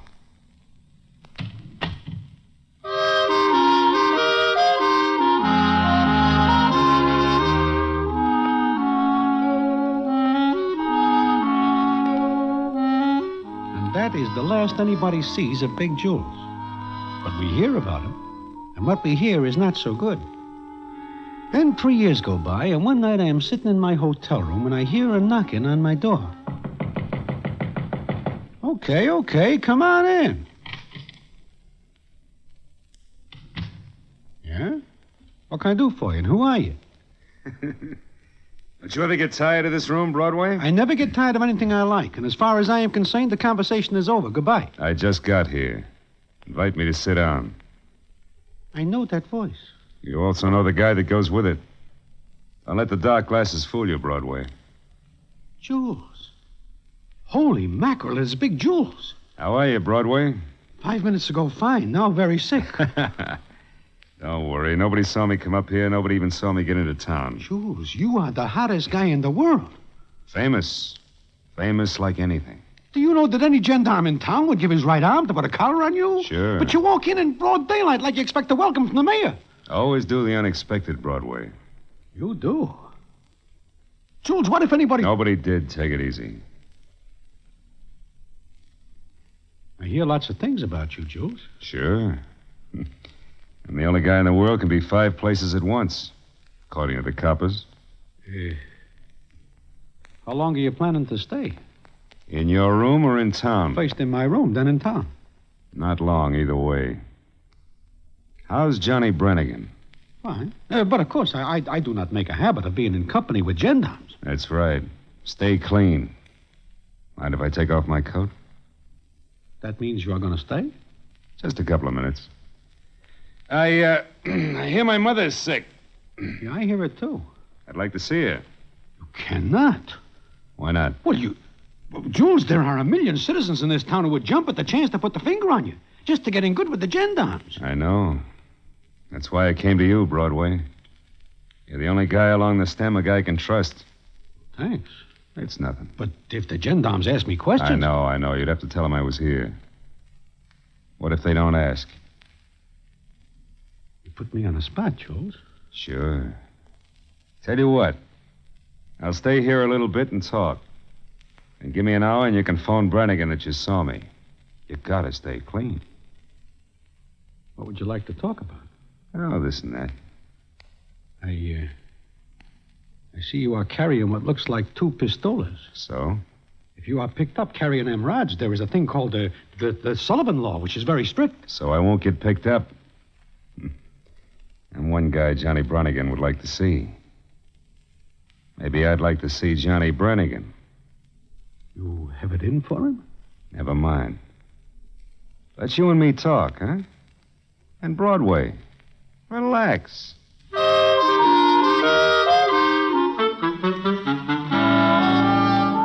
Relax, he says. There I am sitting with the hottest guy in the world. Even if he only does half of what they say, he is still better than 6 to 5 over anybody else. But he talks. In any minute, I am expecting the gendarmes to walk in and then end 2 careers. I do not pay much attention to what he says until I hear... Did you ever shoot a rat, Broadway? Huh? What'd you say? I said ever shoot a rat.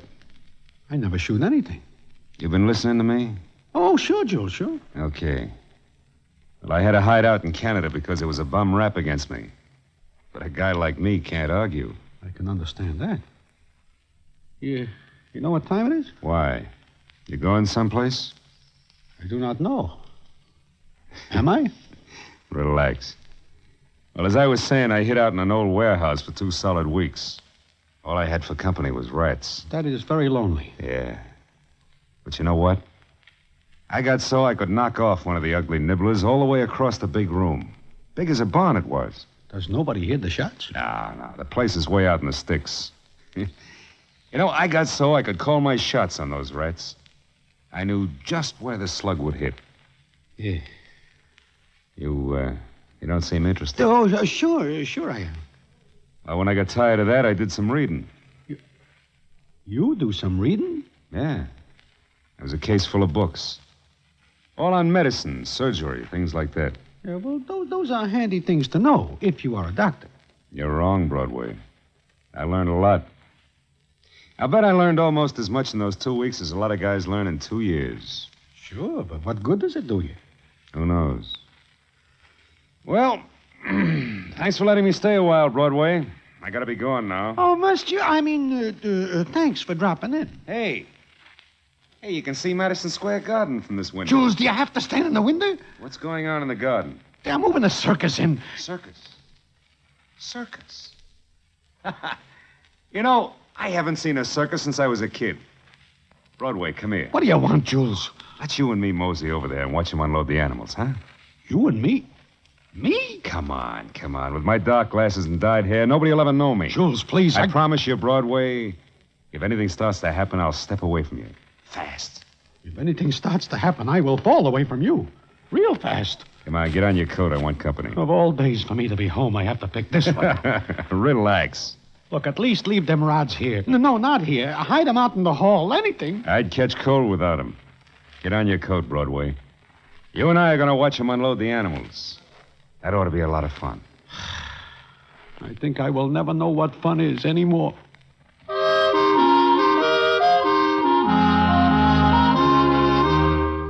Well, I go with Big Jules. Not because I want to, but because I do not wish to seem impolite and offend a guy of his temperament. However, before the afternoon is over, I am glad I go along, because I see something I almost do not believe, even though I do see it. And what it is, I will tell you in a minute.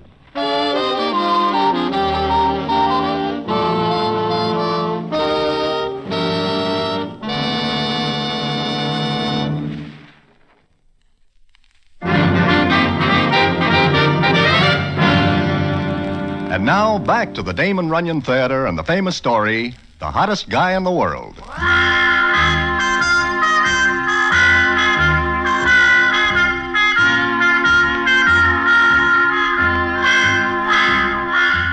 Well, like I say, there is no other way but that I go with Big Jules, which is a little like holding hands with a guy in the electric chair.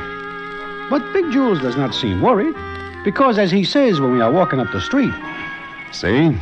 What'd I tell you, Broadway? Lots of coppers around, but not one takes a second look at me. I am very glad of this. It's good to be back. But you are not planning to make a real long stay of it. No. Just to see my mother, then... Then what, Jules? Then? Who knows? Guy like me doesn't call the shots for himself. Jules, I want you to tell me something. Yeah? What? When I last see you 3 years ago, you are different. Or maybe you are different now. How? I do not know. Maybe it is the way you talk. Me and my education, huh?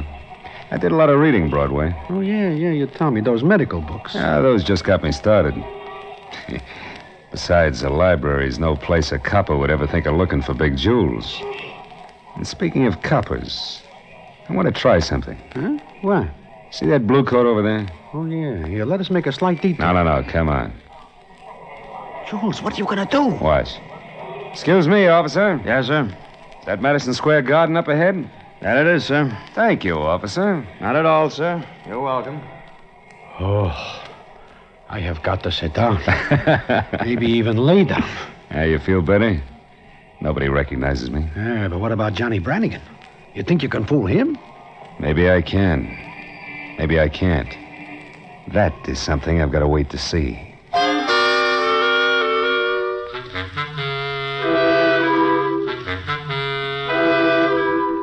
Well, I feel just a little better when we walk because nobody takes a second look at Big Jules. But I am still worried because under Jules's coat are them 245s, and his hand is never far from where he can make a quick grab in case he has to. And if I know Big Jules, he will grab first and ask later. Then we get in front of Madison Square Garden where they are unloading the circus. A circus?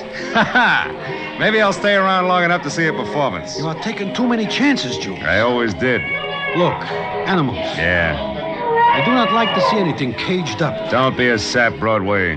Those animals are a lot better off than we are. Huh? Don't believe all that tripe you hear about animals being unhappy in cages. What do they got to lose? They get fed, they keep warm. But they are not free. That's a mistake, Broadway. That tiger, for instance. Think he'd be free in the jungle? Every minute he'd be fighting for food. Now, you and me, Broadway, we're in the jungle. Especially me. Well, I will think that over. Hey, look at the big monk. A gorilla. That is quite a large-sized monk. Think he'd hurt you if he got out of that cage? I would not like to argue the point with him. Well, he wouldn't. Gorillas are naturally gentle animals. Vegetarians. But they've got enormous strength. And they're smart. He would not like Mindy's. Name's Bongo. Come on, Broadway, let's walk out. How far? And where to? I'll leave you at the corner. Come on. Well, it is nice seeing you again, Jules. Yeah. Thanks for talking to me. The only guy I can trust in this jungle. Hey, what is that? Wait. Something is happening back there at the garden. Broadway, look. Jules, do you see what I see? Bongo the gorilla, out of his cage, loose.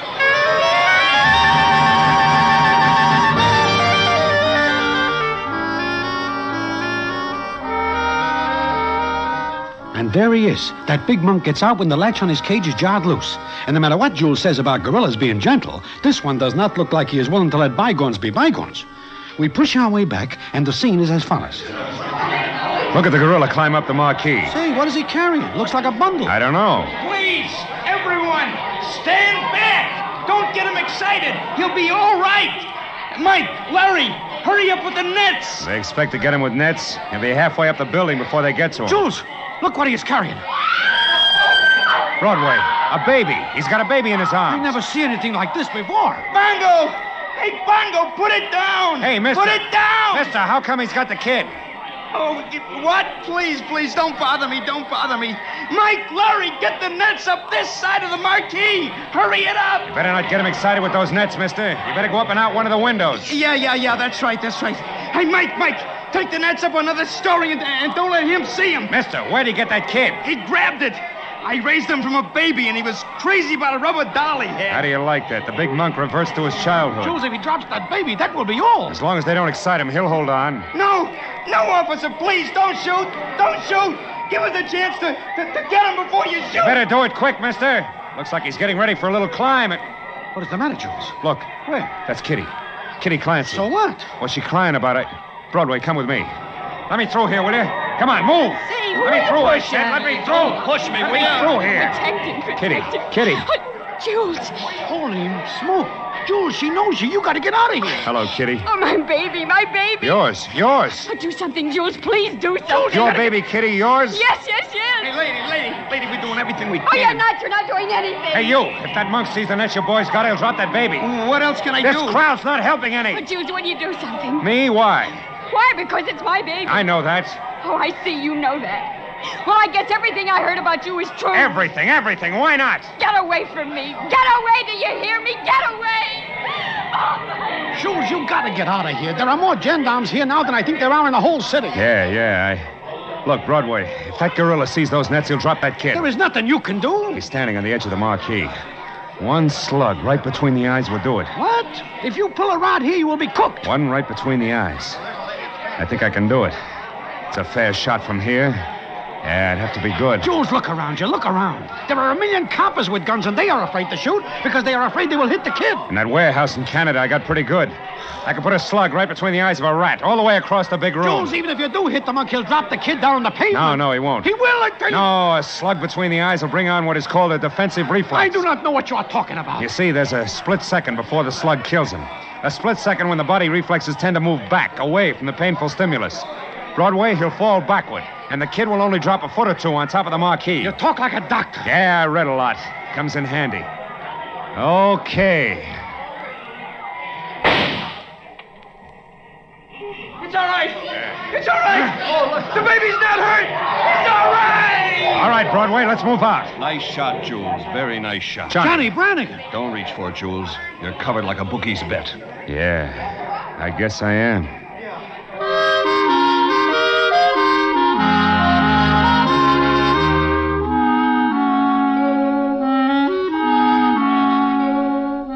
So it looks like the end for Big Jules. A guy who could do a fade if he does not stop to save Kitty's baby. But that is not the end of the story. Not by a long shot. And what that end is, I will tell you in a minute.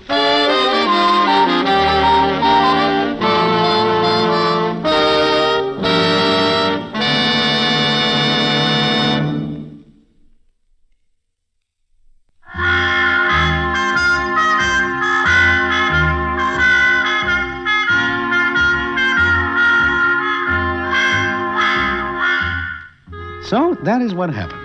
Big Jules makes the shot and saves the baby. But he also lets 9 million gendarmes know that he is in town and packing a rod, including Johnny Brannigan. For a couple of seconds, which seem like several weeks, Johnny and Jules stare at each other. The rest of the cops are looking funny at Jules. And then Johnny says as follows. You're a pretty smart guy, Jules. Very. Like a first-class dope. Okay, what goes, Brannigan? Come on. You too, Broadway. Me? Why? Shut up and come on. Walk in front of me, Jules. I'll be more comfortable. I got news for you, Brannigan. I never shot anybody in the back. Even a rat. I'll take your word for it. But walk in front. All right. Get out of the way. Come on, folks. Move aside. Jules, I warn you, you are now cooked like a short-order egg. Sure, sunny side up. That's what I get for having a soft side to my character. All right, Jules, Broadway. In the car, fast. Johnny, why do you take me along? For the ride. Get in. Okay, Eddie, move out. The rods, Jules. Hand them over. Sure. I can get more. I know. Now, I guess you want to see your mother, huh, Jules? Why ask that? Do you or don't you? Yeah. Okay. Eddie, 49th near 8th. I'll tell you where to stop. Been keeping tabs, huh, Brannigan? Smart guy. I've had a tail on you personally ever since you hit town. Did you think you were fooling anybody with that dyed hair and dark glasses? What a smart copper. Yeah. Okay, Jules, you see your mother, then get on the first thing that moves out of New York. Out of New York? Johnny, what are you saying? He's giving me a break, Broadway. That right, Brannigan? Yeah. Yeah, that's right. But I do not understand. I do. That was my kid you saved. Your kid? You and Kitty? Yeah. Sure, I knew it. What? I said I knew it. How? Kid looked exactly like you. In fact, there's a great resemblance. Go on. But you're a very lucky guy, Johnny Brannigan. A very lucky guy. Meaning what? Well, for a minute back there, I almost made a terrible mistake. I almost sent that slug the wrong way. Because it was very hard to tell the gorilla and your baby apart.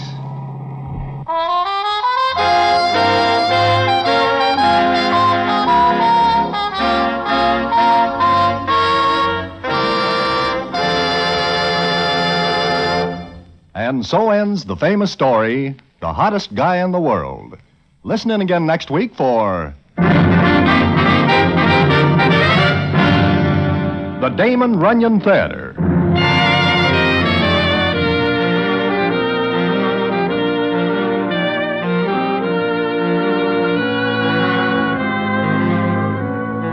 The Damon Runyon Theater with John Brown as Broadway is directed by Richard Sandville, and the story's adapted for radio by Russell Hughes. Vern Karstensen is in charge of production.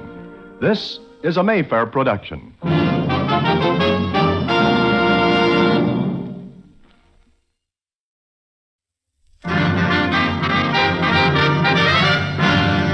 The Damon Runyon Theater.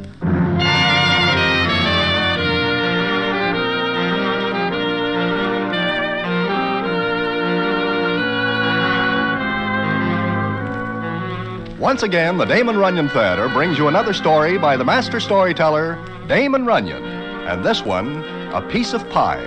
And to tell it to you, here is Broadway. Thanks. Well, it is during the race meeting at Suffolk Downs, and I am there with Harry the horse. We do ourselves a little good. In fact, more than a little good. And I am feeling fine. When into our hotel room comes Harry and says... Broadway, are you here? Where else would I be, Harry? What is the matter? I just put us in the way of winning an even 10 grand. Huh? But what is the name of the horse? It is no horse. It is a human being. What? Harry, who enters a person in the races? You do not understand. This is a sure thing. Harry, where is the money we win on the GGs? I put it up as a forfeit for our man to appear. Appear? Appear where? Doing what? Harry, do not stand there just looking at me. Speak to me. Where is our scratch? Broadway, do not worry. It is as good as wheat in the bin. Now sit down and I will tell you what happens. So Harry the horse makes me sit down and tells me what happens. And what it is and what happens later, I will tell you in a minute.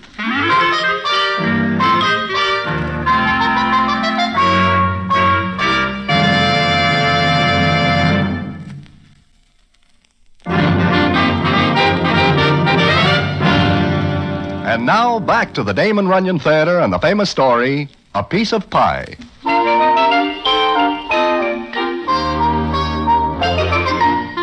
Well, like I say, Harry makes me sit down and he starts to tell me what he is talking about. I am having lunch, Broadway. Lobster. Broiled lobster at that little place where a broiled lobster is very good. You know, the place you like. Harry, get off the lobster and come to the point. I ask you again before I cook you, where is our money? That is what I am trying to tell you. You will not let me proceed. I will give you 10 seconds, of which 9.5 are gone. Take it easy. Well, like I say, I am eating the broiled lobster when I overhear a conversation going on at the next table. Now, ordinarily and usually I do not listen. I do not approve of eavesdropping. Do you? I approve of murder. I have a victim. Who? Where is the scratch? Oh. Well, I hear one character say that he knows somebody who is able to out-eat anybody else in the world.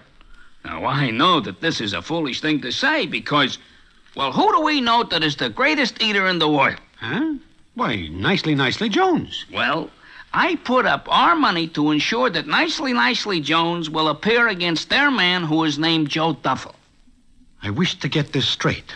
You put up our money, all the tar I have in the world, that Nicely Jones will go into an eating contest against this Joe Duffel? You catch the idea, Broadway. But what if Nicely does not?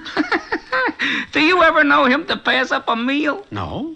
And do you ever know anyone who is able even to get near him in eating? No, I do not. Okay, so our money rests now with a broker. And our opponents put up a like amount that Joe Duffel will appear. But you say something about 10 grand.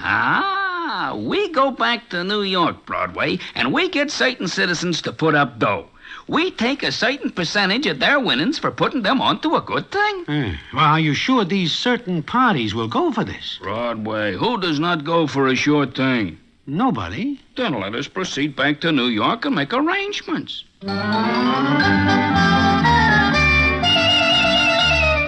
Well, we do so, and arrangements are made. Bets are put up with the party who takes care of such things. The bets are heavy because it turns out that Joe Duffel's backers are very wealthy citizens of Boston, Mass., while Nicely's backers are such characters as Dave the Dude, Little Mitzi, Angie the Ox, Milky Willie, and etc. This makes me more than somewhat nervous, because if anything happens to cause these here parties to be separated from their tour, they are going to hold me and Harry strictly accountable. But Harry is not worried, because as he says in Mindy's, it is a sure thing, Broadway. We stand to collect maybe 3 grand apiece. Not as good as I first figured, but all right. Uh-oh. Here comes little Mitzi. You worry too much. You will ruin your health. I would rather do it myself than leave it to little Mitzi. Shh, do not look worried. Appear nonchalant. Hello, Broadway. Harry. Hello, little Mitzi. Sit down, Mitzi. Thanks, I will. Because I have a little thing to discuss with you two. Certainly, certainly. You wish to put up more potatoes on the eating contest. I am already in tight for $5,000. Today I have a bad day, and the $5,000 is my total capital. You have got no worries, Mitzi. Has he, Broadway? If he does not, I will share mine. Look, I discussed this with Dave the Dude, Angie the Ox, and Milk Air Willie. What am eating? Huh? Nothing. Oh. Well, we are willing to bet on Nicely. We think he is a sure thing. That he is. But we do a little thinking and we come to a conclusion. Which is? Where is he? Where is who? Nicely. Well, in New York, is he not? Do you see him lately, Broadway? No. Harry? Come to think of it, no, but I am sure he is alive. Then the thing to do is make sure you two stay the same. Huh? What do you mean, Mitzi? Where is Nicely? He is our entry, and we do not want him scratched. Find him. Yeah, well, Mitzi... Find him or another world in which to live. I will keep in touch with you. Often. Oh, Harry, where is Nicely? Now that I think about it, I do not remember seeing him for weeks. Come on, we have got to find him. We sure do. And while we look for him, we will pick up some timetables of ocean liners and aeroplanes. In case.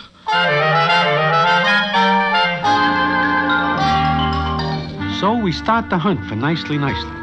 We will know him if we see him, because he is about 5'5" and weighs in at close to 300. He is a horse player by trade, but eating is his hobby. But no one remembers seeing him lately. Then we get a lead, and we go to a place on Long Island and knock at a door. It is opened, not by Nicely, but by a tall, thin Judy. She is without doubt beautiful, but so skinny that Harry walks right into her before he sees her. She looks at us and says... What do you want? Excuse us, miss, but we are told we can find Nicely here. Who? Nicely Jones. No. Oh, you must mean Quentin. Who? Quentin Jones. The last name is correct, but the first one is an insult. Will you please tell me what you want? Can we see Mr. Jones? Why? It is very important. About what? Is he here? Who are you? Look, miss, it is urgent that we get in touch with our friend. Now. Hilda. What is it, Quentin? Who's there? I don't know. That is not Nicely's voice. No, it is not. It is too weak. Then you've probably got the wrong Jones. Yeah, I guess so. Let us go, Broadway. Hilda, who is it? What's the matter? It's nothing, Quentin. These men have the wrong address. Broadway. Harry. Oh, my friends, come in. Quentin, do you know these men? They're my friends. Broadway. Harry. Why are you looking at me like that? You are a faker. You are not Nicely. But I am. Look at me real good. Who am I? Nicely? Where does all of you go to? What happens to you, Nicely? Now, look here, you two. If you have business with Quentin, very well. If you don't, please leave. Nicely, we have got to see you. Yeah, Hilda, baby, these are my old friends. I wish to talk to them. Oh, well, all right, but remember what I said. Yes, Hilda. If you do anything I don't like, it's all off. Yes, baby. I'm going shopping. I'll be back in half an hour. And remember, Quentin. I will never forget. She is beautiful. She is. But Nicely, what is the matter with you? We better sit down. At least I better. I cannot stand up for long. You are sick? Oh, no. I am real healthy. Healthy? Look at your pants. They are wrapped twice around your waist. Uh-huh. I lose some weight. Some? You have got enough space between your waistband and your waist to tuck away a racehorse. Those are the conditions Hilda gives me. Conditions? Hilda? Nicely, what are you talking about? She is my fiancée. I love her. She loves me. She? Nicely, you married. You mean you are not eating? Nothing with starch in it. Why have all the good things to eat got starch in them? Nicely, think of your health. Hilda says I'm very healthy this way. How do you feel? Very healthy. If Hilda says so, I am. This is impossible. Look at you. How do you get mixed up with this doll? Love at first sight. We meet in the subway. I am wedged in a turnstile and she pushes me through. Harry, let us say goodbye to New York. Let us say goodbye to everything. Nicely, listen to us for a minute, will you? Sure. But do not ask me to stand up. So we tell nicely what is the score. When we talk about eating, his eyes shine like 6 bits. But then he becomes very sad again and says as follows. I am very sorry, boys, but Hilda will never hear of it. She will break our engagement if I so much as touch a grape. Broadway, do you ever eat nothing but toasted whole wheat for a whole month? No, what I eat is nice white French bread, corn muffins, and hot biscuits with gravy on them. You are eating yourself into an early grave, and furthermore, you are breaking my heart. Look, Nicely, maybe if we talk to Hilda, there might be an outside chance she will let you save our lives. You can talk to her, but I promise nothing. Quentin? In here, baby, in here. Oh. What did you eat? Not a crumb. Did I, boys? Not a crumb. Good. I'm going to fix your dinner in a minute. What are you going to fix? Because you've been such a good boy, a treat. What? What is it, Hilda? Wheat germ and carrot juice. Ooh. I can hardly wait. You'll like it, I'm sure. She is conspiring against your life. Nicely, you have got to get out of here before you have to use nails to hold your pants on. I am in love with her. That is your final word? It is hers. I see. And I know there is no use talking to her. No, I guess not. You will not do it for us, your friends. I have to think of my health and my future. Nicely, I have got news for you. Your future is as dark as ours. Goodbye. And that is that. It looks like I and Harry the horse are done for. We know that it is useless to argue with the guy in love. We leave nicely and start back to town, figuring that when it gets dark, we can grab anything that moves fast enough to get us far, far away. Then something happens that gives us hope. And what that is, I will tell you in a minute.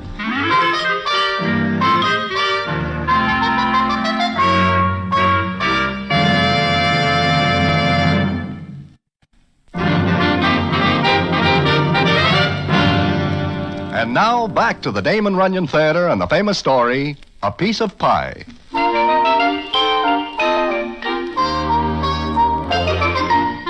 Like I say, Harry and me are wondering where to go. We say nothing to anybody about nicely because we have got to have time.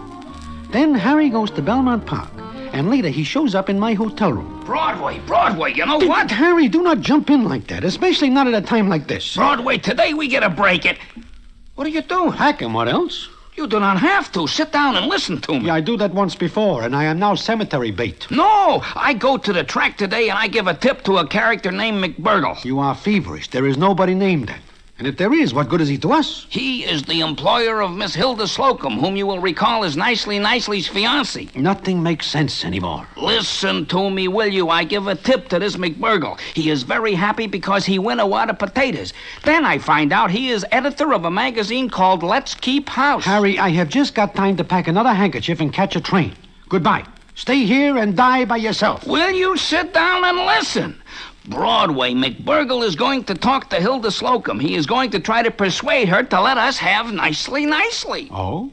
How does he think he is going to do that? I do not know, but we are going to see Nicely and Hilda now. You want us to go outside? It is dangerous out there. This is our only chance. Let us go. I hope we will get pretty flowers.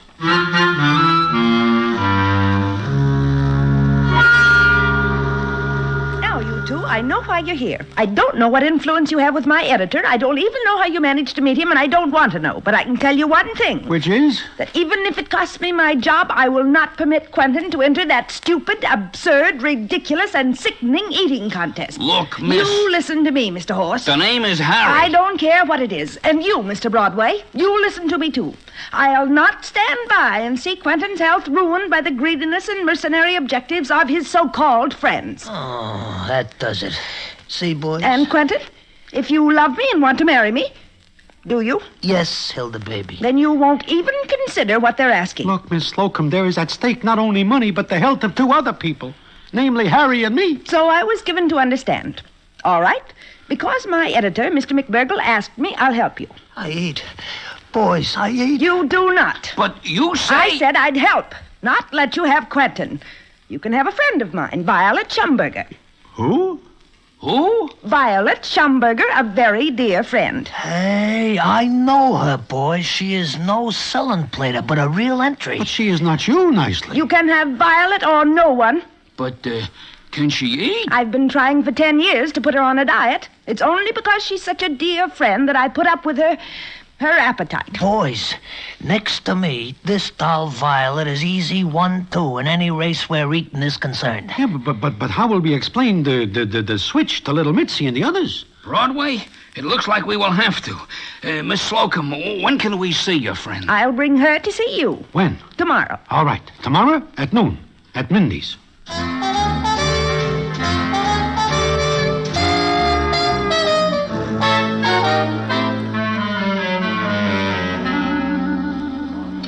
Boys, the rest of the boys are very angry that you do this to us. But we tell you, Mitzi, it is not our fault. Can we help it if Nicely falls in love and gives up eating because of it? This Violet Schumberger doll better be good. She better be good.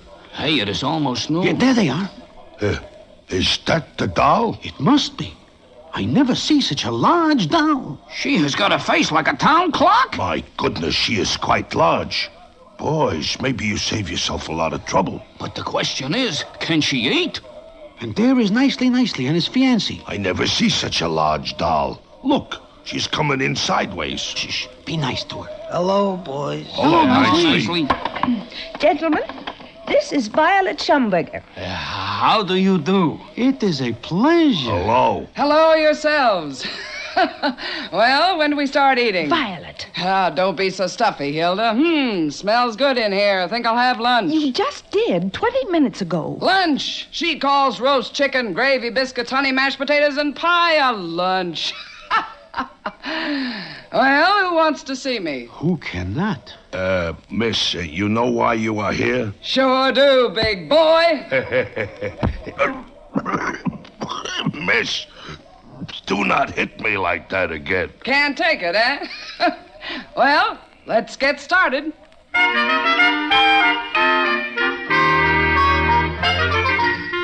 And Miss Violet Schumberger eats for us.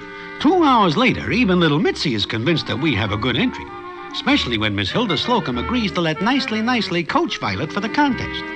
Then comes the day of the contest, which takes place in a private room in Mindy's. Everybody concerned is there, including 2 judges called in from neutral country. Harry the Horse and me are very nervous again, because when we see Joe Duffel, who is our opponent, Harry says to me, Broadway, he looks like a pretty fair eater. Yeah, he is lean and tall. He will be dangerous. And I do not like the way little Mitzi is looking at us. All right, everyone, all right. Let's have your attention. As one of the judges, I must call your attention to the rules of this contest. Attention, please, attention. Now, here are the rules. The 2 contestants must eat with knife and fork or spoon. Speed will not count, only the amount of food consumed. We will take into account any food left on the plates over an ounce. Liquids will not count in the scoring. The losing side is to pay for the food. In case of a tie, the contestants will eat it off immediately in ham and eggs. We agreed that a coin will be tossed to see who gets to choose the first course. Harry, Broadway, your contestant ready? Just a minute. Violet, how do you feel? Fine. I warmed up on sauerkraut and spare ribs. You eat before you get here? I was hungry. Nicely, why do you let her do it? I feel sorry for her when she tells me she's hungry. Oh, no. Well, gentlemen. Well, we are ready. Then call the toss. Heads. Tails. Mr. Duffel, name the first course. 2 quarts of olives, 2 bunches of celery, and a pint of walnuts. Agreed. Miss Schumberger, name the second course. 12 dozen cherry stone clams. Mr. Duffel? 2 gallons of Philadelphia pepper pot soup. 2 5-pound striped bass. A 20-pound roast turkey. I will repeat the order so there will be no argument later. First course, 2 quarts of olives, 2 bunches of celery, and a pint of walnuts. Second course, 12 dozen cherry stone clams. Third course, 2 gallons of Philadelphia pepper pot soup.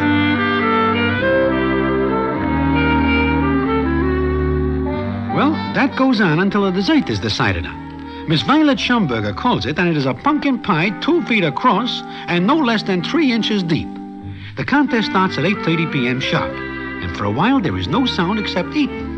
Then little Mitzi whispers to me as follows. Broadway, she is not keeping up with this Joe Duffel. Well, yet, Mitzi, it is not speed that counts. Yeah, that is right. I do not like the way this is going. I wish Nicely is in there. Wait a minute. She's beginning to catch up a little. Yeah, she is. No, she is not. Joe Duffel is slowing down a little. All right, bring the turkey and split it in half. Now we will see the real eating start. Just a minute. What is the matter with her? Violet, what is the matter? I forgot something. Huh? Violet, why do you stop eating? You have got half a turkey. Give up, Miss Schumberger. Give up? I haven't started. I just wanted to ask, where's the stuffing for the turkey?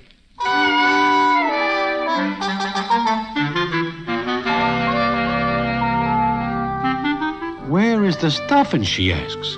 Joe Duffel looks a little startled at this, but they keep eating on even times until the waiter brings the pumpkin pie, and the scene is as follows. Last course dessert, each contestant will eat half this pumpkin pie. Ready, Mr. Duffel? Ready. Ready, Miss Schumberger? Yes. Wait a minute. Hey, she's asking advice of her coach. That's not allowed. What do you mean? That's a foul. Now, wait, everyone. I'll have to consult with my colleague. Hold everything. Broadway, you better start running. You too, Harry. No, wait a minute, Mitzi. Attention, please. My colleague and I have decided that no actual foul in the eating has been committed. However, if Miss Schumberger did ask advice, then there is a foul.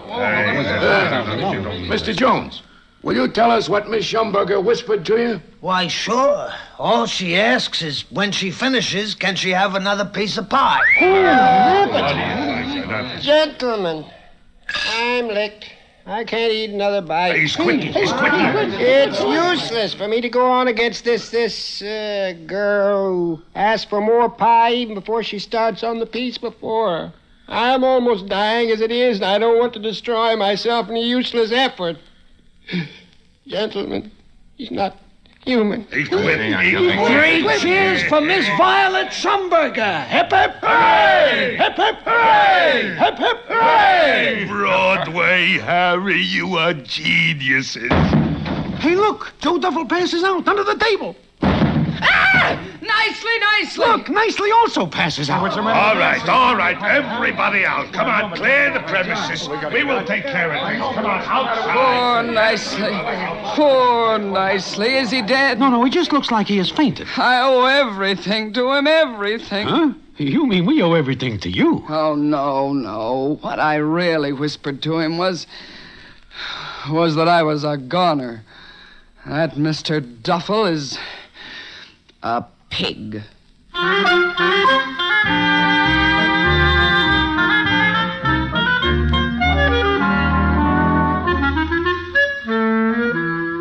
Well, the doctors at the receiving hospital are greatly puzzled later to receive from the same address at the same time one patient who is suffering from undernourishment and another one who is unconscious from overeating. Now, that is not the end of my story, not by a long shot. And what really is, I will tell you in a minute.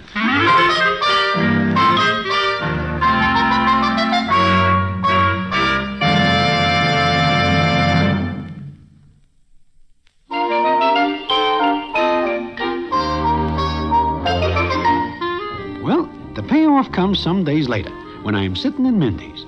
I look up, and who is standing by my table but Miss Hilda Slocum? Naturally, I'm very curious as to why she is in an eating place. I ask her to sit down, and she says... What's that you're eating, Mr. Broadway? This, chicken fricassee with dumplings, hot biscuits and honey. Why? Is it good? Wonderful. But, why do you ask? Oh, I just wondered. By the way, how is Nicely coming along? I don't know. He's out of the hospital, but I haven't seen him. Or Miss Violet Schumberger. What? They eloped together. They sent me a postcard. You mean Nicely and Miss Violet Schumberger? They are married? Yes, they're in Florida. They opened a barbecue stand, and the chances are they're eating like 7 mules. How do you like that? I don't. Men. They're all alike. A woman does something to help them, to please them, and they... I see. I am sorry, Miss Slocum. My editor, he... Oh? What about him? He said he'd take me dancing if there was anything to take hold of. I see. And you like to dance? Very much. That chicken and dumplings. They're really good. Oh, very good. But, of course, not for people who are on a diet. I want some. Uh-huh.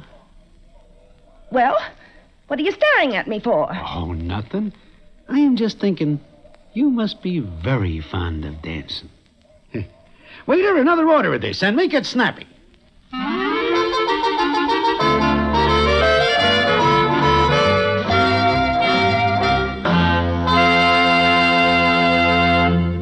And so ends the famous Damon Runyon story, A Piece of Pie. Listen in again next week for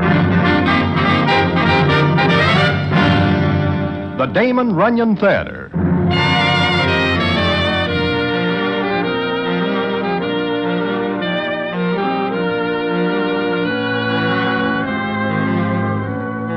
The Damon Runyon Theater, with John Brown as Broadway, is directed by Richard Sandville, and the story is adapted for radio by Russell Hughes.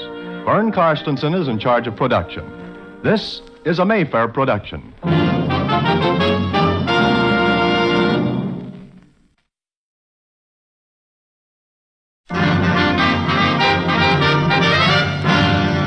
The Damon Runyon Theater.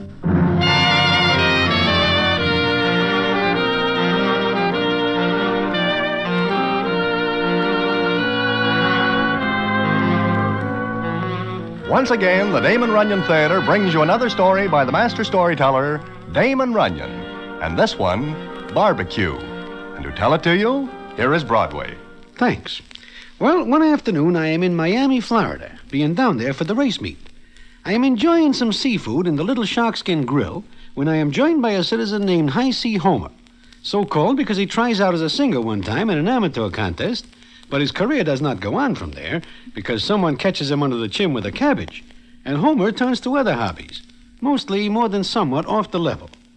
Well, we talk of this and that until Homer looks toward the door and says, Broadway, I wonder why it is that I cannot go any place without a copper sticking in his face. Copper? Where? Coming over. And this one's name is Finnegan, and he is rough on the edges. Homer, what do you do that brings him to see you? Nothing, I think. Well, hello there, Homer. Hello, Finnegan. Sit down. I'll say this standing up. Homer, the chief will consider it a favor if you'll bid us farewell. Why? What is his idea? He doesn't have to have one. Just goodbye, Homer. I do nothing. Maybe not. But somebody touched up a guest in this town for $50,000. My goodness, that is a lot of scratch. It is. And what makes you and the chief think I have anything to do with it? Just the fact you're in town makes us believe anything. Homer, start now. Okay. And you. Huh? Me? You are talking to me? Yeah. Go with Homer. But I do nothing. I only know Homer. That could be a crime. And is. Both of you. Please leave Miami right now.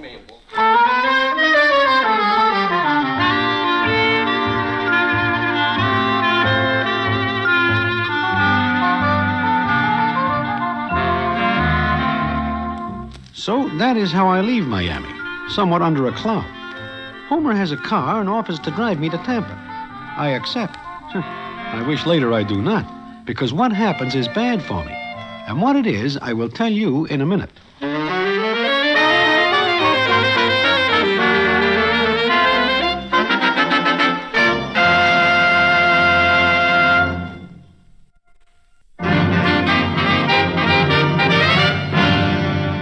And now, back to the Damon Runyon Theater and the famous story, Barbecue.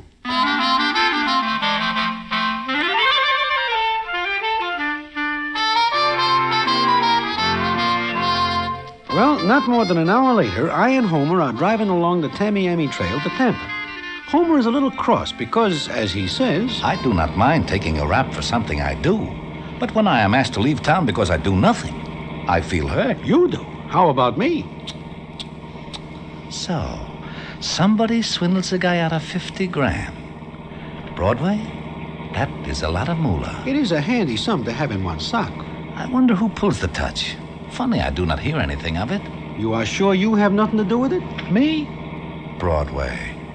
There is no handhold on a crooked dollar. Huh? What business are you in, Homer? Legitimate. Since when? Broadway. What is the matter with you? Everything.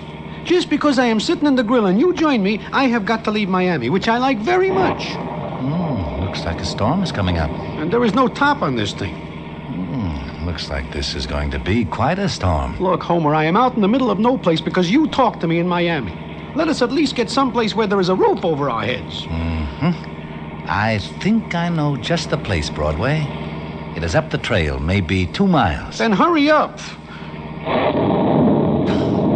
Hurry up! It is starting to rain. I can feel it. Homer, get to the place you talk about before only my head shows above water.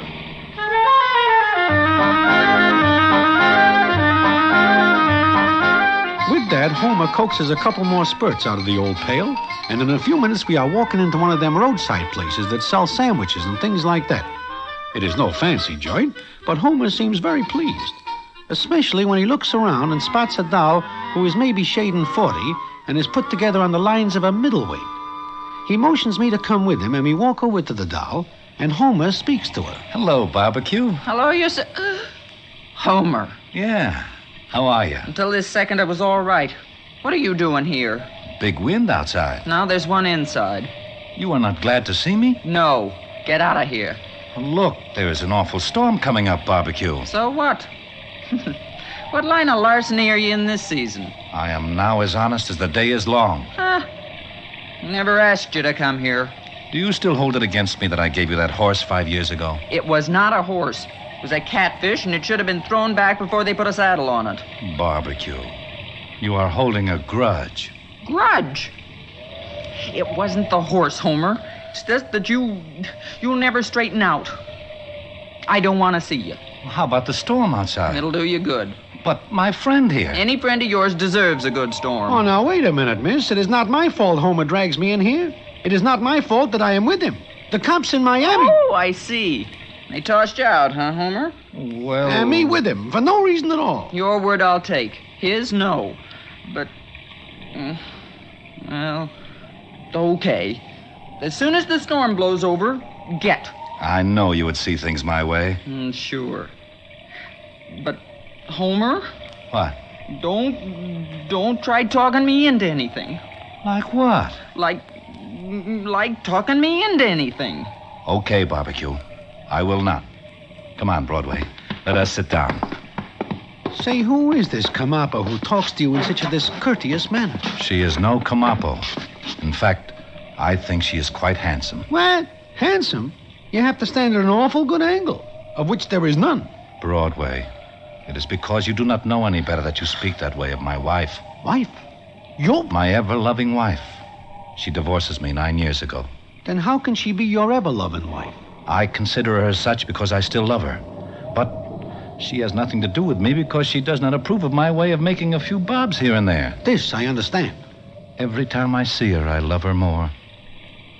Broadway, someday I will get her back.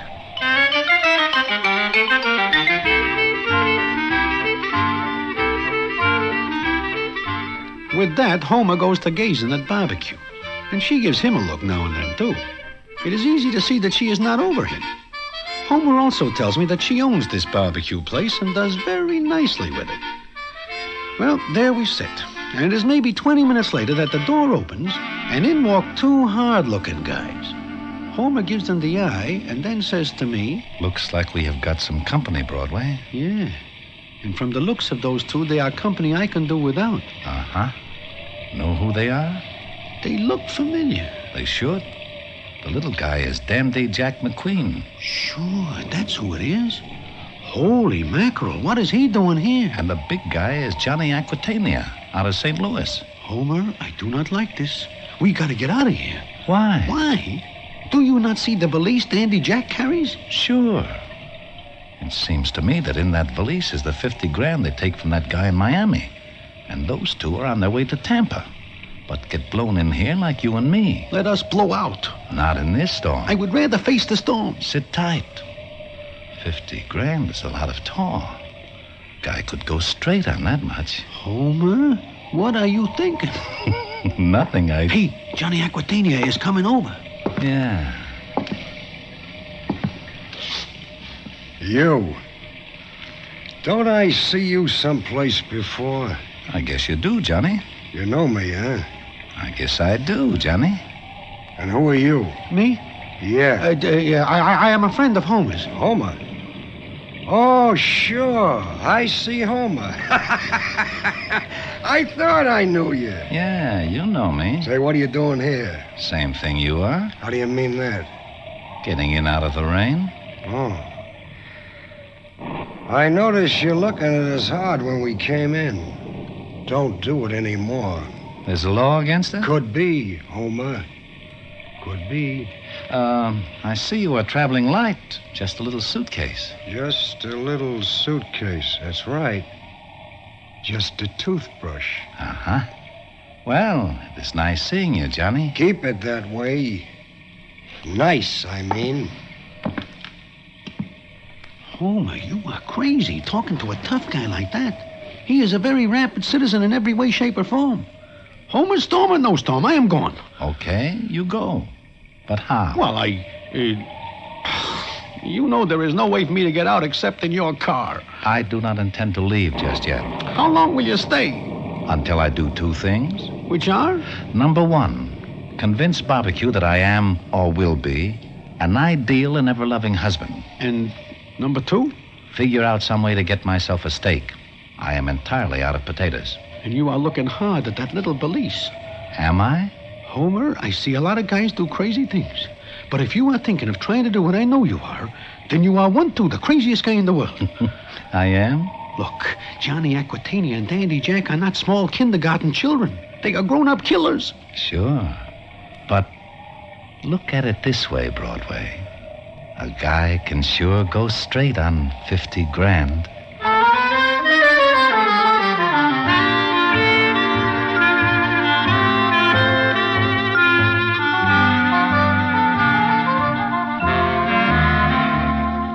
I am hooked and I know it. Outside there is a storm that sounds like it is blowing the state right off at the map. And inside there are two guys with 50 grand that they will resent anybody trying to pick off. Then there is High C Homer, who feels that he has the 50 grand coming to him. Take those things and what have you got? Trouble. Then add what comes later, and you get more trouble, as you will hear in a minute.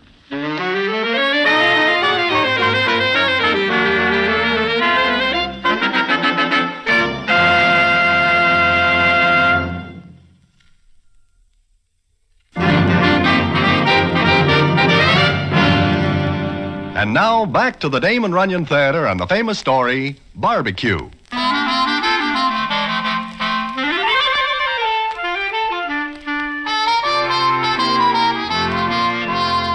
The storm outside gets worse, and things inside get more than somewhat tighter. Johnny and Dandy Jack keep getting more nervous. In fact, they are almost up with me in that respect. Then Dandy Jack gets up and goes out the door. Now, where do you think Dandy Jack is going, Broadway? I do not know, and I do not care, as long as he stays away. This is very peculiar. That sounds like we just landed in the ocean. Looks like we're in for a good one. I guess so, Barbecue. I don't like the looks of those two guys. Do not worry about them. Worry about me. Why? Look, I think that you and me can get back together again, huh? Homer, I told you not to try to talk me into anything. Oh, I'm not. But you know I still love you. Oh, shut up. Ask Broadway. Broadway, do I not tell you that before? Well, you do, but... See? Why did you have to come back here? You're no good, Homer. You never were and you never will be. Maybe I turn over a new leaf. And I'll bet there was a crooked job underneath. You wrong me. Broadway, do I not talk about going straight just a minute ago? Well, yes, I guess you do, but... See, Barbecue? I thought you meant that. I do. said it 1,000 times, and I always end up the same. Holding the sack while you're keeping a jump ahead of the cops. No. You're just no good. Look, if I go straight for a whole year, what then? A whole year? Yeah. You couldn't do it. Want to bet? No. Listen, I will make you this proposition. I will go straight for a whole year if you will take me back at the end of that time. What have you got up your crooked sleeve? Nothing. I could kill you for coming back here. We will talk about that later. Right now, is it a deal? When bigger dopes are made, they'll use me for a model. What does that mean? I'm a sap. I fall for this line every time. But you never hear me say before that I will go straight for a whole year. No, that's something new. All right, Homer. But so help me, if you break this promise, if I hear one little thing about you that ain't on the level, don't ever let me see you again. Because if you do, I'll turn you in myself if I have to frame you. Understand? Sure, I get it. Now, you talk to Broadway a minute. I got some business with one of your customers. Homer, what are you going to do? Take it easy. I am just going to talk. Well, I'm a sap, huh, Broadway? I guess you have lots of company. I guess so. Excuse me, Barbecue. It is none of my business, but why do you let Homer talk you into this? I got news for you. I knew as soon as I saw him that I'd take that bait again. Oh, I see. I guess maybe you are lonesome, huh? Maybe. Even for him. Yeah, I think I understand. Well, more customers from the storm. Hey, that blonde is a beautiful doll. Can't say much for the guy with her. Yeah. Excuse me, I'll see if they want anything. We will have a little talk later, Barbecue. Yeah. Well, Homer? That Johnny Aquitania is a tough person. Yeah, he is. I think I tell you that. Uh-huh. But you hear the promise I make, Barbecue. I do. To go straight. And if lifting that 50 grand from those two citizens is going straight, then you have peculiar ideas. They do not come by it honestly. They pinch it from that character in Miami. Like I always say, there is no handhold on a crooked dollar.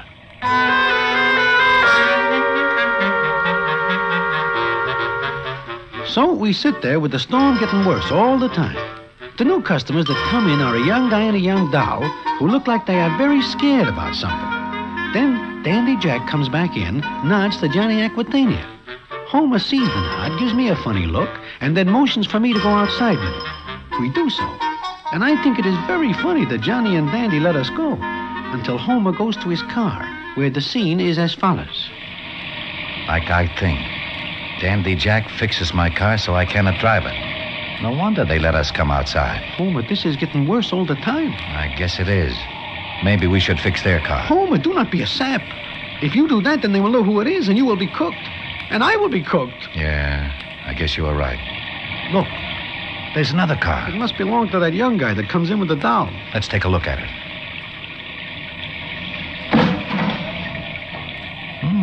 This one is all right. I guess it is only me that Johnny and Dandy worry about. You know, I think they have a very good reason. Look. Where? Over there. When we get here, I see the telephone lines. Now look at them. They are cut. Johnny and Dandy are taking no chances. I guess we better go back in. Wait a minute. Listen. That sounds like somebody. It is coming from this car. Yeah, it is. But there is nothing in this car but a bull fiddle and a case. Let me see. Yeah, this is very funny. Homer, look. Do you see what I see? Well, how do you like this? That is a finger sticking out of that bull fiddle case. A body in that case. Homer, I will be glad if you tell me this whole thing is a bad dream. Starting with the day I meet you for the first time. Come on. Let's see who this is. Give me a hand. I wish nothing to do with bodies. The finger is wiggling. Come. We cannot leave a citizen in that thing. I do not know him. I do not wish to know him. If he is in a bull fiddle case, that is his business. See, it might be a hobby with him. Broadway. Give me a hand.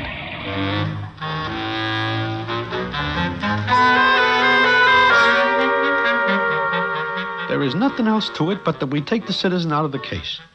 It turns out that he is a little old guy with a lump on his head the size of a watermelon. I and Homer take him back into the kitchen without going through the dining room.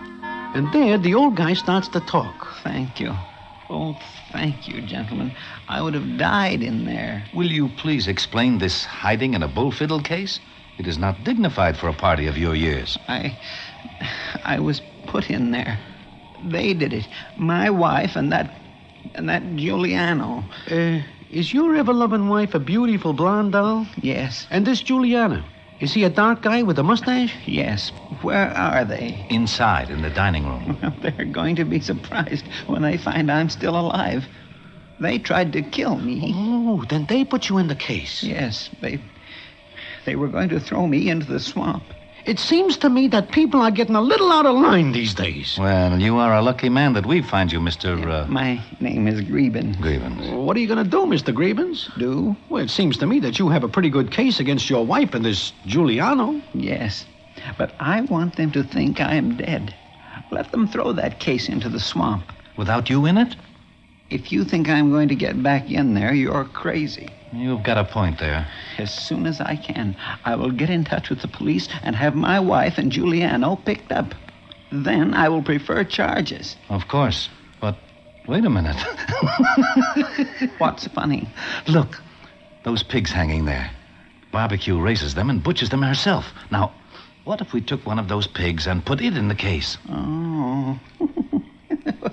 Very good idea. Excellent. Nobody's here but the cook. So you hide out here until your wife and Giuliano leave. Oh, wonderful.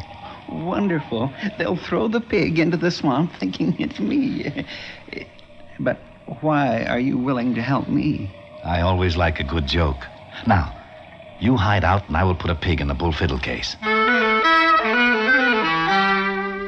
So we do that. Griebens hides out in the kitchen, and Homer and me go back into the dining room. Johnny Aquitania is waiting for us. Where you been? Outside for some air. Anybody else come? No. Give me it on the level. Take a look for yourself. Nobody could get through to here in this storm, and nobody can get out. That's right, nobody gets out. What have you been doing out there so long? We need a lot of air. Yeah, okay. Now you two sit right here, and don't talk to anybody about anything. Get it? Sure. I get it, Johnny. Far be it from me to queer a deal for a friend. That's a real good boy, Homer. The lights! There go the lights! Don't worry, folks. This happens a lot of times. The lights go out during a storm. They'll come on again just as soon as the storm's over. Oh, Homer, barbecue. Listen to that wind. I've been here a long time, but I never heard one like this. We're in for it, huh? Yeah, a real bad one. Why do I ever come here? You got any candles or lamps, barbecue? Oh, yeah, I'll get some. What is that? The wind blew down a tree. Hey, that comes pretty close. I'm getting out of here. This joint's liable to fold up any second. Where are you going, Johnny?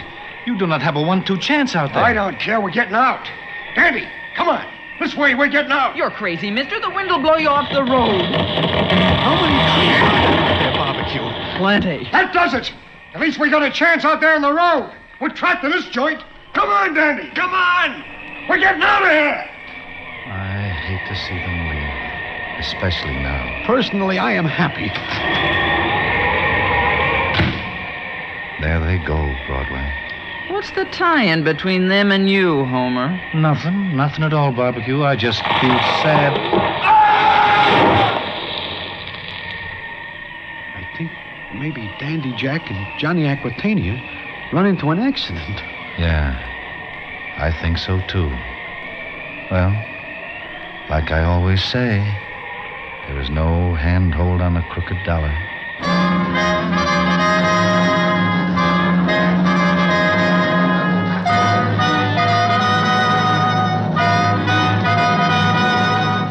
But nobody goes outside to see what happens. We stay inside with the storm howling like a million devils. I see that Homer is aching to go out, but he will not take the chance. Then it comes on morning and the storm is gone.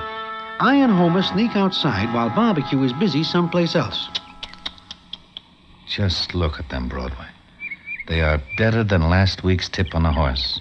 I think they are. But here is a little valise. It is not even scratched. What are you going to do with that? Go straight.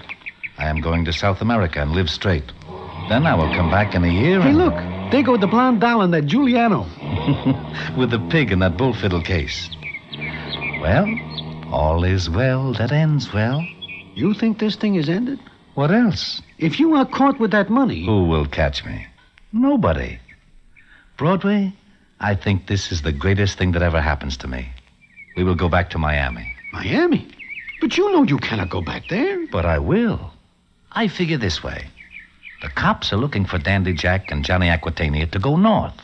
Now, if I go south, back to Miami, I will be as safe as wheat in the bin. So says High C. Homer. But I am right. It is not the end. And what happens when we get back to Miami is something I will tell you in a minute.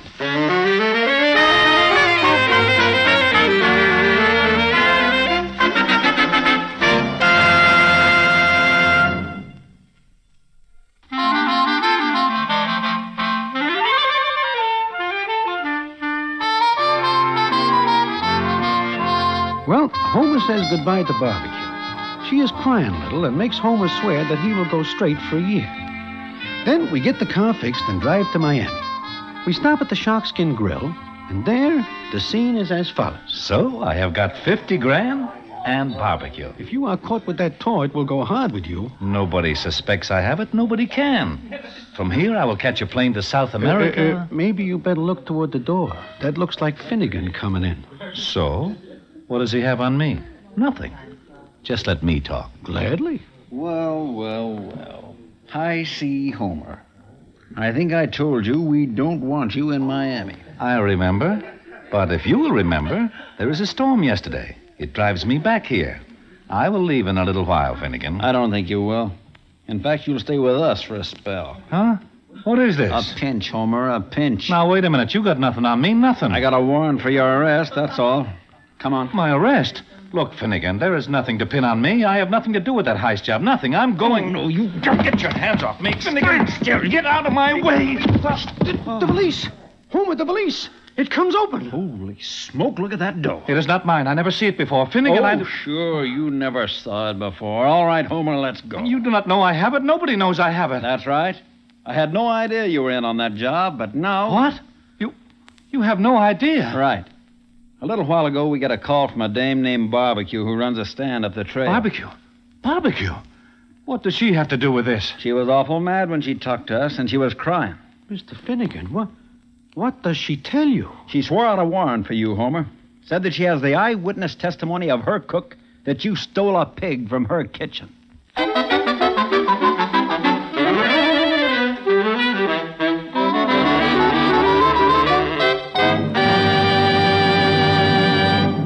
And so ends the famous Damon Runyon story, Barbecue. Listen in again next week for...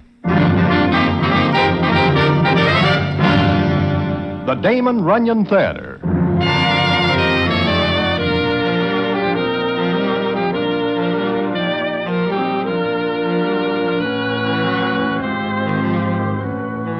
The Damon Runyon Theater, with John Brown as Broadway, is directed by Richard Sandville, and the story is adapted for radio by Russell Hughes.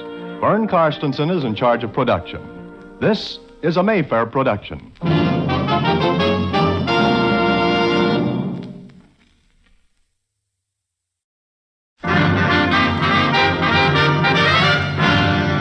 The Damon Runyon Theater.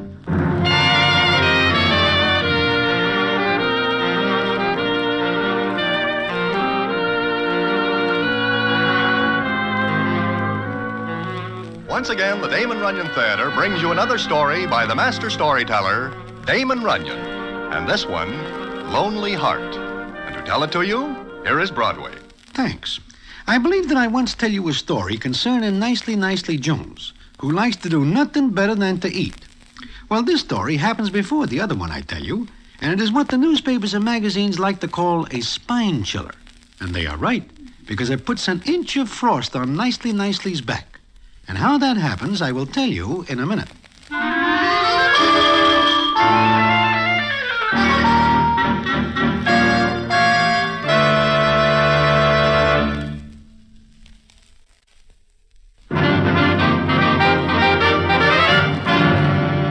And now, back to the Damon Runyon Theater and the famous story, Lonely Heart.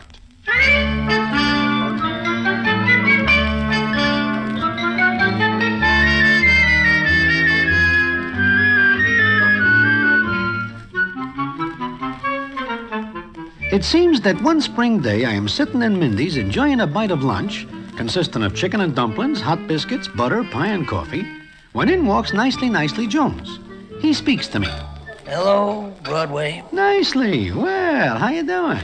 Oh, nicely. Well, why are you so pale? I just get out of the hospital. You? How come I do not hear of it? I am in a hospital in Brooklyn. Oh, that accounts for the lack of news. But, what is wrong with you? Pneumonia. The doctors there quote me odds of 100 to 1 against me finishing, but here I am. Yeah. You look different, Nicely. How? Well, I do not know. Just different. Like you have got something on your mind. I have.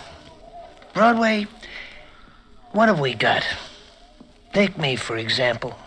One racetrack after another. Hit and miss. Heavy feed one day, a bare bone the next. Why? I never hear you speak like this before. What brings it on? The hospital. You know, there I am, laying in the bed, lonesome. Nobody comes to see me because I have got no family.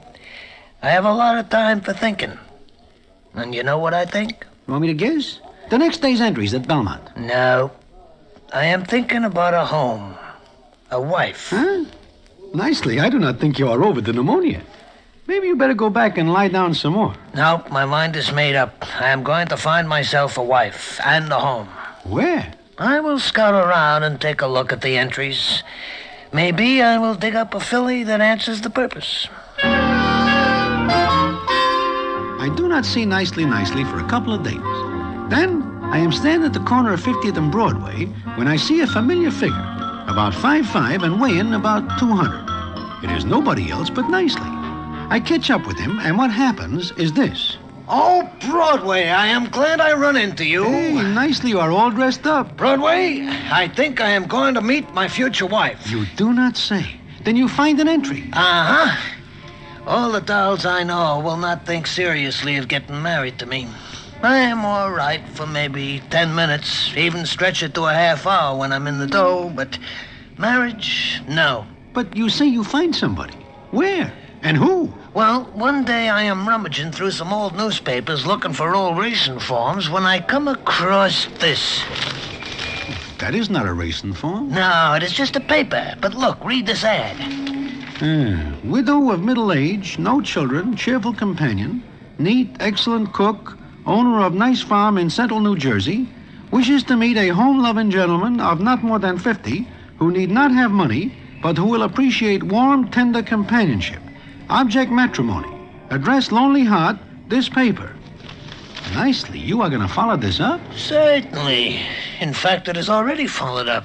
But this is like walking down a subway track. You never know what you run into. Nevertheless, I am now on my way to meet her. I answer the ad, make arrangements, and here I am. Here you are now.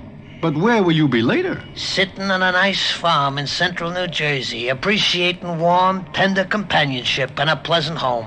And good cooking. Oh. Tell you what, why not come along with me? To central New Jersey? Certainly not. The lady cannot marry both of us. It would be dishonest. Now, come on and meet her.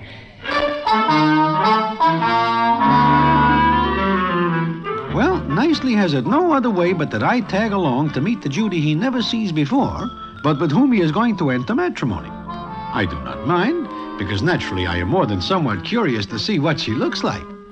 Nicely takes me to a little restaurant. We go inside, and he says... We arranged to meet at a booth and back. She says she will be wearing a blue hat. Then there she is. She looks like she is shading maybe 40. And she looks a little like a first baseman the Giants once have. But she is not bad looking. No, she is not, but... But what? I do not like her eyes. Huh? What's the matter with them? Well, from here they look kind of pale. In fact, those are the kind of eyes a bookie I know has. They never change expression. Please do not criticize a good cook that way. Look, Nicely, before it is too late, why not turn around and forget this? You get all the good food you want in Mindy's. When I can pay for it, yeah, but that is not always. Nicely, I tell you, I do not like her eyes. You are prejudiced. That could be. I tell you, this is my chance to settle down and make something of myself. Come on, Broadway, let's meet her. I beg your pardon? Yes? I am Nicely Jones. I take it that you That's right.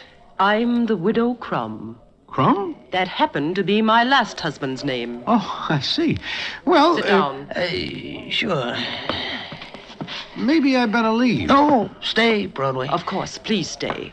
Thanks. I pictured you different than you are. Oh, me? No, me. That's right. You're heavier. I am carrying a little extra weight. You're nice looking. Thanks. What do you do for a living? At present, I am unoccupied. Have you got any money? Money? I have to have money? No, I've got enough. And my farm pays pretty good. Oh, that is very good. But I've got to make sure that you're the kind of man who won't get tired of farm life and run out and leave me alone. That happened to me once, and I wouldn't like for it to happen again. Oh, I am very steady. Am I not, Broadway? Well, skip it. Farm life isn't city life. I guess not. It's simple, plain, but we eat well. You say you are a good cook. I won 5 prizes at the county fairs for my fried chicken. Will you marry me? Are you sure you want to? Yeah, sure. Now, tell me one thing more. Sure, what? Do you believe in the return of a person after death? Huh? Nicely, I will leave you here. No, wait. Mrs. Crumb. Mary. Oh, yeah, sure. Mary, what do you mean by that question you ask? Nothing. It's just that I'm very lonely. Do you know there are men who'd be willing to marry me to get my farm? No. Yes. Why are you looking at me like that? I'm making up my mind. This is a serious step. I'd hate to think I was making a mistake. I couldn't bear it again. Well, maybe we better forget that we On the ever... other hand, I want someone to cook for. Someone who'd appreciate what I can do for him. Make him happy, feed him well. If I could find such a man, I'd stand over the stove 24 hours a day. You would? Yes. Mary, I think you have got yourself such a man.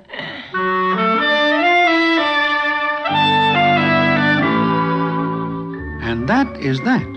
Nicely is a sucker where food is concerned, and all he can see is the Widow Crumb's fried chicken. I look at her eyes, and they are still pale, never change expression. I do not like her. But the whole thing is Nicely's business. Then I hear he marries her, and they go to that farm in central New Jersey. And what happens there, I hear later. And it is like this. Harley? Harley, where are you? Come in, Mrs. Crumb. Come Nicely, Harley is my hired man. Oh? Well, so this is a farm. Do you like it? Well, it is certainly out in the open. You call me Mrs. Crumb? Yes, and call me Mrs. Jones. Oh, this him? This is my husband. Nicely, this is Harley. Fat, ain't he? Say, one more crack like that and I'll put a button on top of your head with a bat. Maybe you will, maybe you won't. Take our suitcases in, Harley, then get back to work. Sure. He ever work a farm, Mrs. Crumb? I mean, Jones? No. Who says anything about work? I've got to see about something. Harley will take care of you nicely. So, you two got married, huh? Yeah. Why? Kind of different than the others. What do you say? Nothing. Give me a hand with these here suitcases. Yeah, sure. Widow's a fine woman. A fine woman. She tells me she is a good cook. I say something funny? Nope, not at all. Then why the laugh? Well, it's just that sometimes what she cooks is mighty peculiar. Mighty peculiar. This way, Mr. Jones.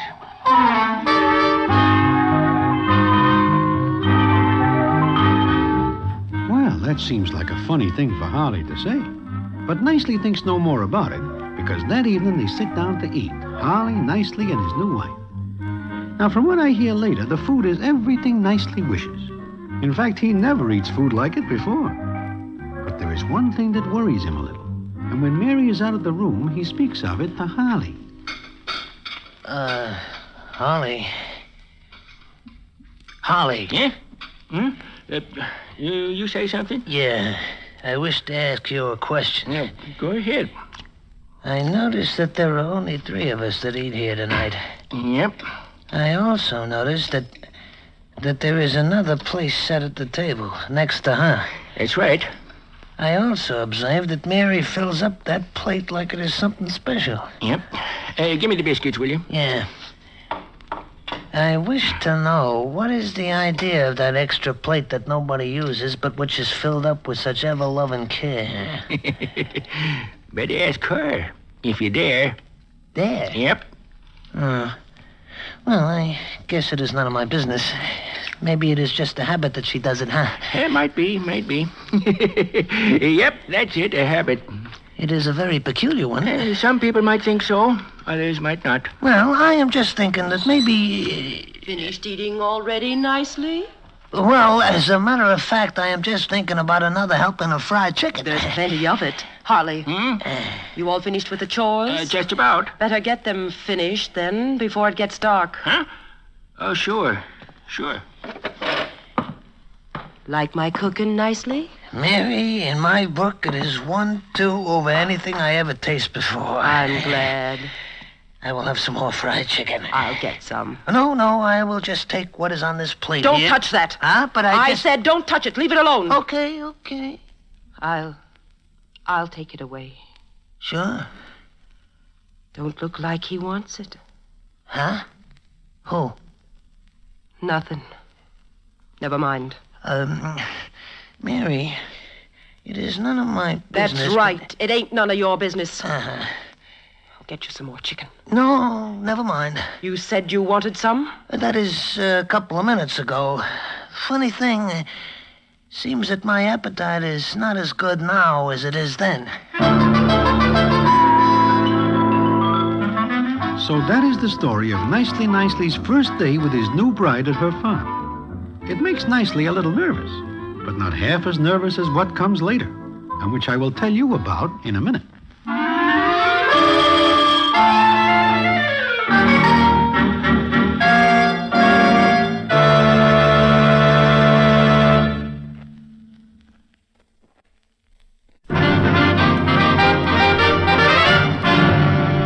And now, back to the Damon Runyon Theater and the famous story, Lonely Heart.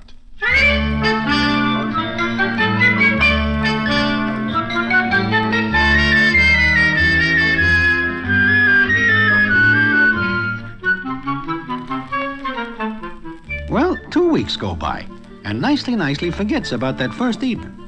But he does not forget that at each meal there is that extra plate which nobody uses. And it is almost always filled with food which Mary throws away later. However, this does not bother Nicely too much, because he never eats food as good as he gets there. Then it is one night after a real good meal. It is dark, and Nicely and Mary sit on the front porch. Nicely rocks back and forth in a rocking chair. Nicely. You say something, Mary? Yes. Will you do something for me? Sure. Anything. It's a kind of favor. What? I want you to go to the city with me tomorrow. New York? No, not New York. Is there another city someplace? I want you to be examined for an insurance policy. Examined? Yes. I am healthy. But you may not always be. I am expecting no trouble. No, sure not. But you can never tell. We're here today and gone tomorrow. You are expecting me to go someplace? Sooner or later, we all have to. Oh, Mary, I wish you would not talk like that. I'm not getting any younger, Nicely. There'll come a day when I won't be able to work the farm. We will hire somebody to help Harley, then. But I need protection. Against what? Against the day when I don't have you. I never noticed how dark it is out here. It's nice, though. Quiet, still. Sometimes I think I can almost see him. Him? Who? Nobody. Oh, but Nicely, you didn't say you'd go with me tomorrow. So soon? Never put off until tomorrow what you can do today. Well, Look, Mary. You don't love me. But I do. No. I do. Then go with me. All right, I will go with you. What is that? Harley! Harley, what are you doing? Never put off until tomorrow what you can do today. That'll be enough, Harley. Sure. That'll be enough. Just enough. I think I will go inside. All of a sudden, it is very cold out here.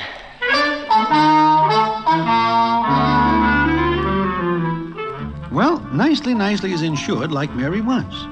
3 months go by, and Nicely is thinking what a wonderful life he leads. He does nothing but eat and sleep, and the meals keep getting better all the time, until Nicely is as fat as a goose and can hardly wobble. However, there is still one thing that worries him, and that is the extra plate at all meals. The best of everything goes on that plate, and after the meal, Mary always throws away what is on the plate. Then one day, Nicely takes himself down to where Harley is fixing the fence, and the scene is as follows. Hello, Holly. Huh? Oh, hello. I wish to speak to you for a couple of minutes. Something wrong, Mr. Jones? Oh, no. I merely wish to satisfy my curiosity about something. Sure. Sit down. Yeah, on what? On the ground. It is slightly damp, and I do not wish to endanger my health. That is funny, Harley. Don't mind a little dampness, Mr. Jones. You'll get used to it. Huh? What are you talking about? Nothing. But, what'd you come down here to talk about? I noticed that at every meal there is a fourth place. I wish to know who that is for and why it gets the best of everything. You ain't guessed, huh? Look, Holly, before I tap your noggin for you, answer my question. All right. Only don't tell her I said anything. Why not? She's kind of funny. Never mind that. Who is the fourth plate for? Jake. Jake who? Jake Crumb. Crumb? Yep. I hear you say Jake Crumb? That's right. And, is that not the widow's name before it becomes Jones by reason of my marriage with her? Sure. Jake was her last husband. Died 3 years ago. Died? You mean that fourth place is for him? Yep. Mary loved him pretty much. She was always sorry for what she did to him.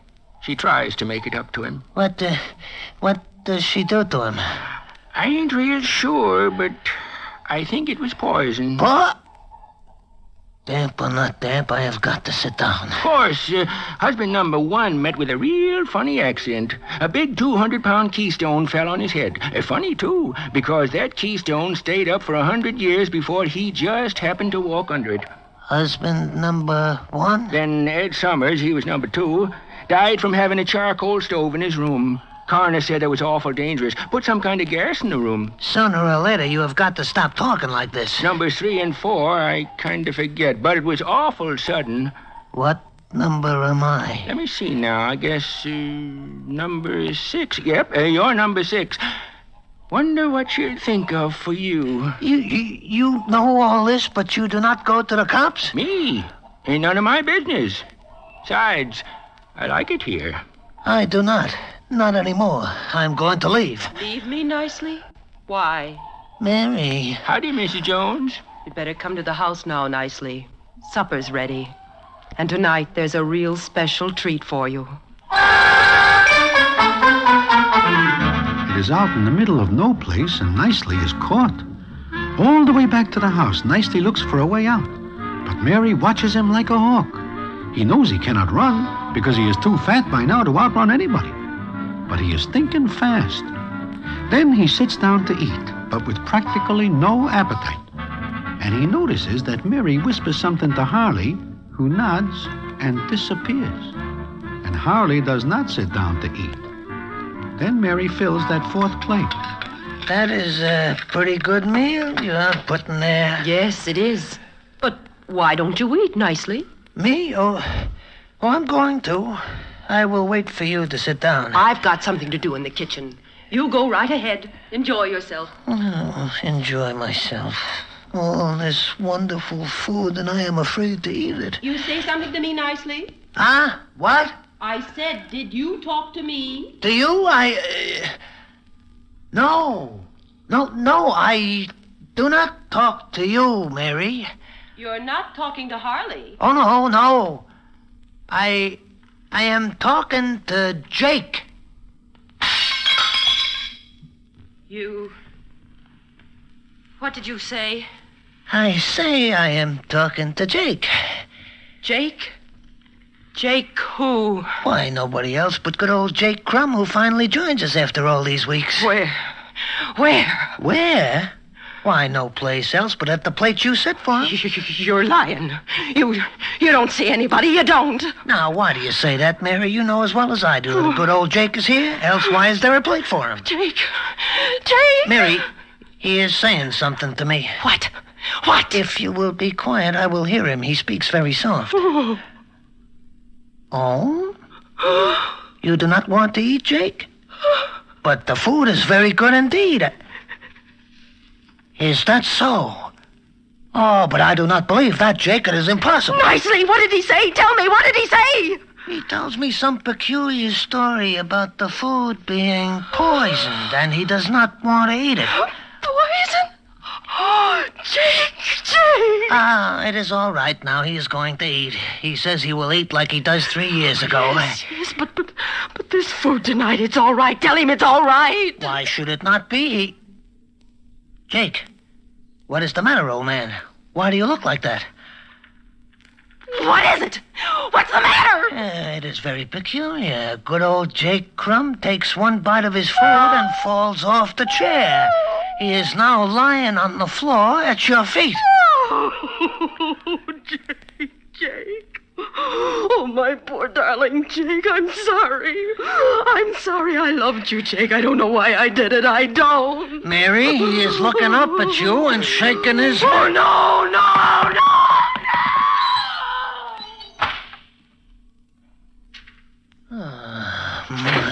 My, I am a good actor. Hello, operator. This is Nicely Jones, and I am speaking from the... Yeah, like I say, this is Nicely Jones, and I am speaking from the Widow Crumb's farm. I wish to speak to the cops, the police, the Army, the Navy, the Coast Guard, and a goodly portion of the Air Force. I need out of here real bad. Now, that is not quite the end of the story. And what the payoff is, I will tell you in a minute.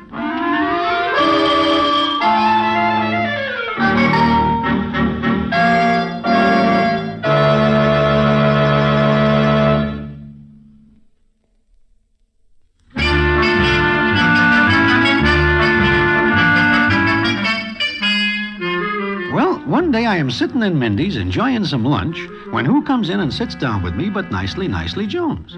He fills me in on the story I tell you so far. Then he says... It takes 10 years off my life, Broadway. Also, it takes 50 pounds off someplace else. This I am able to understand. But what becomes of the widow? It seems she runs out that night and runs right into an old open well. It seems that the cover is off, like she tells Harley it should be. You mean you are supposed to walk into that well? That is the general idea. Oh, Nicely. You are a very lucky man. I guess so. They take poor Harley away. It seems he has some loose boards in the attic and is not responsible. Nicely, you have a terrible experience. Terrible. But I come by $1,200, which I get for the farm because I am the widow's aunt. 1,200 fish, well. And today I bet it all on a horse. Why? Well, it is a hunch I play, like the hunch I play when I pretend I am talking to Jake Crumb's ghost. I do not understand. The horse's name is Apparition. Get it? Oh, sure. Jake's ghost and apparition. It is a good hunch. What happens? Broadway, you cannot expect the same hunch to win 2 times in a row. Apparition loses. It seems like a person just cannot count on anything anymore.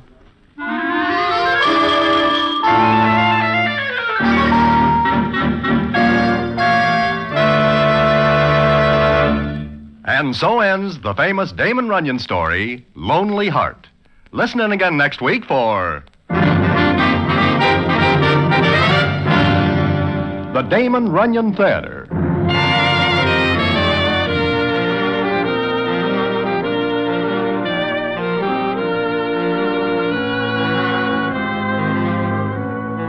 The Damon Runyon Theater with John Brown as Broadway is directed by Richard Sandville, and the story is adapted for radio by Russell Hughes. Vern Karstensen is in charge of production. This is a Mayfair production.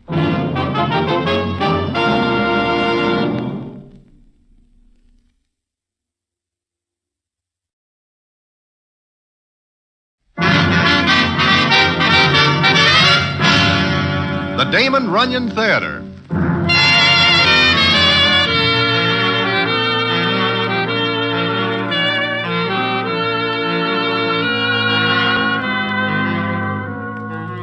Once again, the Damon Runyon Theater brings you another story by the master storyteller, Damon Runyon.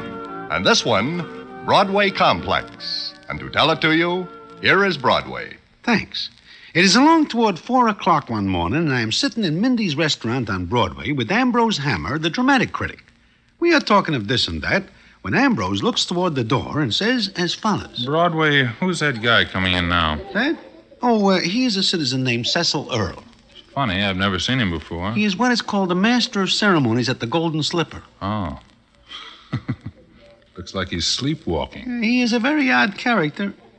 What's the matter, Broadway? I do not like this, Ambrose. Cecil is heading for that table at which are sitting Louis the Lug, Angie the Ox, and Upstate Red. In his right mind, Cecil Earle would walk 10 miles to keep away from their shadows. Look, he is reaching inside his coat. For a gun.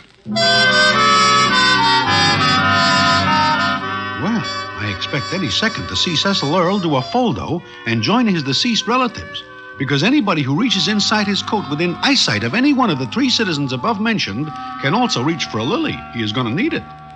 But what happens is something different, and which I will tell you in a minute.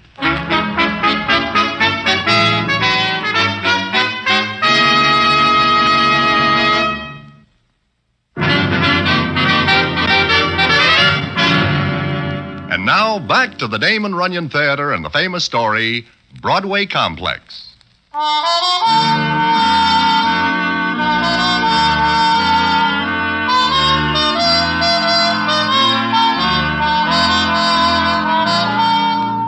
Well, what happens is this. Before Cecil Earle is able to reach the table he is heading for, Ambrose Hammer pops out of his chair and collars him. Ambrose brings him to our table. And what goes on is this. Okay, son, sit down. Take it easy. You should have let me go. I'd have cooked those babies right here and now. Huh? Cecil, what are you talking about? Who do you think you are? Who are you? Me? Look at me. I know you. Sure you do, Cecil. Ambrose, what is this? I'm not quite sure, Broadway. Cecil.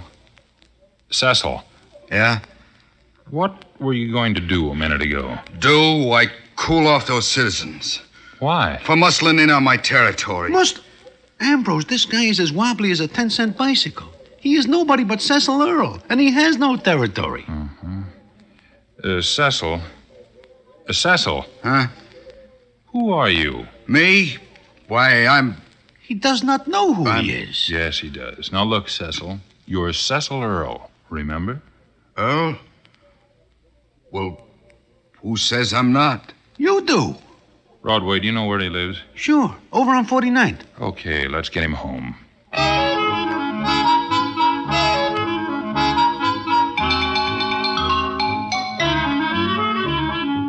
So we take Cecil to his hotel, and on the way over, he gets as straight as I and Ambrose. It seems he gets some sort of funny idea about being somebody else for a while. We tuck him in his bed, and I tell Ambrose all I know about him. Ambrose thinks about it for a minute, and then says... Subconsciously, he wants to be a big shot. He wants to be important, but he's not, is he? Not in the least. Why? Well, every once in a while, like that business in Mindy's before, he takes on a character of his dream world. He becomes, well, a gunman, a killer, a tough mug. All this he dreams? Yes, but he lives his dreams. With a gun? Look, here's the gun he had. Wait, This is nothing but a water pistol. Sure, but to him it was a Roscoe. And he goes to pull it on those citizens? Oh, Ambrose, this can be very dangerous. Only if the others don't know about him. Someday he is going to run into somebody who does not know this is all a dream. So I'll tell you what, Broadway, do him a favor. Me? How? Noise it around about him. Tip off everybody that he's like this. Ah, the poor guy. Just wanted to be somebody and cannot. He'll be all right someday. You mean he will get over wanting to be somebody else? It sometimes happens. How? Oh, if something actually happens to make him feel important, then that inner urge will be satisfied, and he'll be perfectly normal. But what could happen to this Cecil Earl? Who knows? I've seen a lot of things happen to a lot of people. It could happen to him.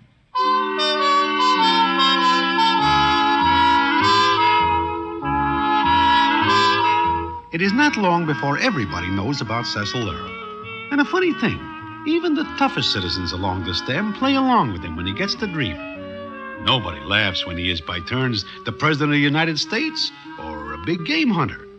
Although Mindy resents it a little when Cecil Earl becomes a French chef and takes to criticizing the food. So that is the way things go along for maybe 3-4 weeks. Then, one day I am sitting in Mindy's with Ambrose Hammer, and we are joined by Cecil, who sits down and speaks. Hello. Hiya, Cecil. Hello, Cecil. Look, I've been wanting to talk to you for a long time now. About what, Cecil? About me. What is the matter? It's just that, well, I thought maybe I ought to go away. Go away? Why? You know. Anybody say anything to you? Oh, no. No, that's just it. Nobody does. Oh, I see. I know I make an idiot of myself when I get one of those... forget it, Cecil. Sure, forget it. Ever since I was a little kid, I wanted to be somebody. I never was. What am I now? A master of ceremonies in a nightclub. But you're a good one. Maybe, but... Look, Cecil, believe me, when I tell you there are plenty of citizens along this stem who wish they are somebody they are not. Only they do not admit it. You guys are swell. Well, what's the matter? Look, that's Fergus Appleton coming in. There is one guy I wish was somebody else, preferably in the dead past. He's a great actor. You do not like him, Ambrose? I loathe him. In addition to being a bad actor, he smashed in my derby hat the other night. Huh? Why, what has he got against derbies? The fact that I was wearing one and the fact I panned him in his new play, Never Never. He's a great actor. If you ever become him, I wash my hands of you for good. He sees you, Ambrose. He's going to rub it in. Will you introduce me to him? What for? Sure we will, Cecil. Hello, gentlemen. Mr. Hammer accepted. Just counting me out of your greeting brightens my day, you ham. Sour grapes, eh, Hammer? You can never pick a hit, can you? I'll go away. No, I think I'll sit down. Goodbye. So long. Mr. Appleton. Yes? Who are you? Come on, Cecil. I want to talk to you. But I'd like to talk to Mr. Appleton. Say, aren't you the chap who... Oh, of course. I've heard about you. You've been pointed out to me. I have? Cecil, let's get going. Yeah, come on, Cecil. But I want to talk to Mr. Appleton. Certainly. Go away, Mr. Hammer. Napoleon wants to talk to me. Look, Apple Pie, that is no way to talk. One more crack like that, and I'll... You'll what, Hammer? I'll break your head in. Oh, I don't think so. You're in bed with your paper now for panning Never Never. Make a pass at me, and you'll get the worst publicity anybody ever had. Look, Appleton, let this kid alone. Oh, it's all right, Mr. Hammer. It is not. Maybe you better come with us, Cecil. But I'd like to talk to Mr. Appleton. Oh, it's obvious that Cecil recognizes a kindred spirit. That right, Cecil? I always wanted to be an actor. Okay. What do you say, Broadway? I think I will leave, because suddenly the air in here is very bad. It'll get better when you leave.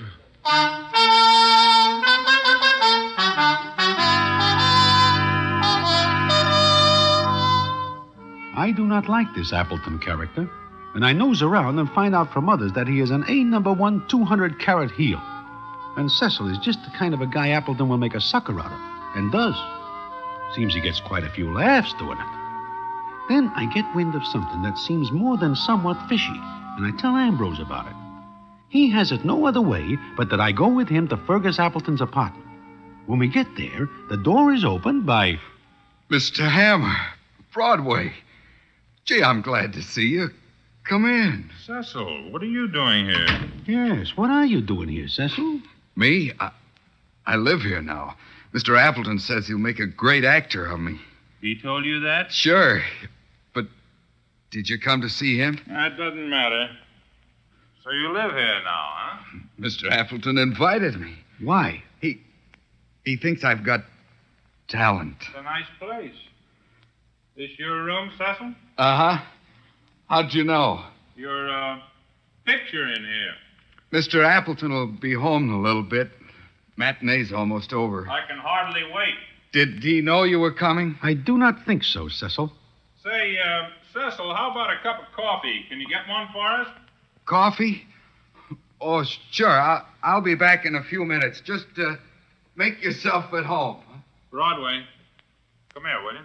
What is the idea of you asking for coffee? You know we just had some at Mindy's. Look, when a guy like Fergus Appleton suddenly becomes a big brother, what do you look for? Rats? Exactly.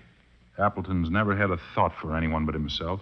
The only thing I can figure is that he regrets making Cecil a laughingstock and wishes to make it up to him. You believe that? No. Because Fergus does not strike me as the type that ever plays warm for anybody. Unless he wants something. From Cecil? Could be. All of a sudden, we hear that Fergus is treating Cecil like a long-lost relative. Takes him here to live. What are you looking around for? I don't know. Maybe a rat. I smell one. Look, Fergus is due back here soon. What if he catches us here? We're paying a social call, that's all. What is the matter now? Come over here. What is it you find? These books. So, what is so wonderful about finding books? I have a few myself. Yeah. You see what I mean? Who is reading this kind of stuff? This is Cecil's room. The Criminal and the Criminal Mind. Take a look at the next two. Great Crimes of History. The Art of Murder as Practiced by 7 Notorious Murderers. Keep going. The Perfect Crime as a Criminological Study. Ambrose, I do not like this taste in literature. I'll give you 10 to 1 that Fergus Appleton never read books like these in his life. But what about Cecil? Just think about it a second. I do not like to. At first, Appleton uses Cecil as a goat. Then he is very nice to him and gives him this room and these books. Why? That is what I would like to know. What would you like to know? Well, Fergus Appleton, of all people to meet in your apartment. What's the idea, Hammer? Broadway? Oh, nothing. Just dropped in. Not to see me, that's a cinch. Oh, you're so right. Well, guess we'll be going. Just a minute. Sorry, he can't stay, Fergus. You will until I tell you a few things. Like what? Like, don't ever come back here again. It's a pleasure. Come on, Broadway. Oh, hello, Mr. Appleton. Did you let these two in here, Cecil? Huh? Why, sure. Don't do it again. But Cecil, I'm trying to help you. You want me to, don't you? Sure, Mr. Appleton. Sure. Then don't ever let these two in here again, or out you go. Come on, Ambrose. Yeah, so long, Fergus. Goodbye. So long, Cecil. Goodbye, Broadway. Oh, what do you know about that? What do I know about what? You know, Broadway, I could swear that Mr. Fergus Appleton looked scared for a minute. Yeah, he does at that. But why should he be scared of us? I don't know. Unless it's got something to do with those books and Cecil. Yeah. And he does not like us to know about it. Broadway, something tells me we'd better keep a pretty close watch on this setup from now on.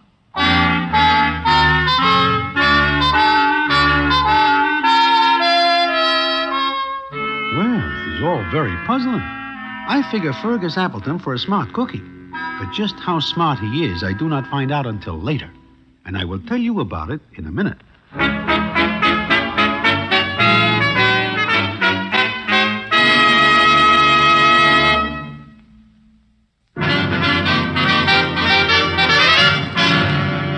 And now, back to the Damon Runyon Theater and the famous story, Broadway Complex.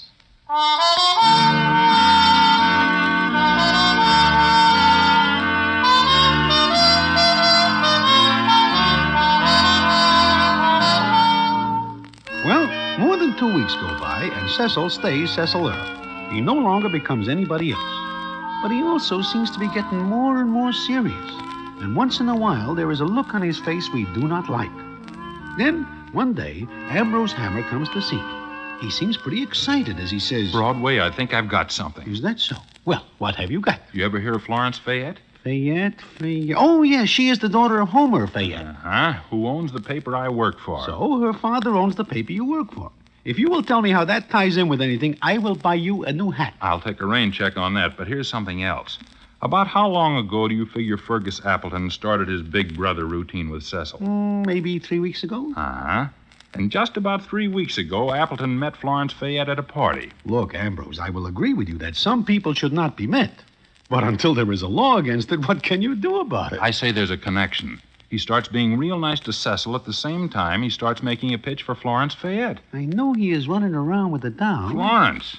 Now, what's the angle? What's the angle? I think you are out in the sun too long. What angle can there be? Those books. And you've noticed how Cecil's acting lately? Yeah. Oh, now, wait a minute, Ambrose. If you are thinking that Fergus is going to put a chill on the Fayette doll... Oh, what good would that do him?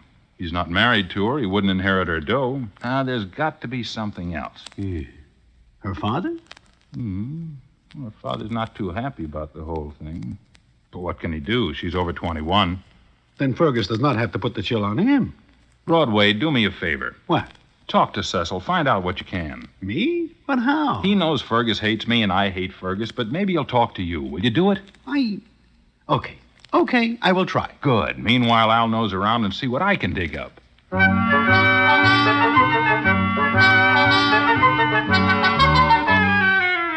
It is not easy for me to get to Cecil, but I finally managed to catch him in his dressing room one night when he finishes working at the nightclub where he is master of ceremonies. There, what happens is this. Look, Broadway, I'm in kind of a hurry. Sure, but I do not see you for quite some time, Cecil.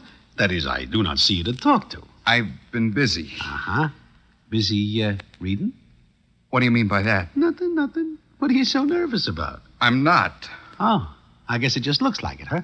Did you want to see me about something? Like I say, just to talk. I haven't got the time. Cecil, what has eaten you for the past couple of weeks? Nothing. What makes you think that? Well, it just looks like you're acting like a guy in love. What made you say that? What made you say that? You do not have to jump down my throat. I just say it. Why? Why did you say it? Hey, Cecil, take it easy. You're trying to needle me, huh? Give me the works, huh? I am not trying anything. All I say is... I know what you said. Look, I gotta go now. Who is the doll, Cecil? Shut up! You know, you are not a bad-looking guy. Maybe a doll would be glad if you are in love with her. Me? Me? Don't make me laugh. I am not trying. No, Cecil, you are not bad-looking. Maybe this doll likes you, too. She loves him. I know she does. But maybe you have got a chance, too. Against him? Besides, he's my best friend, Fergus. Fergus Appleton, huh? Maybe the doll is Florence Fayette. Shut up. Now let me go. Sure. My book. Where's my book? This one? Never mind, I'll get it. Here it is, Cecil. Put it down. I am just handing it to you. Give it to me. Sure.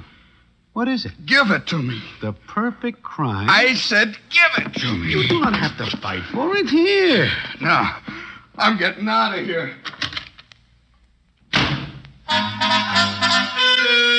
With that, he bangs the door and leaves.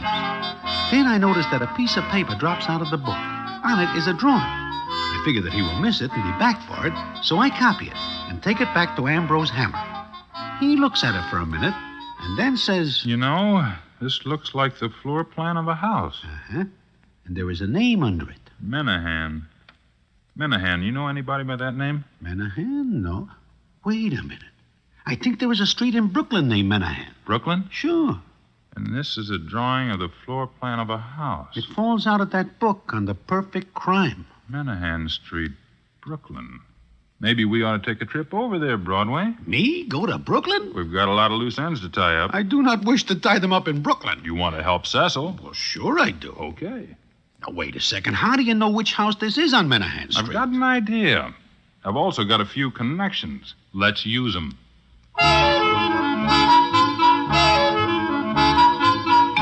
So Ambrose drags me to where there are maps and plans. and he finds one that matches the drawing we have got. Then I do not see him for 2 days, until one night he puts me in a cab, takes me to Brooklyn, and we get out at a house on Minahan Street. There, the scene is as follows. I gave a couple of tickets for a show to a maid that works in this house. So? So she left the side door open so we can get in. We? Ambrose, you are never so much alone as you are tonight. It's okay. No one lives in the house but an invalid woman. She's upstairs asleep by now. The maid won't bother us. Neither will I bother the maid. Good night. Come on. This is for Cecil. I would like to start thinking of myself. It's okay, I tell you. Like shooting fish in a barrel. It is open. Sure, the maid said it'd be. Easy now. Ooh, it is dark. Shh, come on. Ambrose, somebody light the light. Just my flashlight. My. How well you are equipped for this work. Oh, let's see. Living room. Just like in the drawing. Piano over there. Ambrose, look. What? Shine your light at the piano again. Why? For once, do as I say, please. Okay. Fergus. It is Fergus Appleton. His picture. A photograph. Uh-huh. Come on. Take a look at it. Read what's on it. To my loving wife, till death do us part. Fergus. My loving wife. I never knew the rat was married. The invalid woman, his wife. Till death do us part. Death. Oh, Ambrose, let us get out of here. Oh, what a beautiful scheme. The filthy rat. Ambrose, those books, Cecil, the drawing. I get it. Fergus gives Cecil the books to read. He wants to make Cecil commit a perfect crime. Yeah, talk him into being a super criminal. Play on his complex. Is that possible? With Cecil, sure. Cecil wants and needs attention. Killing somebody's a sure way to get it. The perfect crime. For Fergus, yeah. With his wife out of the way, he can marry the Fayette doll. I think I will go back and cook Mr. Appleton myself after I go to the gendarmes. No, not the police. Are you crazy? We have got to go to them. They'll only pick up poor Cecil. I don't want that to happen, do you? No, but can you think of something? Let's get out of here first.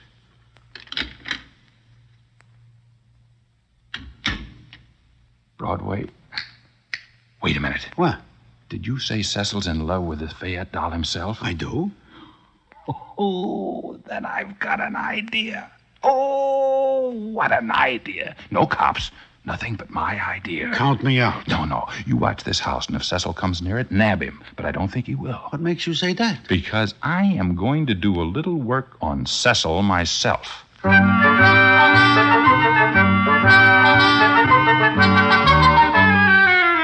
It is very dull work watching the house in Brooklyn.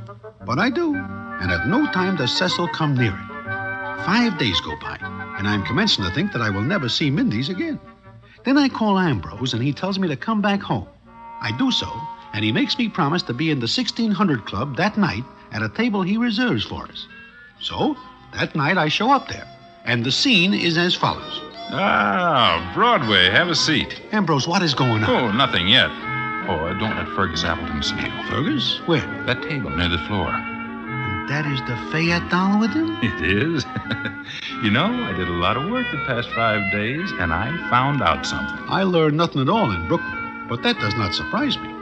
What do you learn here? That Cecil has a better chance with the doll than he thinks. Huh? And as for me, I'm going to bust up this guy Appleton's apple cart and get myself a raise from old man Fayette for doing it. You fix things for yourself, huh? I never forget me.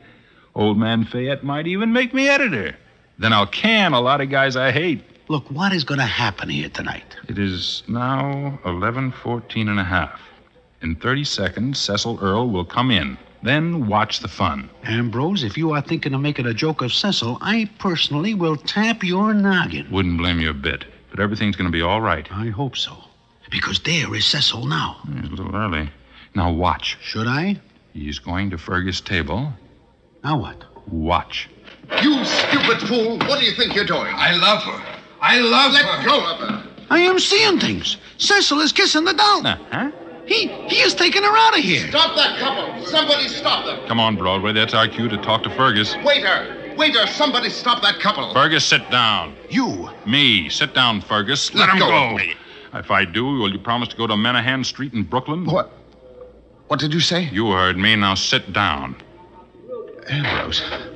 What did you say? Minahan Street. For the love of...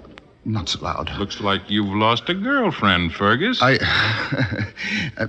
Ambrose, why not have a sandwich? Why don't with you me? lose yourself now, Fergus? Quick, the cops will be here any minute. And anyway, everybody's looking at you. And this is one time you don't enjoy it. Well, all right. Goodbye. Goodbye. Ambrose, if you will stop laughing for 1 minute, I would like to know what happens. Well, you saw it? But I do not understand it. It's very simple. Cecil's in love with her. In a second, I will bang you over the head with these ham and eggs without removing the platter. Okay, all I did was change Cecil from the perfect criminal to the perfect lover. You what? Sure. I loaded him up with books about Don Juan. He liked them much better than the others. You know, I think he got more out of them. Well, that ends the festivities for that night. But it is still not the end of the story. The payoff comes a month later. And what it is, I will tell you in a minute.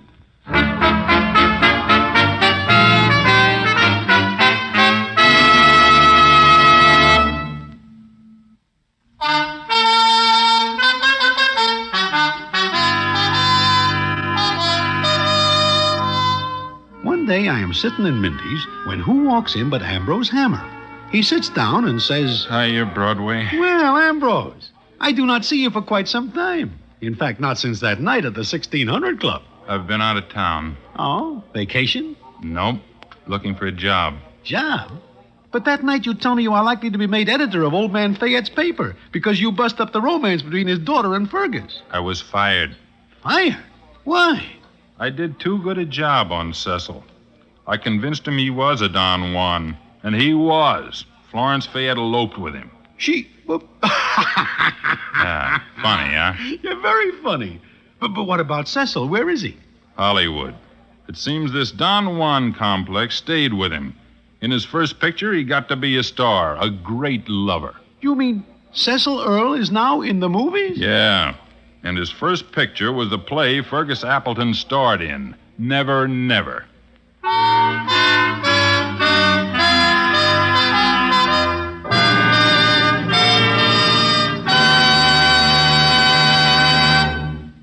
And so ends the famous Damon Runyon story, Broadway Complex.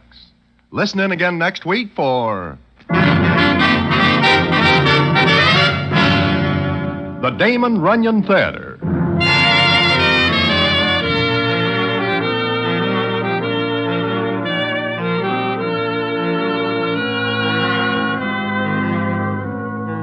The Damon Runyon Theater, with John Brown as Broadway, is directed by Richard Sandville, and the story is adapted for radio by Russell Hughes. Vern Karstensen is in charge of production.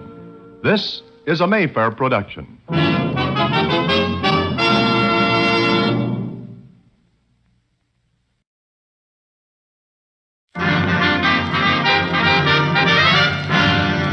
The Damon Runyon Theater.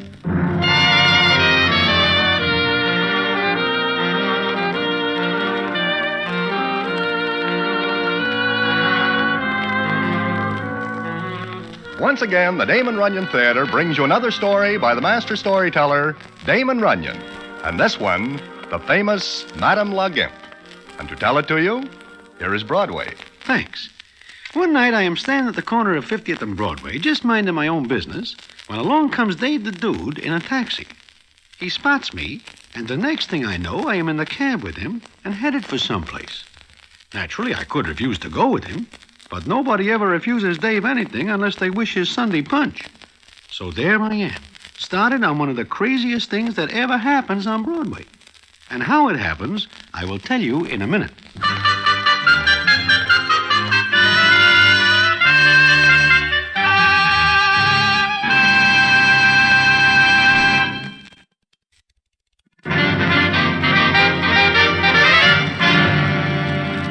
Now, back to the Damon Runyon Theater and the famous story, Madame La Gimp.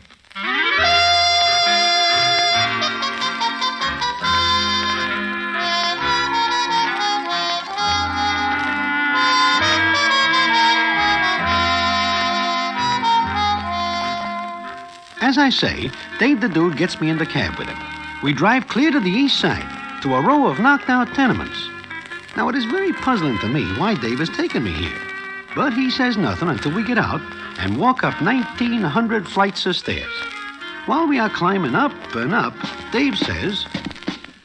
It's on the top floor. What is and why? We should hit snow pretty soon.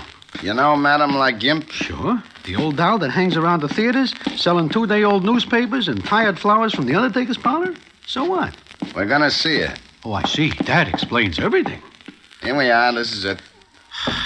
If she is not at home after we climb this mountain... She's home, all right. They brought her back from the hospital. Hospital? Yeah. She tries to knock herself off last night. And I wish to see why. Maybe she tries it again. There is no answer to your knock. Come on. Madam. Hey. Madame La Gimp. Where is the light? There's a gas jet right there. Light it. Gas? This is real old-fashioned. Look. Dave. There she is. Madam. Hey. Madame La Gimp. She is sleeping with her eyes open. Maybe she... Hey. Madam. Huh? Madam, look. It's Dave. Dave on Broadway. Oh, Dave, Broadway? You scare us for a minute. What is the idea? Please go away. Let me alone. We're gonna help you. Broadway and me. You get that? We're here to help you. Nobody can help me. Nobody. Now, will you please go away? Go away. That is no way to speak to anybody that comes all this way, madam. Take it easy. I'm sorry. You're very nice people. They should have let me die. They should have let me die. Dave, I think it is better if we just sit down and let her get this cry over with. Until she does, we are going to get nothing out of her. Yeah, I guess you're right. Okay, we wait.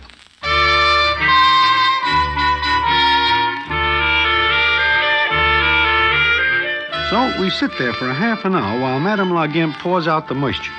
Then she clears up. We ask a couple of questions, and what she tells us is this. Dave, hand me that big envelope. This one? Yeah. Look at this photograph. This is a real classy-looking young doll. Doesn't look much like her mother, does she? How do we know? We never see her mother. You're looking at her right now. You? Me. What are you giving us? I don't blame you for not believing it. That's my daughter, Eulalie. Eulalie, huh? Okay. Maybe you better do some more talking. She was raised in Spain, where I came from. I haven't seen her since she was a little baby. Why not? Why not? I wanted her to be a lady. I took all the money I had in the world and sent her to Spain. That was 15 years ago. You with money? Here, look at these.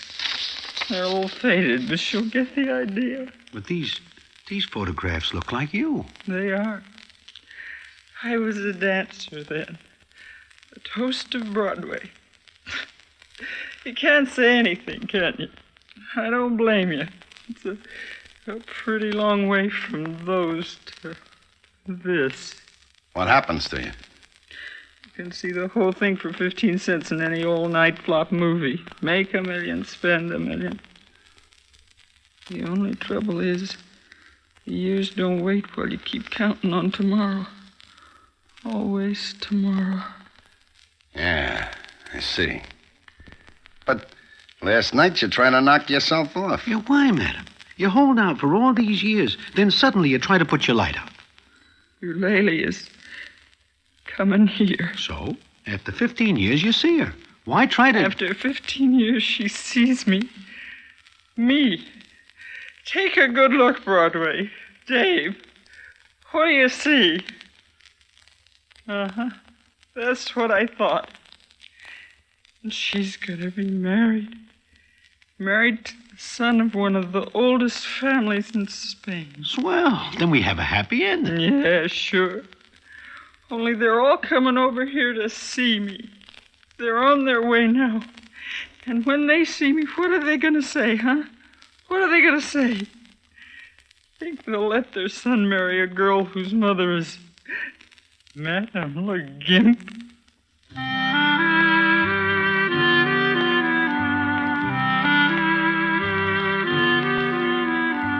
there is more talk, and it turns out that Eulalie thinks her mother is a society doll married to a guy with plenty of potatoes.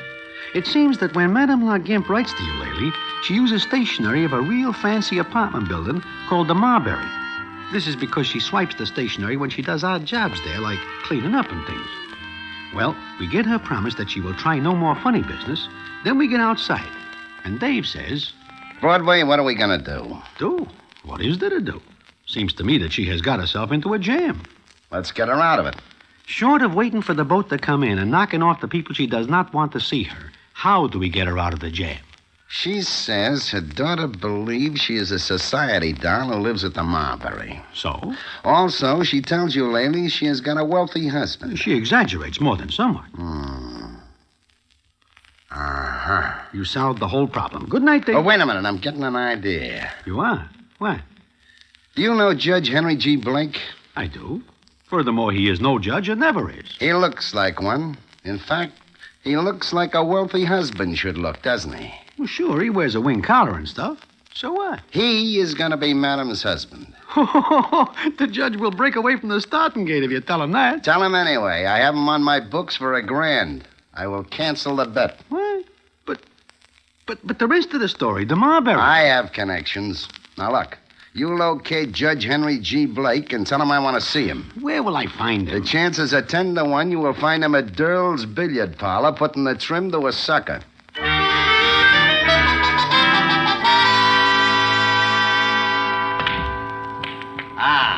Good shot, my man. Good shot. Hello, Judge. Oh, good evening, Broadway. 9-ball, corner pocket. Judge, I have got to talk to you. Not now. I'm busy. Beat it. Dave the Dude sends me. I cannot. Dave? I am temporarily out of funds. Tell He him. will cancel the grand you owe him. Cancel? He'll cancel it? I had this sucker lined up for a killing, but since it's for Dave, I'll be back in a minute, my good man. Now, what's this all about, Broadway? I think you better sit down first, Judge. Why, is something wrong? Not yet. Oh, my dear Broadway, will you please come to the point? Sure. You know Madame La Gimp? That old... How would you like to be married to her? Married to... But you're insane. Dave the Dude wishes it. This is extortion. I'll see a lawyer. I do not think you will get that far. No. Anything but that. Tell Dave I'll get him the money. I'll go to work. At what? I don't love the woman. In fact, my feelings are just the opposite. Look, Judge, all you have to do is to be her husband for a couple of days. Just make believe. Even the thought of that appalls me.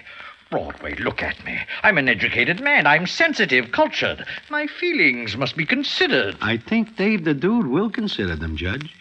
And maybe you will not like it. But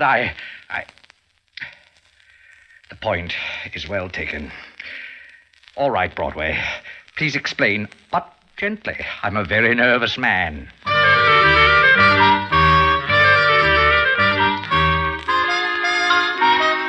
The little talk ends up with the judge agreeing to the proposition. What else is there for him to do? Then we go back to see Dave the Dude. He is at his place with Madame La Gimp when the judge and I walk in. And the scene is as follows. Broadway tells you what the pitch is, Judge? Yes, I'm thoroughly acquainted with the situation. Good. You know Madame La Gimp? Yes. How do you do, Madame? Dave, I want to go home. I want to get out of here. Why? Why do you think? It'll never work, not in a million years. I think she has a point there, Dave. It's been nice seeing you, Madame. Sit down. All right, Dave. Now you listen to me. That boat gets in day after tomorrow. You got that long to get used to the idea. Such short notice. He's right, Dave. Look at me. Take a good look at me. What chance have I got? The one we'll give you. It's no good, I tell you. You want Eulalie to marry this citizen you tell us about? I want her to be happy. Okay. But if she gets here with her ever-loving in-laws to be and they lamp you, what happens? Oh, don't, Dave. Please don't. Oh, take it easy, Dave, huh? Well, I didn't mean to hit you over the head, madam.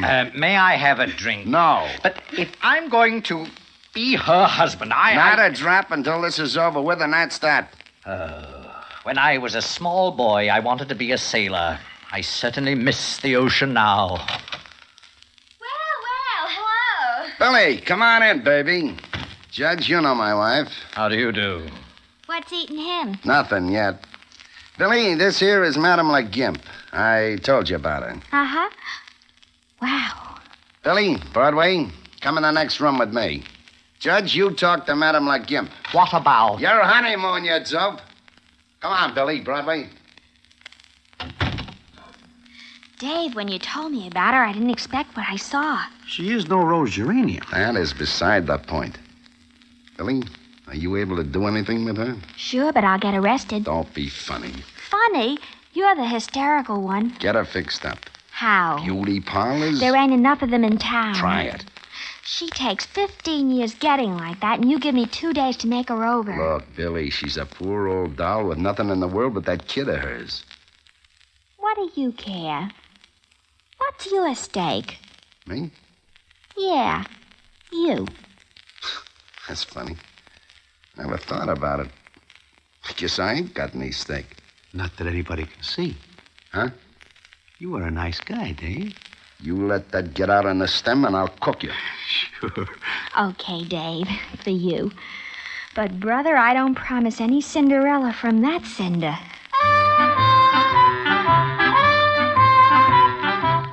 With that, we break up. Billy takes over Madame La Gimp. I take over Judge Blake, with orders to keep him in line. Personally, I think the whole thing is going to be a bust. There are just 2 days to get ready. And from what I see of Madame La Gimp, we need 2 years. Nevertheless, we go through with it. And what happens when we do is something for the books, and which I will tell you in a minute.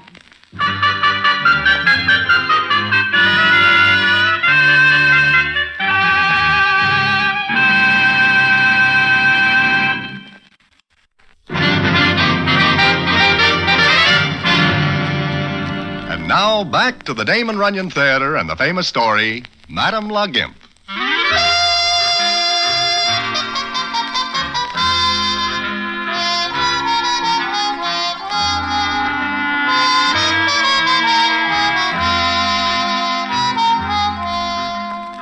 Well, it is finally the morning when the boat is due to arrive.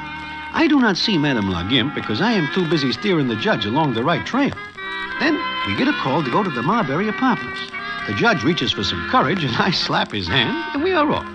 And at the Marbury, Dave lets us in an apartment.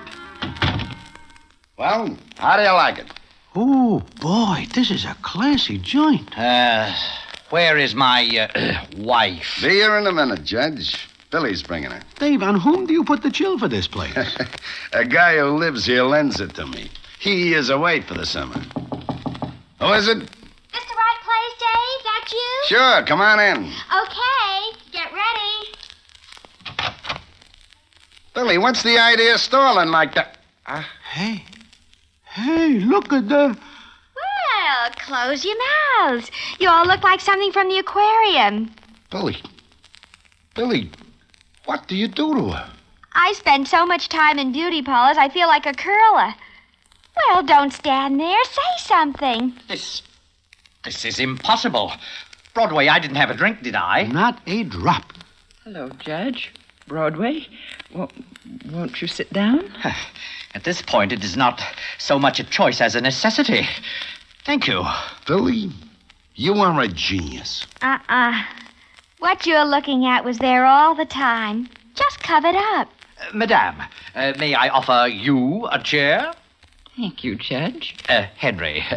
The name is Henry. Look, we got a half an hour to get down to the pier. Yeah, we gotta get moving. I can't go. No, I can't go. What? Madam, you gotta go. I'm scared. Broadway, Dave, I'm scared. I know something will happen to ruin everything. Please, before it's too late, let's stop this. Honey, believe me, you got nothing to be scared of now. How will I act? What'll I say and do? Madame, if you will permit me to offer my arm, we shall face this thing together. Shall we go?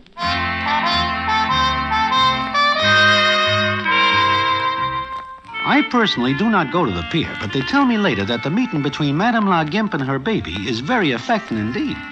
And the judge does himself proud. Although there is talk that he takes advantage of numerous small excuses to kiss Eulalie, who is a very good-looking young doll. The thing goes off real good because Eulalie's future in-laws speak no English, and only Madame La Gimp speaks Spanish. Everybody gets back to the Marbury with everything nice and rosy. It begins to look like a cinch. But Dave does not leave it at that. He says he is going to throw a big reception with a lot of celebrities to show the in-laws to be what a big shot Madame La Gimp is. Where he is going to get these celebrities, I do not know. And I do not like the idea. But Dave tells me to show up at 9, and I am Johnny at the rat hole on the dock.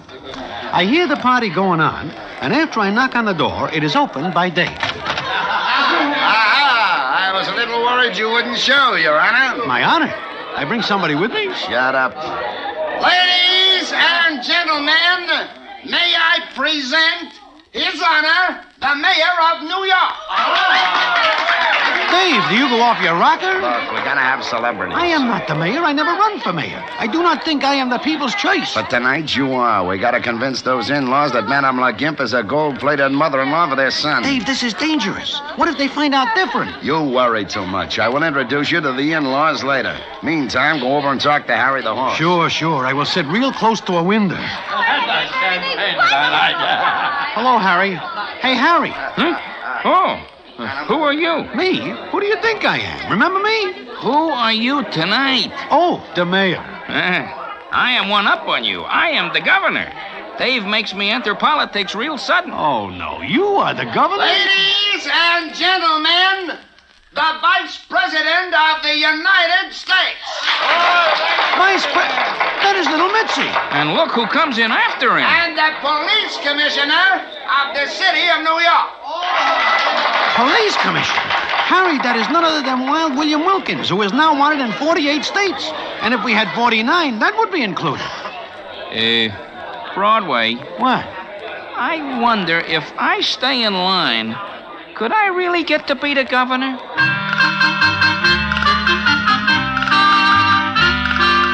Well, in 2 hours, the apartment has more celebrities than any place in the world.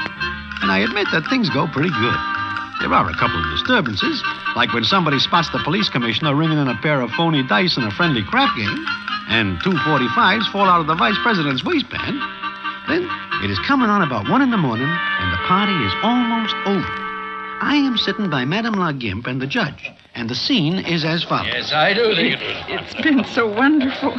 You've all been so wonderful. Oh, tut, my dear. It's been a great pleasure. Sure. We are glad to do it for you, madam. Sure, and it looks like everything is fine with your baby and the young guy. She'll go back to Spain with him, believing I'm what you've all made me for 2 days. My dear, we made nothing of you that wasn't already there. I kiss your hand. Hey, he is. Please, Henry, don't. Oh, so very lovely, very lovely. You know, she is at that. I want to tell you something. If I can, I'm going to be different. Do you think I can? I'm sure of it. As for myself, well, I've wasted a good many years, too. You know, I wonder if we... Hey, why is everybody so quiet all of a sudden? Look, coming in the door. Harrigan. Lieutenant Harrigan and a squad of gendarmes. Oh, no. It can't happen now. It just can't. It is. Well. I've never seen anything like this outside of visiting day at Sing Sing. Harrigan, how did you get in? My badge, it gets me in places. Mitzi, stand still. You too, Wilkins. Harrigan, lay off, will you? Lay off for the night. Yeah, sure. I thought I was getting a phony tip about you citizens. But it looks like it was on the level. Harrigan, you do not understand. You're right, I don't. But that does not bother me in the least. My dear Lieutenant. Oh, in a big time, aren't you, Judge? Pool tables are more in your line. Harrigan, shut up. Take it easy, Judge. Let go of me, Broadway. Judge, beat it. No, I won't leave. Okay, stay. Now, somebody explain what's going on. I said explain. What's the pitch? What banks are going to get knocked over tomorrow? From the looks of this crowd, I'd say the United States Mint was in for a bad time. So start talking. Start talking, or I'll jug every one of you. Most of you'd have a tough time beating any rap. Okay, let's all go for a ride. No. Wait, Lieutenant. Madam, sit down. Madam, get back. It's okay. Don't say a word. I want to. Who are you? You know me. Take a better look. Madam... No, this is silly. Yes, Madam LeGimp. Madam, think of what you are doing. I am. Maybe I knew all along that this wouldn't work. Maybe I knew something had to happen. Will you tell me what this is all about? Yes. This is a party for me and my daughter and her fiancé. Your what and her who? My daughter.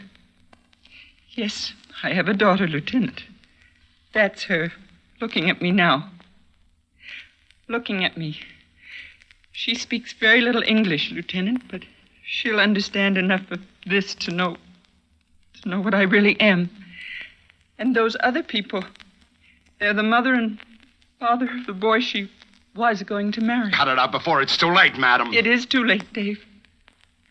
Lieutenant, all these people here tonight came because of me. And Madame La Not Gimp because tells they the were whole breaking thing. the law or... Eulalie is looking at her, and I know by her face that she gets quite a bit of what goes on. And the young guy does, too. But his mother and father do not know one word. They just sit and look more than somewhat puzzled. Phony dear. Then Madame La Gimp finishes. Now, Lieutenant, you've got the whole story. Is this on the level? Take my word for it, Harrigan. Yours is the only one I would take, Broadway. What happens now, Harrigan? Well, Dave, I get all the good assignments. One more like this, and I'll turn in my shield. Lieutenant, what does that mean? Well, to make this look good, you better introduce me to the folks. Sure. As what? You got just about all the big names taken. Make me any celebrity. Sure. Come on over. Senora, I have the honor to present a great celebrity. Lieutenant Harrigan, New York Police Force. And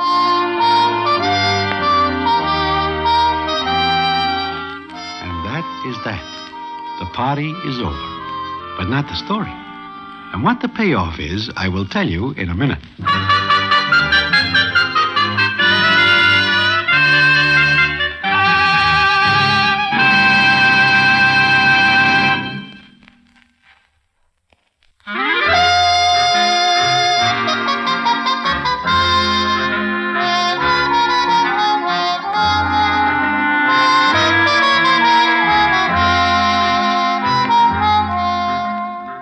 Like I say, the party is over.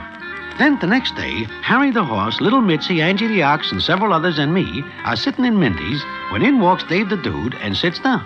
He says as follows. Well, it is all over, boys. What happens, Dave? They are married. They elope. The young guy is nuts about you, lady, and does not care who her mother is. His mother and father know from nothing. Well, that is real nice. Also, the judge and Madame La Gimp are married. Well, that is much better than real nice. So everything is settled. Not quite. Not quite settled. What do you mean, Dave? I have here a list of some things. A list? Of what? If every single article listed here is not kicked back to the owners of the different joints in the Marbury they were taken from by next Tuesday night, I will bust a lot of noses around this town.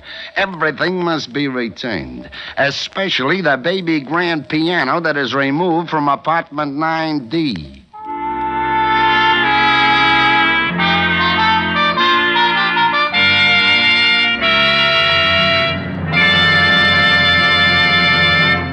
And so ends the famous Damon Runyon story, Madame La Gimp. Listen in again next week for the Damon Runyon Theater.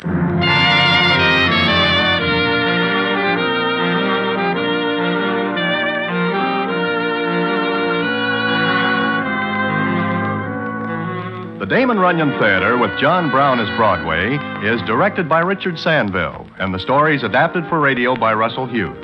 Vern Karstensen is in charge of production. This is a Mayfair production.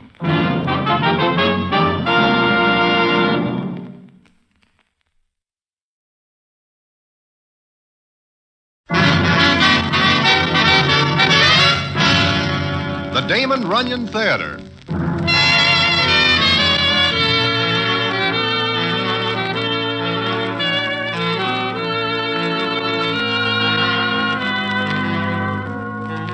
Once again, the Damon Runyon Theater brings you another story by the master storyteller, Damon Runyon. And this one, Baseball Hattie. And to tell it to you, here is Broadway. Thanks. It is one afternoon in early spring. The baseball season is just underway, and I am sitting behind third base at the Polo Grounds, waiting for the Giants to carve up a few Brooklyns, when I feel somebody sit down next to me. I look over, and who is it but Armand Stacy? I do not like this citizen, but he pays his way in, so there's nothing I can do about it. Then he speaks to me. Great day for a ball game, huh, Broadway? Yeah, for a ball game. 30,000 people here, and you sit down next to me. Don't like me, do you? You are not my idea of a boon companion. Now or ever. Lots of people don't like me. Why should you be different? So long, Armand. Sure, so long. Broadway, I gotta get out of here. My sentiments exactly. You are a mind reader. It can't be her, not after all these years. Who are you talking about? You look like you see a ghost. Yeah, ghost. Broadway, see you around. If I see you first, you will have to hunt. Hey, let me through here. With that, Armand takes the wind like a million gendarmes are after him. I look around to see what makes him decide not to stay. And I see her. At first, I do not believe it. But there she is, Baseball Hattie, sitting at her old place behind the Giants' dugout.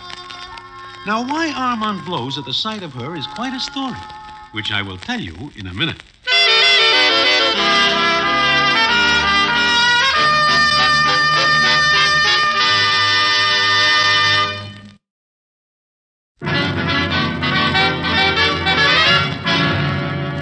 And now, back to the Damon Runyon Theater and the famous story, Baseball Hattie.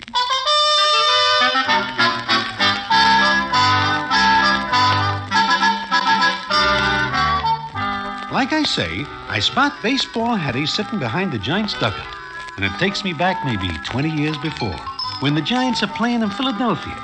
Seems the umpire calls a close one against the Phillies, and the citizens there resent it more than somewhat. In fact, a group of them are waiting for the Giants to come from the clubhouse. There they come! Yeah, Giants! Let's make them sorry they ever come to Philly. Come on, you guys! Hey, let me out of here! Let me out of here! Hey, that's Haystack Douglas. Come on, boys. Let's put him back in the bushes. Somebody gonna get hurt? Come on. Okay, come on, all of you. Come on. I'm with you, Haystack. Grab something solid and swing away. You better get out of here. This ain't no place for a lady. Who says I'm a lady? You got him right over the head. Come on back. Back away to the tunnel leading up to the street. I'll hold him off. I ain't gonna leave you here with him. The cops will be here soon. Come on, you yellow boobs. Come on. Cops. Back to that tunnel, Haystack. Come on, get going. Yeah, come on. We can make it now.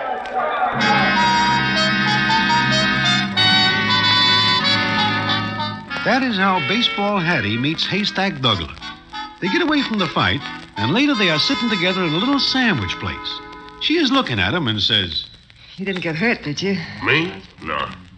You? No. You sure pitched into those birds. Yeah. What's your name? Hattie. Everybody calls me Baseball Hattie. Oh, sure. Baseball Hattie. Ain't you always behind the dugout when we play home games? Uh-huh. When I can make it, I go out of town. Follow the Giants. You like baseball, huh? Nothing like it. Ever since my father took me to my first game when I was a kid, I've been following the Giants. Ever seen me pitch? I ain't never missed a game you're in. Pretty good, huh? You're the best left-hander I seen since... Since. Maybe I'm the best lefty you ever seen, huh? You got a curve like the letter Q. And that fast ball. When you can't see him, you can't hit him. Yeah? Why they call you Haystack? Maybe because I once pitched hay back in Missouri. That where you come from? Sure. Don't you never read the sports pages? Yeah. Well, then you ought to know. I just want to hear you say it. Why? Don't know. Just do. You can get me talking about myself, and I'll never stop. Okay by me. Where you from? New York. What do you do? Let's talk about you, huh? Sure. You see me throw a one-hitter last week? Oh, sure. The Cards didn't have a chance. I figure maybe I win 25 games this season, then the World Series. Oh, you can do it, Haystack. Sure I can. Stand on one leg. Why are you laughing? Oh, it's something somebody said the other day. What was it? Somebody said if I didn't quit horsing around and living like I do, I'd burn myself out in a year. Me, I won't never burn out. Not as long as I got this left arm. Yeah. I heard you were kind of hard to handle. I got a right to a little fun. I get out there and pitch my heart out. Comes night, I gotta have a little fun.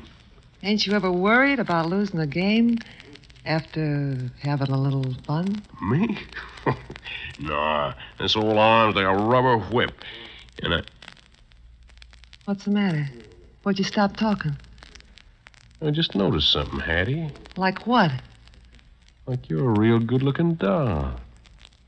Yeah, a real good-looking doll.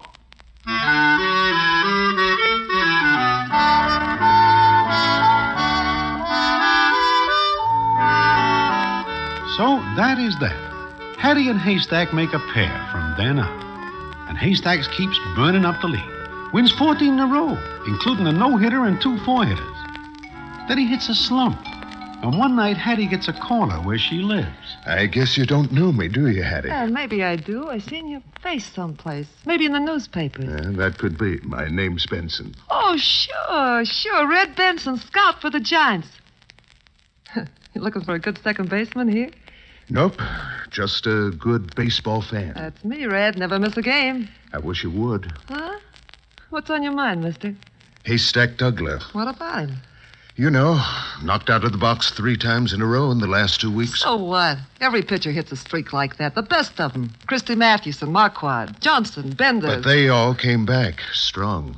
So will Haystack. Now, look. You want me to put it on the line straight? Might be a good idea, Red. Pitch away. I picked Haystack out of the bushes. I found him pitching for peanuts back in Missouri. I talked the Giants into getting him. I know all that. So you get credit for digging up a world beater. You want some kind of a medal for doing your job? No. I want Haystack to be the great pitcher he can be. There ain't nothing wrong with him. Nothing that you couldn't cure. Meaning? Meaning what? Stay away from him. You're kidding. I'm not. Mr. Benson, let me get this straight. You want me to stay away from Haystack? That's it. For his sake, for the sake of the Giants. Well, either one's a good enough reason. But why pick on me? Why don't you take a guess? Look, that port-sided apple tosser was a wild onion before I met him. I didn't add nothing. Besides, all left-handers are screwballs. Granted. Now, what are you giving me? A chance. For what? For making something out of him. Look, why don't you get back in the woodwork? Now, look, Hattie. I figure Haystack's got a chance to straighten out before it's too late. We can keep him away from the high spots, level him off. Then do it. I ain't stopping you. But you are. Look, I told you he was a runaway horse before I met him. Hattie, you like baseball? What's that got to do with this? Everything. A few million kids get their kicks from the game. The big boys on the diamond are heroes. What do you say we keep it that way? So who's taking candy away from the little... Well, am I? Hattie, answer me a question. One question, and then I'll shut up. Cheap at half the price. What's the question? What kind of a reputation have you got?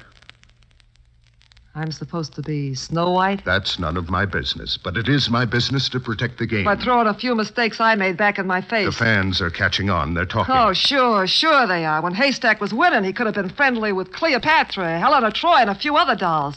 But as soon as the rest of the league touched him up, I'm a bad influence. Is that it? Something like Okay. Now take your frame out of here. Don't brighten up my place, honey. Go on, get. You love the guy, Hattie? Yeah. I guess that's it. Well, I got a job to do. I got the game and the Giants to think about. So? So, Haystack goes on suspension. What? Believe me, Hattie, this isn't personal between you and me. From where I stood, it was. No. You love the game. I love it. It's been my life. Either you cut loose from Haystack, or he goes on suspension indefinitely. Think it over, Hattie. Think it over.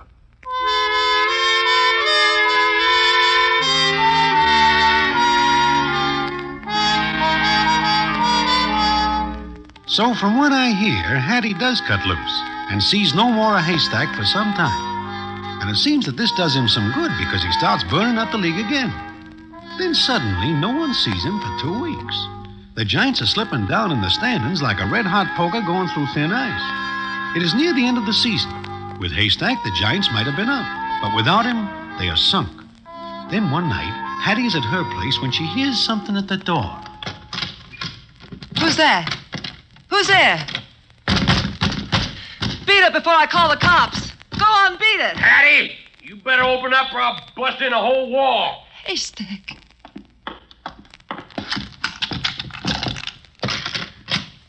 Haystack. Oh, you big... Well, what's the idea of locking me out, huh? What's the idea? Come on, get in here before somebody sees you. Everybody sees me. Greatest left-hander in our game. Greatest. Come on, sit down here. Come on, sit down. Who's up next? What's his weakness? Fastball? I got it. Curve? I got it. Hiya, Hattie. Oh, look at you. Look at you. Tore my uniform. Well, tore my uniform. Gonna get fined. Sit still. Gotta have some fun. Pitch my heart out in the daytime. Gotta have some fun at night. You big rube. You busted yourself right out of the league. You knocked yourself right out of the box. Me? Me? Greatest left-hander in the game. Gotta pitch. Right now. Stay sitting. Leave me alone, will you? Gotta pitch. You. Hattie. I'll pitch. I signed up because I thought it would do you some good. You hurt my face. Yeah, I want to hurt your face. Don't do it, Hattie, please. No, what do you want to go and do that for, Hattie? What you crying for? Huh? For me? Shut up. I love you, Hattie. I want to marry you. You want to marry me? Sure. I can't live without you. Look, you marry me, I'll straighten up and be the greatest left-hander in the game. Huh? You mean it? Sure. Sure, I mean it. Oh. Haystack. Haystack. Okay. Okay, I'll marry you. But please, Haystack, please don't pitch me any curves.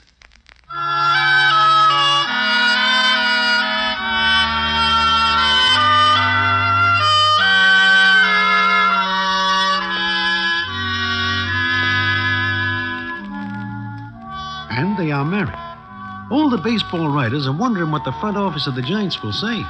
But the manager says Haystack cannot possibly be any worse married than he is single. Now, maybe that is right. But what happens later, I will tell you in a minute.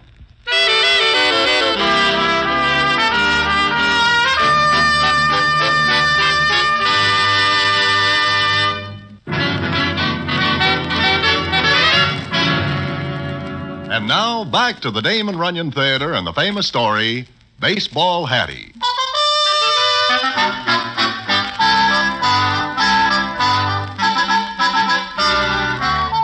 Well, it comes on winter, and Haystack gets all through it without getting out of line once.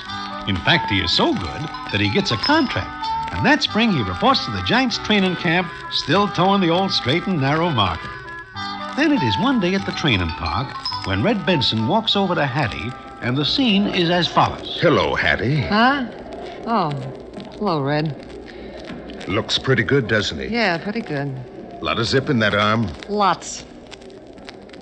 Anything wrong, Hattie? Wrong? Well, the zip in the arm looks pretty good. What could be wrong? Not with him. With you. Me? Never anything wrong with me. I noticed you don't sit with the other gals. What other gals? Well, the other wives of the players. So? Half of them don't know nothing about baseball. They ought to be married to bookkeepers or something. Don't let them throw you, Hattie. What do you mean? You know. Ah, They gave you the frost, I don't have nothing to do with them. If it's vice versa, it's okie dokie with me. Yeah. You did a great job on Haystack. I didn't do nothing. He cleared himself up. Hattie, I've wanted to talk to you about something ever since you and Haystack came south. Go ahead. Remember that night back in New York when I came to see you? Yeah, I remember. Don't. Don't? Don't what? Don't remember it. I got a short memory, Red. As far as I'm concerned, there never was a night you came to see me. You're all right, Hattie? Well, what's the chinning all about? How's the arm, Haystack? Good. Why? Well, it's going to be a tough season. Every outfit in the league's got a good club. Cards, Reds, Pirates, Cubs. They'll all be up there gnawing away at the old flagpole. I'll win 25, maybe 30. Just tell the guys with the sticks to get me some runs. One's all I need. Yeah, I see. Well, I'll be seeing you. So long, Hattie. See you later, Red. What'd he want? Nothing. Just talking. Yeah? Well, I'm running in for a shower. I'll wait here. No, don't bother. Go back to the hotel. I don't mind. I'll see if the club's got any good stick boys. I said don't wait. Why not? Because I'm going out. Where? What's the difference? I'm going out to a party. Party? Where are we going? I'm going. Haystack. I get kind of lonesome back in that hotel. Buy a magazine. I don't want to stay home alone again. Go to a movie. By myself? What's the matter? You need somebody to explain the picture to you? Okay, Haystack. What time will you be back? Don't watch the clock, that's all.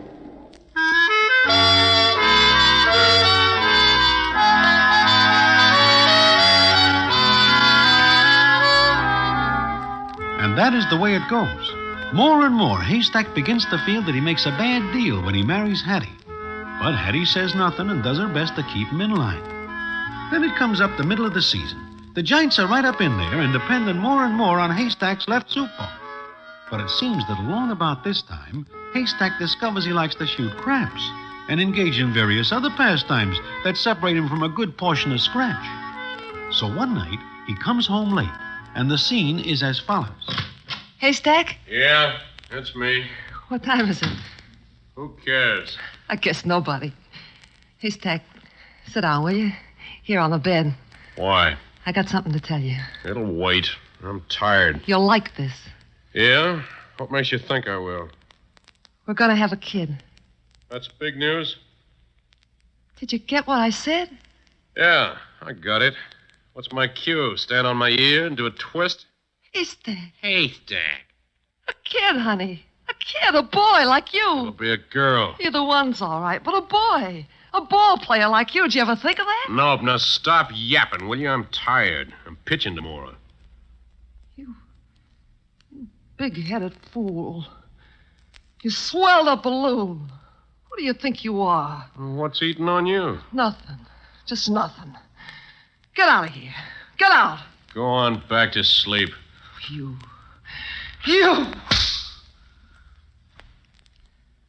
Don't do that again, Hattie.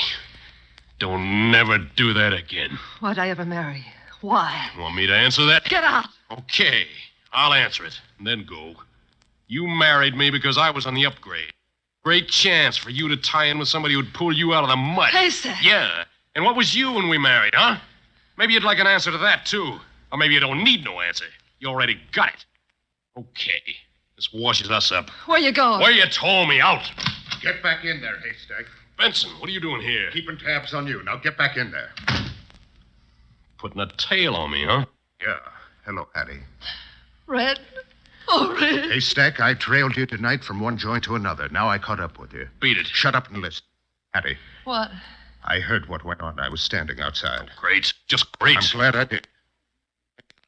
I'm going. You're staying. You're staying if I have to choke some sense into you. Red, let go. Let go. Now, you listen to me, you great big hero. You make one move to leave Hattie, and I'll give the whole story to every sports writer in the business. I'll see that they open up on you with every typewriter in the country. When they finish, you won't be able to get a job pitching beanbags in a carnival. Sure. And kill the chance for the pennant? Yeah, even that. Baseball's my life. The Giants are my life. But so help me, Haystack. I swear to heaven I'll see us finish last before I let you walk out on Hattie.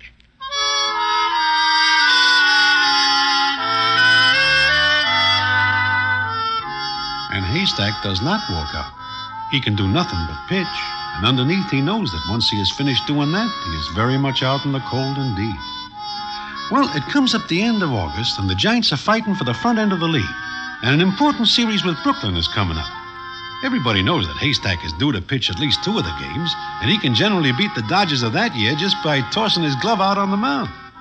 Then one evening, he comes home to Hattie with a guest, and the scene is as follows. Hattie!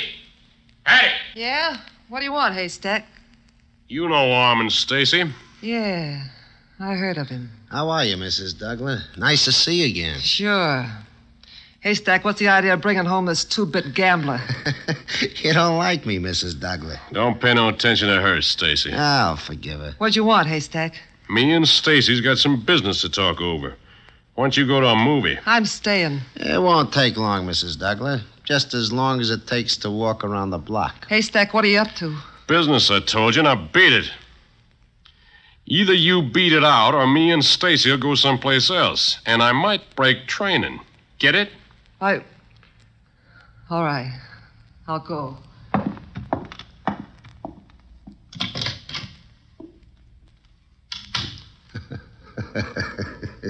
You know, you handle that very nicely, Haystack. Yeah.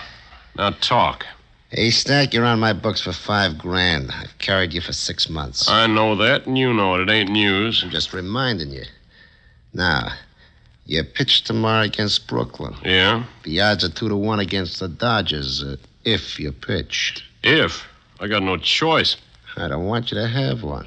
Sure, pitch, but not so good. Blow the game? It'll cancel the $5,000, and you get 3 more. When? $1,000 now and 2 more after the game. You stand to make a killing, huh? I'll get something out of it, yeah. Make it 4,000, you got yourself a winner. Well, I'm not one to haggle. It's a deal. Now, can you make it look good? Sure. A little less on a fastball. A curve don't break in right. I feed a wrong ball to a long hitter and a... What? Mrs. Douglas, that was a short walk. I ain't never been away, Stacy. You... You heard that? Yeah. So? If Haystack doesn't blow the game, I'll squeeze for the $5,000 he owes me. If he plays my way, who knows the difference? Haystack, you ain't gonna do it. Why not? Haystack, I know you're a liar, a cheat, but nobody can tell me you'll drop down so low to toss off a ball game. Oh, you're gonna feed me that stuff about the great American game, huh? Haystack, you ain't gonna do it. You ain't gonna do it because of our kid. Your son and my son who'll grow up to be a ball player. Ha! The kid ain't even here yet. She's got him pitching no-hitters. He'll have your name. If anybody finds out you toss a ball game, what chance will he have? Nobody finds it out. Now stop yapping. They always find out a dirty deal like this, especially if you deal with a dog like Stacy. Oh, please, Mrs. Douglas. He'll be the first one to holler copper if it's found out, because he's a stool pigeon at heart. Haystack, you ain't gonna do it. Haystack, where'd you get that gun? Hattie, you going nuts? Put that away. I'm gonna fix it so he don't bribe you. Haystack, Yeah, you can't prove a thing. Can't prove a thing on me. Haystack. Honey. Haystack. Did you have to make it my left arm, Hattie?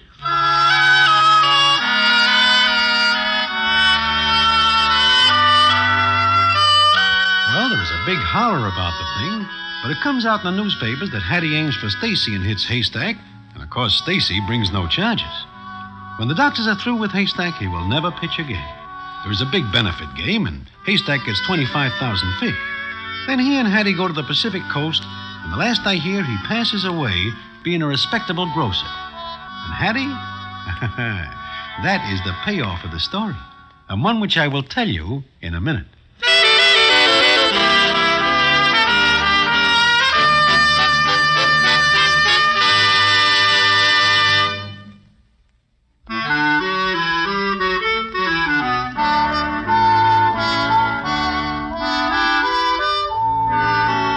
Well, that is the story so far.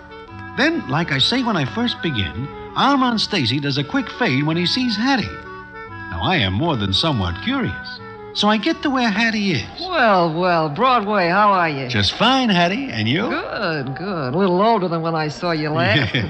You know, it is like old times seeing you here behind the Giants' dugout. Yeah, it is. Yeah, it is.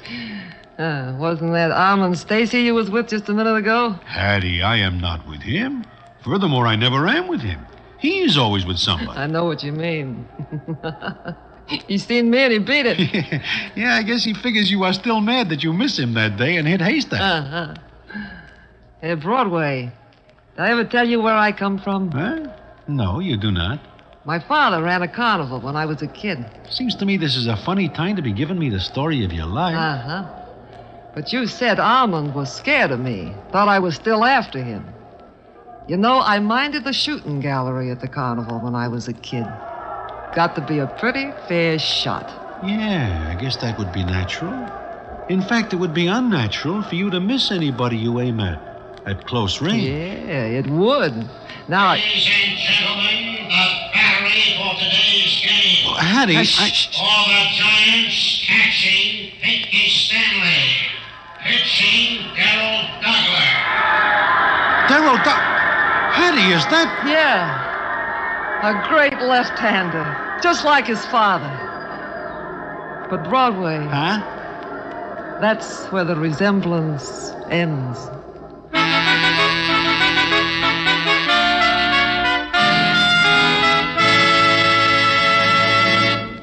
And so ends the famous Damon Runyon story, Baseball Hattie.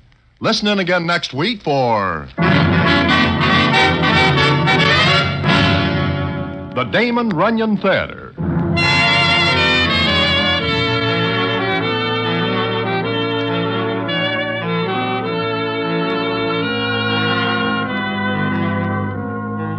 The Damon Runyon Theater with John Brown as Broadway is directed by Richard Sandville, and the story is adapted for radio by Russell Hughes. Vern Karstensen is in charge of production.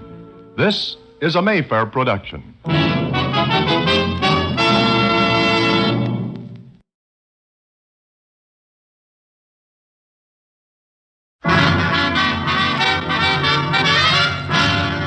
The Damon Runyon Theater.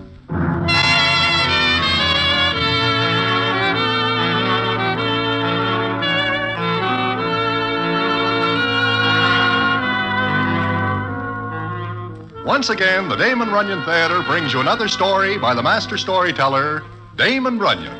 And this one, The Big Umbrella. And to tell it to you, here is Broadway. Thanks. Now, the Club 23 is a high-class trap which is patronized by the better-heeled element of citizens in New York. So what I am doing there one day goes back to when I am standing in front of Mindy's and I see Spider McCoy sneaking along the street. Now, Spider does not usually sneak. He walks like he owns the world, which he does not. So I watch him for a minute, then I catch up with him. Oh, my goodness, Broadway, do not sneak up on me like this. Huh? It seems to me you are the one who is sneaking. What is the idea of acting like an Indian spy? I am trailing somebody. Oh? Whom? The big guy with the cutaway coat and striped trousers. What is he advertising? Advertising? Unless he is out of his ever-loving mind, nobody wears a rig like that in broad daylight. Listen, I just see him put the chill to a cab jockey down the street with one punch. I see. Well, that explains why you are sneaking up on him. No, it does not. Like I say, it does not. Goodbye. I will leave you to your games. Drop in Mindy's sometime. We will have a fast game of hide-and-go-seek. Listen, Broadway, come along with me. You want I should sneak with you? Why? To meet the next heavyweight champion of the world.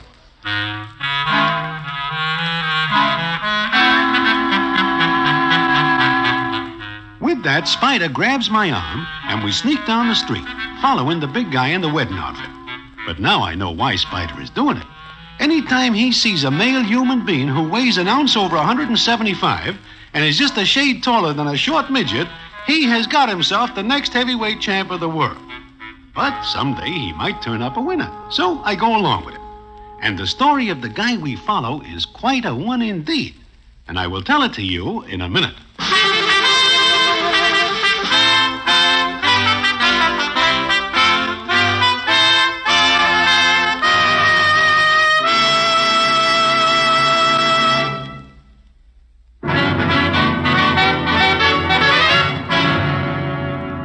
Now back to the Damon Runyon Theater and the famous story, The Big Umbrella.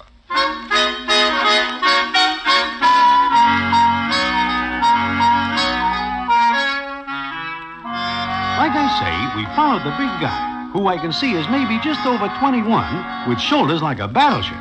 In fact, he does look like a heavyweight. Then he turns into the Club 23, and Spider says to me...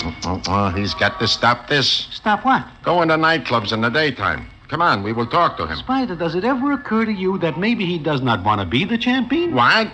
Where is his ambition? Everybody wants to be heavyweight champion. Not my mother. You're a wet blanket. Say, there's Sammy. The doorman? Look, Spider, he is only a middleweight at best. We will ask him about the big guy. Come on.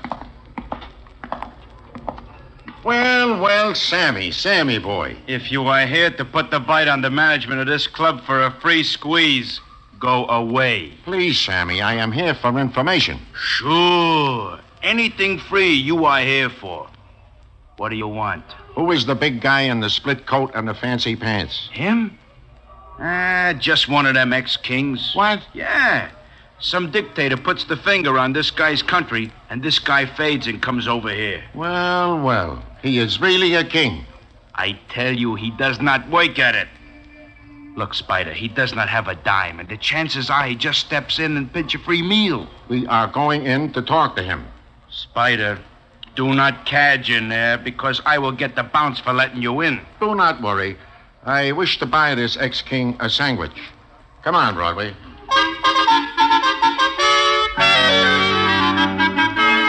So I follow Spider inside. We spot the big guy sitting alone at a table. He is not a bad-looking citizen at all. In fact, he is the kind of a guy a doll would go for. Spider takes me by the arm, and we go to the ex-king's table, where the scene is as follows. Well, Your Majesty. Fancy finding you here, of all places. Good afternoon. I know you, yes? Not yet. My name is McCoy, Spider McCoy, and this is my friend Broadway. Sit down, Broadway. Yes, please do. Sit down, yes. Look, Your Majesty. My name is Jonas. I am no longer anybody's majesty. Okay, Jonas. I will get right to the point. I am hungry. There it comes, Spider. How hungry? I ate yesterday morning. Nothing since? No. Leave us go, Spider. Wait a minute. I tell you what, Jonas, you listen to me for a minute, and I will take you home with me for a good home-cooked meal. How about it? We will talk on the way, yes? Spider, this guy is not only hungry, he is ready to eat hay if necessary. Jonas, sit down. Where do you live, yes? Not far. It will not take us long to get there, yes? I wish he would give us a chance to answer the questions. It will take us 5 minutes in a cab. And speaking of cabs, I see you put out that cab jockey a while back. That is a nice right you have got. Right? Jockey? Put out? I will start over. You hit the cab driver. Oh, that, yes. He is a big guy, but you put him out like a light. I am sorry. It's okay. Now, what does he do to vex you? Oh, nothing. You hit him for nothing? Jonas, that is no way to get along with people. You do not understand, yes? Yes. No. He runs from his cab. He is going to bump into me, so I hold out my hand. So, he runs into it. So he falls. Yes. You mean he knocks himself out? I am sorry, yes. Spider, you are now looking at the guy who holds the heavyweight championship for the shortest time in history. Leave us go. Yes, leave us go for the home-cooked meal. Wait. Jonas, look, you're broke, yes? No, you are doing it. Jonas, is that right? You do not have any scratch? Money? That is right. And I find this somewhat necessary. Then tell you what, we will talk in the cab. And I think I have a proposition that will interest you. Well,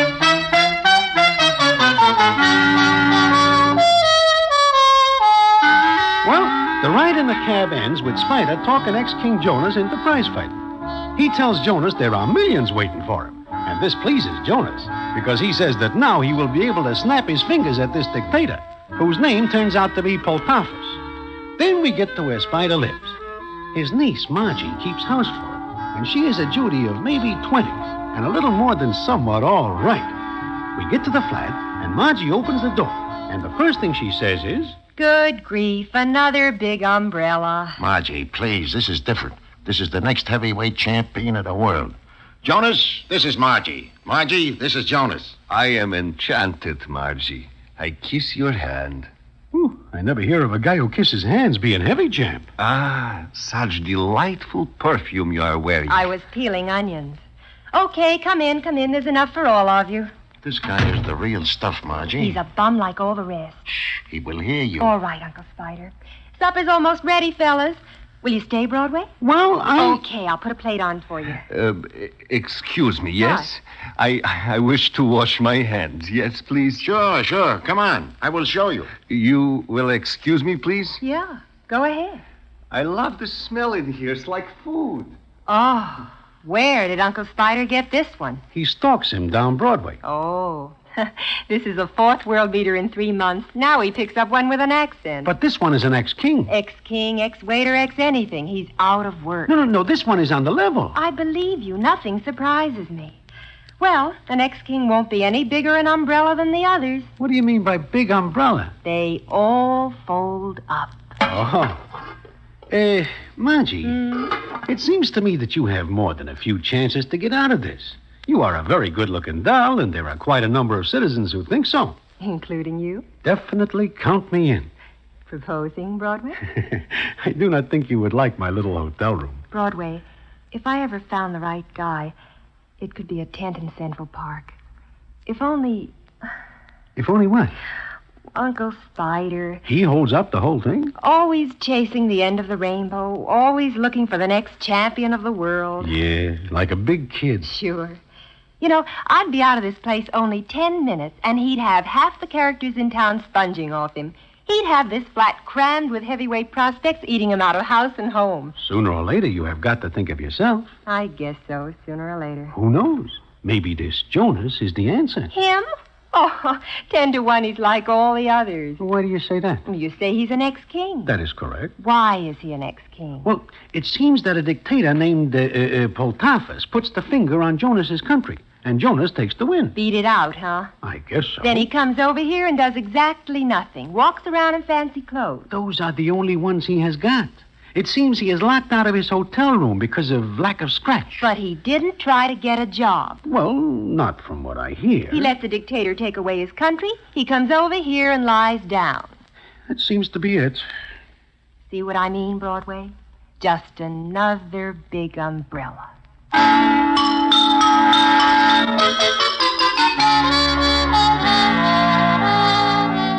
Well, Spider starts to train Jonas. Then it comes up a month later, and Spider puts Jonas in the ring. Jonas wins. Not because he is a world beater, but because Spider picks the opponent with ever-loving care. This happens again and again. And what is more, the crowds go to see Jonas because they like the idea of watching an ex-king in short pants do his stuff. I admit he looks good, and the dolls go for him because he is more than somewhat handsome. Then it comes up 5 or 6 fights later, and we are all in Spider's flat celebrating another victory. Yes, sir, Jonas. You stick with me and you'll be able to tell that dictator Poltafus to go crawl in a knothole. I will be heavyweight champion, yes? Well, take it easy. We've got to build you up slow-like. I do not want to rush this. The fans are beginning to ask for better competition for Jonas, Spider. Let them ask. Jonas is my boy. Sooner or later, you gotta find out if he can take it. The one that win over anybody I fight, yes? Sure, you won all right, hands down. Then I am good, no? Oh, yeah, good. Margie, what is eating you? Nothing, Uncle Spider, nothing at all. Maybe we better change the subject. There is something wrong? What is the matter? Nothing at all, Jonas. Margie. What? Sometimes I think you do not like me, yes? Sometimes you could be right, yes. Look, let us do like Broadway says. Change the subject. Sure, change the subject. But how long do you think you can string this out? Meaning what? You know what I mean, Uncle Spider. What is all this talk? Just that, Jonas. Talk. Margie, drop it. I won't. One setup after another for this big umbrella. You know the fans just go to see him because he's an ex-king. What is this you are saying? Nothing. Forget it, Jonas. See if he can take it. See what happens when you match him with a real good heavy. Look, I'm doing the matchmaking and managing. Nobody else, see? Sure, I see. I see all right. Where you going? In the kitchen, where I belong. And with that, Margie disappears into the kitchen. Now, I figured there is something wrong indeed. And what it is, I will tell you in a minute.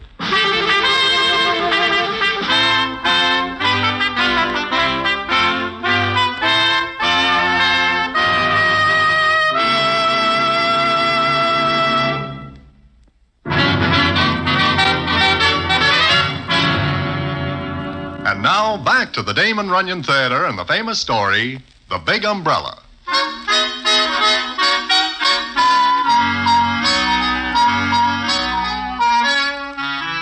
Like I say, Margie fades into the kitchen. I tell Jonas and Spider to wait a minute, and I go into the kitchen.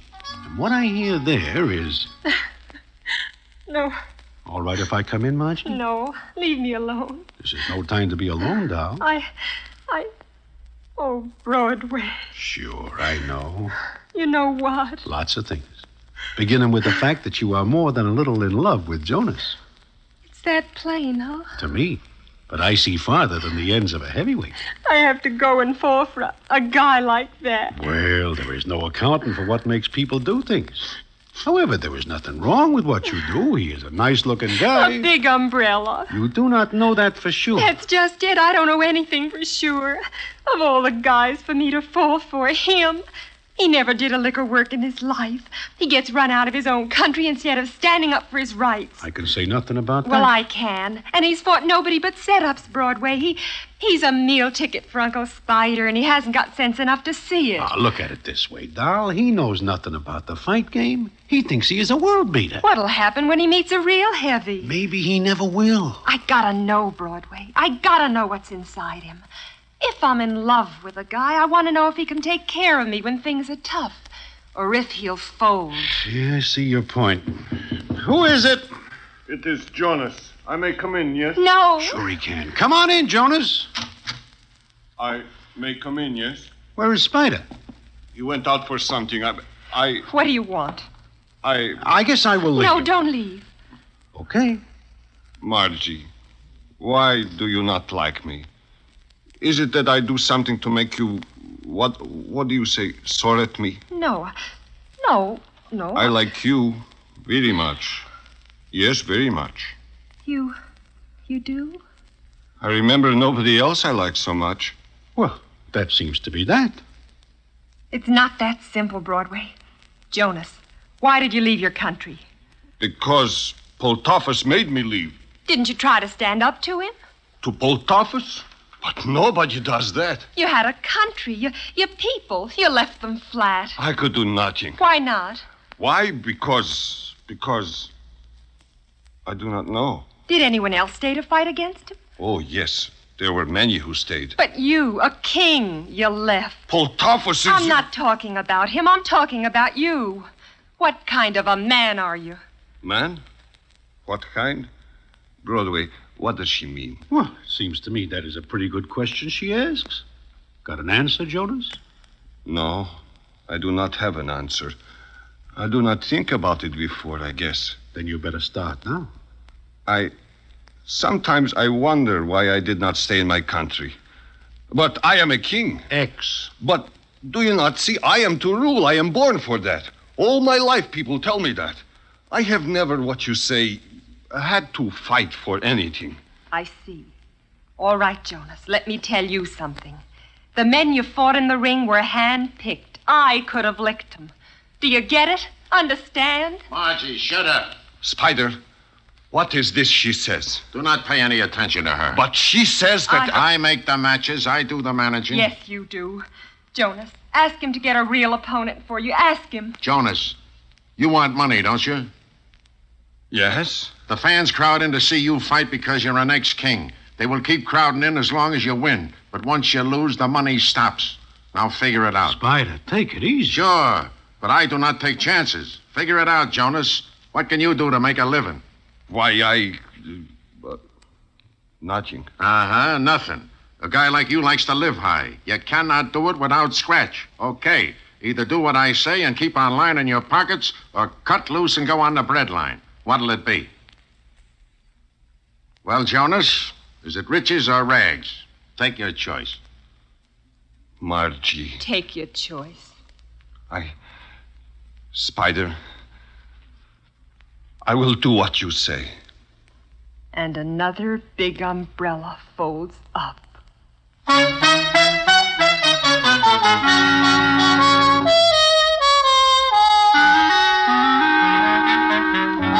So it goes. Jonas fights 3 or 4 more guys that Spider picks like an ever-loving wife picks a Christmas necktie. Margie puts the frost to Jonas, but I know she is very much in love with him. And from what I can see, Jonas is also an easy mark for Cupid. Of course, I see Margie's point. Being tied up with a guy who has no more spine than a dish towel is no fun. Then it comes on one day, and I'm sitting in my hotel room when somebody knocks. Come in, come in. Broadway, I'm glad I find you. I'm in bad trouble. Trouble, Spider? You? I cannot find Jonas. What? He is not at his hotel? I go there. The clerk tells me Jonas gets a telegram in the middle of the night and takes the wind, but fast. Who is this telegram from? I do not know. Where is Margie? She is out looking. Oh, well, where do you look so far? Every place. It seems to me you do not look every place because Jonas is still missing. Say, I just think of something. Like what? That telegram. Broadway. What if it is a telegram saying for him to go back to his country? In which case, you are out one heavyweight. No, he cannot do this to me. Look, Spider, let us go back to his hotel. I tell you, I was just there. Okay, so Jonas does a fade in the middle of the night. Now, suppose he takes a cab to wherever he goes. Huh? Sure. There are not many hacks sitting around in front of his hotel that time of night. So, we find the jockey that drives Jonas to wherever he is going. You are a Sherlock Holmes. Come on.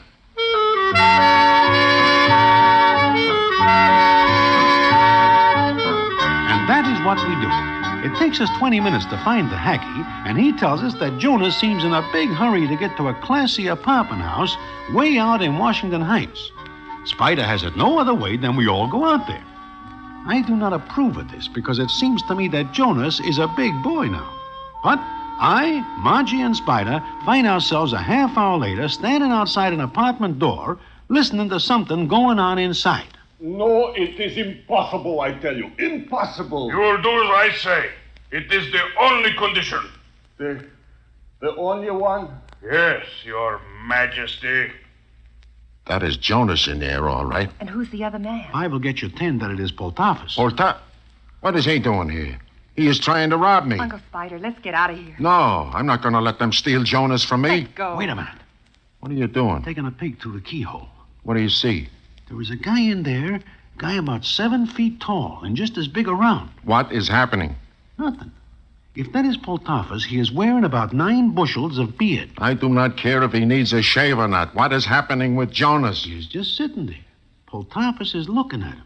And there is a Judy in the room, too. A girl? What does she look like, Broadway? From what I can see, she is shading 40 and looks like Poltafis. With a beard? That is all she is missing. They are all just looking at each other. Now Jonas is going to stand up and... Broadway, what is it? I see enough. Poltafis gives Jonas a shove and pushes him back in the chair. And Jonas? Broadway? Jonas? He stays in the chair. I think we'd better go. No, Jonas has a contract with me, and I'm going in there. You cannot. But I am, and if the door is locked, I will break it in. Hey, you Margie. Spider. What is going on in here? Jonas, what is all this? Who are you? What do you want here? I want my boy Jonas. Your boy? Your Majesty, who are these people? They are friends, Poltafis. So? Get out of here. Get out, or I will throw you out. He looks plenty big enough to throw us out and have something to spare. Spider, Margie, please go. There's nothing you can do here. I guess not. Now, wait. I want to know what the pitch is. They want me to go back to my country. The people want me back. Do you want to go? I wish to do what my people want. Then what is the argument? But first, Poltafis wants me to marry his sister. What? That Chromo? You call my sister? I get it.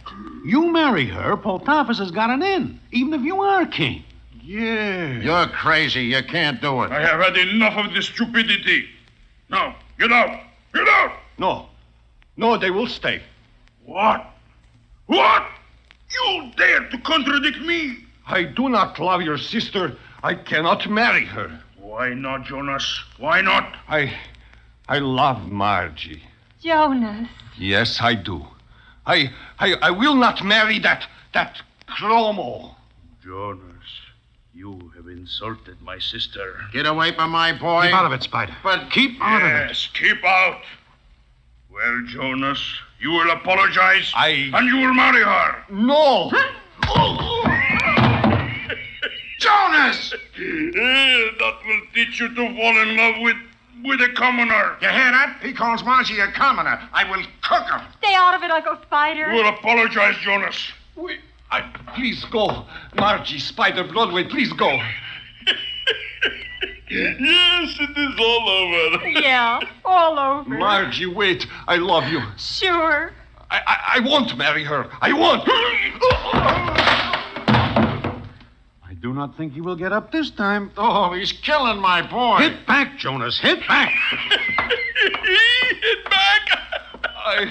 I will not marry her. We will not argue about it.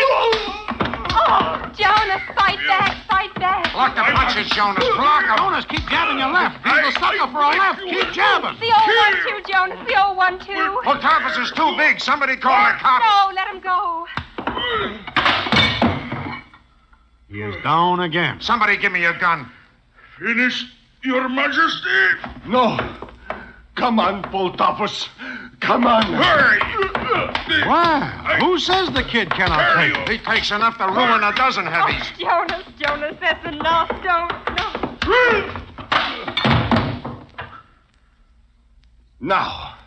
Now you. Get up, Potapus. Come on, get up. I will kill you. It looks like curtains for Mr. Potapus. Now, get this. I will not marry your sister. You understand, Potapus? I understand, Your Majesty. And furthermore, I will go back to our country, and you will take orders from me. And I will marry Margie, and she will be my queen. Understand? You wish the old 1-2 again? No, Your Majesty. Margie. What, Jonas? You think you will like my country? I'll love it. You big umbrella. Umbrella? Broadway? What does she mean? Nothing at all, Jonas. Nothing at all.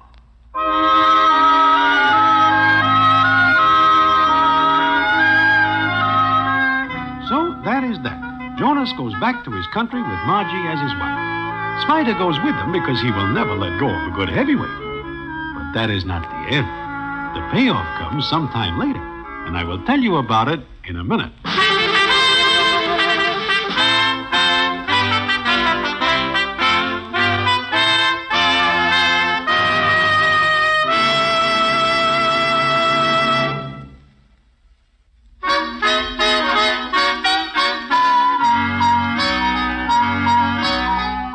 It is a long time later, almost a year, in fact, that I am sitting in Mindy's when I look up and who is standing there but Spider McCoy. He sits down and says, "Well, Broadway, how are you?" "Great, Spider, great. But you?" "Fine. It is almost a year since I see you. How are Jonas and Margie?" "First rate. Happy and ever loving." "Well, I suppose you come back here to stay, huh?" "Oh, no. I'm just here for a week. I am importing heavyweights to Jonas's country." "You are doing what?" "How is the crop?" "Not so good.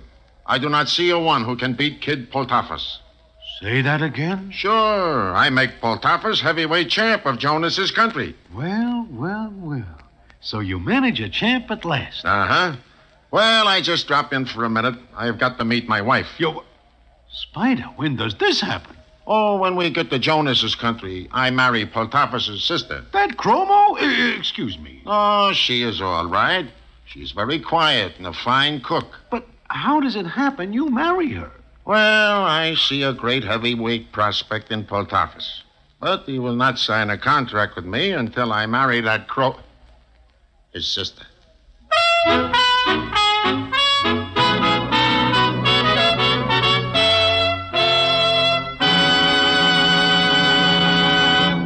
And so ends the famous Damon Runyon story, The Big Umbrella.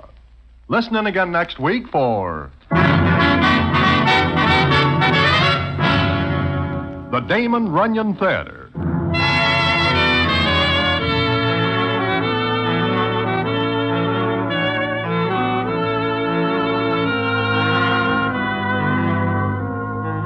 The Damon Runyon Theater, with John Brown as Broadway, is directed by Richard Sandville, and the story is adapted for radio by Russell Hughes. Vern Karstensen is in charge of production. This is a Mayfair production.